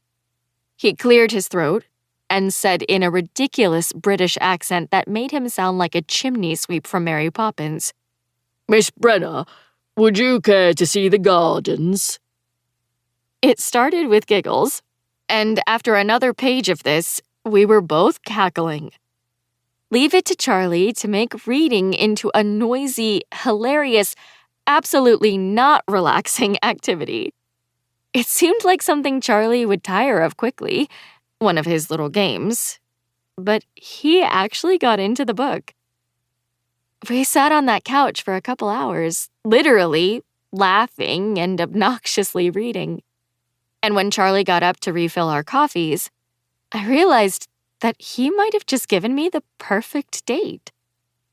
I mean, we weren't on a date, and it was morning, but if I read about this coffee shop excursion in a book, I would be creating a whole Pinterest mood board on it because it was one of those kicking and screaming into my pillow scenes in a book. They're reading together in a coffee shop. I watched him pour a splash of cream into his Americano, and I wondered if Mr. Nothing was gone forever. Because when I looked at him now, I saw only my friend Charlie. He still confused the hell out of me, but he was nothing like the jerk I'd once thought him to be. Weird how things could change so much in such a short time. Maybe I needed to stop overthinking things with him, making rules and judgments about who he was, who I was, and who we were together. Because if I hadn't rolled with Charlie's shit happens explanation of last night, we wouldn't have had this perfect morning. Shit happens. He looked at me then, screwing his eyebrows together in a "what is that weird expression you're wearing all about" face, as he walked over with our coffees in his hands. And I didn't even try to hold back the smile that took over my entire face. Because I had a new motto, a new way of thinking. Until we crossed the border and left Colorado behind, I wasn't going to overthink anything. About Charlie, about my parents, about Zach, about anything. Every action that was going to happen, every word that was going to be said, all of it would now be attributed to shit happening. And that would just be that. Shit happened in Colorado. End of story. Eventually, we left the cafe and wandered through town. But when it got a little crowded with tourists, we decided to go for a hike. I was glad Charlie suggested just hitting the trail behind the condo without going inside first, because it seemed like a terrible idea to be home alone with him. Not that I thought something would happen. We'd been cool all day. But I wasn't sure my relaxed shit happens attitude could survive that kind of inner turmoil. The trail was stunningly beautiful. Pine trees and gurgling streams and friendly chipmunks. And hiking through the steep terrain was just as fun as it had been the day before. On the way back, though, my legs were screaming. "Can we sit?" I asked, pointing to a clearing with a fallen log that begged to be sat upon. "I need a break." Do you want a bear to eat you? He asked, his teasing eyes hidden behind his sunglasses. "I want to sit, Charlie," I whined. "My legs are tired. I will risk a bear attack." No. He stopped walking, stepped closer, and tilted his head.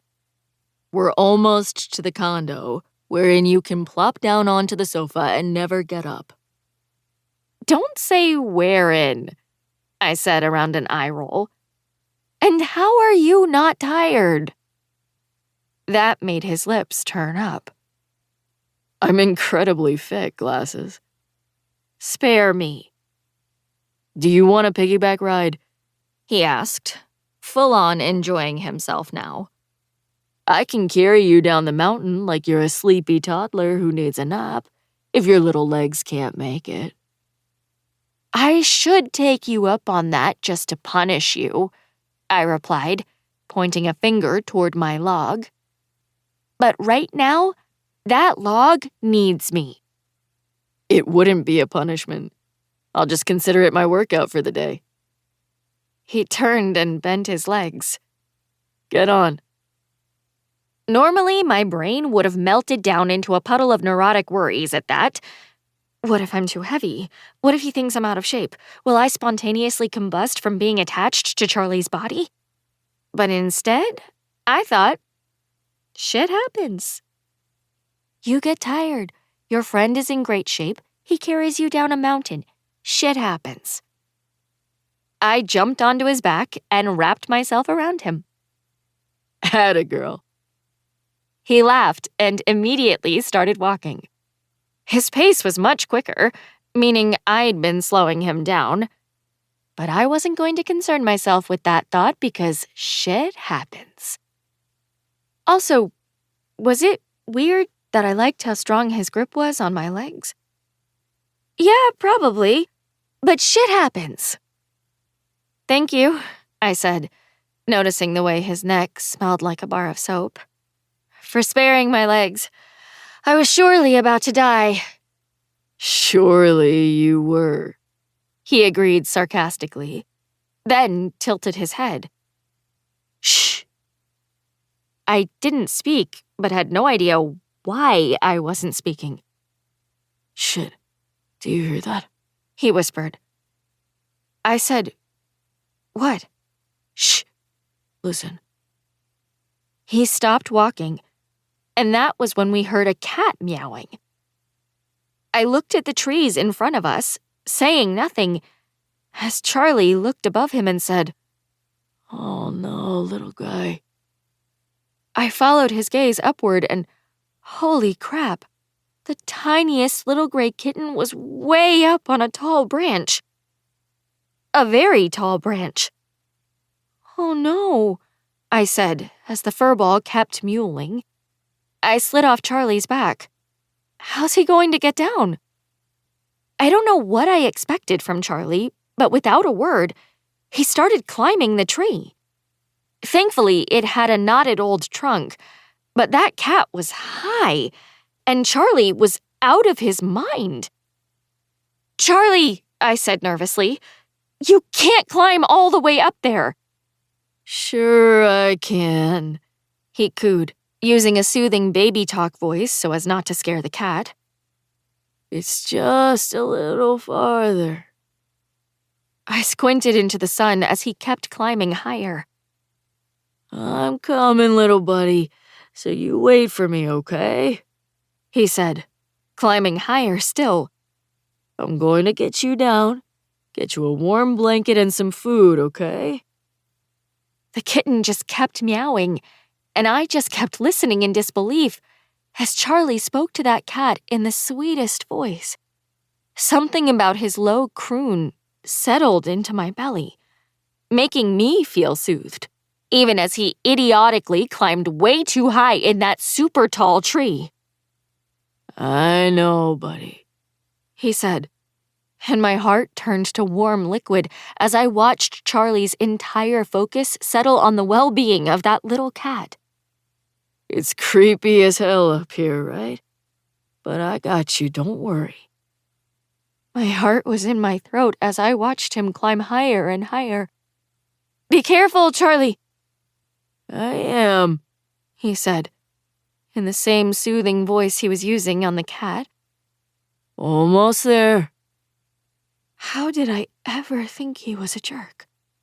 Charlie Sampson had the softest, sweetest center, in spite of the fact that it was surrounded by crunchy cynicism, and I felt an odd sense of pride as I watched him move closer to the kitten. Because how many people would just start climbing in this situation? He got to the branch below the kitten and started talking even more. I'm going to grab you in a sec, and I'm going to need you to not freak out too badly, okay?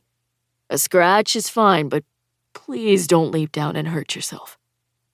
I took a couple steps over to stand directly underneath him, incredibly stressed about how high he'd climbed. Maybe if he fell on me instead of the ground, he wouldn't die. He reached out and, thank God, got the cat on the first try. And instead of trying to get away, the little pile of fluff buried his head in Charlie's collar as he petted him. Good job, buddy. Such a good boy, sitting still and waiting for me. Charlie's mouth was right by the kitty's ear as he said, You are such a good kitty. I watched him, dangling from the side of a tree while cuddling and nurturing that tiny little animal. And it was undeniable. I had huge feelings for Charlie Sampson. Shit. Chapter 37. Bailey. The road trip home was the same as the way there. Fun, relaxed. Only it had the added bonus of Charlie's adorable cat, Puffball. A name I earned the right to give by winning the What Will They Order for Breakfast challenge before we'd hit the road. Charlie wanted to talk to his mom before bringing the cat home, so my mom had suggested we bring it to our apartment and he could come get it once he had permission. It was disgusting how protective Charlie was of the cat, and I was utterly obsessed with this soft side of him. After we brought the cat back to the condo, Scott ran to the market and came home with a disposable litter pan, food, and a cat toy, and the three of them, Scott, my mom, and Charlie, gushed over the fluffy feline all evening. The damn cat had ruined everything. Because now, in addition to being emotionally distracted by the beautiful way Charlie was a total sap for that cat, I could no longer avoid the obvious as I watched them love all over the kitten. Scott was a decent guy. He was sweet and thoughtful, even giving Charlie a chance in spite of all the things Charlie had done to antagonize him. So how could I keep trying to mess things up? especially when my mom seemed to really like him. It was giving me stress, but when I thought about him being in our lives forever, that stress accelerated to the nth degree. So much for the whole laid-back shit happens vibe. But as we flew over the interstate, I felt better than I had the night before because I now had a solid plan. After lying wide awake for hours on that pull-out sofa, thinking about my feelings for Charlie and obsessing about why they were terrible, the answer came to me. It didn't matter. It didn't. Who cared if I had a few new and confusing feelings for Charlie? I'd gotten all tied up in the feelings themselves. What do they mean? Are they real? How can we be friends when I am suddenly crushing on him so hard? Before realizing that it wasn't about the feelings themselves. It was about what I did with them. And I wasn't going to do anything with them.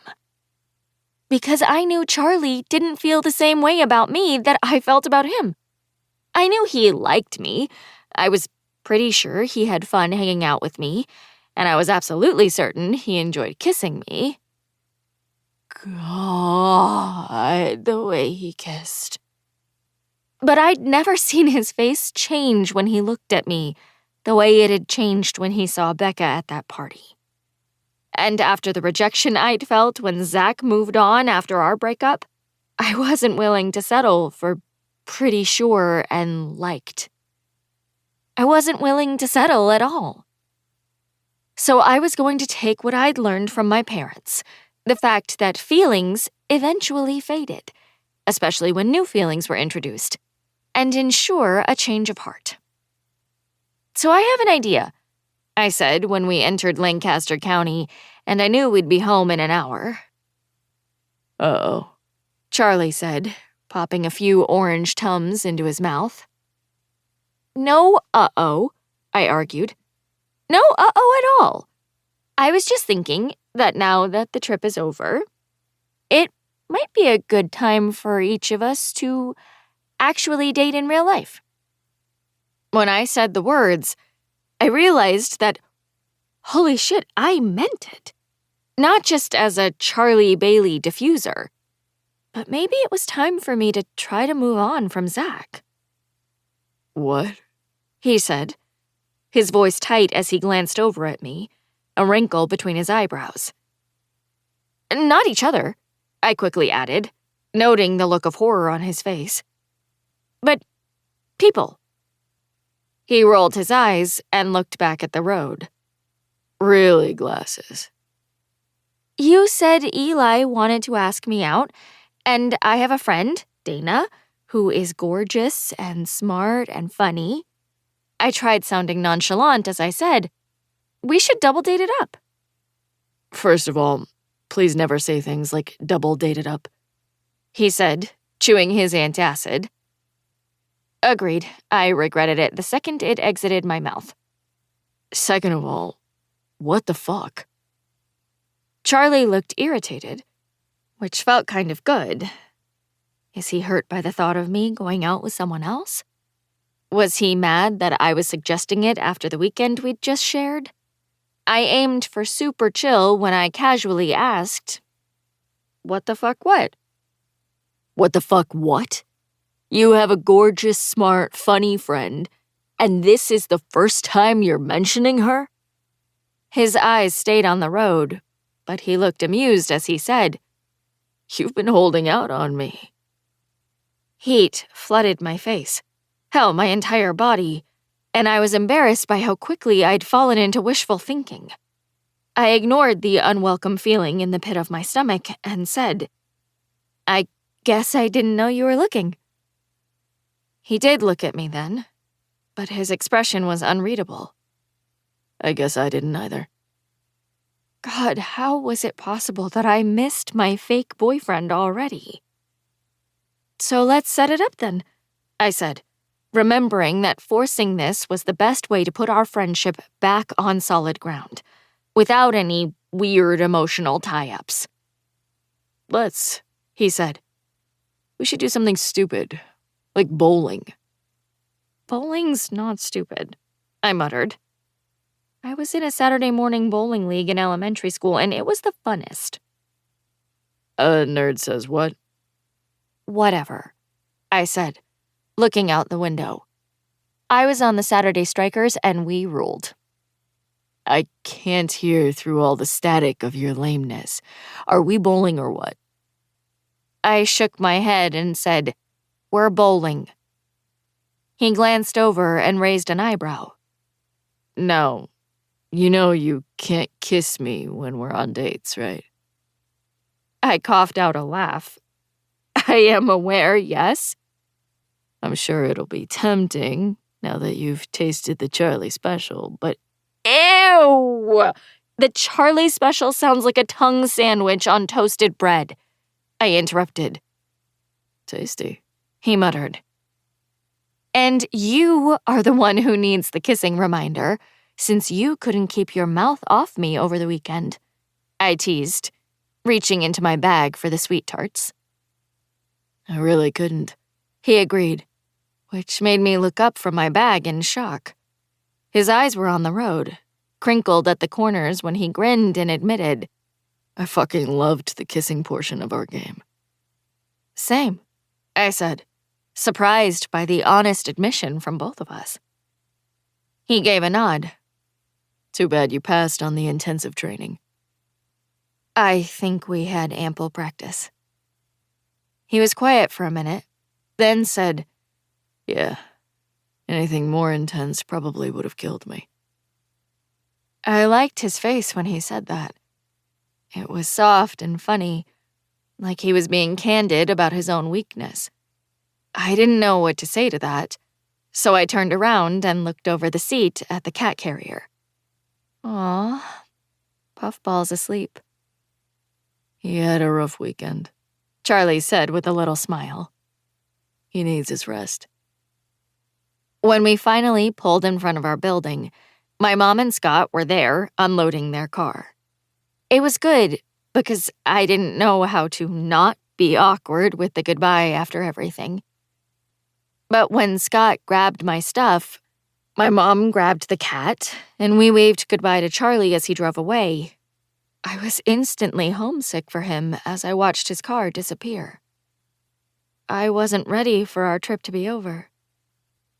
When we got into the apartment, I ditched them as quickly as possible. Puffball and I took our things, went into my room, and closed the door, happy to be alone with our thoughts. Mr. Squishy kept meowing at my door. He knew something was up.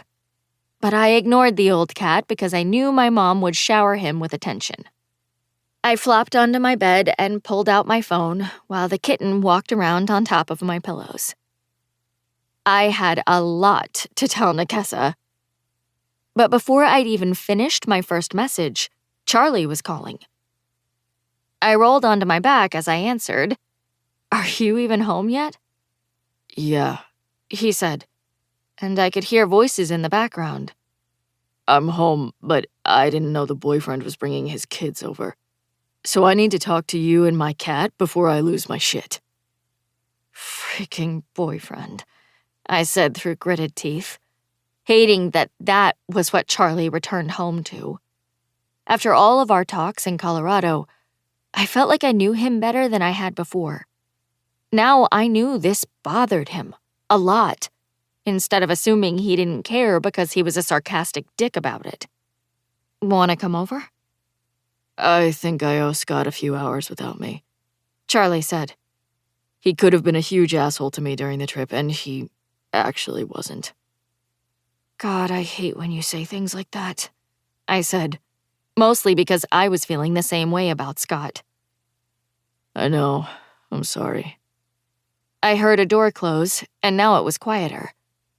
He said, Let me talk to my cat.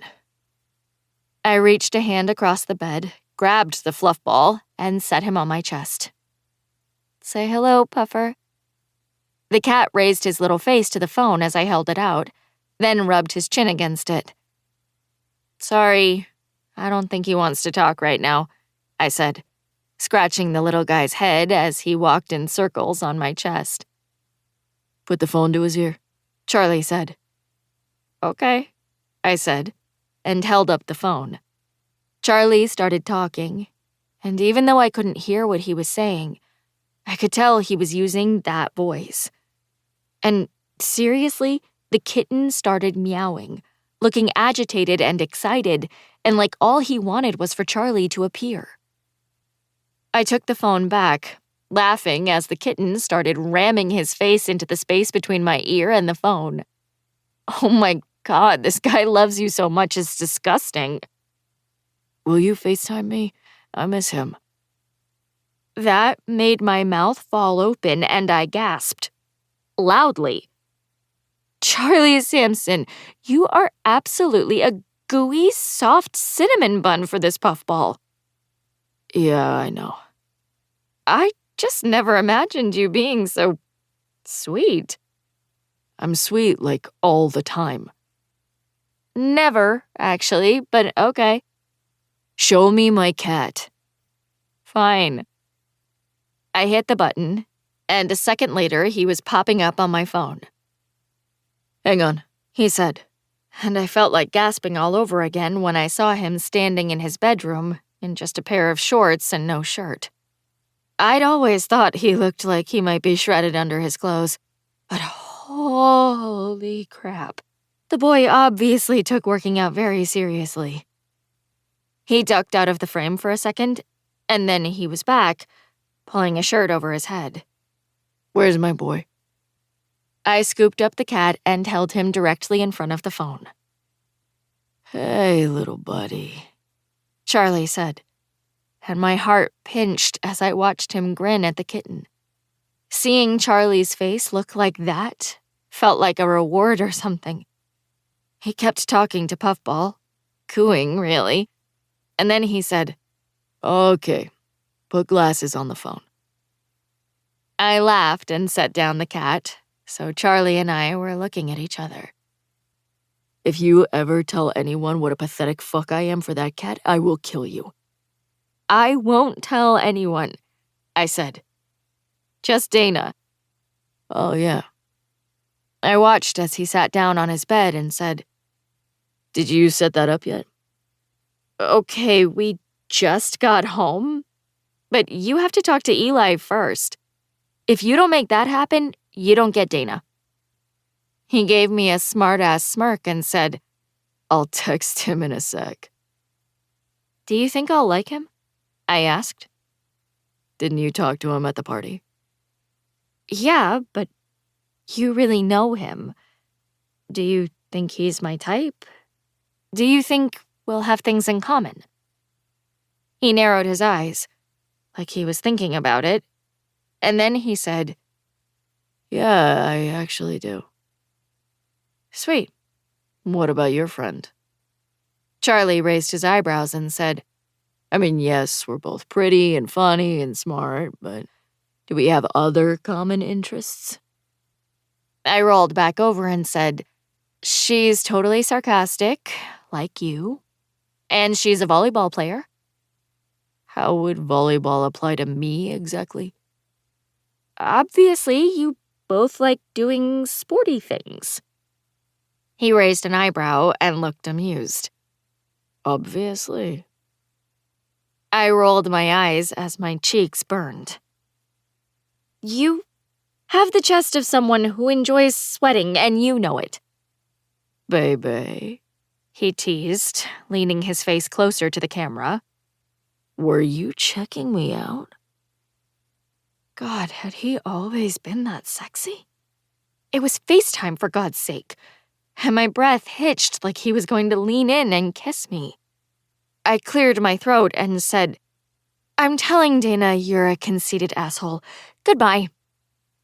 He laughed and said, I'll text you after I talk to Eli. Chapter 38. Charlie. Sorry about my parents, Dana said as she buckled her seatbelt. No worries, I replied, starting the car and putting it in reverse. Her perfume smelled good, and I wondered what it was. They seemed great. They did seem great, even though they'd interviewed me for 10 minutes, But I didn't give a rat's ass about Dana's parents. Honestly, I was dreading this entire double date evening, even though Dana seemed pretty cool. Why? Oh yeah, because I was a fucking idiot. I'd known that men and women couldn't be friends. It was something I considered to be a universal truth. But somehow, with Bailey, lines got crossed. One minute we were just co-workers who irritated each other, and the next she was putting her hand in a fucking urinal for me. We fell into the trap and became friends for a hot minute. But somewhere along the way, of course, you dumbass, I became obsessed with the way she blinked fast when she was surprised, the breathy sound of her laugh when she was sleepy, and the way she somehow knew when something was going to upset me even before I did. Somewhere between Omaha and Colorado, I'd fallen truly, madly, fucking ridiculously hard for Bailey Mitchell. She was all I could think about, all the time, and sometimes it felt like I'd do anything, just to make sure she was happy. So yeah, it was kind of like a fucking slap when she mentioned setting me up with Dana, but that slap had been necessary. It was like the splash of cold water that reminded me I had no interest in anything more with her because more never lasted. Everyone I'd ever known, every fucking one, had told me I was wrong. Every single person tried to convince me that true love and happily ever afters were a possibility. But it was simply not true. Yes, there was the obvious baggage in my life to which a therapist could attribute my beliefs. My parents fell out of love. Every person I'd ever dated had fallen out of love. My grandparents had all split up. Even my aunts and uncles had RIP'd their marriages. Anyone related to me wasn't a part of the HEA crowd. You could argue with me all day about the merits of true love, but in my opinion, it wasn't worth the risk. It always came to an end. And then there was nothing. When Beck and I used to sit next to each other in bio, we laughed and screwed around and texted secret jokes about what the acronym of Mr. Post's first name, U, stood for. I looked forward to that class because she made it fun. It felt good to have someone to have fun with. But after we dated and subsequently broke up, we didn't speak in that class anymore. She looked at her phone or talked to Hannah, who sat on the other side of her, every day, and I felt alone. Every fucking day. Fuck. But that was why Bay and I needed to go back to being annoying coworkers. It felt good being with her, and I didn't want to lose that. Man, I sound fucking insane. They're wildly overprotective, Dana said, and I could see in my peripheral vision that she was looking at her phone. So did I see a picture of you in a rat costume on the wall? I asked, forcing myself to make a damn effort. That's kind of a bold costume choice for a little kid. No, she laughed, setting her phone on her lap. I mean, yes, you did, but that was from when I was in the Nutcracker. Ballet, not Halloween. Ah, I said, nodding. Makes a little more sense. Yeah, she said, and then she picked her phone back up. It was pretty much that way the entire drive to the bowling alley, a Q&A session with no chemistry whatsoever. There was nothing wrong with her, but it just didn't feel like we were connecting. As we walked into Mockingbird Lanes, though, I wondered if I was just tired. I'd barely slept last night, and the dog had woken me up at the ass crack of dawn, so maybe it wasn't a lack of chemistry, but a lack of my ability to feel. Bailey! Dana yelled, lifting up an arm to yell across the crowded bowling alley. I followed her gaze and saw Eli and Bailey standing in front of the shoe counter. Fucking fuck. My ability to feel was apparently just fine. Bailey was wearing jeans, a thick wool sweater, and the new tortoiseshell glasses that she kinda hated but I thought were cute as hell. The off-white color of the top made her dark hair seem shinier than usual and made her eyes look a brighter green. Eli leaned down a little bit to hear her, and I knew he could smell the Freesia lotion she always used. I reached into my pocket and pulled out the roll of Tums. Can you just fucking inject them straight into my veins, universe? Come on, Dana said, and I hadn't realized I'd just been standing there staring. I followed her through the crowd, and when we reached the shoe counter, Eli gave me a wide grin and said, "Have you ever had a broken bone?" What? I stole a glance at Bailey, who was watching me with a tiny crinkle between her eyebrows. I was just saying to Bay that the way you chomp down antacids must give you super strong bones, right? With all the calcium, he said, and Dana gave a little chuckle of support. As long as I've known you, chomping those Tums.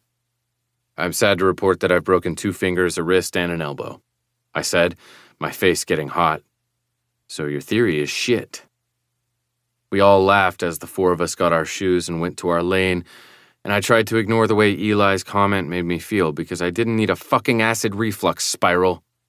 I'd had an appointment with Dr. Bitts that morning, and even though I felt like a child when she kept repeating, "There is nothing wrong with you, Charlie. It's just the way your body reacts to stress," I found myself replaying it in my head. I kept trying with Dana, but I felt zero interest from her whatsoever. It seemed like she was way more into hanging out with Bailey and Eli than getting to know me, which I was absolutely fine with. Meanwhile, Bailey looked like she was trying really hard with Eli, and I hated that. I hated that she was trying hard, because what did that mean? But most of all, I hated that it was making me so fucking jealous. Chapter 39. Bailey. Why did Charlie have to wear that t-shirt? I sat there at the scorer's table beside Eli, clueless as to what to say to the guy because we literally had nothing in common and struggled to get past one-word answers. But every time Charlie bowled and stretched out upon release, a tiny strip of skin between the top of his jeans and the bottom of his shirt was exposed. It was nothing risque at all, but it reminded me of how shredded he was, of how hot he'd looked shirtless when we'd FaceTimed so he could talk to his cat. It reminds me of how it felt being close to him. Charlie got a strike, then turned and walked toward our little seating area.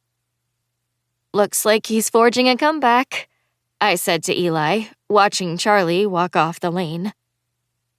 Yeah, He replied, also staring out at the lane. you're up. Charlie said to Dana, giving her a teasing smile.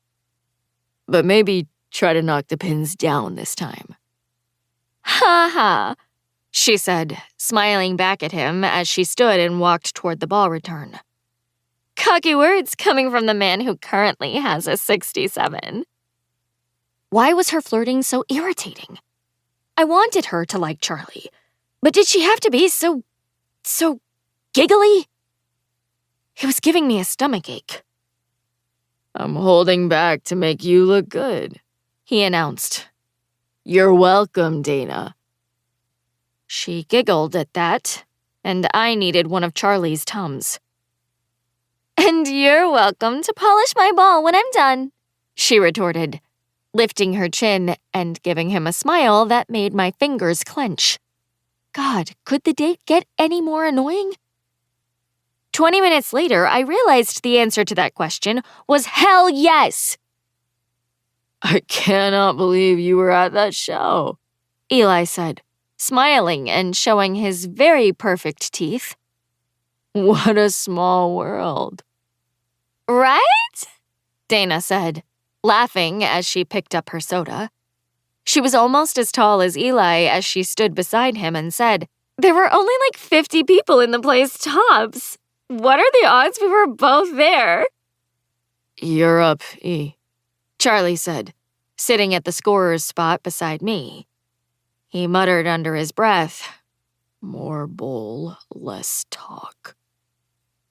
I watched my date, my tall and handsome date, pick up a ball and get ready to approach the lane.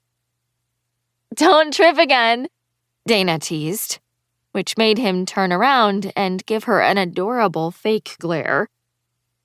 He bowled a strike, and when he came back, Charlie said, Take my spot. Eli sat down beside me to take over scoring, and Charlie said, Hey, Eli, did I tell you that Bailey used to live in Alaska too? Eli looked at me. You did? Where are you from? Fairbanks, I said. I lived on Eielson Air Force Base, he said, pointing to himself. Practically neighbors. Cool, I replied, nodding. And then we both smiled and looked at the lanes in front of us. Think, you idiot, think of something interesting to say. Eli seemed cool, and I needed to get my shit together so I could forget about the way Charlie made me feel. Charlie knocked down 8 pins, and I asked Eli, "Do you ever go back?" No. He said, and then he looked over his shoulder and said, "You're next, Dana. Better start getting pumped." "To kick your ass?" She smiled and said, "Yeah, I'm already on it." Damn it. Since the minute Dana and Eli had teamed up to mock Charlie when he dropped his ball, there had been a super flirty vibe between those two. It seemed like no matter what I said or whatever hilarious thing Charlie did, those two only had attention for each other. I wanted to scream, "Look at me, Eli!" Charlie went again and hit 2 pins, but when he turned around, I was the only one watching. Eli was gesturing for Dana to go, and she did some sort of adorably dramatic bow that made him laugh loudly. "Your friend is totally falling for me," Charlie murmured dryly as he walked by and went over to his drink. I got up and followed him, since Eli was so into trash-talking with Dana. I made sure neither of them was looking before I said, "Eli has 0 interest in me, by the way." "Yeah, I noticed," he said. "I wouldn't take it personally, though. Your little buddy didn't even laugh when I told her about the butter." What? He had dropped butter on the floor that morning and then stepped on it, slipped and fell, and somehow ended up with butter in his eye. I'd cried actual tears when he'd told me the hilarious story. I think these two are wanks for not being into us. "Same." "Still try, though," I said, watching Dana throw her head back and laugh at Eli. "She's really great, and I think you'd hit it off, you know, if Eli weren't here." He looked at me like I was deranged, but said, "I'll try. And E loves the Chicago Cubs. Maybe talk about that and lure him in." "You think I need baseball to get a guy?" He just gave me a look. "That's insulting," I whined, elbowing him in the ribs ever so lightly. Maybe I should give him a taste of the Bailey Special. That made his eyes smile, even though his mouth didn't move. "Cow tongue on toasted bread." I lowered my voice, leaned a little closer and said, "No, it's Moldova, but with my hands on his chest." I expected him to laugh. Instead, he leaned even closer, or maybe I imagined it, and his eyes were on my mouth when he said, "Don't you fucking dare." My heart fluttered in my chest at the intensity of his gaze as he towered over me. "You don't want me to kiss him?" I asked in a near whisper, my breath stuck in my lungs. "Your call on that." His jaw clenched. Flex, unflex. And then he said, "But Moldova is mine." "You're up, Charlie," Eli yelled. I blinked fast as we stepped apart, and the sounds of the bowling alley returned to my ears. What the hell was that? Charlie's face changed then, the intensity sliding into a measured smirk, and he said, "Time to go bowl some strikes and strike out at love." He walked over to the ball return, leaving me and my entire body thrumming with energy. After the game, the 4 of us went into the snack bar for dinner. Charlie and Eli were laughing about some guy they knew as we waited for our baskets of bowling alley food when Dana pulled me aside. "So, do you like Eli?" She looked toward the guys, then back at me. "He is so funny and cute. You're lucky Charlie set you up with him. Yeah, I said. I honestly haven't really talked to him much so far. She nodded and glanced, yet again, at Eli and Charlie. So what do you think of Charlie? I asked. Cute, right? Yeah, she said, shrugging. I mean, he's cool, but I don't really feel like there's a spark. I looked over at Charlie and remembered his face when he'd been gazing at Becca at that party, the sad smile. And I didn't want him to get rejected his first time back out there, especially when his friends acted like he'd been a hermit since getting dumped. He's so hilarious when you get to know him. Give him a chance. I don't want to let him think there's a chance when there isn't. No, I know. I sighed, realizing that would be worse. Sorry. He's just my friend, and I wanted to find someone for him. I think it's cool how close you are, Dana said. I'd love to have a guy friend. I gave Charlie another glance, and as he smiled his smart-ass grin, looking cute in his jeans and long-sleeve tee, I wondered if he'd been right all along. Was it possible to just be friends? Because as I watched him, it was definitely more than friendship I was feeling. Damn it. We went back to the table, and the rest of the night pretty much went like bowling. Charlie and I tried showcasing each other, but our dates seemed to be equally disinterested in each of us. I mentioned the Chicago Cubs, but when Eli said, "Are you a Cubs fan?" and I said no, it dissolved into just another awkward attempt at lame small talk. At the end of the night, as we put on our jackets and gave back the bowling shoes, Dana said to me, I have to go pick up my car tonight from the shop on Blondo where it got new tires, and I totally don't feel like it. I live on Blondo, Eli volunteered, his eyes lighting up like her freshly tired car was the greatest news he'd ever heard. I can drop you on my way home if you want. Dana's face brightened. Seriously? But you said you'd go with me to Target after bowling, I whined. I'm sure Charlie will, Eli said, giving me the metaphorical boot. Right, Charlie? Talk about feeling like an unattractive loser. Sure, he said, his eyes on me like he was trying to figure out how I felt about the brush-off. I want to go see my cat anyway.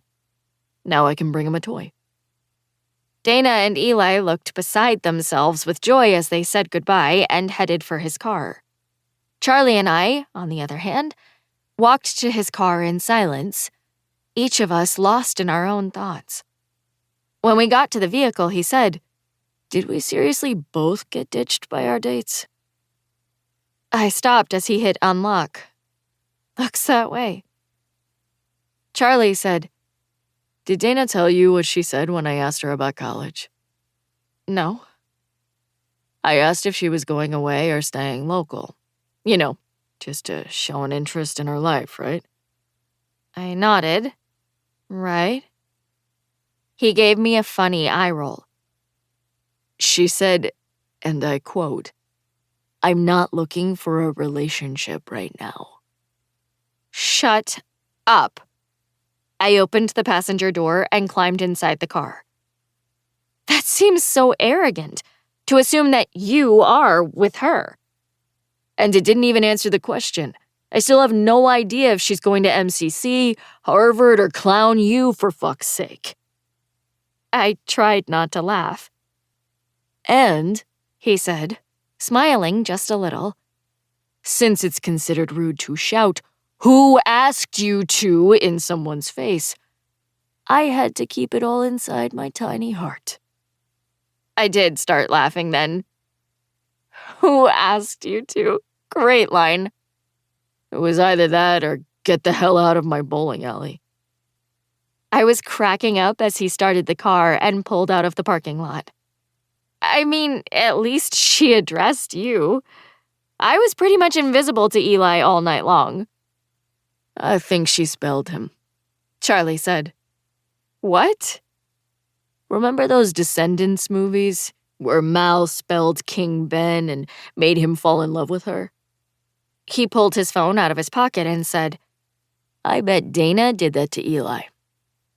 Because that's the only logical explanation, right? Exactly. Charlie clicked into the Bluetooth to play his music and said, By the way, since no one loves us and we have no prospects, do you want to go to our fall formals together? That made me snap my head toward him. Are you serious right now? Was he serious? He wanted to go to both dances together. I'd been working so hard at knocking down my Charlie feelings. Could I do the whole formal wear thing with him and not totally lose myself? He nodded and said, Sure. It's senior year, so my mom will have a heart attack if I don't go. I'm not into anyone, so at least if I go with you and vice versa, we know we'll have fun, right? It sounded reasonable. Reasonable, and like a recipe for a broken heart. So of course I said, sure, yeah. You're an idiot, Bailey. Cool, he said, the same way he'd respond if I told him I wanted to stop at the gas station to use the restroom. He turned onto L Street, and I wondered if it had even entered his mind, the concept that I might be into him. He acted like nothing had changed between us since Colorado. Did he truly believe that? By the way, I totally loved those movies when I was little, I said, trying to be normal while visions of tuxedoed Charlie danced in my head. Descendants? He grinned and said, It's probably uncool for me to admit, but so did I. The song with Mal and her dad was a banger. I was laughing when I said, did you really just say banger? And mean it in regard to do what you gotta do? He gave a deep laugh and leaned back a little to dig into his pocket. Bebe knows the name of the song. What a wank. You're a wank. A wank who knows every word to that banger, he said, grabbing an antacid tablet as I laughed at him. That cracked me up, even as I agreed that I did too. We stopped at Target on the way home, and Charlie made it an altogether different experience than it would have been with Dana.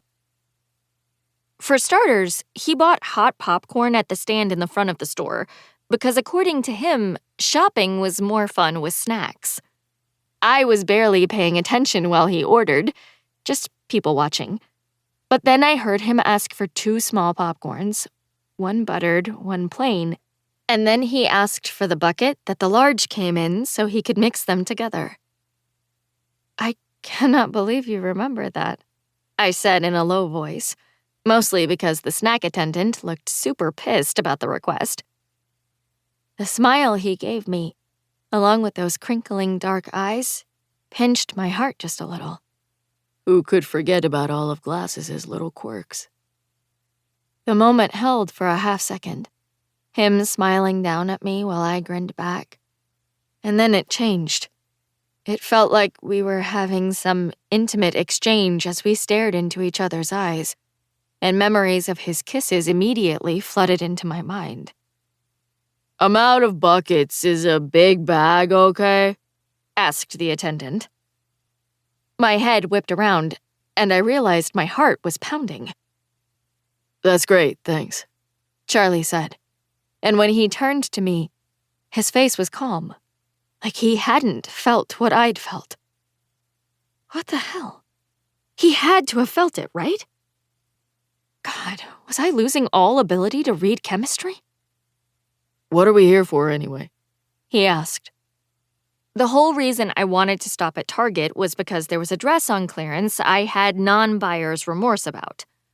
I told him about it, and as we grabbed a cart so he had something to lean on while we walked, he convinced me to try it on and get his opinion.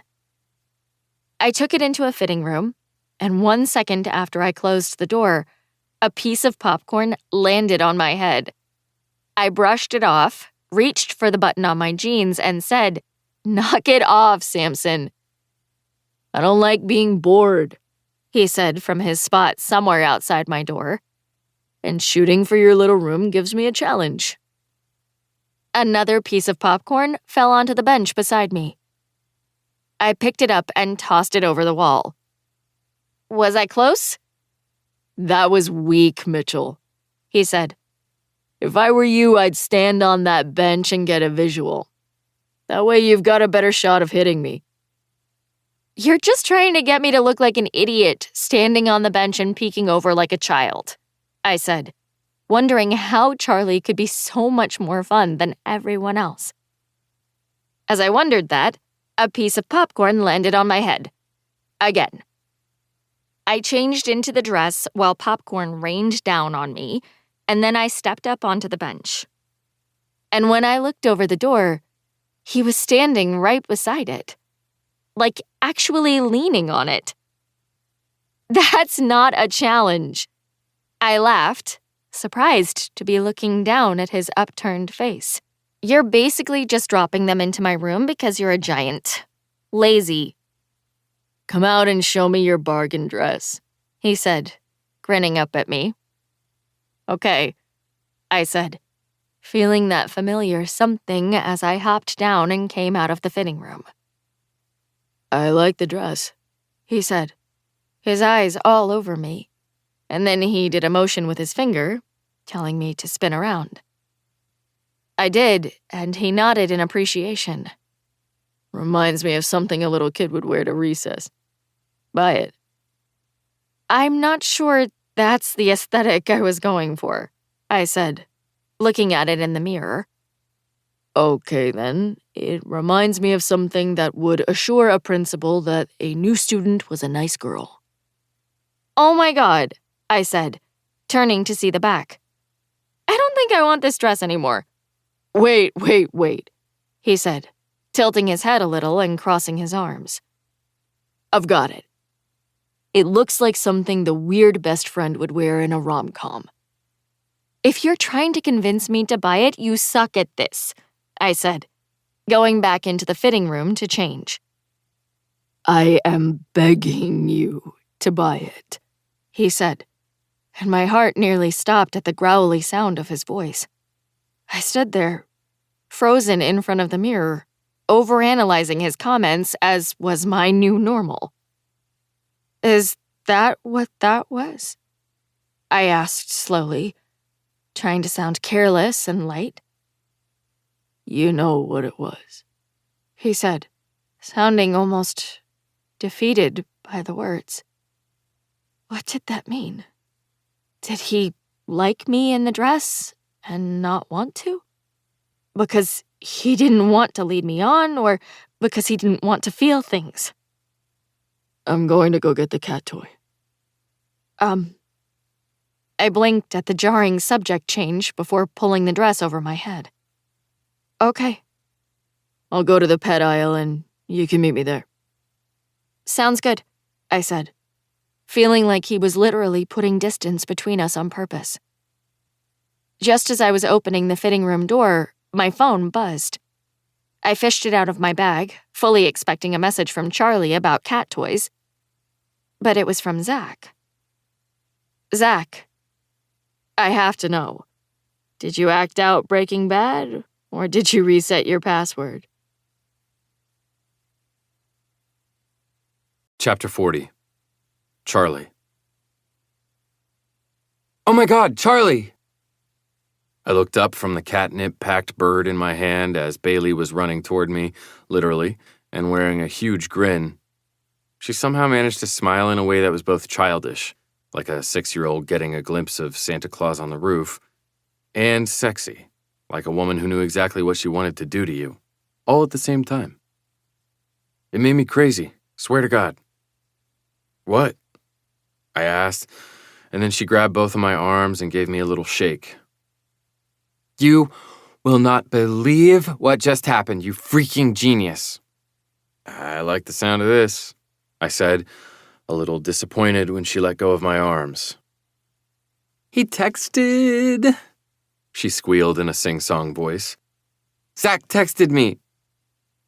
Huh? That was not what I had expected her to say, and it felt like I'd just been punched in the stomach. She looked so fucking happy, and the happiness was because her ex had texted her. Fucking awesome. Told you, I said, clearing my throat and trying to ignore the tension flowing through me. What did he say? She pulled out her phone and read his response, beaming as if she'd never been so happy. So how should I respond? Tell him to go to hell. The guy was clearly a moron and didn't deserve her, but it was better for me if they got back together, wasn't it? I'd go with something vague like, let's just say you missed one hell of a performance. That made her smile hitch even higher. That is perfect. I watched her send the text, making happy puppy sounds that were so adorable I wanted to hit something, but then she looked up and her smile dropped away. Wait a second. What's wrong? I asked, torn between being glad she was no longer Zach beaming and already missing her happy glow. Her eyes moved over my face like she was thinking hard. He has a girlfriend. I didn't say anything. So he shouldn't be texting me if he has a girlfriend, right? And I don't want to be the bitch who's texting someone else's boyfriend. Bailey's concern crinkle formed between her eyebrows, and she blinked a little faster. Maybe they broke up, I said, trying to make her feel better while hoping, like a total asshole, that it wasn't the case. Maybe, she muttered. I should probably find out. Not a bad idea, I replied, knowing I'd lost her. Her mind wasn't with me, with us, anymore.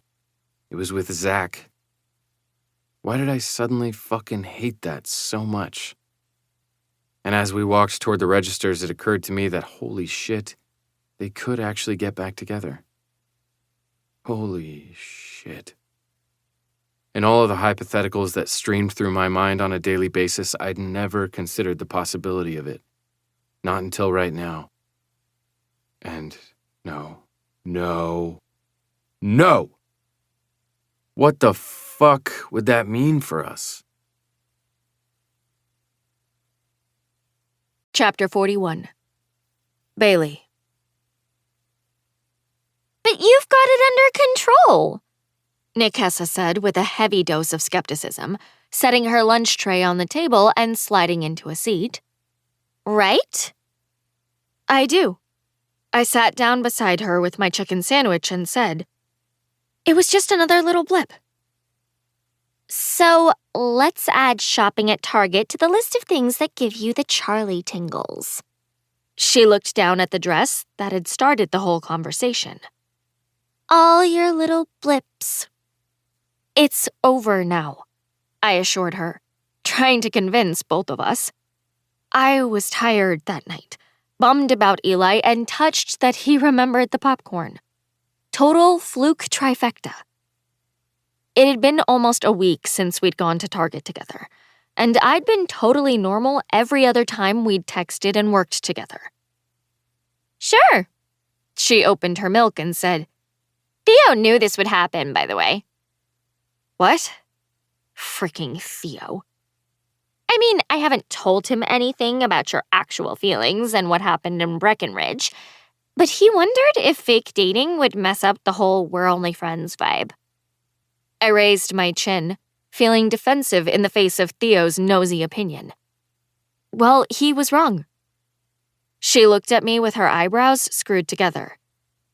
Bae, you just said He was wrong, I interrupted, holding up a hand. He so wasn't wrong, by the way. The fake dating had changed everything. Now Charlie wasn't simply my funny coworker. He was the person I thought about all the time, the person I wished would think about me all the time. When I found out Zach was still dating his girlfriend, instead of being devastated, I felt only a little sad because I was so Charlie-focused. Yes, he was the person I had to pretend not to have feelings for because if he found out, it would destroy our just coworkers' status. Fine, she said, giving her head a slow shake and reaching for her pizza. Whatever you say. Hey, guys! Dana sat down beside Nikessa, a huge smile on her face. How's it going? For the past week, Dana had been insufferable. She and Eli were gaga for each other, and it was all she could talk about. You could say the sky was blue, and she'd bring up his eye color. You could say garbage smelled, and she would wax poetic about the way Eli's hair smelled. It was adorable and nauseating all at once. Good, I said, opening my string cheese. How's life on Lovesick Island? She launched into a gushing story about how she and Eli studied for 5 hours at Starbucks the night before, and I had to admit that I kind of loved them together.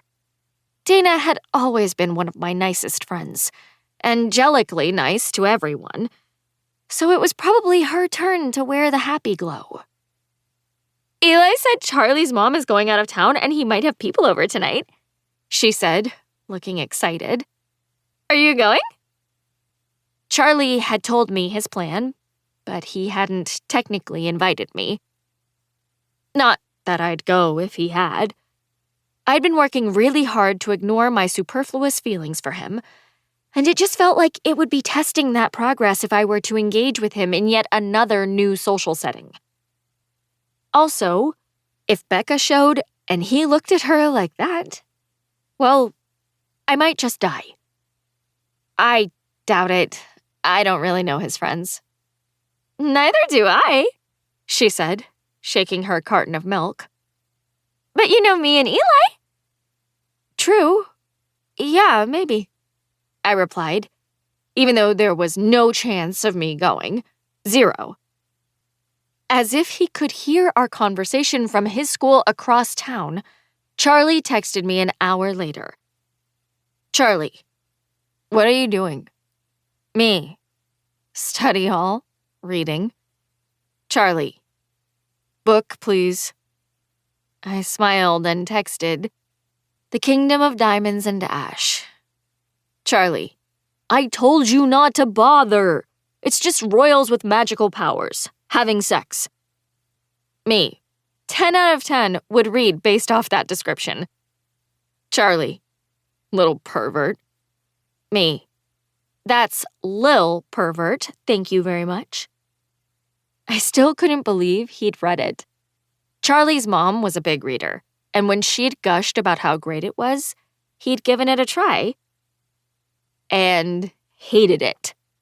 Ranted to me for 20 minutes last week about how god-awful it was. I replied, reading is subjective. Just because you didn't like it doesn't mean it isn't good. Charlie. Sometimes you say the most ridiculous things. Me. As do you. Charlie. By the way, if I have people over tonight, you're coming, right? I looked at the words and felt a tiny thrill that he wanted me to come. Even though he only meant it as a friend, it felt good to know he wanted me there. I texted, I doubt it. I have to work on my lit paper all weekend. Charlie.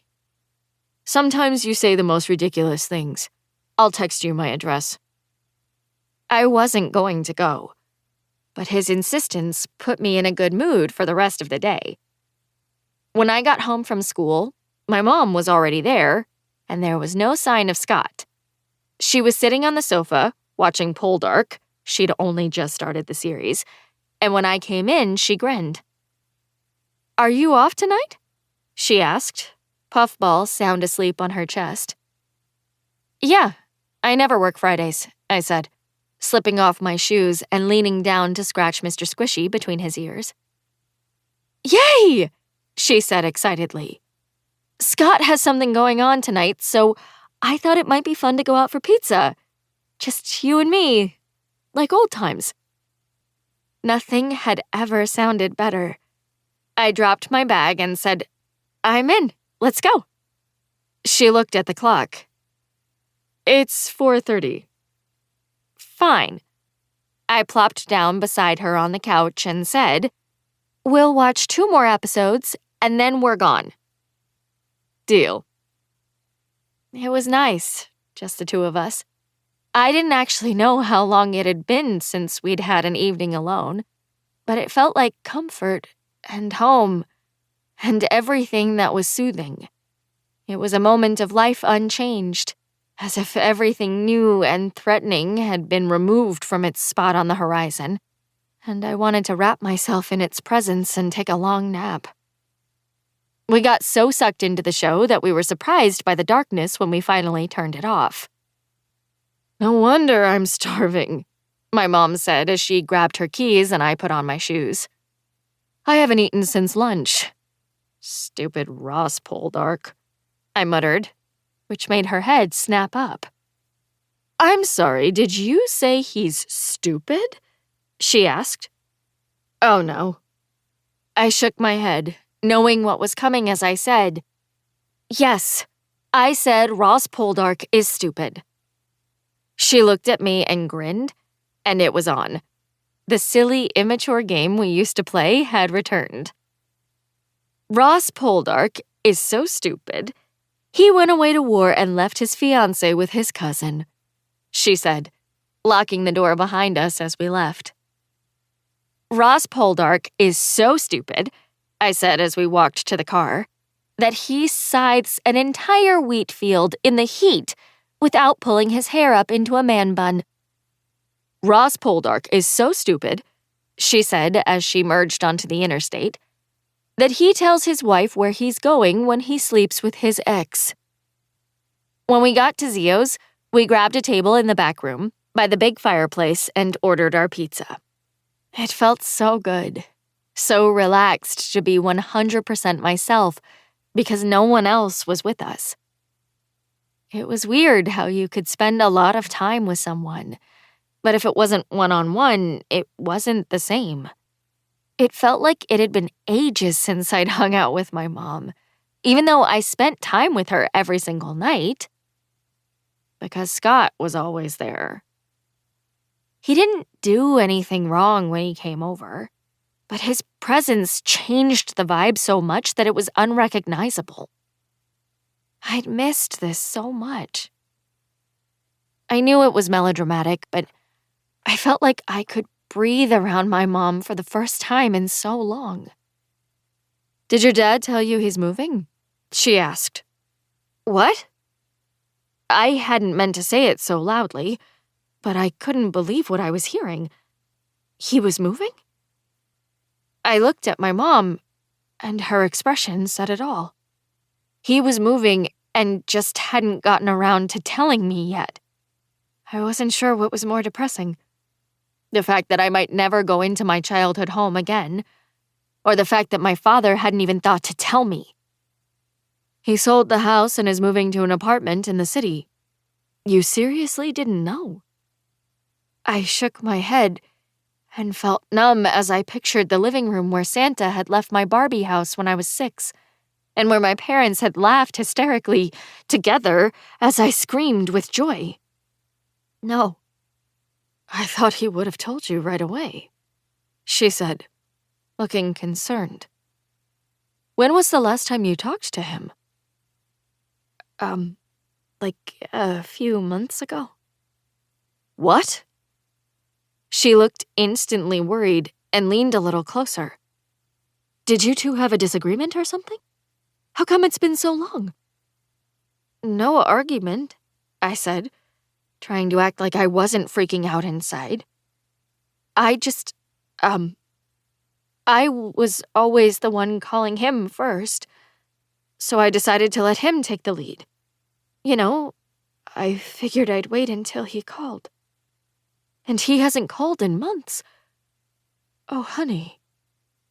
My mom came around the table, sat down in the chair beside me, and gave me a side hug. What the hell is the matter with him? I shrugged and didn't know what to say, but telling her somehow made his absence better, less painful. She was part of our trio, so she knew him, knew us.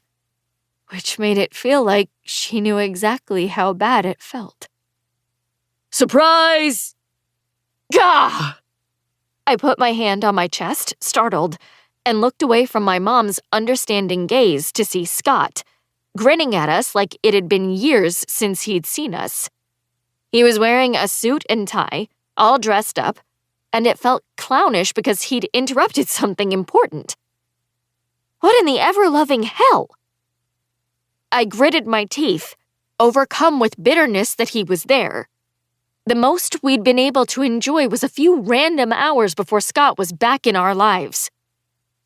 My mom let go of me and squealed, also like she hadn't seen him in an age, and she excitedly asked, "What are you doing here?" I wanted some pizza, he said, still with the huge smile. "Oh my gosh, sit down," she said, so happy to see him. "There's plenty of room."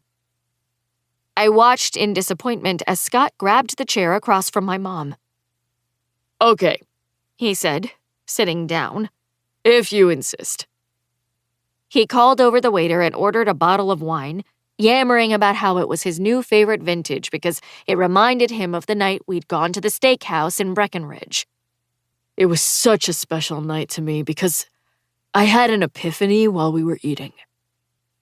I pictured Charlie and me, ruining each other's food at that restaurant. "What was it?" my mom asked, setting her chin on her hand. I looked at our table, He said, lowering his voice so it was soft and sweet. where every person was laughing, and I realized that was all I needed to be happy forever. Spare me, I thought. "Of course, an hour later I knocked you on your ass on the ice," my mom said, laughing. "So perhaps it was a premature epiphany." They shared a cute laugh, and I got out my phone, preferring to scroll mindlessly instead of listening to them enjoy each other's company. I knew I was being a baby, but it just sucked. We'd been having a great time without him. Now they were having a great time without me. Bailey, Huh? I raised my eyes. Scott smiled and said, can I borrow your attention for a quick sec? Yeah, sure. Isn't it enough that you've stolen hers? I raised my eyebrows and said, "What's up?" Well, here's the thing. Scott grabbed my mom's hand, so he was holding it on the table, and he looked at her. Emily, Why the hell did he bother me when he's talking to my mom? He leaned a little closer to her, smiling as he said, my life hasn't been the same since I met you. Everything is brighter, louder, happier. My daughter taught me what joy is, but you, Emily, you've amplified that joy 1,000 times over. "Wait." My ears started buzzing and I felt a little dizzy. No. There was absolutely no way this was what it sounded like, especially when they hadn't even been dating very long. No! My heart started pounding when he got out of his chair, dropped to one knee, pulled a box out of his pocket, and extended it toward my mother. This can't be happening! God, please, no, please don't do it! Will you marry me? It felt like the breath was sucked out of my lungs when he said it. My hand raised to my mouth as my mom's eyes filled with tears, and she smiled like this was everything she'd ever wanted. I blinked fast, and everything in the restaurant got blurry. Please say no, I thought, my heart breaking in my chest as he smiled at her with tears in his eyes. Yes, she said, laughing and crying, and my chest ached as he took a ring out of the box and slid it onto her finger. Oh my God! He got up, and they hugged as people around us clapped, and I had the weird sensation of being all alone in the world. Logically, I knew that wasn't the case, but the pinch in my heart and the homesickness in my stomach said otherwise. I sat there, numb as the wheels on yet another new life started turning. For the rest of my life, it would be my mom and Scott. "Can you believe it?" my mom asked, pulling out of the hug to grin at me and hold out her hand.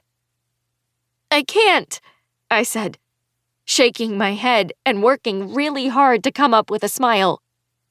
I grabbed my bag from the back of my chair and slung it over my shoulder.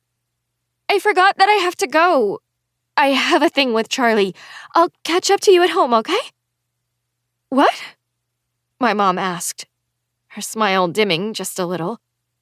"You're leaving?" "I just have to do something," I said, blinking back tears while giving her a big smile. "But you stay and celebrate. Congratulations, you guys!" I headed for the exit, walking as fast as I could because I didn't want to break down and ruin her night. Somehow, I managed to wait until I turned the corner into a Walgreens before sobbing hysterically. Chapter 42. Charlie. "Check it out," Eli said, opening the cabinet where Clark kept his booze. "Dude." Austin got a shitty grin on his face as he pointed to the bottle of Jack. "What the fuck is this?" "Don't even think about it." I reached over his head and slammed the cupboard door. "That belongs to the douche, and I'd rather have my nails plucked out than listen to one of his lectures." My phone buzzed and I pulled it out of my pocket. Bailey. "Is there any way you can come get me?" I hated how happy that made me, knowing she was coming to the party. I hopped onto the counter and texted, "I suppose, where's your car, glasses?" Austin pulled a 12-pack out of his baseball bag and put it in the fridge, and I wondered just how many people those two had told about the party. Bailey. "I'm at the Walgreens on 132nd and Center.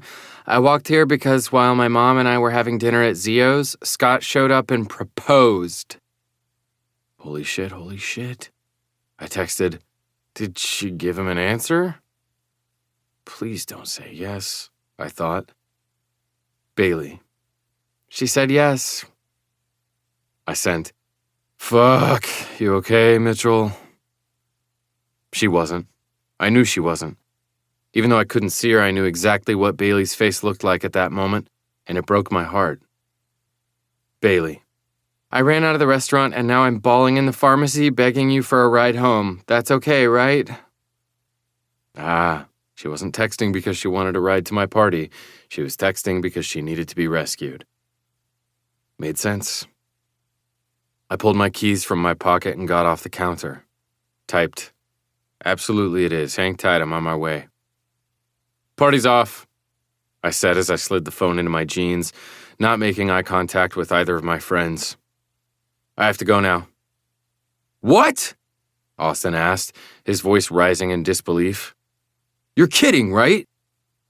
"No way, bro," Eli said, shaking his head and pointing at my chest. "What the hell happened? You were not backing out, you fucking hermit. We've already called everyone." "I have to. It's an emergency," I said, having zero intention of telling them about Bailey.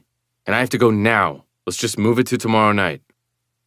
"Fuck me," Austin muttered in disgust. "I can't believe you're doing this. Is this about Becca?" "What?" I asked, watching the play of emotion on Austin's face. He knew he was out of line with that comment, but I could tell he meant it. What would it have to do with her? He shrugged and said in a quieter voice, "You tell me." "She texts and you jump," Eli said, holding up his hands in the universal "I'm innocent" pose. "I'm not trying to be the asshole here, but it's what you do." I kind of wanted to hit him because he was being the asshole, but he was also not wrong. "I really have to go," I said, walking past them as I headed for the front door. "Come on, I'll give you money for alternate plans and we'll do it tomorrow." "This is such bullshit," Eli growled, sounding almost pouty as he opened the fridge, presumably to grab his beer. Where the hell am I supposed to take Dana now? Chapter 43. Bailey. Charlie pulled up in front of Walgreens, and when I got into his car, he immediately gave me a pitying smile. Oh, glasses, your face breaks my heart. I knew my makeup was a little smudged, but his reaction told me how much worse it was than I'd imagined. I'd been so numb as I'd killed time in the pharmacy waiting for him that it hadn't occurred to me to pull out my phone and check my face. "Thank you for coming to get me," I said, closing the door and staring out the window as it started raining. Thank you for getting me out of the house, he replied, putting the car in drive. I was bored as hell, but now I have someone to play with. Wait, weren't you having people over tonight? Tomorrow, he said, turning up the radio. We went to his apartment, and I was glad he let me be silent on the drive there. I knew I was being irrational and emotionally childish, and I'd maybe spoiled what should have been an amazing moment for my mom by leaving, but I didn't want to have a logical discussion about it. I felt crushed. It was silly because the world wasn't ending and no one was dying. People's parents got remarried all the time. But I was devastated. It probably meant that I was an immature child, but every time I thought about the fact that my mother was getting married, a heavy weight settled on my chest. It was suffocating. This panic that I had about the life changes I could no longer avoid. I looked out at the night through the wiper blades moving across the windshield and wondered how long I had before everything started, before the tiny fragment that was left of my family was going to be erased and changed into something new. I took in a shaky breath as I remembered that my dad was moving. On top of this, my dad and his new person were moving out of the old and into the new. It felt like the world was crumbling and changing under my feet, and there was nothing I could do to slow it down. I wasn't a child. I knew I'd adjust to leaving the old behind. But damn it, I wasn't ready to let go of it. Of us. Of life as I knew it. Very soon, it might have happened tonight, actually, the roles would shift. It would no longer be her and me, with the rest of the world as something we navigated. It would be her and him, and I would be part of what they navigated together, as partners.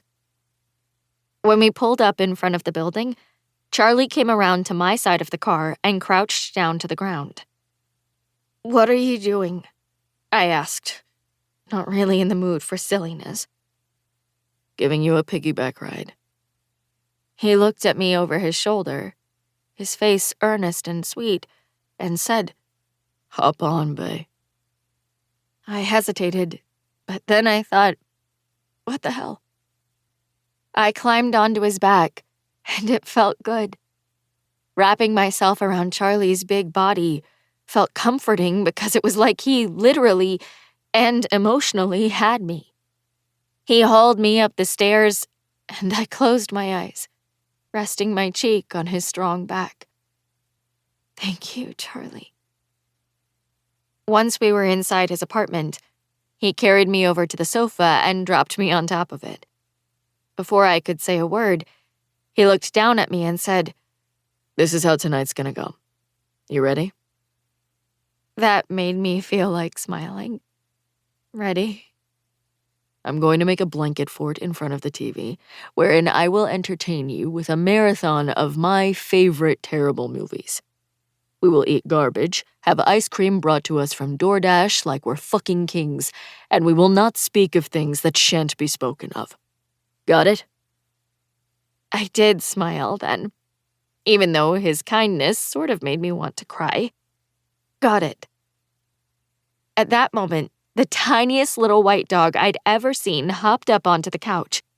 I hadn't even heard him before that moment, yet there he was. "Hey, puppy," I said, reaching out a hand and petting his small head. Bailey, meet the Undertaker. I looked up at Charlie. "You're kidding me. That tiny thing is the Undertaker?" He just shrugged and walked away. He went into the hallway to get blankets, and when he was there, he yelled, Hey, what's your mom's number? I sighed, letting the dog climb onto my lap as I pictured my mom's surprised face as I ditched her. "Seems like a creepy question." I just want to text that you're crashing here so she doesn't worry, he said. And so you don't have to do it yourself. I hadn't thought far ahead enough to consider crashing at Charlie's apartment, but I was too depressed to overthink it. I gave him the number and sighed. What was I going to do? I mean, obviously I had no choice regarding my mother's marital status, but would I actually have to live with him and his kid? Would we move into Scott's house? Would I have to share a room with his daughter? I felt the tears coming back as I thought about moving into a strange house with people I barely knew. Glasses. Charlie came back into the living room with an armful of blankets, and he said, Ditch the shoes and the dog. Go get snacks in the kitchen, and when you come back, I'll be ready for you. Okay.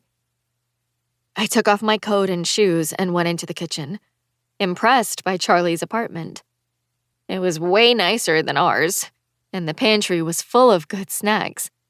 I grabbed Twizzlers, Vicks popcorn, a 12-pack of Diet Pepsi, and a box of Twinkies. When I came out, Charlie did an elaborate ta-da reveal of his construction work. He'd used kitchen chairs and storage cubes to make a large portion of the living room into a fort. I watched him as he put 2 fluffy pillows inside, along with 2 down comforters. "You made a floor bed?" I asked, blown away by this sweetness. He crawled out and looked at my very full hands. Nice selections, Glasses. "Thank you," I said, pushing up my glasses with my wrist. You may enter my blanket fort. Charlie pointed with both hands, gesturing like he was Vanna White with a prize package. "You're too kind." We climbed into the fort and piled the snacks between us as we stretched out on the blankets. In spite of my tumultuous emotions, I was very aware that I was lying down next to Charlie. Been there, done that. So the first selection is one of my awful favorites, Napoleon Dynamite. Oh my God. I know. He turned on the movie and immediately launched into hilarious commentary that had me cracking up, even more so than I usually did when I watched that movie. It was one of my awful favorites, too. We shared snacks as we watched, and he almost made me forget about everything. When the doorbell rang, Charlie crawled out of the fort and collected our ice cream. A quart of vanilla for Charlie, a quart of chocolate for me, and we lay under the blankets and dug into that stash. So, Glasses, you okay? He asked, his eyes on my face as he held a spoonful of ice cream in front of his mouth. "Yes," I said. Really? "Yes." Really? "Here's the thing," I said, licking off my spoon and feeling my throat get tight again. "Unless he wants to move into our apartment and not live with his daughter, I'm not going to be okay." He swallowed. I get that. "Like, how do you do that?" I said, my voice frog-like as I imagined it. "How do you get okay with moving into someone else's house with people you don't really know?" He didn't answer, but just nodded and let me vent while we ate ice cream. "And speaking of moving, my dad is moving and failed to tell me. So, like, how do you forget to tell your child that you're moving? Even if it was A-okay to never call her, wouldn't she pop into your head when you're telling your ex-wife or packing up her old bedroom?" Charlie held up his spoon. Listen, you know I'm all about being stubborn, but maybe you should call your dad, Charlie said, dipping his spoon back into his ice cream and digging out another scoopful. He might be a good person to talk to about all of this. It's lame, I said, but I think if I hear his voice, I'll get, toddler-level emotional. Is that so bad? He asked, giving me just the kindest, sweetest eye contact. My vision was blurry again, so I blinked fast and changed the subject. We should mix. Give me a scoop of vanilla. He looked offended. You want me to share? I scooped some chocolate out of my container, then dropped it into Charlie's. Here, we'll both share. Not so fast. He grabbed my forearm in his big hand and said, with faux outrage, What if I don't want your scoop? Oh, you want it, I teased, lifting my chin. It's all you can think about now. You are obsessed with how badly you want it. His eyes dipped down to my mouth as his lips kicked up at the corners. You little ice cream tease. I opened my mouth to say, how can I be a tease when I'm giving it to you? And then I froze. God, leave it to Charlie to make me forget everything and flirt with him. He looked at my lips again, like he was thinking hard. And then he said, Quit distracting me. I'm missing the movie. At around 3, after too much ice cream and 2 more movies, I looked over and he was sound asleep. He looked sweet, which was quite a stretch from his normal state. His eyes were closed, those long lashes resting on his skin, and his forehead was clear of worry lines. His mouth was soft, his jaw relaxed, and I wished I could stay in that silly fort of blankets and never come out. I rolled over and pulled up my blanket. If Charlie was asleep, I might as well sleep too. Only it wasn't that easy. I closed my eyes, but every time I did, the worries about my life and how it was about to change wouldn't stop. Now that they are engaged, will they want to move in together immediately? How long until they get married? Will they go on a honeymoon and leave me to stay home alone with a new step-sibling who's a stranger? Will I have to meet Scott's parents? Will they want to be my grandparents? I opened my eyes, but then I just stared at the TV-illuminated wall and kept thinking.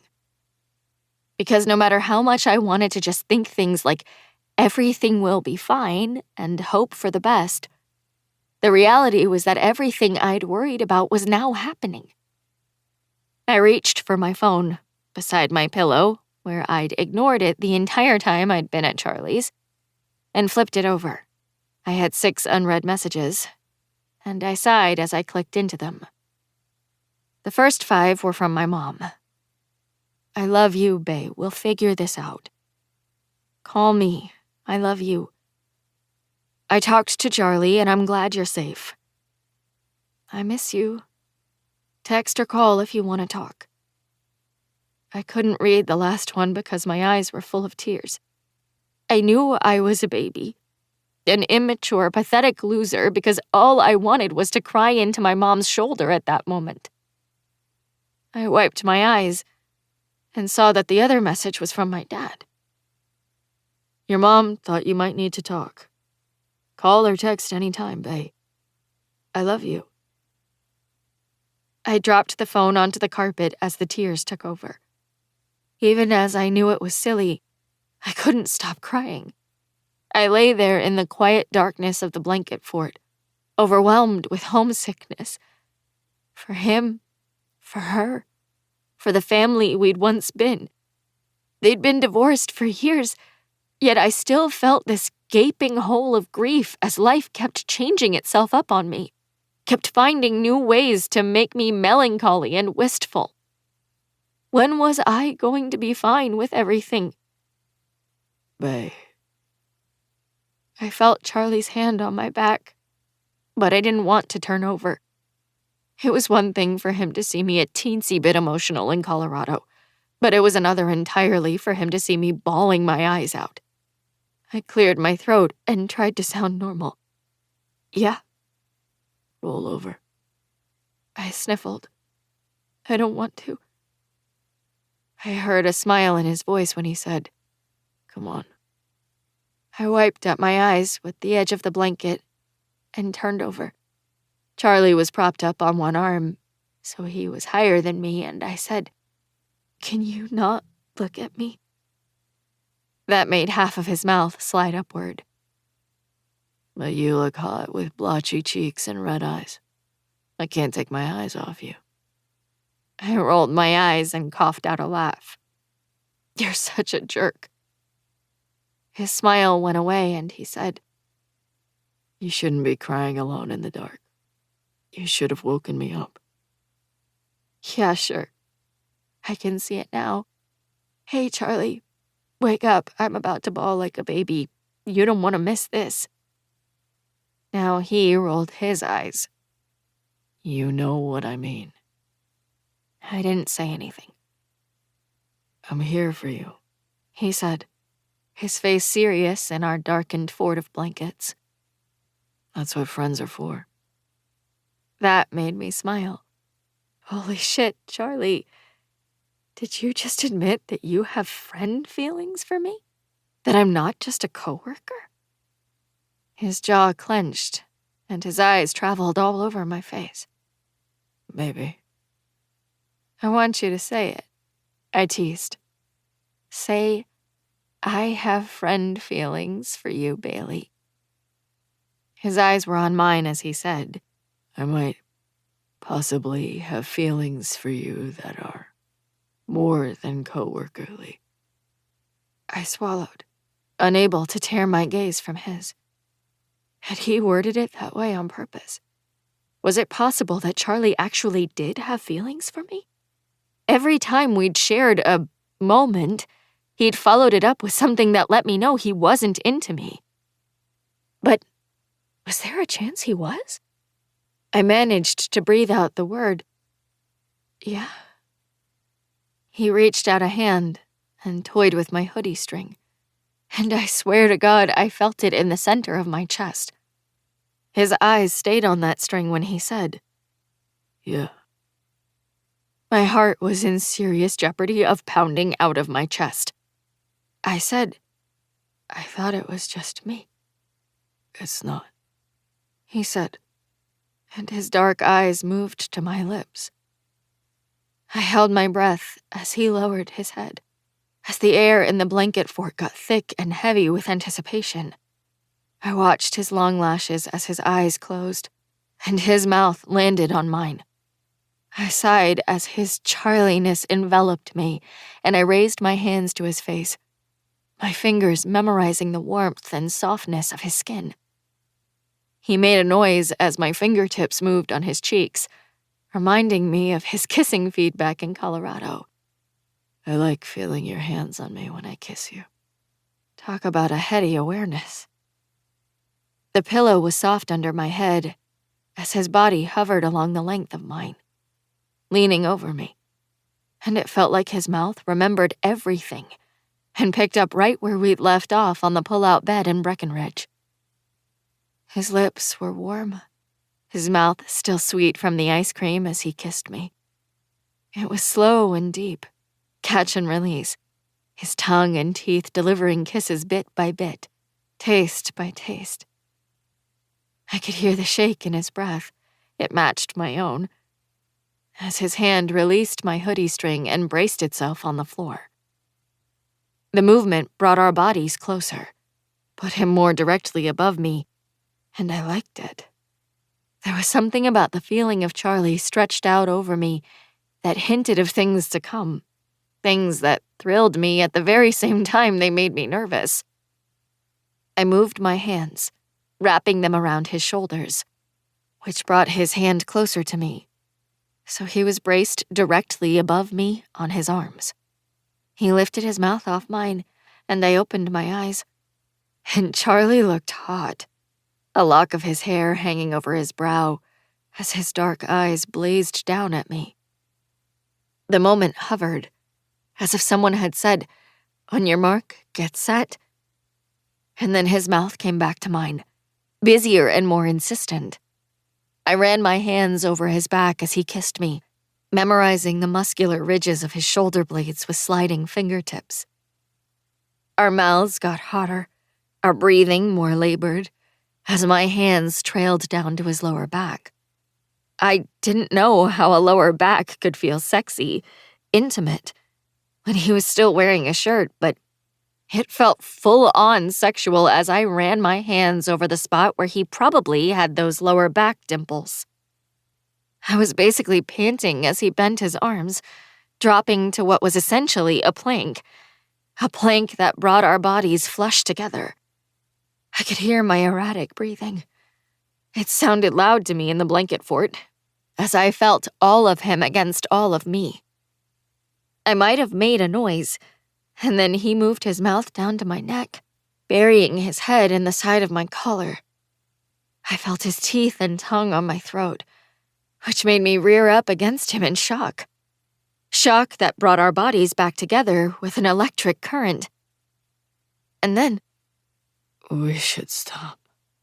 he whispered, his breath hot in my ear, his teeth on my earlobe. My eyes were heavy as I forced them open, and he looked like pure temptation as he stared down at me with brown eyes gleaming underneath disheveled hair messed by my grasping fingers. I sighed out the word, "What?"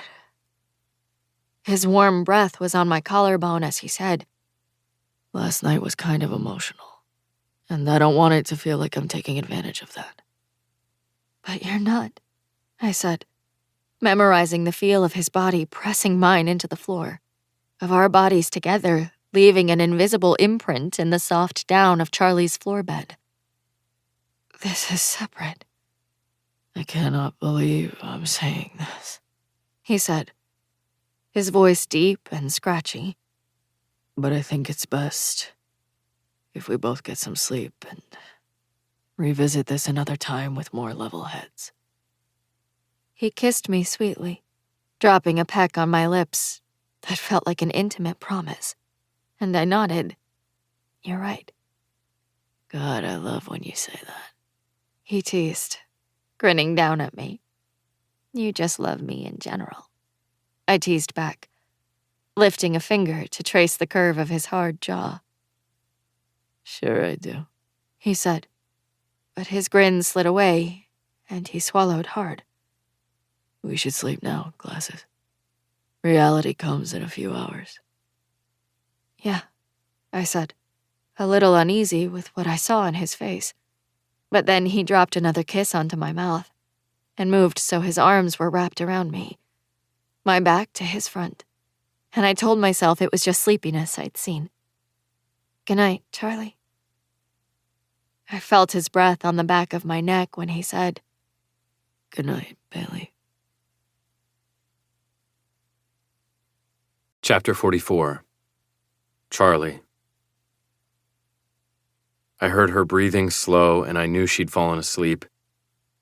My breathing, on the other hand, was unsteady on account of the fact that my heart was beating out of my chest like I'd just sprinted a mile. Sleep was a million miles away from where my brain was right now. My brain was beating the shit out of me. What have you done? What have you done? What in the hell have you done, you fucking moronic dumbass? I was fucked. I was so fucked. I was so fucking fucked. Because Bailey was in my arms, smelling like heaven as she snuggled against me, like it was where she belonged, and I ached for it to be. God help me, I wanted to be where she belonged. I wished I could bury my nose in her cocoa butter hair and stay that way forever, wrapped around the one real thing I'd ever known, but I couldn't.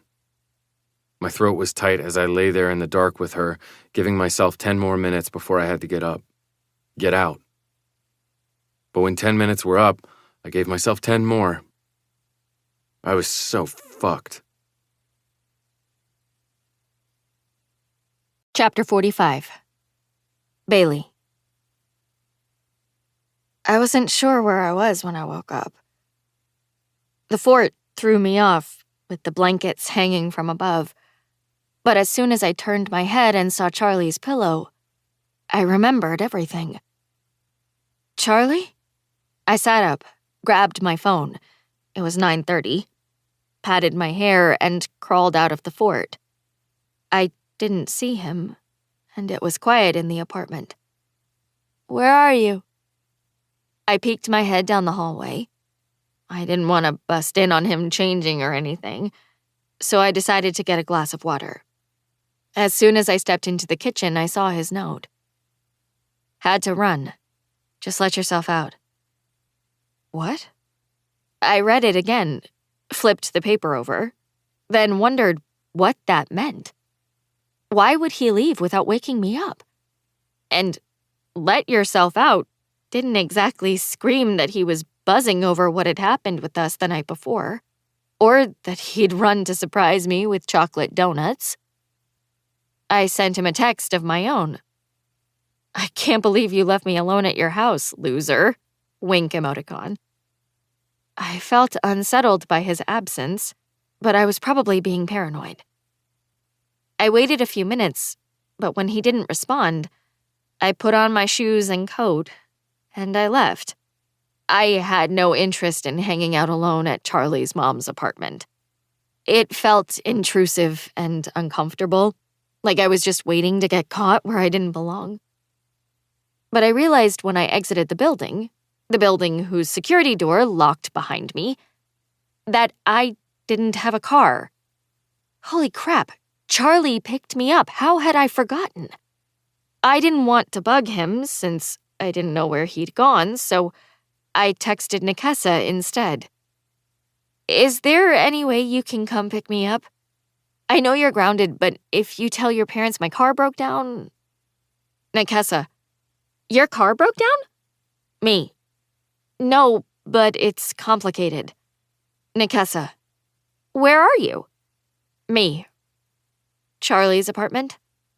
Nikessa. Where is Charlie? Me. No idea. Nikessa. Oh God. I'm on my way. Drop me the address. While I waited for Nikessa, my mind replayed the night over and over again. And I grew more and more conflicted. Because hadn't we admitted our feelings? Hadn't we moved towards something new? So what did it mean that my texting buddy had yet to respond? Quit being paranoid, I told myself. After Nikessa picked me up, she drove to Starbucks so she could breathe for an ungrounded 5 minutes while I told her what was going on. And tell her I did. I told her everything. I told her about the proposal, about Charlie picking me up, about sweet blanket forts, and about making out. After she choked on her coffee, she scratched her eyebrow and said, "But the only actual words you said were that you had more than coworkerly feelings, right?" Oh God. Those really were the only words we'd said. More than coworkerly. That was hardly a love confession. Had I been so emotional that I'd interpreted something that was nothing to be something? My heart sank. Shit, as I considered what she was saying. But he'd been so sweet, and I'd felt so close to him. Surely it meant more than just non-coworkerly. The kisses definitely didn't feel coworkerly. Right? I swallowed and said, right.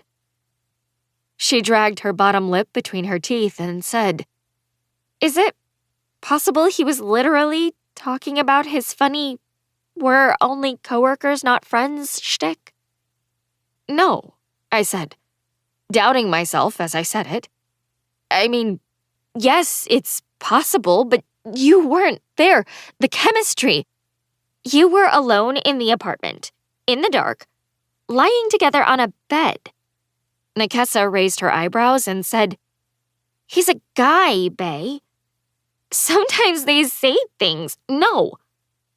No. I shook my head and said, it wasn't like that.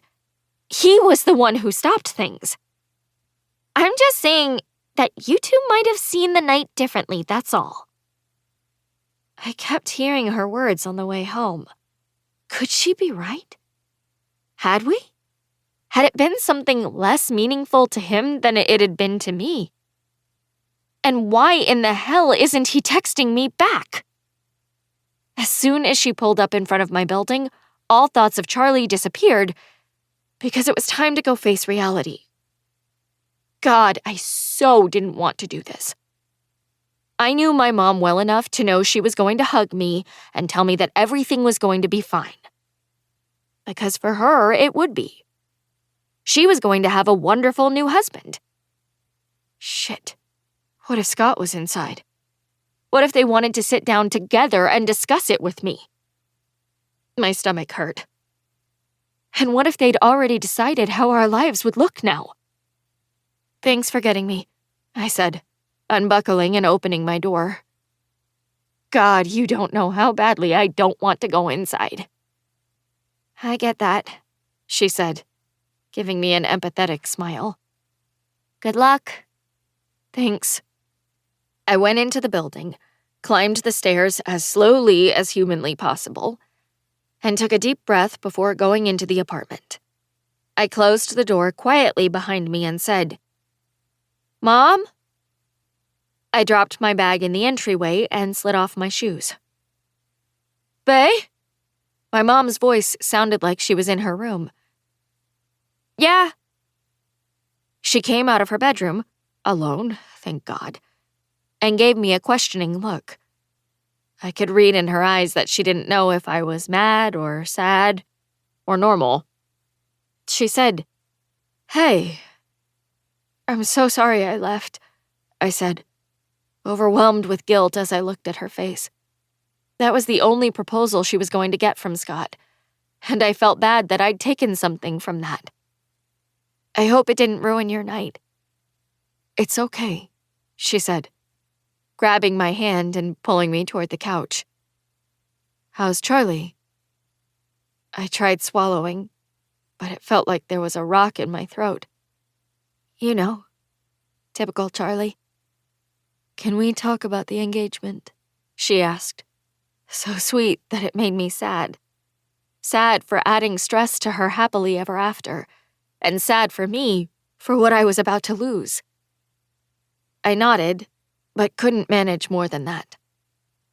She looked disappointed by my silence, and then she asked, So, do you not like Scott? I pictured Scott, teasing Charlie about PDA in Colorado, and I realized that I actually did like him, just not his place in my world. I didn't know if she'd get it. I said, It's not that I don't like him. It's that I don't want what he brings to our lives. She tilted her head. What do you mean? I took a deep breath and went for honesty. I mean that I don't want to move. Like, I'm sure you'll want to move into his house if you marry him, but I don't want to move into a strange house. I don't want to live with him, and I definitely don't want to live with his kid, who is a total stranger. How will that ever feel normal? Moving my things and myself into someone else's life. I hated that I was getting emotional again. It's a nice house, she said, reaching out and running a hand over my hair. With an extra room that's super cute. And it's downstairs, next to a finished living room and wet bar that no one uses, so it'll be like your own apartment. My stomach hurt, literally, at the confirmation that we would be moving in with him. My vision got blurry, and I wished I could just turn off my emotions. Bailey, she said patiently, I know change is hard, but I wouldn't agree to this if I didn't think it would be good for you. I sighed and said, I know. Even though I didn't mean it. I knew she had my best interests at heart, but I also knew she was an optimist who lived by the motto of, "It will all work out." "I know in my heart this will be wonderful, Bae," she said, still petting my hair like she used to when I was little. "Just give it a chance, okay?" "Okay," I said, nodding. Looked like it was going to happen, whether I liked it or not. I tried calling Charlie after my mom and I had a long talk, telling myself that it's what I would have done if we hadn't made out. But he didn't answer. I got his voicemail for the first time since I'd met him. I texted him, "My mom just confirmed that we will be moving in with Scott." And 2 hours later, he still hadn't responded. So I hadn't been paranoid. If it were someone else, it would be possible that he was just too busy to text me back. But I knew Charlie. I knew his work schedule. He was off today. I knew his texting habits. He always had his phone on him, and I knew his family's schedule. They were out of town, and he was home alone. There was no reason, other than a freak accident, that he wouldn't have responded to me by now. So there was only one explanation. He was post-makeout ghosting me. I flopped down on my bed, mortified and confused and sad by what appeared to be Charlie's rejection. Because as unorthodox as we'd always been, first as strangers who didn't like each other, then as coworkers and sort of friends, he'd never done anything to make me feel bad about myself. He'd always teased, but he'd never been unkind. What an asshole, I thought, as Mr. Squishy jumped onto my bed with a little meow grunt. What a complete and total asshole. Because he knew me, really knew me. He knew my anxieties and neuroses, and he knew something like this would make my brain turn endless cartwheels. And apparently he didn't care. Maybe he was the jerk that I first thought he was. Part of me thought I was ridiculous for being pissed, because Charlie hadn't technically made any promises. But the angry part of me disagreed, because damn it, he had made promises. We might not have labeled what we were, but when he'd kissed away my tears, that was a promise. When he'd held me while I cried, that was a promise. Maybe not a promise to be my boyfriend, but a promise to be something to me. He knew that he'd become my something, and it felt so fucking personal that he was fine with just leaving me alone when he knew I needed him. If he were to text me about something happening with his mom and her boyfriend, I'd respond, even this very second, because aside from everything else, I cared about his feelings. He obviously didn't feel the same. I felt tears start to sting my eyes as I realized that everything that had passed between us was all just a big lie. And I had fallen for it. All of it. How could I be such a fool? Chapter 46. Bailey. I took a deep breath, rubbed my freshly glossed lips together, and opened the door to the employee entrance.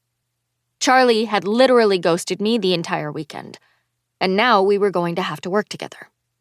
I was sad, hurt, and also white-hot pissed. I had no idea how I was going to behave around him, or how he was going to behave around me. My stomach was full of butterflies as I opened the back door that led to the area behind the front desk. I hung my coat and purse on a hook, took a deep breath, and walked through the doorway that led to check-in. Hey, Bailey. I blinked and stared into Theo's face.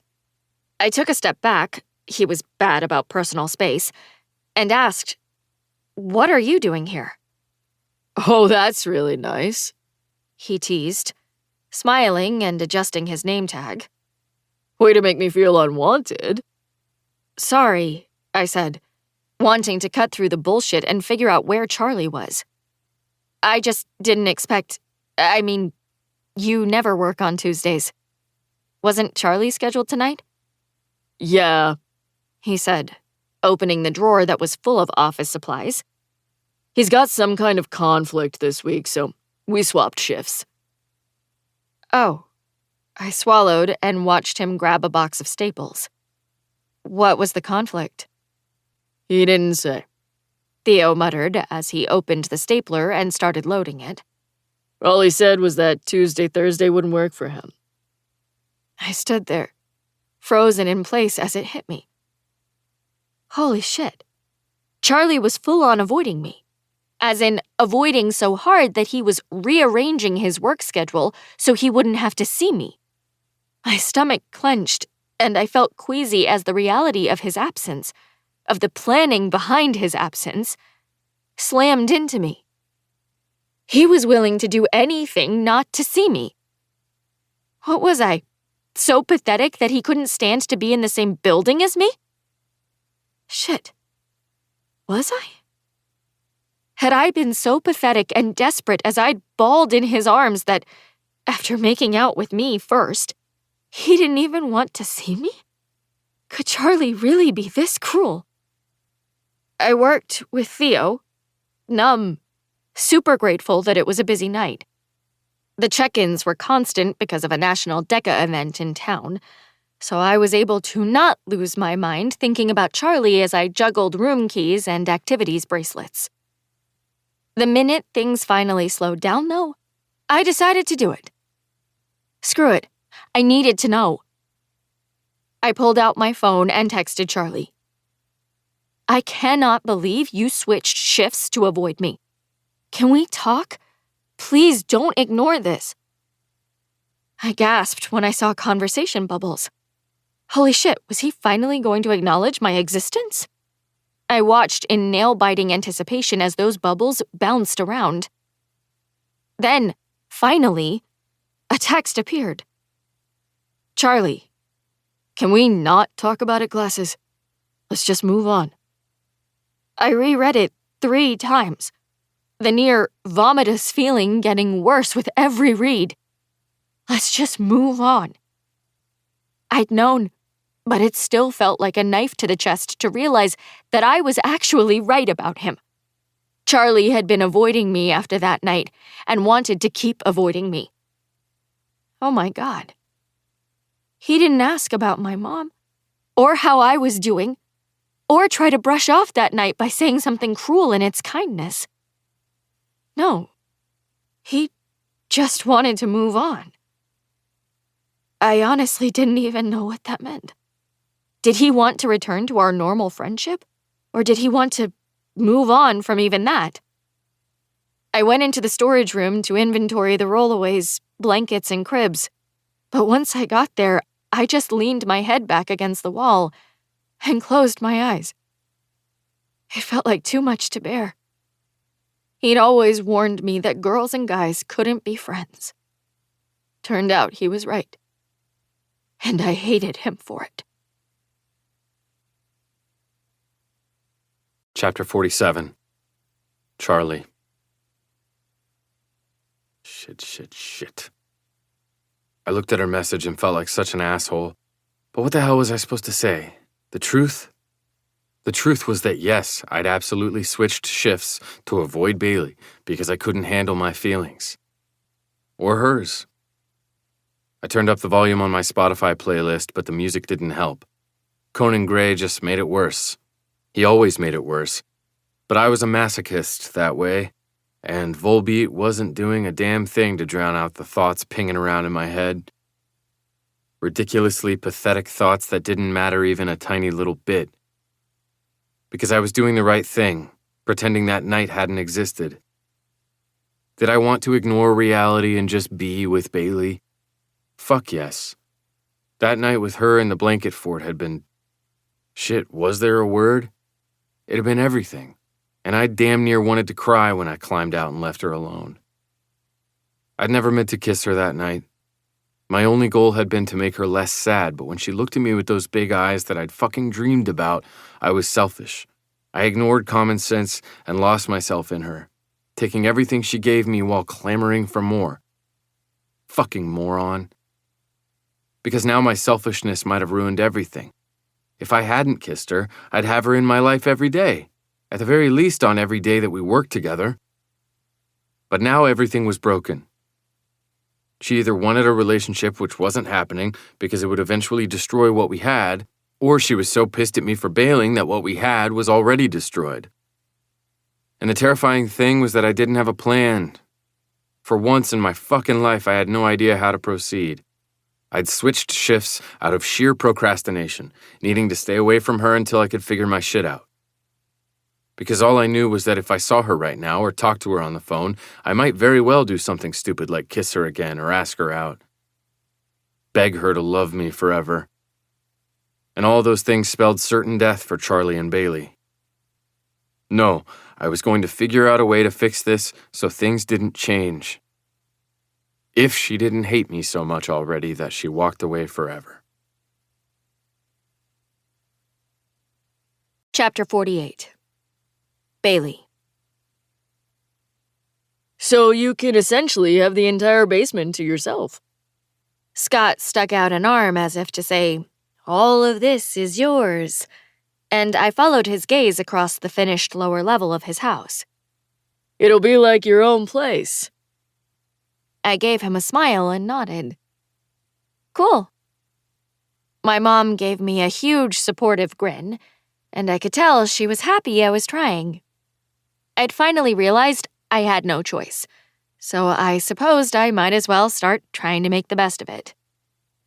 Scott finished the tour of his house, our house in a month, and then he took my mom and me to lunch downtown. They excitedly discussed moving. 1 more month and it was done, and their wedding, 6 months, and the honeymoon they were going to be taking, Bora Bora, and I jammed French fries into my mouth as quickly as I could. Because old habits die hard. Every fiber of my being wanted to fight Scott, to fight all of this change to my life. Instead, I breathed in through my nose and tried to believe that everything would be fine. My phone rang while I was eating my last fry, and I picked it up because I could see it was Nikessa. Hello? Hey, could you come over? She was crying. Like now? Are you okay? Yes, She said, and she sniffled. no. I mean, physically I'm fine, but Aaron and I broke up. She trailed off into crying, and I glanced at my mom as I said, "I'm on my way." When I got there, Nikessa was home alone. She had ick mascara in the corner of her eye and a bright red nose, and I wrapped her in a hug and ached for her as she cried into my neck. When she finally calmed down a little, we went into the kitchen and I made her tea while she sat on a stool and told me what happened. So the other night, when Theo gave me a ride home from work, he kissed me. "What?" I said, nearly yelling the word. Theo kissed you? She nodded miserably. He did, and I didn't stop him. I just looked at her, letting her finish, while a sudden rush of guilt made me feel queasy. I've felt something for him for a while now, and I was 99% sure it was friendship. But when he went in for the kiss, I guess I kind of let him to see. "Oh my God," I said, blown away. I know, She said, shaking her head. it only lasted for about 2 seconds, and then I pulled away, definitely knowing I was right about it only being friendship. But when I told Aaron, he freaked out. "You told him?"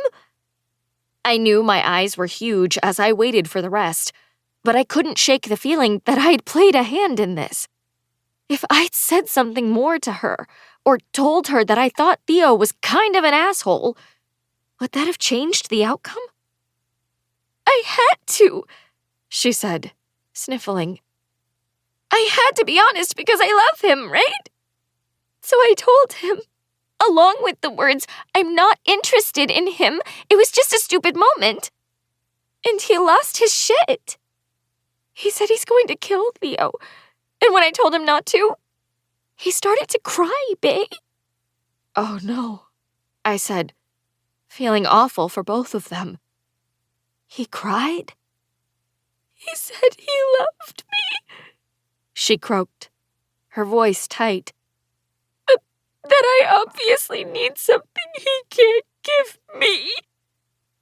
Why hadn't I pushed harder when I'd seen them flirting? Why had I gone along with that stupid bet with Charlie? The guilt just gnawed at me because I knew this was partially my fault. Sweetie, I said, putting my arms around her as she cried. I'm so sorry. I'm sure he just needs time to cool off, and then he'll be back. He loves you so much. When I let go of her, she wiped at her eyes and took a deep breath. The thing is, bae, this is all my fault. I had a boyfriend, and even though nothing was technically going on, I was way too close with Theo. I swallowed and didn't think I could feel worse. She shook her head.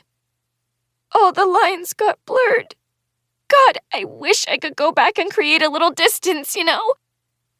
Okay, I was wrong. I could absolutely feel worse. I couldn't even look her in the eye because I was haunted by all those times my gut had told me to warn her. Though it wasn't my place to tell her how close she could be with her guy friends. Maybe I should have at least sucked up the awkwardness and had a conversation with her about it. So I just said, yeah.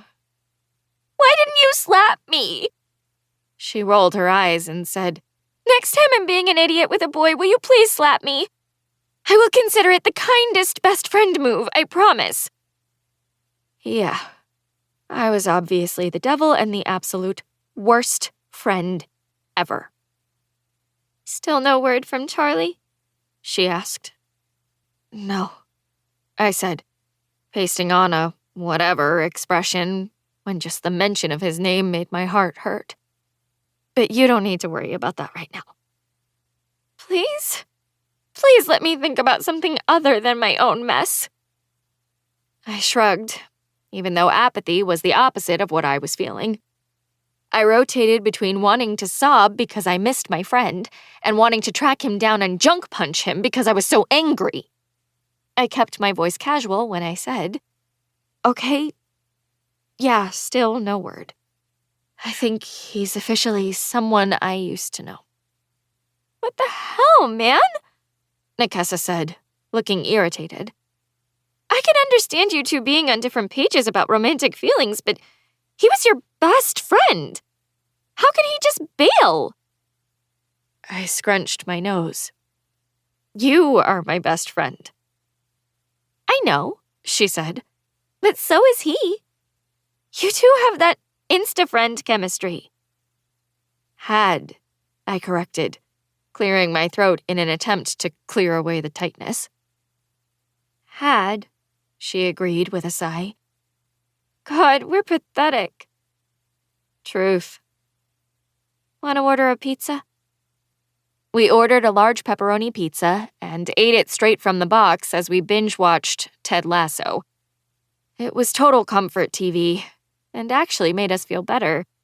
So much better, in fact, that when Dana texted both of us, asking if we would join her and Eli that night for their birthday dinner at Applebee's, those two actually shared a birthday. So adorable, right?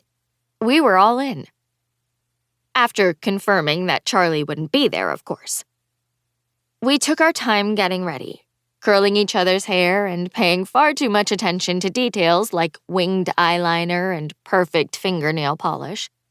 I borrowed her red and black plaid skirt and fluffy sweater, and she wore a bright orange dress. By the time we walked into the restaurant, we felt pretty damn good. Until we saw them. Dana and Eli were laughing, sitting across from each other, along with a few other people I didn't know. They all looked like they were having a blast, with a few presents piled on the table's center. But also at the table, In work clothes, like they'd just left Planet Fun, were Charlie and Theo. I instantly felt like I couldn't breathe, and I hated him for making me feel that way. I wanted to not care, but the buzzing in my ears and the heat in my cheeks told another story. "Son of a bitch," Nakessa said to me out of the side of her mouth. "Is the universe fucking kidding with this?" I barely heard her, because my traitorous eyes were drinking in the sight of Charlie. God, I just missed him so much. And it had barely been a week. As much as I'd said that it was fine, the truth was that he'd left a gaping hole in my life. Not the kissing Charlie. I didn't know that guy all that well. But my coworker/friend Charlie, the one I'd texted 30 times a day and talked to on the phone more days than not, had left me with an aching void. Had it really only been a week?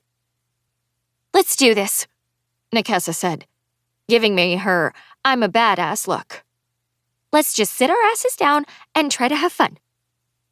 "That's a tall order," I muttered. "Just try," she said.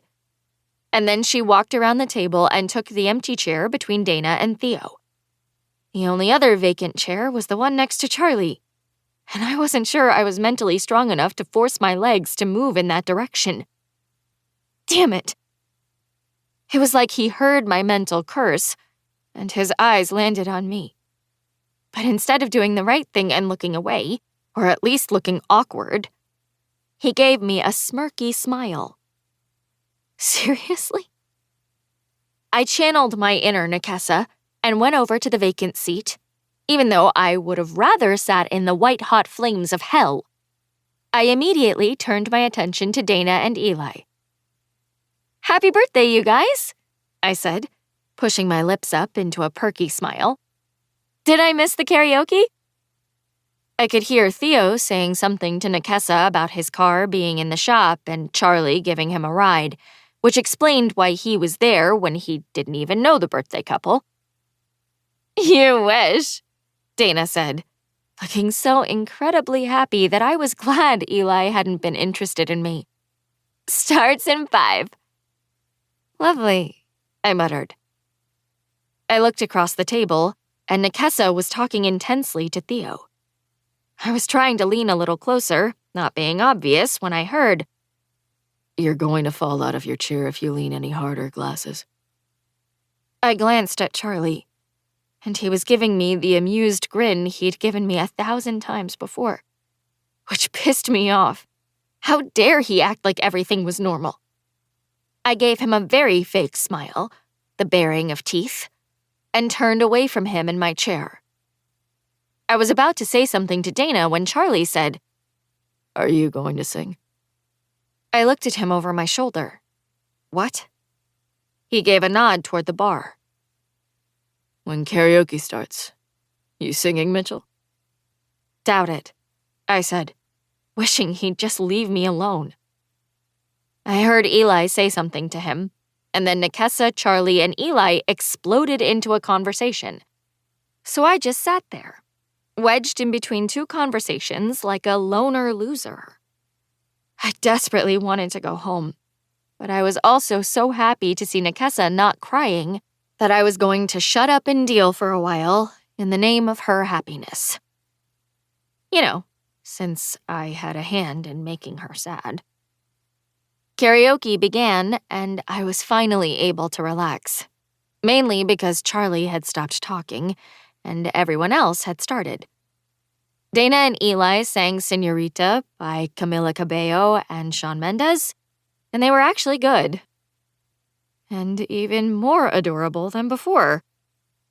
They were couple perfection, and it made me sick. Nakessa went up and did Party in the USA, which was awful, but everyone sang along, so it was fun. I was in the middle of discussing Miley Cyrus with Eli when I heard the notes of the next song start. No. I closed my eyes and refused to look toward the karaoke stage. "Bailey," Charlie said into the microphone. Bailey Mitchell, come sing with me. Do What You Gotta Do began playing, and Charlie started singing to the Disney song, badly. Hearing him singing that song made me grit my teeth and curl my fingers into fists. It reminded me of what we'd been, of how great we'd been together, and how easily he'd just scrapped it. And now, because of the convenience of location, he thought we could just pick it back up like nothing had happened? I got up and headed for the door. I needed to get the hell out of there. I needed air. I needed space. I needed no Charlie. I could feel his eyes on me as I walked, and just as I pushed the doors to exit the building, I heard him stop singing and say into the microphone, "Bailey." Nope. Not stopping. Not going back. I walked around to the side of the building, out of sight, and rubbed the back of my neck with both hands. Bailey. Charlie came running around the corner, and I felt something spark in my chest as he looked confused, like he was somehow shocked that I hadn't wanted to play with him. For God's sake, Charlie, can you just leave me alone? I dropped my arms to my sides and sighed. You're good at that, so it should be easy. He made a noise in his throat, and his face looked pained. Guilty, like he knew he'd been an asshole. I didn't leave you alone. You literally left me alone at your mother's apartment, and you've ghosted me ever since, I said in a high-pitched voice that I didn't like. Don't get me wrong, I don't give a shit. But you can't act like you're confused as to why I'm not your friend anymore. I knew this would happen, he muttered quietly, almost under his breath. Knew what would happen? I barked. This, he said, looking agitated and sounding frustrated. I knew this would happen. I told you this would happen. Are you talking about your idiotic theory? I asked, my voice growing louder. This didn't happen because we were friends. This happened because as soon as we shared a real moment, you freaked out and disappeared. I didn't freak out, he said, his voice a little louder as well. But I could tell that you were going to make something huge out of a kiss, and I didn't want it to fuck up our friendship. I felt like he'd slapped me with his "I could tell that you were going to make something huge" comment, as if he were the adult in the scenario who knew silly little Bailey was going to fall in love. As if I were a lovesick idiot. For starters, it wasn't just a kiss, Charlie, and you know it, I said, blinking fast as I tried keeping my thoughts straight. But if anything fucked up our friendship, it was you ignoring me. Friends don't do that. Friends, he said, his words almost a groan. It's such bullshit. No, your ideas are bullshit. Really? He asked, stepping a little closer. Because it occurs to me that we've yet to discuss the fact that I actually won our bet. Because it wasn't bullshit at all. I told you a long time ago that Theo and Nikessa were going to hook up, and I was right. You bet on friendship, and you lost because it's impossible. Oh my God. Theo told you he kissed her? So that guy was a dick too. What the hell? Nikessa appeared from behind Charlie, where she'd apparently been hidden by his bigger, taller body. Shit. What does that mean? Nikessa asked, taking a step toward me. You didn't make a literal bet that we'd hook up, did you? No, I nearly shouted, panicking as she glared at me. I cleared my throat as my heart started pounding in my chest, and I said, It's not like that, right? How could I explain? I mean, there was this discussion that Charlie and I had. Discussion? Jesus, Bailey. Her mouth dropped open, and her eyes moved between Charlie and me. What kind of garbage person makes a bet about their best friend? It wasn't like that, I said, desperate to convince her. Charlie just thought... Charlie sure likes betting, Theo said. I hadn't even noticed him standing beside Nekessa, but I could hardly keep up with the conversation, much less the attendance. He looked pissed as he glared at Charlie, which irritated me because this was none of his business. I mean, yes, he'd been part of the bet, but I didn't care how he felt about that. Theo crossed his arms and said, That wasn't his only wager. I rolled my eyes. Couldn't help it. No offense, Theo, but I... Fuck off, Theo, Charlie said, looking ready to fight. Oh, really? Theo looked like a smug asshole because he was smirking in the midst of all the turmoil. I should fuck off. Spare us the machismo, I muttered, out of patience. Machismo? Theo barked, his smirk turning into a dickish grin. He made a bet about you, Bailey. What? I didn't get it. Theo, Charlie said through gritted teeth. Shut up. He looked angry, his face flushed and his eyes burning as he glared at Theo, which made me even angrier. I said, No, you shut up, Charlie. And then I said, What are you talking about, Theo? Theo was still looking pleased with himself, like he was the puppeteer and was having the time of his life pulling all the strings. Charlie made a bet about you. Theo said the words loudly, clearly, and while giving me direct eye contact. With me. What? I pushed my hair out of my face and looked from Theo to Charlie.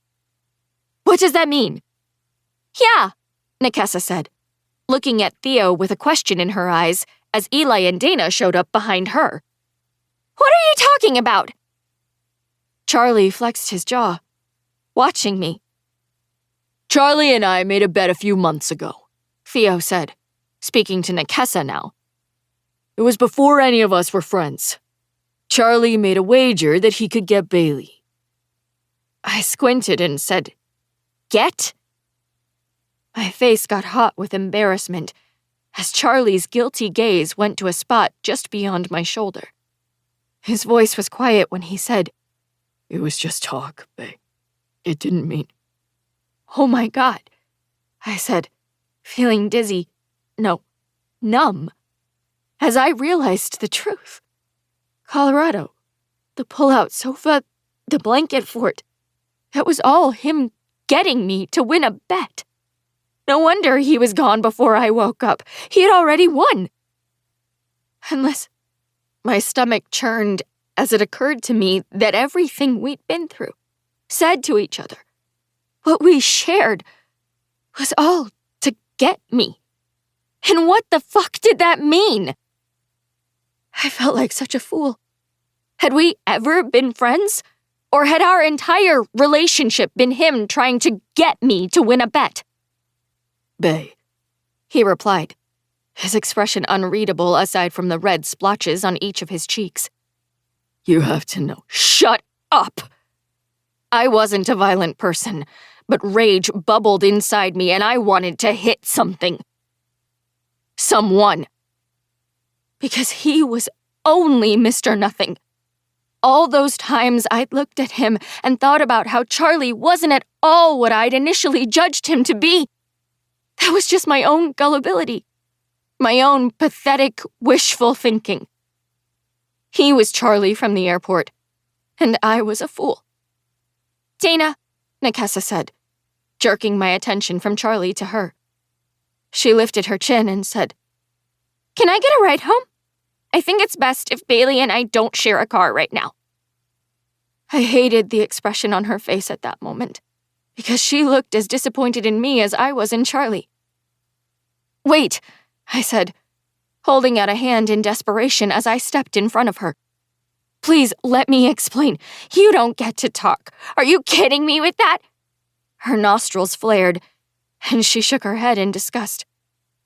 I'm sorry, Bae, but I can't. Why? Was all she whispered before walking away. I watched Dana follow her, and I felt like a monster. Bailey. I looked back at Charlie, and his face was serious in a way I'd never seen. He almost looked scared, which was impossible because he'd have to be able to feel something to be scared. What, Charlie? I bit out, trying to keep my emotions contained when all I wanted to do was cry. What? The bet was nothing, he said, stepping closer to me. I know it was wrong, but I made it before we became friends. Co-workers, I corrected. Friends, he insisted. Really? I hated him at that moment for having that face. He was staring at me, his dark eyes intense. And it wasn't fair that his face still felt like a comfortable thing to me. So familiar that I knew his left eyebrow was marginally thicker than the right. And he had the tiniest mole just to the left of his mouth. His face looked like the face of my best friend. A friend I could trust with anything. Well, if that's the case, you were a really shitty friend. Don't say we're. He swallowed and clenched his jaw before he said, We're not past tense, babe.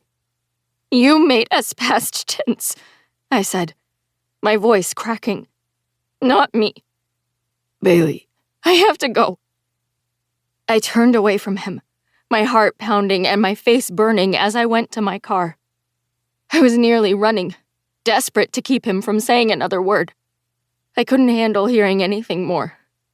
I didn't want to forgive him, couldn't forgive him, because he wasn't friend material. Not for me, at least.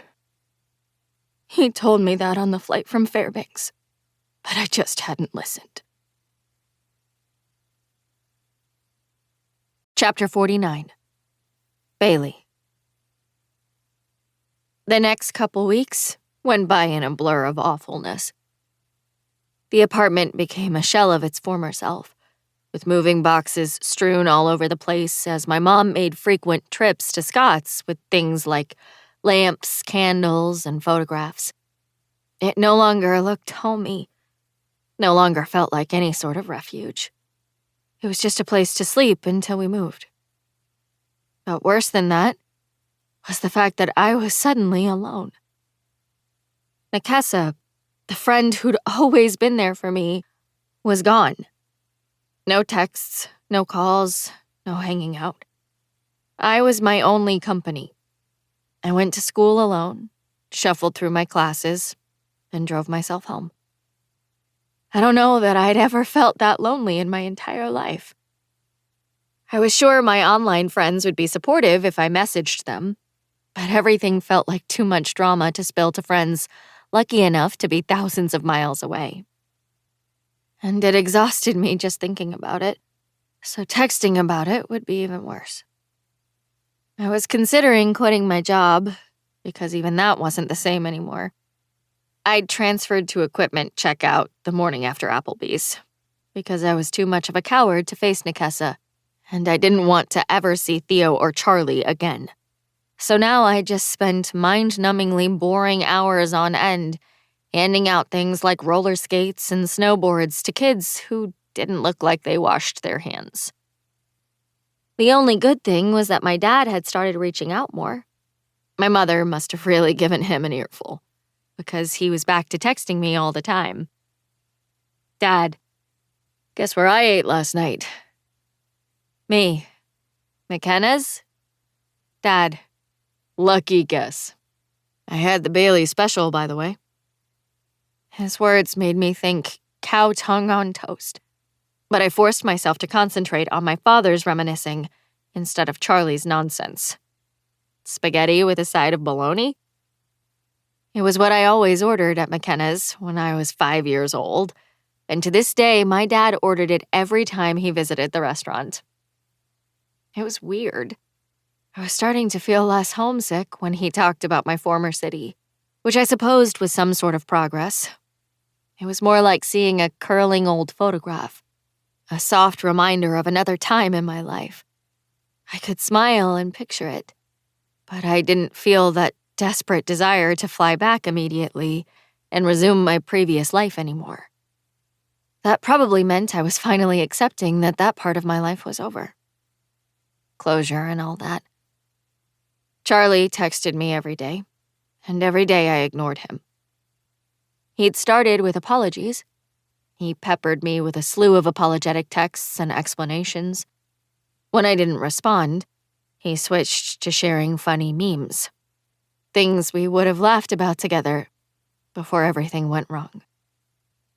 Now he'd moved on to random "I miss you" texts, which always made me want to cry. He wasn't a romantic guy, so when he texted things like, "Look what I found on my phone today, I miss you," and included a screenshot of me and his cat, and him, when we'd FaceTimed, it felt like more than a picture. It felt like he'd felt it too, the magic. And that hurt so much that I started deleting his messages without even reading them first. Speaking of the cat, my mother delivered Puffball to Charlie's house like we were people divorcing and exchanging custody of our ward. Puffball was a fucking custody kid, for the love of God, and that full circle unhappy ending was too depressing for words. That Thursday night, when I was dying of boredom with an hour left in my shift, I heard someone approaching the interstellar equipment station, aka my little hut. Please don't ask for anything. All I wanted was to mindlessly scroll on my phone and ignore the world. Hey. I sighed and looked up, only to find Nikessa waiting. My stomach dropped and my heart started racing. God, I was nervous to see her. I got off my stool and went to the window, not knowing what to say or how to look at her. Smiling felt wrong, but so did not smiling. So I just said, "Hey." Her eyes went up to my hair. "A bun? Really?" I nodded in agreement with what I knew she was thinking. She had strong opinions on the bun. "Yes, I've given up." "Listen, I need to check out a boogie board for a guest who's coming in late. Can I get it charged to room 769? She asked, ignoring my bun rebuttal entirely. "Please." "Sure."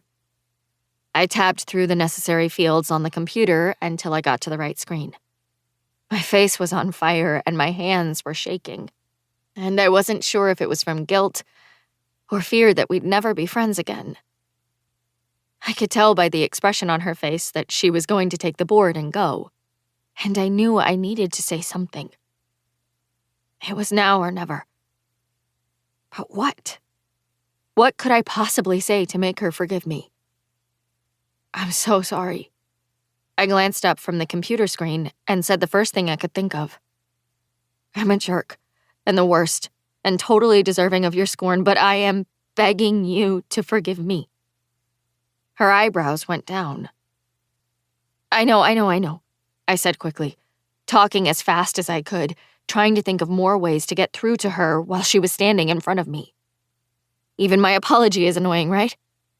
But I just want you to know that I never hoped or thought you'd cheat on Aaron Bailey. And I was betting on you. Not that that made it any better. Can you shut up? She asked, her eyebrows going even lower. This groveling is pathetic. My words froze in my mouth because I couldn't believe she'd told me to shut up. But then her mouth turned into a little half smile that made me want to cry happy tears. Actually, my eyes did fill with tears because I missed her so much. She said, "What you did was super assy. Like, super assy." I nodded and sniffled. I know.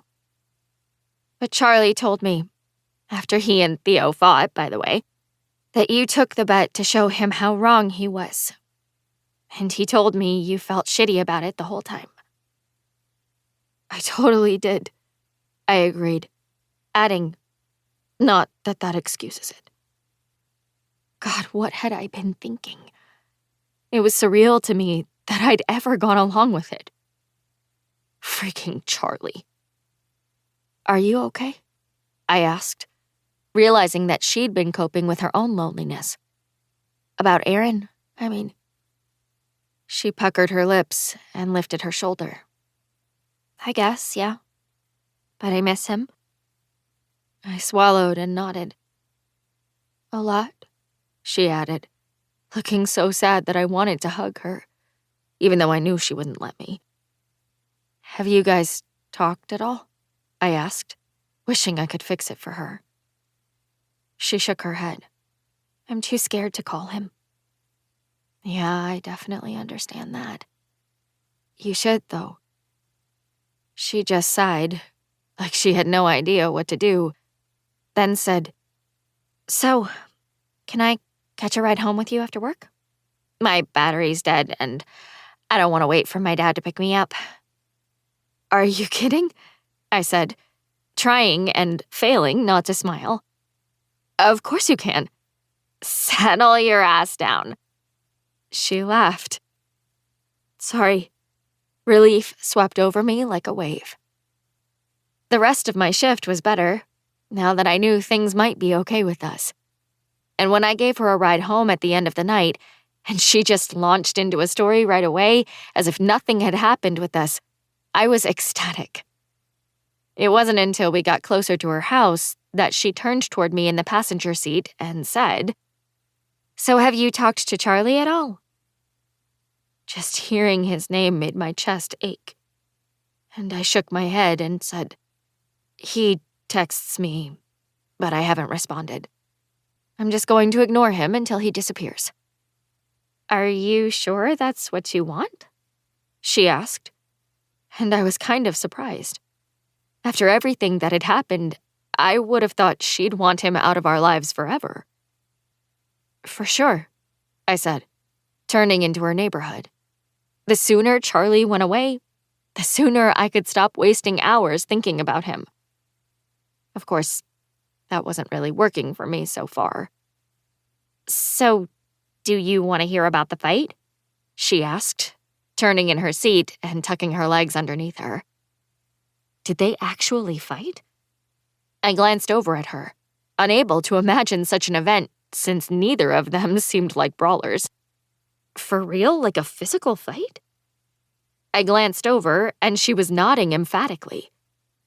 The first time we all worked together after Applebee's, those boys got heated. Charlie was quiet the entire shift, didn't say a single word to either of us. And when Theo said something stupid like, "Smile, sunshine," Charlie went off. Went off? I looked over at her and asked, What did he say? As much as I detested him, I didn't like the idea of him angry. Ugh, what was wrong with me? "Eyes on the road," she said, and I obeyed. She continued with, "I think he said, like, 'Can you not talk to me, you stupid fucking asshole?' Which made Theo get all puffed up and go, 'What the fuck is your problem, man?' She said, doing voices as she spoke. No way, I said, in utter disbelief. Charlie was a smartass, a chill vibes kind of dick. He wasn't a yelling-in-your-face type of dude. Or was he? Did I even know what really went on inside of Charlie Sampson? I sighed because in spite of everything, I still felt like I did know him. "Yep," she said, and I could see her nodding out of the corner of my eye. "Then Charlie was like, 'Why did you have to open your huge fucking dipshit mouth to Bailey, you gossipy little bitch?' Which made Theo push him. Then Charlie pushed him harder and shoved him against the wall. That made me slam on the brake as we came to a red light, staring at Nakessa as shock and worry and stress hit me all at once. My thoughts were riotous as I tried to make sense of everything. This can't be true, I said, putting my foot back on the gas and attempting to drive responsibly while dying of shock. And also stressing about Charlie's anxiety, wondering how many Tums he was consuming on a daily basis, which pissed me off because he didn't deserve my worry. But damn it, I just missed him. I missed my friend Charlie, even if he'd been a total lie. I missed the teasing and the way he knew what I was thinking all the time, and how comfortable it felt to just be around him. I'd never forgive him for taking away that comfort. I broke it up, she said, because I'm a peacemaker, but not before Theo said something like, "You did this to yourself, wagering on everyone like a fucking high-roller idiot." I shook my head. Theo wasn't wrong about that. Yeah, but then Charlie almost twisted his nipple off. That was not what I expected, and I glanced at her out of the corner of my eye. Theo screamed, like full-on screamed, high-pitched, bloody murder in pain, as Charlie just twisted as hard as he could. And Charlie goes, "You're lucky I'm not violent, or that would have been a punch." When I pulled up in front of her house, I put my car in park and just sat there. Nothing in the world made sense anymore. She said, "Unbelievable, right?" I nodded and asked, "So, did they make up? Theo and Charlie?" "Come in and stay over," Nikessa said as she opened the door. And no, they did not. Charlie quit. He quit? Charlie quit his job? Text your mom and then I'll tell you all about it. After I got my mom's okay to sleep over, we went inside, and Nikessa told me about how Charlie gave his notice and they hadn't heard from him since. It was ridiculous that I was concerned about him after what he'd done, but I was. He didn't need any more stress. We went up to her room and watched old episodes of Project Runway, and I felt content for the first time in what seemed like too long. Nikessa was my second home in a way. Not her house, but her. And things felt a lot closer to right with her beside me. The third episode was starting when my phone buzzed. It was Charlie. "I still want to take you to fall formal. Please go with me so I can fix this. I miss you." Oh my God, he is seriously killing me, I moaned, hating that I could still hear every one of his texts perfectly narrated in his voice. Missing him was bad enough, but when he sent me messages that were exactly what I would have wished for before we fell apart, my heart ached. Nikessa read the text and made a noise, always the defender. She picked up her phone and sent Charlie a message. "It's Nikessa. Will you please leave Bae alone? You can't fix this. You were right all along. You and Bailey can't be friends. Also, she's going to fall formal with me. Bye." I knew I should be laughing or cheering because he deserved that and he needed to disappear from my life. But there was still a part of me that didn't want him to go. Something inside of me wanted to stop her from sending that message, because what if it worked? Am I? I asked about her fall formal comment, trying not to be sad over her words about Charlie and me never being friends. "You already have a dress, right?" she said, setting down her phone and grabbing the bag of pretzels. "Yeah. I'd bought one on post-prom clearance last year." "So why not?" Nikessa popped a pretzel into her mouth and said, "Who needs boys anyway?" Chapter 50. Charlie. I sat back on the bed and stared at the phone in my hand, feeling gutted. Hollow. It felt like my stomach was made of lead and was slowly crushing everything else inside me, and no amount of Tums was going to help. Because it was finally over. I'd always known it would happen, but it felt 1,000 times worse than I'd imagined. I was never going to get another text from Bae. I was never going to make her forehead crinkle with my words, or hear her laugh in that surprised way she had when she tried and failed to suppress it.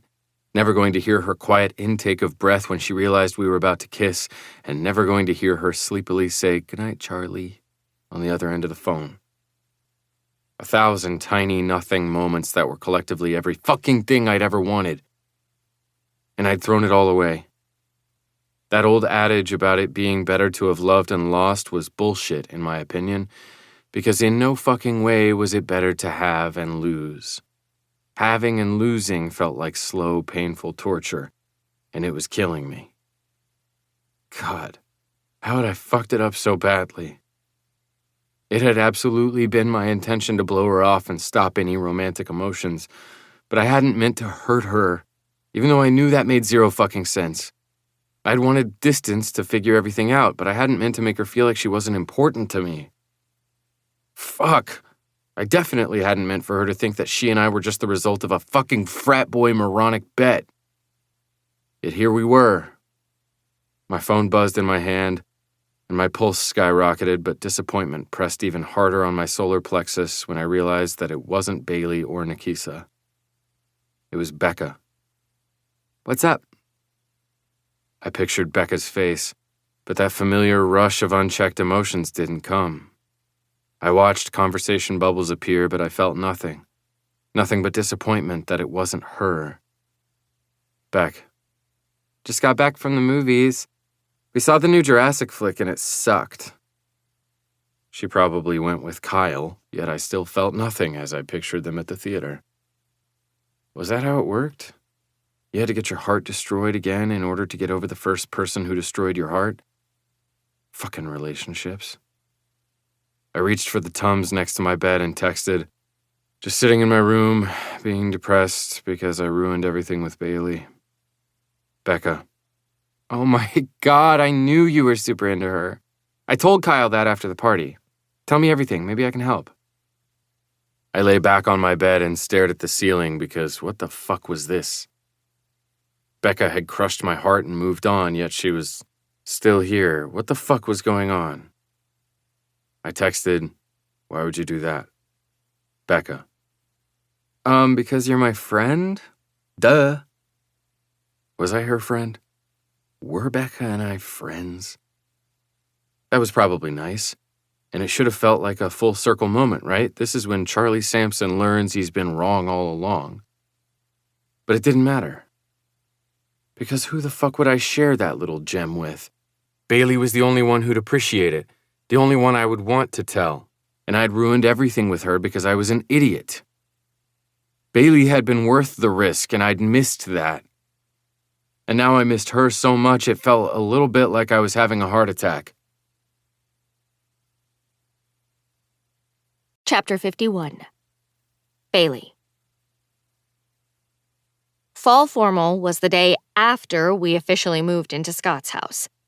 Lucy, his daughter, whom I'd met the week before and who didn't seem awful, was at her mom's that weekend, so I was able to put off the stepsister bonding a little longer. I was grabbing a soda out of the fridge when Scott came in through the back door. The cool autumn breeze snaked in around him. "Hey," I said. He smiled and closed the door behind him before taking off his coat and putting it on the back of a kitchen chair. "Hey, yourself." I shut the refrigerator door. It felt surreal that this was the new normal. "I'm starving," he said, opening the pantry and pulling out a bag of corn chips. "If there's a God, there will be bean dip in the fridge." "Well, then praise Jesus because it's on the top shelf," I replied, reopening the fridge to grab it and toss it toward him. He gave me a grin as he caught the container. Smartass. "No, I'm serious," I murmured distractedly. "I feel God in this Chili's tonight." "Okay." He laughed. "Quoting The Office is only going to make me like you more, Bailey, so knock it off." I blinked in shock, not sure of what he meant by that. "Oh, come on," he said, tilting his head a little. "I know this isn't what you wanted." "What?" I asked, fully aware of what he was getting at. He gave me a knowing smile and dropped into a kitchen chair. "I mean, it's not what my daughter wanted either." "Scott, I just love your mom. That's it." He shrugged, and his smile slipped just a little as he opened the bag of chips. "I love her and want a life with her. I don't want to hurt you or anyone, and I don't want to change your life." He made it sound so simple, so easy. I didn't know what to say, so I took a sip of soda and made a noise of understanding in my throat. Like a hummed version of, I know. I don't expect you to be into this whole combined family thing from the get-go, but I hope you'll talk about it. He took the lid off the dip and laid it on the table. If there are things you hate, I want to know. And if there are things you love, I want to know that too. Okay, I said, nodding like we were on the same page, but I just wanted to get out of the kitchen. He was being nice, but I wasn't ready to talk about the reality of the situation, especially not with him. I clutched my soda and nodded again. Sounds good. Disappointment crossed his features, making his smile disappear, and I headed for the exit. I was in the doorway when he said, My parents got divorced when I was 14, Bailey. That made me stop and look back. My mom started seeing a guy a year after they split up, and we moved into his house a few months later, he said, staring into space as if watching a memory being played back. His face was relaxed, like the story didn't hurt him anymore. I can still remember the way I felt in his house. Like everything was wrong and smelled weird, and like I was forced to live with strangers in a house that didn't feel like home. Really? I said, turning around, surprised by his words and the fact that he was sharing that memory with me. Oh yeah, he said, nodding as he dipped a chip. I hated it so damn much. Which honestly is why I waited so long to propose to your mom. I don't want that for you. Waited so long, I said, trying to sound teasing when I added, What's it been? Like 3 months? He said, tilting his head like he wasn't sure what to say. Well, here's the thing. I pulled out the other chair and sat down at the table, curious. Yes? He made a little noise, his head still tilted like he was considering whether or not he should spit it out. The thing is, I started seeing your mom last year. He looked at me expectantly, as if waiting for my reaction. But we agreed I wasn't going to come over to your place until things were serious. Wait a second. Last year? I stared at him in disbelief as I tried keeping up. So you're saying that the first time I met you, you'd been already seeing my mom for months? He nodded. We weren't trying to keep it a secret, but we also didn't want to make it a thing for you if it didn't work out. I didn't know how to respond to that. That's kind of, thoughtful, was what I came up with, and I genuinely meant it.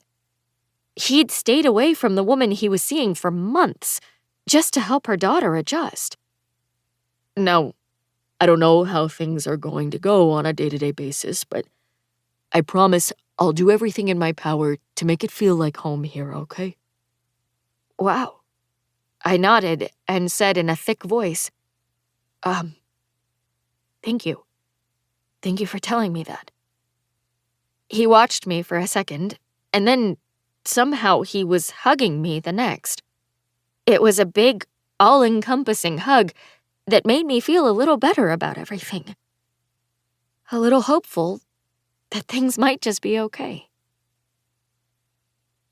Nikessa came over and we got ready in the basement, and it felt so good having her back in my life. I felt buzzed on happiness as we laughed and did our hair, and yeah, having the whole lower level at my disposal was not the worst. We sucked down mocktails at the wet bar while getting ready all over the rec room. And after my mom took too many pictures, we met Dana and Eli at Brother Sebastian's for our fancy dinner. Only, as we were being seated by the hostess, we walked by a big table of kids from our school, and Aaron was one of those kids. No date, thank God, But still. Seriously? What are the odds? Nekesa said, kind of loud enough for the entire restaurant to hear. And it was one of those dark, quiet restaurants, big on candlelight, white linen, and quiet ambiance. We sat down at our table, and even though she was laughing and talking and appeared to be having fun, I could tell by the wrinkle between Nekesa's eyebrows that she was very aware of his presence. "We can go somewhere else if you want," I said quietly. "I'm great with Chipotle and formal wear."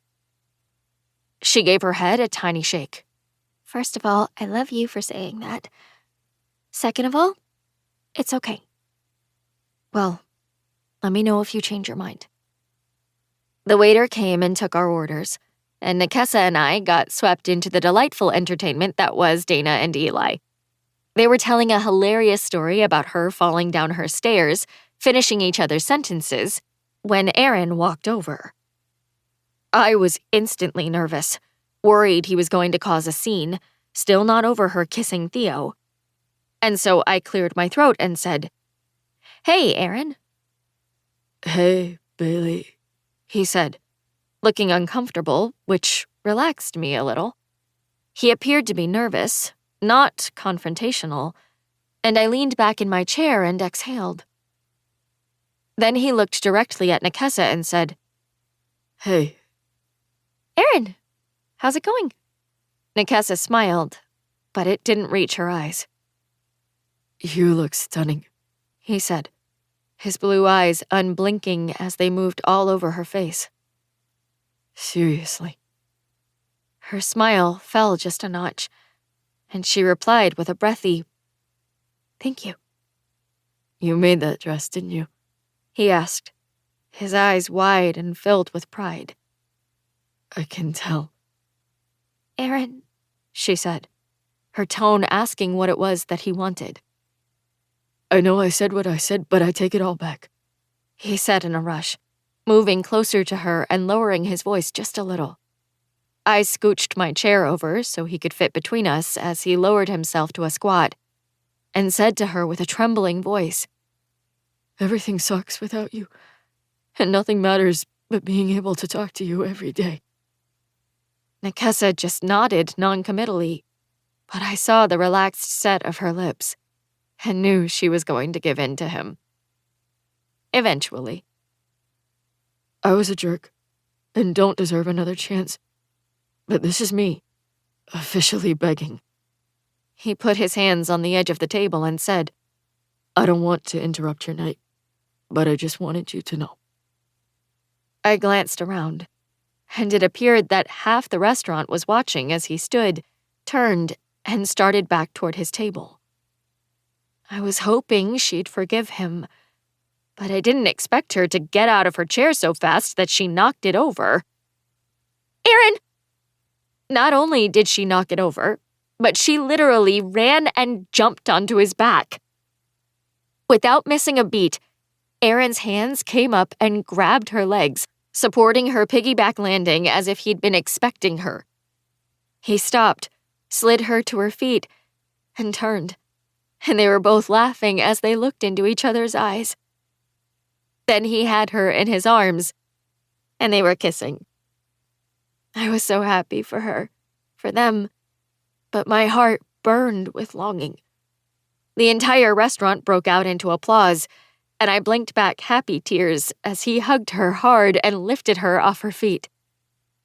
Aaron got an extra chair and joined us for dinner, which was fun because I loved Aaron, but not ideal because it made me feel like a total third wheel, especially when I sat in the back seat of Nekesa's car after he ditched his friends so he could ride with us to the dance. Once we arrived at the venue, it got even worse. Nekesa and Aaron danced to every song, and even though she kept coming over to check on me, I told Nekesa that I wanted her to dance. I did, but I also felt like a total loser sitting at a table by myself because Dana and Eli were also dancing to every single song. Hey, gorgeous, I heard. And when I looked up, it was Zach. You look amazing. Of course. I was sitting alone like a total derf. So why not have Zach say hello, universe? I hadn't responded to him after our tiny text exchange at Target, but that seemed like an eternity ago because things with Charlie had eclipsed everything else in my life. Zach was wearing all black. Black suit, black shirt, black tie. And it occurred to me that his shirt was a little tight. Charlie's baby gap comment slithered through my head, even as butterflies went wild in my stomach. Thanks, I said, my cheeks getting warm. So do you. He grinned and ran a hand over the front of his shirt. Me and the guys wanted to go all prom mafia with the black. Totally Ford's idea. I nodded and smiled, unable to remember which of his friends was Ford. Well, it was a good one. Who's your date? He asked, looking around. Mr. Breaking Bad? I felt a stab of satisfaction at that, but of course it immediately reminded me of Charlie. I said, "Nah, it's Nikessa." I glanced over and saw her dancing with Aaron. Well, it was. He laughed at that, and I realized that everything had changed. And hadn't changed at all. Because I still found him to be beautiful, and charming, and kind. But I didn't feel anything. Well, he said, his eyes moving down to my dress for a second before returning to my face. I better get back to the group. But I just wanted to say, hey, I miss talking to you. Same, I said breathlessly.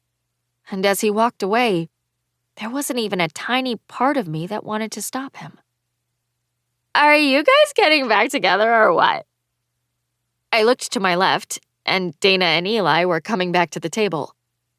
Dana was smiling at me as she said it, and I quickly shook my head. No, he was just saying hi. I heard he and Kelsey broke up, she said, plopping into the chair beside me. So I wondered. Wait, what? I squinted and asked her. They did? When did they break up? I think sometime last week. She leaned a little closer and said, Why? Are you interested? This was the news I'd been waiting for. Yet my we need to get back together desperation had left the building. I literally didn't care. Before I could answer, Eli asked, Are you still pissed at Samson? What? I looked at his bow tie and wondered how much he knew. What do you mean? When he had people over, I asked if you were coming, and he said no because you were pissed at him. God, that's right. He was having people over the day after Blanket Fortnight. I guess I'd forgotten. I gave him a non-committal, yeah. That's okay. You're not alone, he said, smiling. Austin was so fucking livid when Charlie called off the party the night before that I still don't think they're talking. The night before? There were going to be 2 parties? For some reason, that irritated me. Thinking of Charlie being a party bro on the same weekend he broke my heart. He shook his head. It was supposed to be Friday night. We brought the beer over, we told everyone, and it was just about to pop when Charlie got a text and was suddenly like, I gotta go, no party. I blinked. Wait, what? What happened? He shrugged. No idea. He goes, something important came up and I have to go. And he kicked us out. But we went to Dave & Buster's instead, and it was super fun, Dana said. So it turned out okay. I heard a roaring in my ears. Had Charlie called off a party to go get me at Walgreens? I felt a little lightheaded as I remembered how quickly he'd said he was on his way when I asked for a ride. No questions. No, I have to rearrange some things. Just a solid on my way. God, That couldn't be what happened, could it? But as quickly as that thought formed, the thought, so he could get you, negated the action. Shit. I made it about an hour after that. But as soon as they played The Last Time, I had to leave. The entire Red re-release reminded me of Charlie. And just hearing it made me think of pine trees and tree-climbing boys. I told Nikessa that I didn't feel well and was getting an Uber. And even though she was sweet and offered to take me, I could tell she was having the best night of her life and didn't want to ever leave. Good for her. I let out a sigh as I walked through the enormous lower level of the downtown convention center. I felt like I'd somehow failed at fun, and now I had to take the Uber of shame back to Scott's house. I was almost out the door when I saw 2 security guys standing in the way of someone who appeared to be trying to get in. You have to be a West High student, sir. We can't let you in. The bigger of the 2 guys said. I don't want to go to the dance. I just want to fucking talk to someone. Oh my God. My pulse took off at the sound of that voice. Was that Charlie? I stopped walking and craned my neck to try to see around the guards. Was Charlie here, trying to crash our formal? We can't let you in, kid, the smaller guy said. You need to leave. I just need 2 minutes, he said, sounding agitated. Oh my God, Charlie? I took a step to the right and, holy shit, it was definitely him. My body betrayed me by setting free 100 butterflies in my belly as I drank him in, letting my eyes soak up the formal wear, as well as the dark eyes and thick hair that I'd missed so fucking much. It was suddenly hard to breathe. Damn it! My reaction annoyed me and I said, "What are you doing? Knock it off before you get arrested." His head whipped around, and he looked at me like he couldn't believe his eyes. His hair was messed up, his cheeks a little red as he blinked, stepped back from the security duo and said, Bailey? You have no right, I thought. He had no right to say my name like that, like he'd been hoping to see me. He had no right to look at me with his eyebrows up. He had no right to make me ache for him. "Good night, Charlie," I yelled, pushing the door and going outside. The cool air pricked at my warm face as I looked for my Uber driver in the darkness. The downtown area smelled like spicy food and fire pits, and I tried to calm my racing nerves. So Charlie was there in a gorgeous suit. No big deal, right? Surely his presence had nothing to do with me. Bailey! The sound of his voice hit me right in the middle of my chest, pinching my heart and filling me with longing for something. I turned around, and there he was, looking like everything I'd been missing as he stood there in his black jacket, his gaze intense. I didn't know why he was there, but I wanted it to be for me. At the same time, I wanted him to disappear. I breathed in through my nose and said, "What?" He came closer, so close that I could smell the Irish Spring soap I knew he used because he'd left it in the shower at the condo in Breckenridge. His face was unreadable, closed off and serious, as he said, I need to make things okay with us. I shook my head and shrugged, looking over his shoulder because it was too hard to see his face. I had perfect memories of that strong nose, of those chocolate eyes, and remembering it all still destroyed me. It's too late, Charlie. Please don't say that, he said, looking down at my dress distractedly, like he was gathering his thoughts. And then his eyes came back to mine. He put a hand on the front of his coat and said, I miss my best friend. I miss you. The whole reason I ignored my feelings for you and what went down in the blanket fort that night was because I was scared of this happening. How's that for irony? It's not irony at all. You made a bet and got caught. That's called a consequence. I sighed, wondering when everything with Charlie was going to start hurting less. And I said, It doesn't matter. Yes, it does. He looked intense, like he was trying to convince me, and then he made a groaning sound and put both of his hands over a different spot on his jacket. I've never had a good relationship. Ever. They all go to shit in a big way. So when I started falling for you, I forced myself to ignore it, to deny it, because I couldn't stand the thought of losing you from my life if we got together and then split up. You thought hurting me and ignoring me would ensure you'd never lose me? I was pretty sure he was just bullshit spitballing an excuse to get me to forgive him. You're smarter than that, Charlie. Come on. I know. He sighed and said, I thought if I could just avoid you until I had a plan, then I could fix things. But then... He trailed off, and I knew we were both thinking the same thing. The bet. The bet had nothing to do with anything. Ever. Swear to God.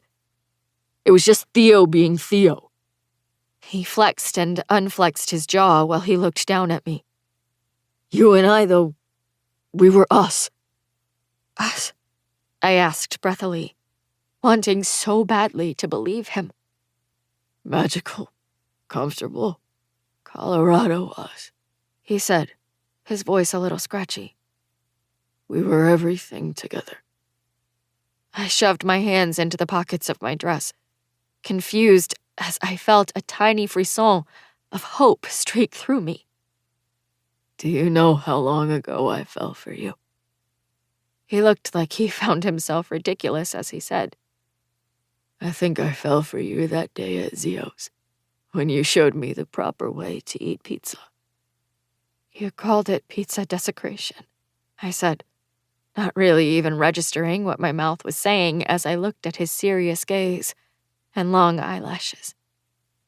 He shook his head, like the memory still baffled him.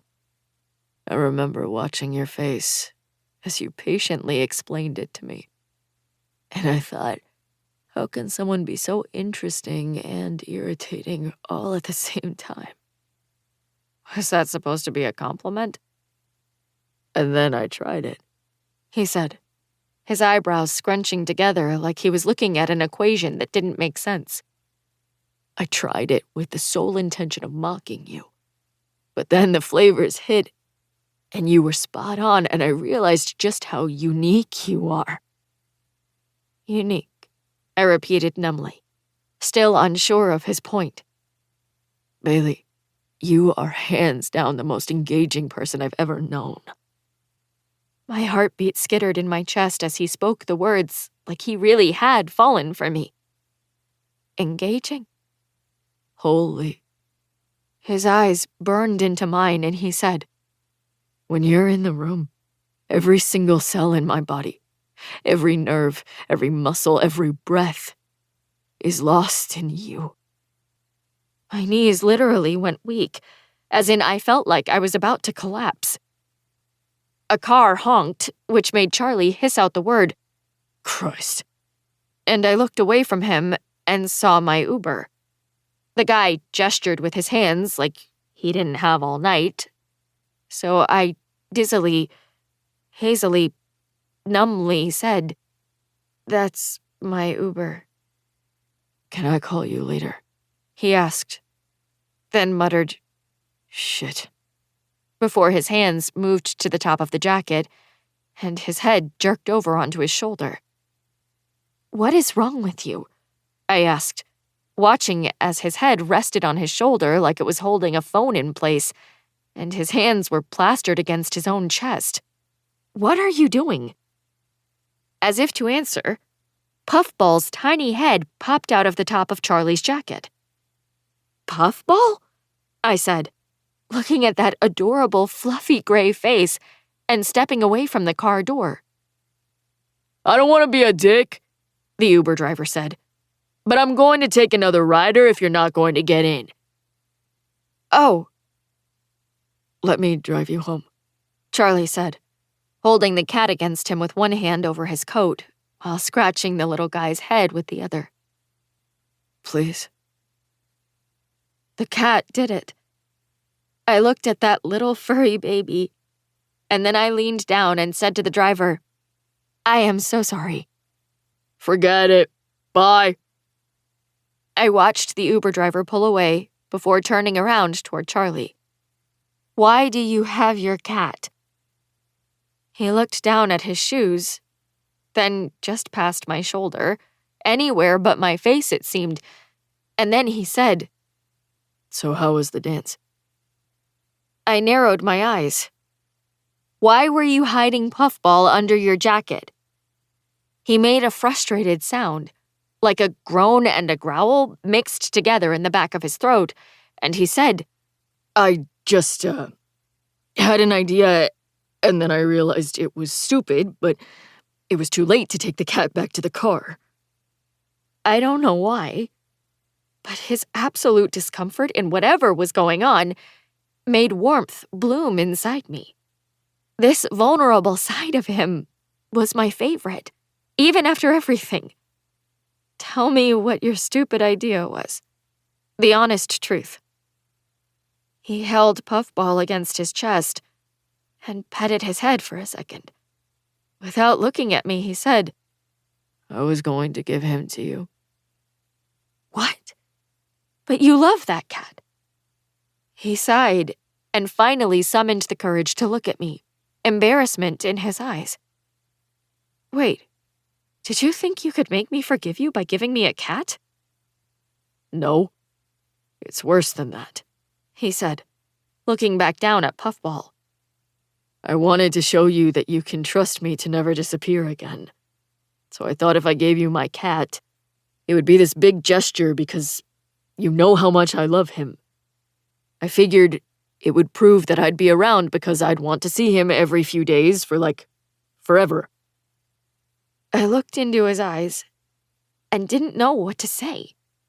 My hands were shaking and there was a buzzing in my ears because Charlie almost gave me his cat. His cat that he adored, was obsessed with. But on the way downtown, as I was practicing what I was going to say to you, I realized I couldn't do that to Mr. Squishy. I nodded, and my eyes felt a little scratchy, because that made sense. Charlie would think of my cat's feelings. Charlie was a cynical jerk, but he was a cynical jerk who did things like save animals from trees and make pasta for my mom and drive drunk girls home and... Why did you cancel your Friday night party? I stepped a little closer to him, suddenly remembering what Eli had said and desperate for Charlie to confirm it. I felt ready to burst as I breathlessly asked. It was supposed to be Friday, but you kicked out your friends and moved it to Saturday. Why? His eyes traveled all over my face, and I swear to God I could feel his gaze like a physical touch. He set his free hand on my cheek and just said, I had to. I very nearly purred as I leaned into his palm. Because? He swallowed. Because you needed me. Because you needed me. You actually canceled the party so you could come get me? It was too much, too wonderful, and I was hungry for him to say it. Nothing else mattered, he replied, setting his forehead on mine.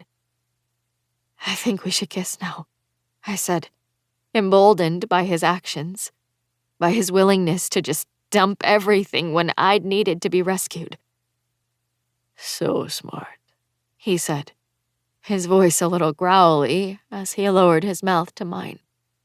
I felt breathless as Charlie kissed me, because this time it felt absolutely real. Truly, madly, undeniably authentic. The shake in his breath, the tremble in my fingers, the thoroughness of his devouring kiss. It was perfection. He pulled back and looked down at me, his eyes alight with that Charlie Sampson tease. God, I love the Moldova. You remembered. I laughed, thinking back to Breckenridge. Of course I remembered, he said, an earnestness creeping into his voice as his thumb swept over my cheek. When I'm 100 years old, I'll still be able to picture you in that black dress with your bare feet and wild little smile. And I thought you were just using me for kissing practice, I teased, melting against him. So did I. Charlie admitted, lowering his head until his lips hovered just above mine. Until your Moldova special made me never want to kiss anyone else. Ever again. Chapter 52. Charlie. As Bailey looked up at me with those gorgeous eyes that had the uncanny ability to see every single part of me, I felt fucking jittery. Like there was literally a damn tremble in my hands and I wanted to touch every inch of her just to convince myself it was real. That she was real. It took losing her for me to realize that loving her wasn't even a risk. At all. She might not love me back. She might love me for a while and then stop, but every minute that I had her was worth the fall that might or perhaps might not eventually come. I still thought happily ever after was sketch as fuck, but why not lean into the incredible fucking lucky gift of Bailey's presence for as long as I could have it? "What are you thinking?" she asked, her dark brows lowering. "Your face is weird right now." I rubbed a hand over Puffball's head and felt happy. "I'm thinking that I'd like to take you out. Officially." "Where?" she asked, gnawing on the inside of her cheeks so I wouldn't know she was pleased. I fucking loved her mind. "Everywhere I've ever fantasized about kissing you," I said, then realized that was a fucking amazing idea. The Jumpaline, my car, your car, the airport, Zio's. "You never thought about kissing me at the airport," she interrupted, grinning. "We hated each other at the airport." "No, you hated me." I looked down at her freckles and couldn't believe it was still her. "I saw you at the baggage claim after we landed." "What?" she asked, a heavy dose of skepticism in her voice as she smiled. "Seriously?" I nodded. "You didn't see me, but I watched you roll on lip gloss and then blot it onto a Kleenex." She coughed out a laugh. "You're kidding with this, right?" I shook my head, remembering. There was something about your lips and the way I'd smelled that strawberry gloss for the entire flight that intrigued me. Bailey reached out and petted Puffball, smiling at me in a way that made me feel like she didn't need anything else in the world to be happy. She said, "And then you fantasized about kissing me." I nodded and lowered my mouth. "And then I fantasized about kissing you." Epilogue. Bailey. "And do you take this man to be your lawfully wedded husband?" "I do," she sighed, smiling up into his face. "Do you think he'd hit me if I pretended to object?" Charlie whispered. "Shh," I said, watching my mother beam up at Scott. "What if I plopped down on the whoopee cushion that I secretly stuck in your purse?" "Shh," I whispered, shooting a look at Charlie, who I knew did not own a whoopee cushion. He winked, which made me roll my eyes and smile. He'd been a huge pain in the ass all day, running amok with sarcasm and jokes and ridiculous wedding day games that were inappropriate and delightful. I'd beat him at the game where we'd each had to make up new words to Here Comes the Bride. Nikessa and Aaron had been the judges, so as soon as we left the wedding, Charlie owed me a milkshake.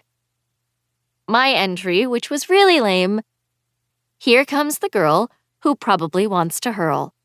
Everyone stares, but she doesn't care, 'cause she's getting hammered at the reception." Charlie's entry, which didn't even rhyme and made mine look like a masterpiece. "Here comes the bride. Doesn't she look nice? Her dress has lace, and she doesn't have lice. Here comes the bride. Mic drop, bitches." So basically, Charlie had been doing his best all day to make sure I was distracted and okay as my mom got remarried.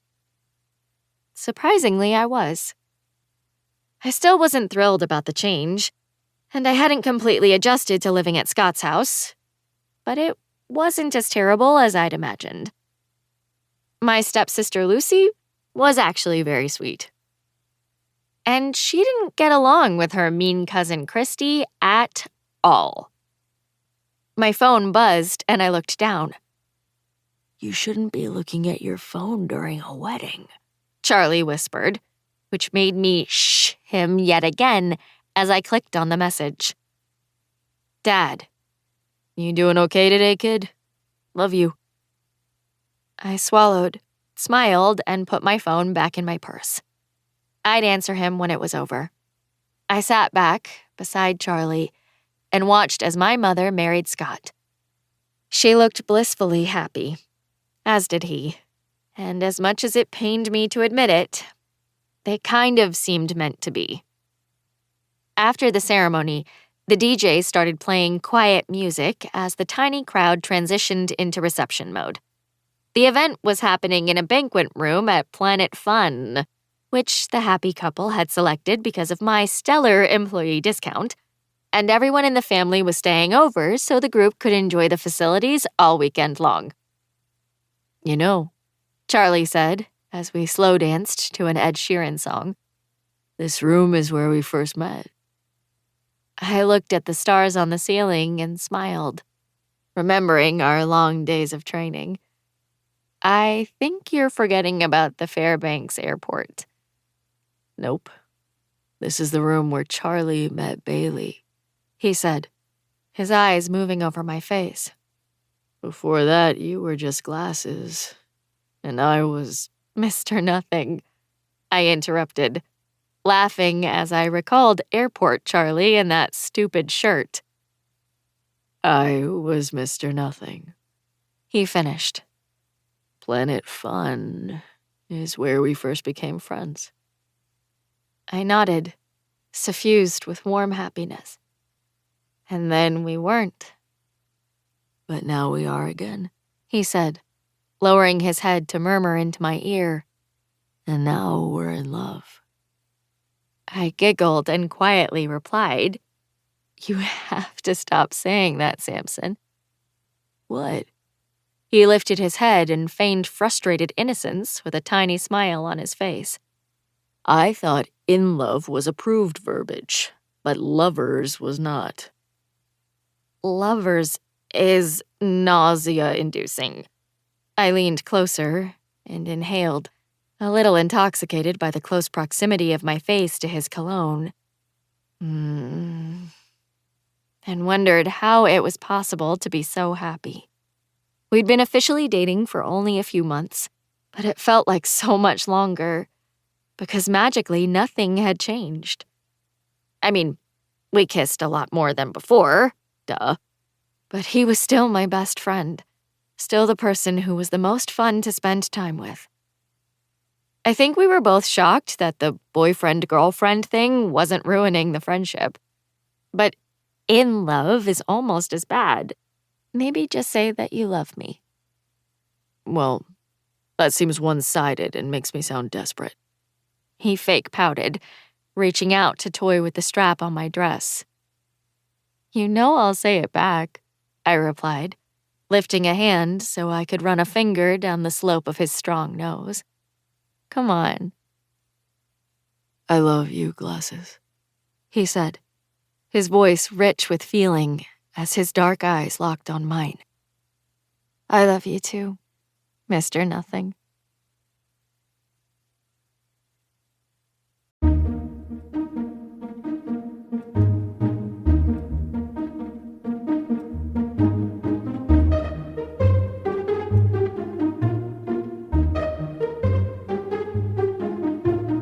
Betting on You was written by Lynn Painter and read by Jesse Valinsky and Zachary Weber. Editing and post-production by Common Mode, Paul Fowley, Technical Director. This has been a presentation of Simon & Schuster Audio.